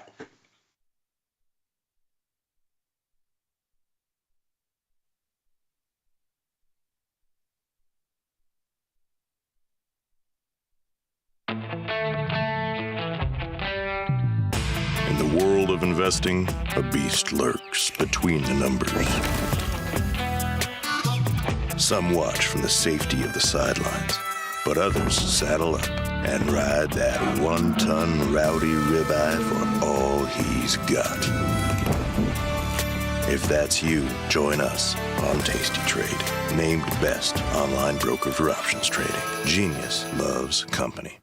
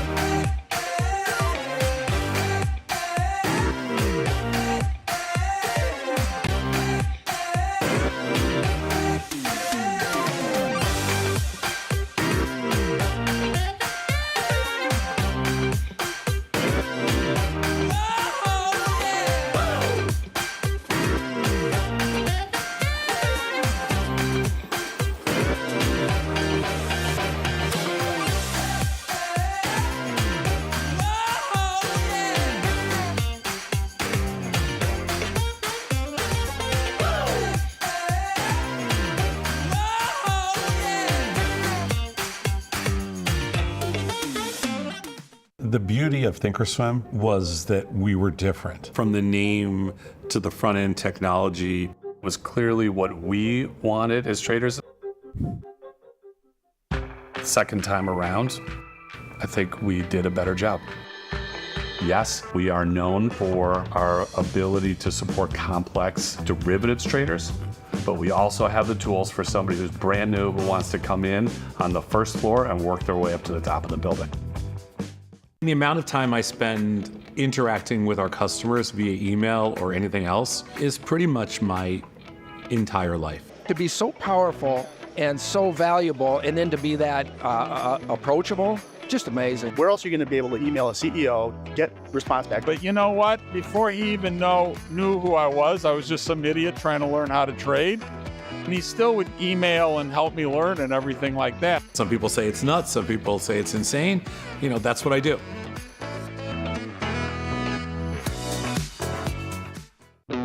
Looking for a better broker and a bonus? Sweet. We got you. Right now, you can get a bonus of up to $4,000 when you open and fund a Tasty Trade account. Plus, low rates, smart tech with the analysis tools you need, and award-winning support. So, get a broker who's actually got your back. And up to $4,000 at Tasty Trade. Make your move, genius. Tasty Trade. I'm like the Tupac of economists, going out on top. And will I ever really be gone?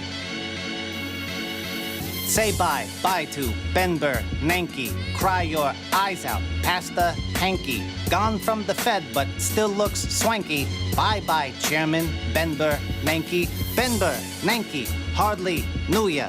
Ben Bernanke, glad we're through ya. Sayonara, Mr.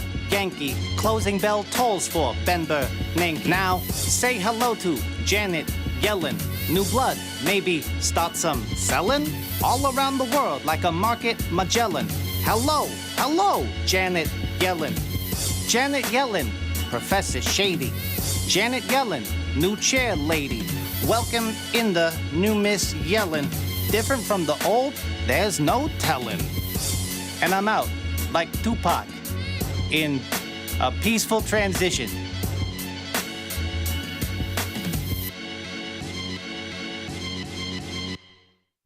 Forbes called us best online for options trading. With stockbrokers.com, we're #1 for options and futures trading. So what else can we say other than boom? Trade like a trader. Tasty Trade. Make your move.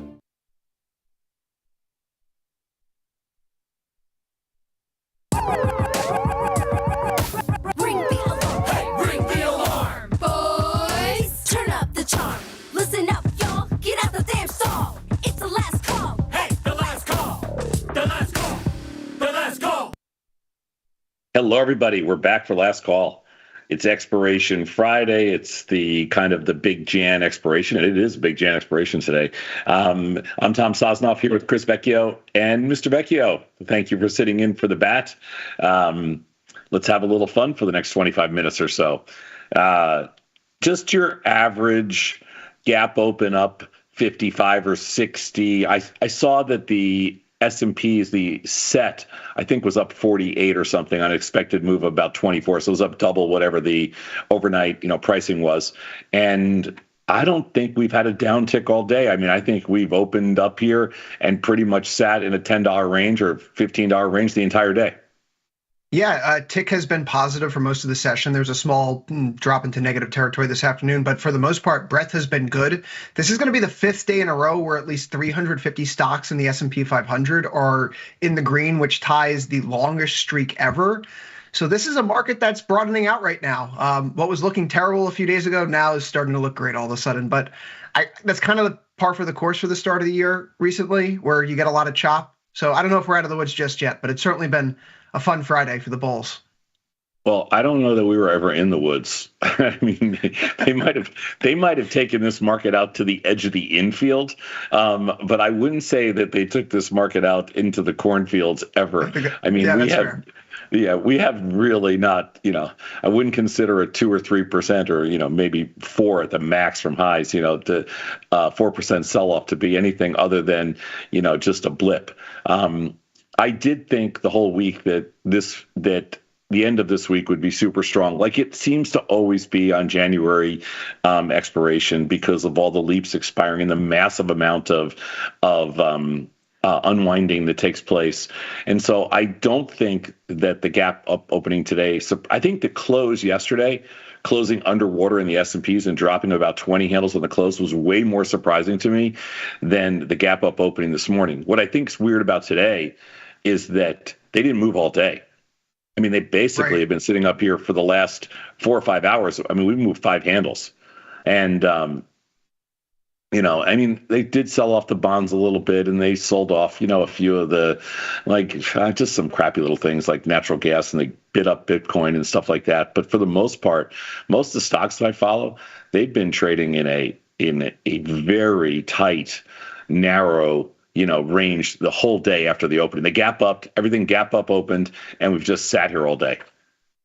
It is a big day for percent gains, but you're seeing a really quiet day overall. I mean, one of the biggest movers I think we could take a look at for idiosyncratic reasons, Eli Lilly, also for selfish reasons, down another 3.64%. This is the biggest fall it's seen in 4 years on sagging demand for its GLP-1 drugs. I know that Jamal covered this earlier. But outside of some of the individual GLP-1 names, this market's been dead as a doornail, which, again, you mentioned not really surprising. It's the Friday of January OPEX week, and we saw a big move on Wednesday, and there's a lot of unpinning and resetting of the table today. Frank was kind enough to share some of these stats with me before the show, Tom. In terms of volumes today, in some of these names, it's been huge. Tesla, for example, has already seen 3.2 million options with calls 2-to-1 over puts. Today's options trading huge relative to the open interest. You can go down to the 425s, 430s, 435s, 440s. Really, we'll go out to the 35-day expiration, but there's a lot of activity right now in Tesla. There's also a lot of activity in NVIDIA right now, where we've seen 3.5 million calls or options traded with 2-to-1 calls over puts. But this market, on the other hand, you say dead as a doornail today. NVIDIA, I think, has been trading in a $2 or $3 range. When do we ever see that happen? This is a weird market. The numbers today are staggering, 2 or 3 million options. If there was a product that traded 2 or 3 million options back in the day when we were on the floor, I think we would have blown our brains out I would have been so exhausted, I would have dropped dead right on the floor because there was no, people don't do the things that they do today, and the markets are so much tighter. I don't think we could have wrote down enough trades.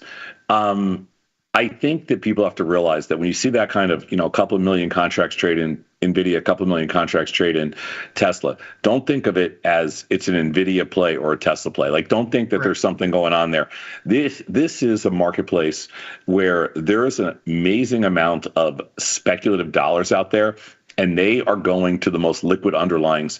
And whatever that underlying would be would attract that volume. So it happens to be Tesla and happens to be NVIDIA. It's been that way for quite some time, along with the SPYs, along with the S&Ps.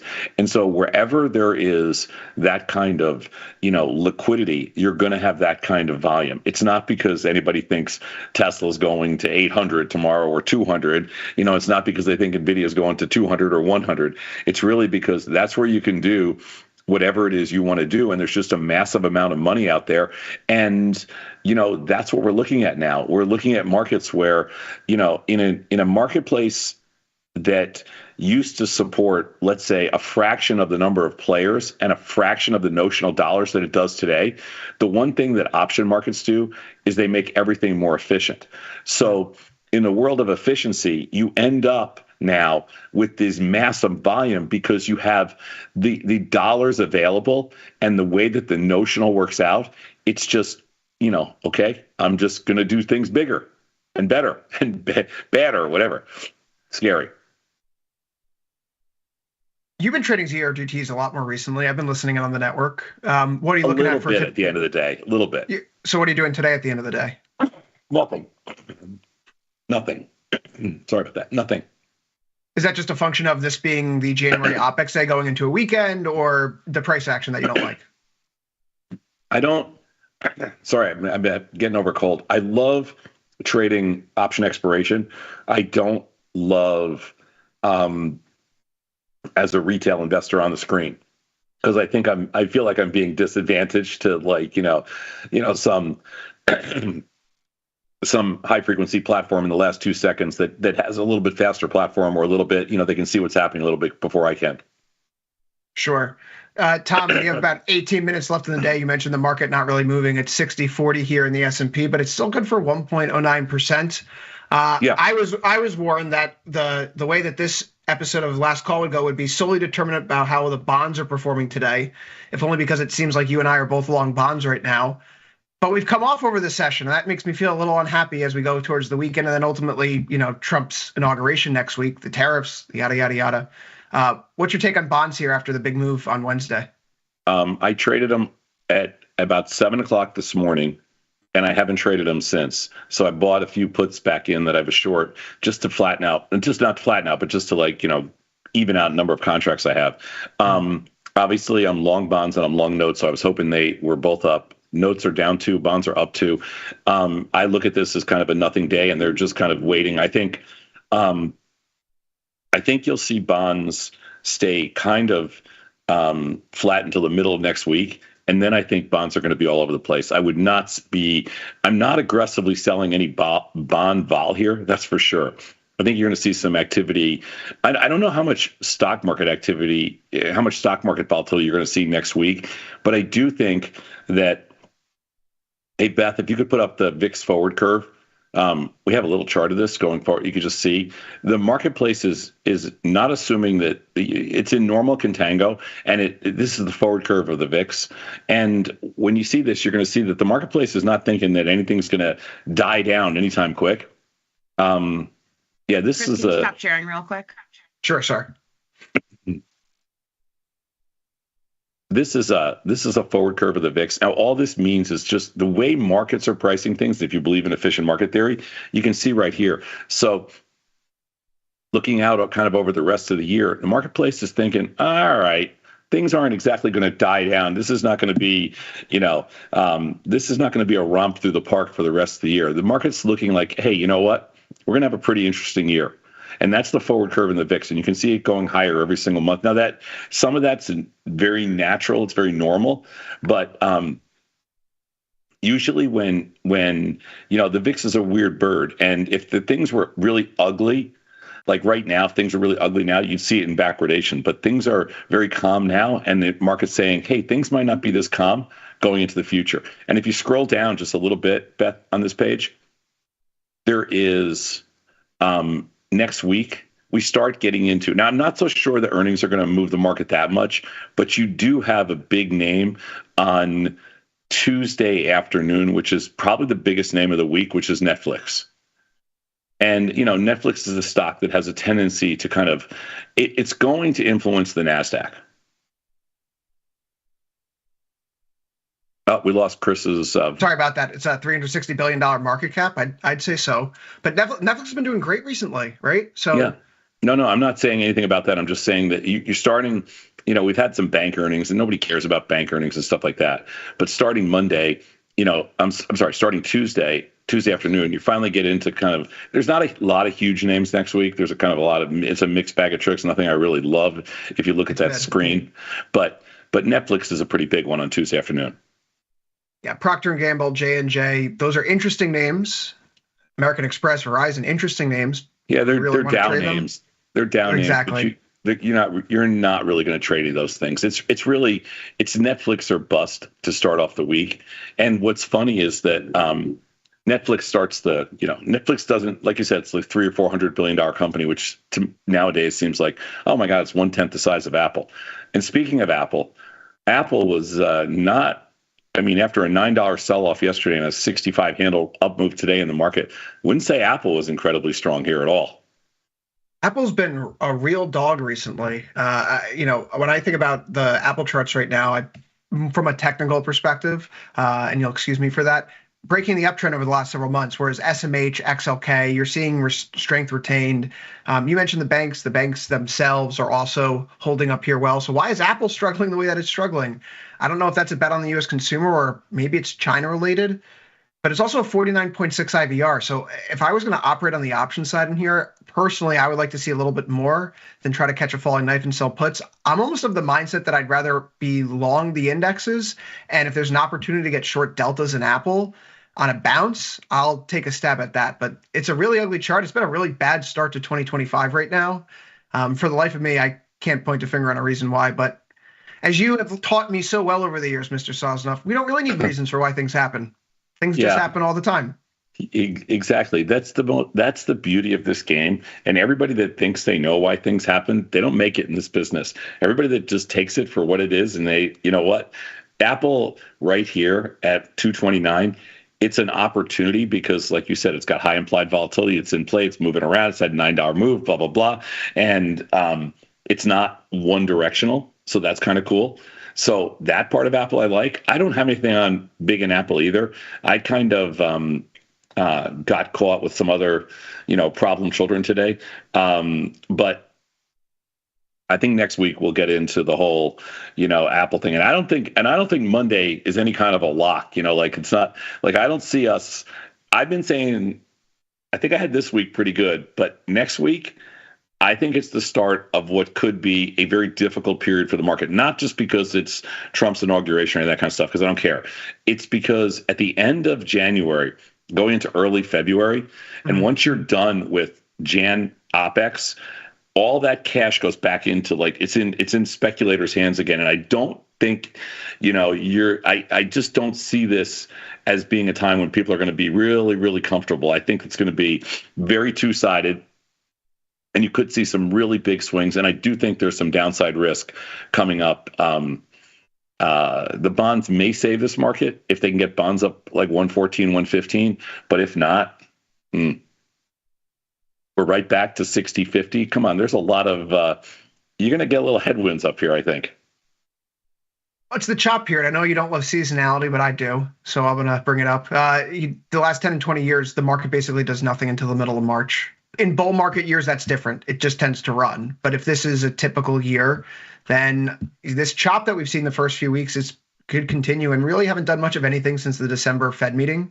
December 18th, there's that huge sell-off. We dunked below 6K in the S&P.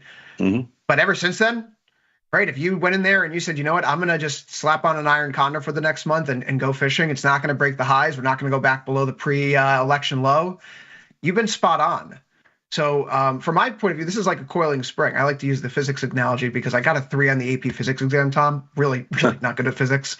So the spring coils, we're storing the energy. If we break out, that's the release of the kinetic energy. Hey, that's what I like to trade. So I'm watching. This looks really interesting today.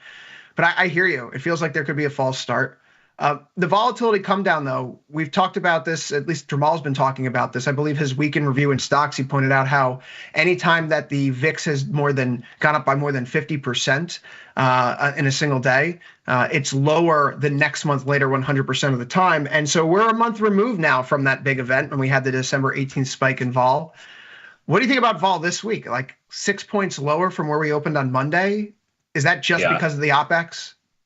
I think so. I mean, that's a big reason for it. I think we talked about it actually last weekend, and we talked about how this is one of the heaviest option volume weeks because of a lot of different factors. January OPEX has always been like the heaviest volume week. So I think that's part of it. And that will kill, that'll kill a little vol. You'll see vol come back in next week, but I wouldn't be a buyer of vol here, because the reason you don't ever buy vol is because you only have a 1 in 10 chance of it really going up. Like you have a 70% chance that it does nothing. Like it just stays in what they call a lull state 70% of the time, no matter what. 20% of the time it collapses. So at least you have a 2 times better chance it collapses than it expands. But you only got a 10% expansion in vol over time. So you got to be really careful that you don't get into this thing waiting for the VIX to explode, because you're gonna die on the vine. You're gonna die with people that are getting short Nvidia. It's the same thing. That's no way to trade. But I do think that I'm not thinking about this from an earnings standpoint. I'm just thinking about this from, where we are. And I think that this is going to be, you kind of already had your Trump bump, and you've had a bunch of other things. And I think that the market's going to be in a prove me state for a bit here. And I'm not so sure you're going to get, we've had 2 years of back-to-back huge moves. I don't think it's going to be that easy for this market to, under anybody, to go just blow out the upside again. We say that the market average return since World War II is like 8.7%, but realistically during up years, it's up closer in the neighborhood of 20%. And in down years, it's down to about 13%. So you don't really see the average year, right? It's either boom or bust. I can't think of the last time, I've never looked over the data, so have you, when we've seen markets perform 3 out of 4 years where you have 20% gains. Yeah. I know everyone likes to point to the late 1990s as, perhaps an analogy for the situation, but the bubble blew in 97 and 98 and 99, right? And timing it was very tough. And even guys like Druckenmiller, he lost his job at the Soros Fund because he was betting against, he was started buying up all the tech shares, I think in March 2020, and he lost $1 billion like right off the bat and was fired. So, you got to be trading the bubble is really, really difficult. You don't know when it's going to pop. You got to go with the flow, but vol's the same way. I think a combination of lack of shorts and also that everybody in this market is chasing upside returns. There is no like long short successes. There's nobody that's ever experienced too much of a cyclical market or a downside market. And also, when you see this market go down a little bit, there's a very big change over the way it used to go down. It used to go down, and it would kind of be, there's all different kinds of down moves. Now all you see is these like really sharp vol expansions. So you got to stay small. I mean, I've watched people from the retail side, there's way more damage done today whenever the market goes down than there used to be. It's not as orderly. It isn't, and the velocity and the way vol pops. Oof! I mean, it gets to be, it can be nasty. So just keep your trade size in check for 2025. But we are going to, they're not going anywhere today. That's for sure. And don't forget, we're not doing a show on Sunday night because Monday is Martin Luther King. It's a national holiday. The stock market's closed. The futures markets will be open Sunday night, and they'll close sometime on Monday morning, and then they'll reopen on Monday night. So there will be a futures market, but we'll do first call on Monday night at 4:55. 5 minutes before the futures open, and we'll be done in plenty of time before the national championship game, so you don't have to worry about it. We'll keep it short and sweet, and we'll be done by, let's say, 5:30, so you're not going to run the risk of missing your pregame. Except I don't know how many people pregame anymore on a Monday night. Seeing as how you're my boss, I literally never do that, boss. I don't do that on Monday nights. That was a trap question. It could have been, but I just don't think that's the case anymore. So anyway, we'll have a little who are you rooting for anyway in the national championship game? Who should I be rooting for, Tom? Who's Tony rooting for? More importantly, well, Tony took Ohio State because he followed Scott. Okay, but, well, my cousin went to Notre Dame, so I'll take Notre Dame. I'm taking Notre Dame and the points, and I like it. Plus, did you like the college football playoffs this year? Yes, I loved them. It was so much better. Give them a 10 stars for finally. It took them 100 years to make the right move, and they finally made the right move. You see, people eventually do the right thing, but it just took, the NCAA like way too long to make the right decision with respect to college football playoffs, and they finally did. And it will pay off. It's like it's gonna rival. It's gonna be bigger than the March Madness. I think so. I mean, with the NIL deals too, as soon as that money spigot opened, college football was like, well, if these kids are going to get paid, we better get them on the field more. That's more eyeballs. Absolutely. We can make a lot more money off of them. Absolutely. Tom, we got less than 5 minutes here, right? 60-33. You're coming off the board here a little bit, getting knocked lower. A little bit. Typical. I mean, it's not. I wouldn't exactly call this. They're not exactly crashing and burning, but they did have a really nasty little sell-off yesterday afternoon. So my gut said that today, I figured you're going to get a little bit of a markup on the close today. I did not look at I didn't even want to tempt myself by looking at the SPX, 0 days to see what's left. But if I was a betting person here and not even looking at the market right now, if I was in the pit right this moment, just looking at the screen like I'm looking now, I'd be selling puts. And I'd be selling the nearest out of the money put if there's any premium in there at all. Now, you know what, Chris? You made me gotta look. I didn't want to do this. I was feeling good. I kind of wrapped up my day, you know. I saw you smiling there, and Beth sent me a message. She goes, "Please make Tom smile a little bit less." I said, "Okay, I'll bring up these your DTE SPX options." Let's see. The 90. Oh, there are not a lot of juice in these puts, man. These 95 puts right here are trading for only 60 cents. You can't. There's nothing you can do. But if I was a betting person, I'd be selling the 95 puts. There's not enough juice in them right here. But that's what I would do. 60 cents, 55, and that's it. Looks like it's over. It's over, Johnny. Looks like it's over. There you go. It's going away. 10 cents gone, 15 cents gone. I mean, the one thing we don't get on, when you're a retail customer is you don't get the order imbalances. And so when I said before I thought I was disadvantaged, I was only disadvantaged because I don't really know what the order imbalances are. And, not that they make a huge difference, but they do help a little bit with like kind of getting a feel for, is there stock to buy or sell? And I'm guessing the way the futures are trading, it's pretty mixed, but I think net on balance, just because these puts are so cheap and the calls are much richer, that there's a little bit of stock to buy. But whatever. I mean, it's too early to tell. Yeah, they just bid up the puts a little bit. Who knows? Oh, look at this. Look at this. They sold them off on the close yesterday. I'd be shocked if they sold them back down today. But how much time do we got left? 2 minutes. This was my favorite. Believe it or not, this was my absolute favorite time of the day. Like trading wise, this was it. The last minute when they're marking the cash, I loved it. So, I mean, nobody knows. It's just like it's just a game. And it looks like it is going to be maybe a little bit of a markup. We'll see. Anyway. So it feels like, having listened to First Call this week, the way the week unfolded pretty much went how you expected it to go. Next week, you're saying you're feeling a little bit more uncertain about things. But I mean, what's the biggest surprise then coming out of this week? Is it the bond move? Is it what happened in natural gas or oil? Is it an individual stock? I don't think. I mean, if you're looking for a surprise move for the week, maybe it was a $9 down move in Apple. Maybe it was Bitcoin getting up to 105, but I really don't care. But I wouldn't say that.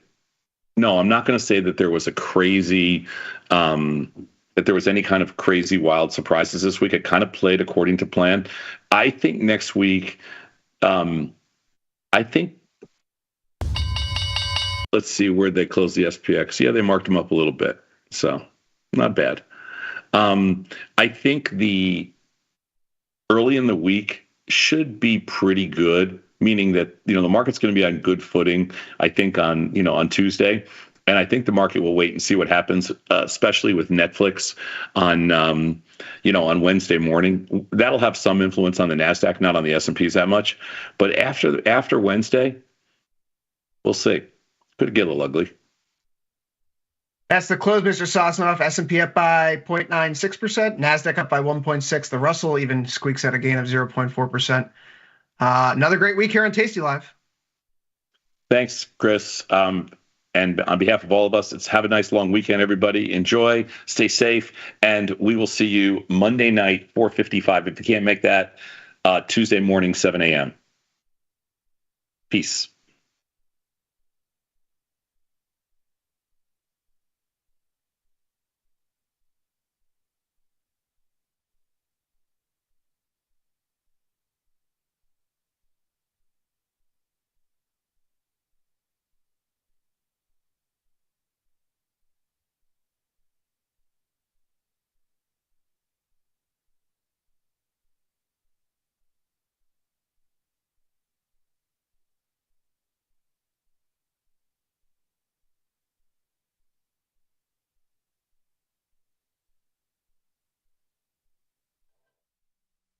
Good morning, good morning. Just as you thought we were going into a quiet Friday, boom, the headlines hit last night. Rio Tinto and Glencore talking about a potential merger. That gave me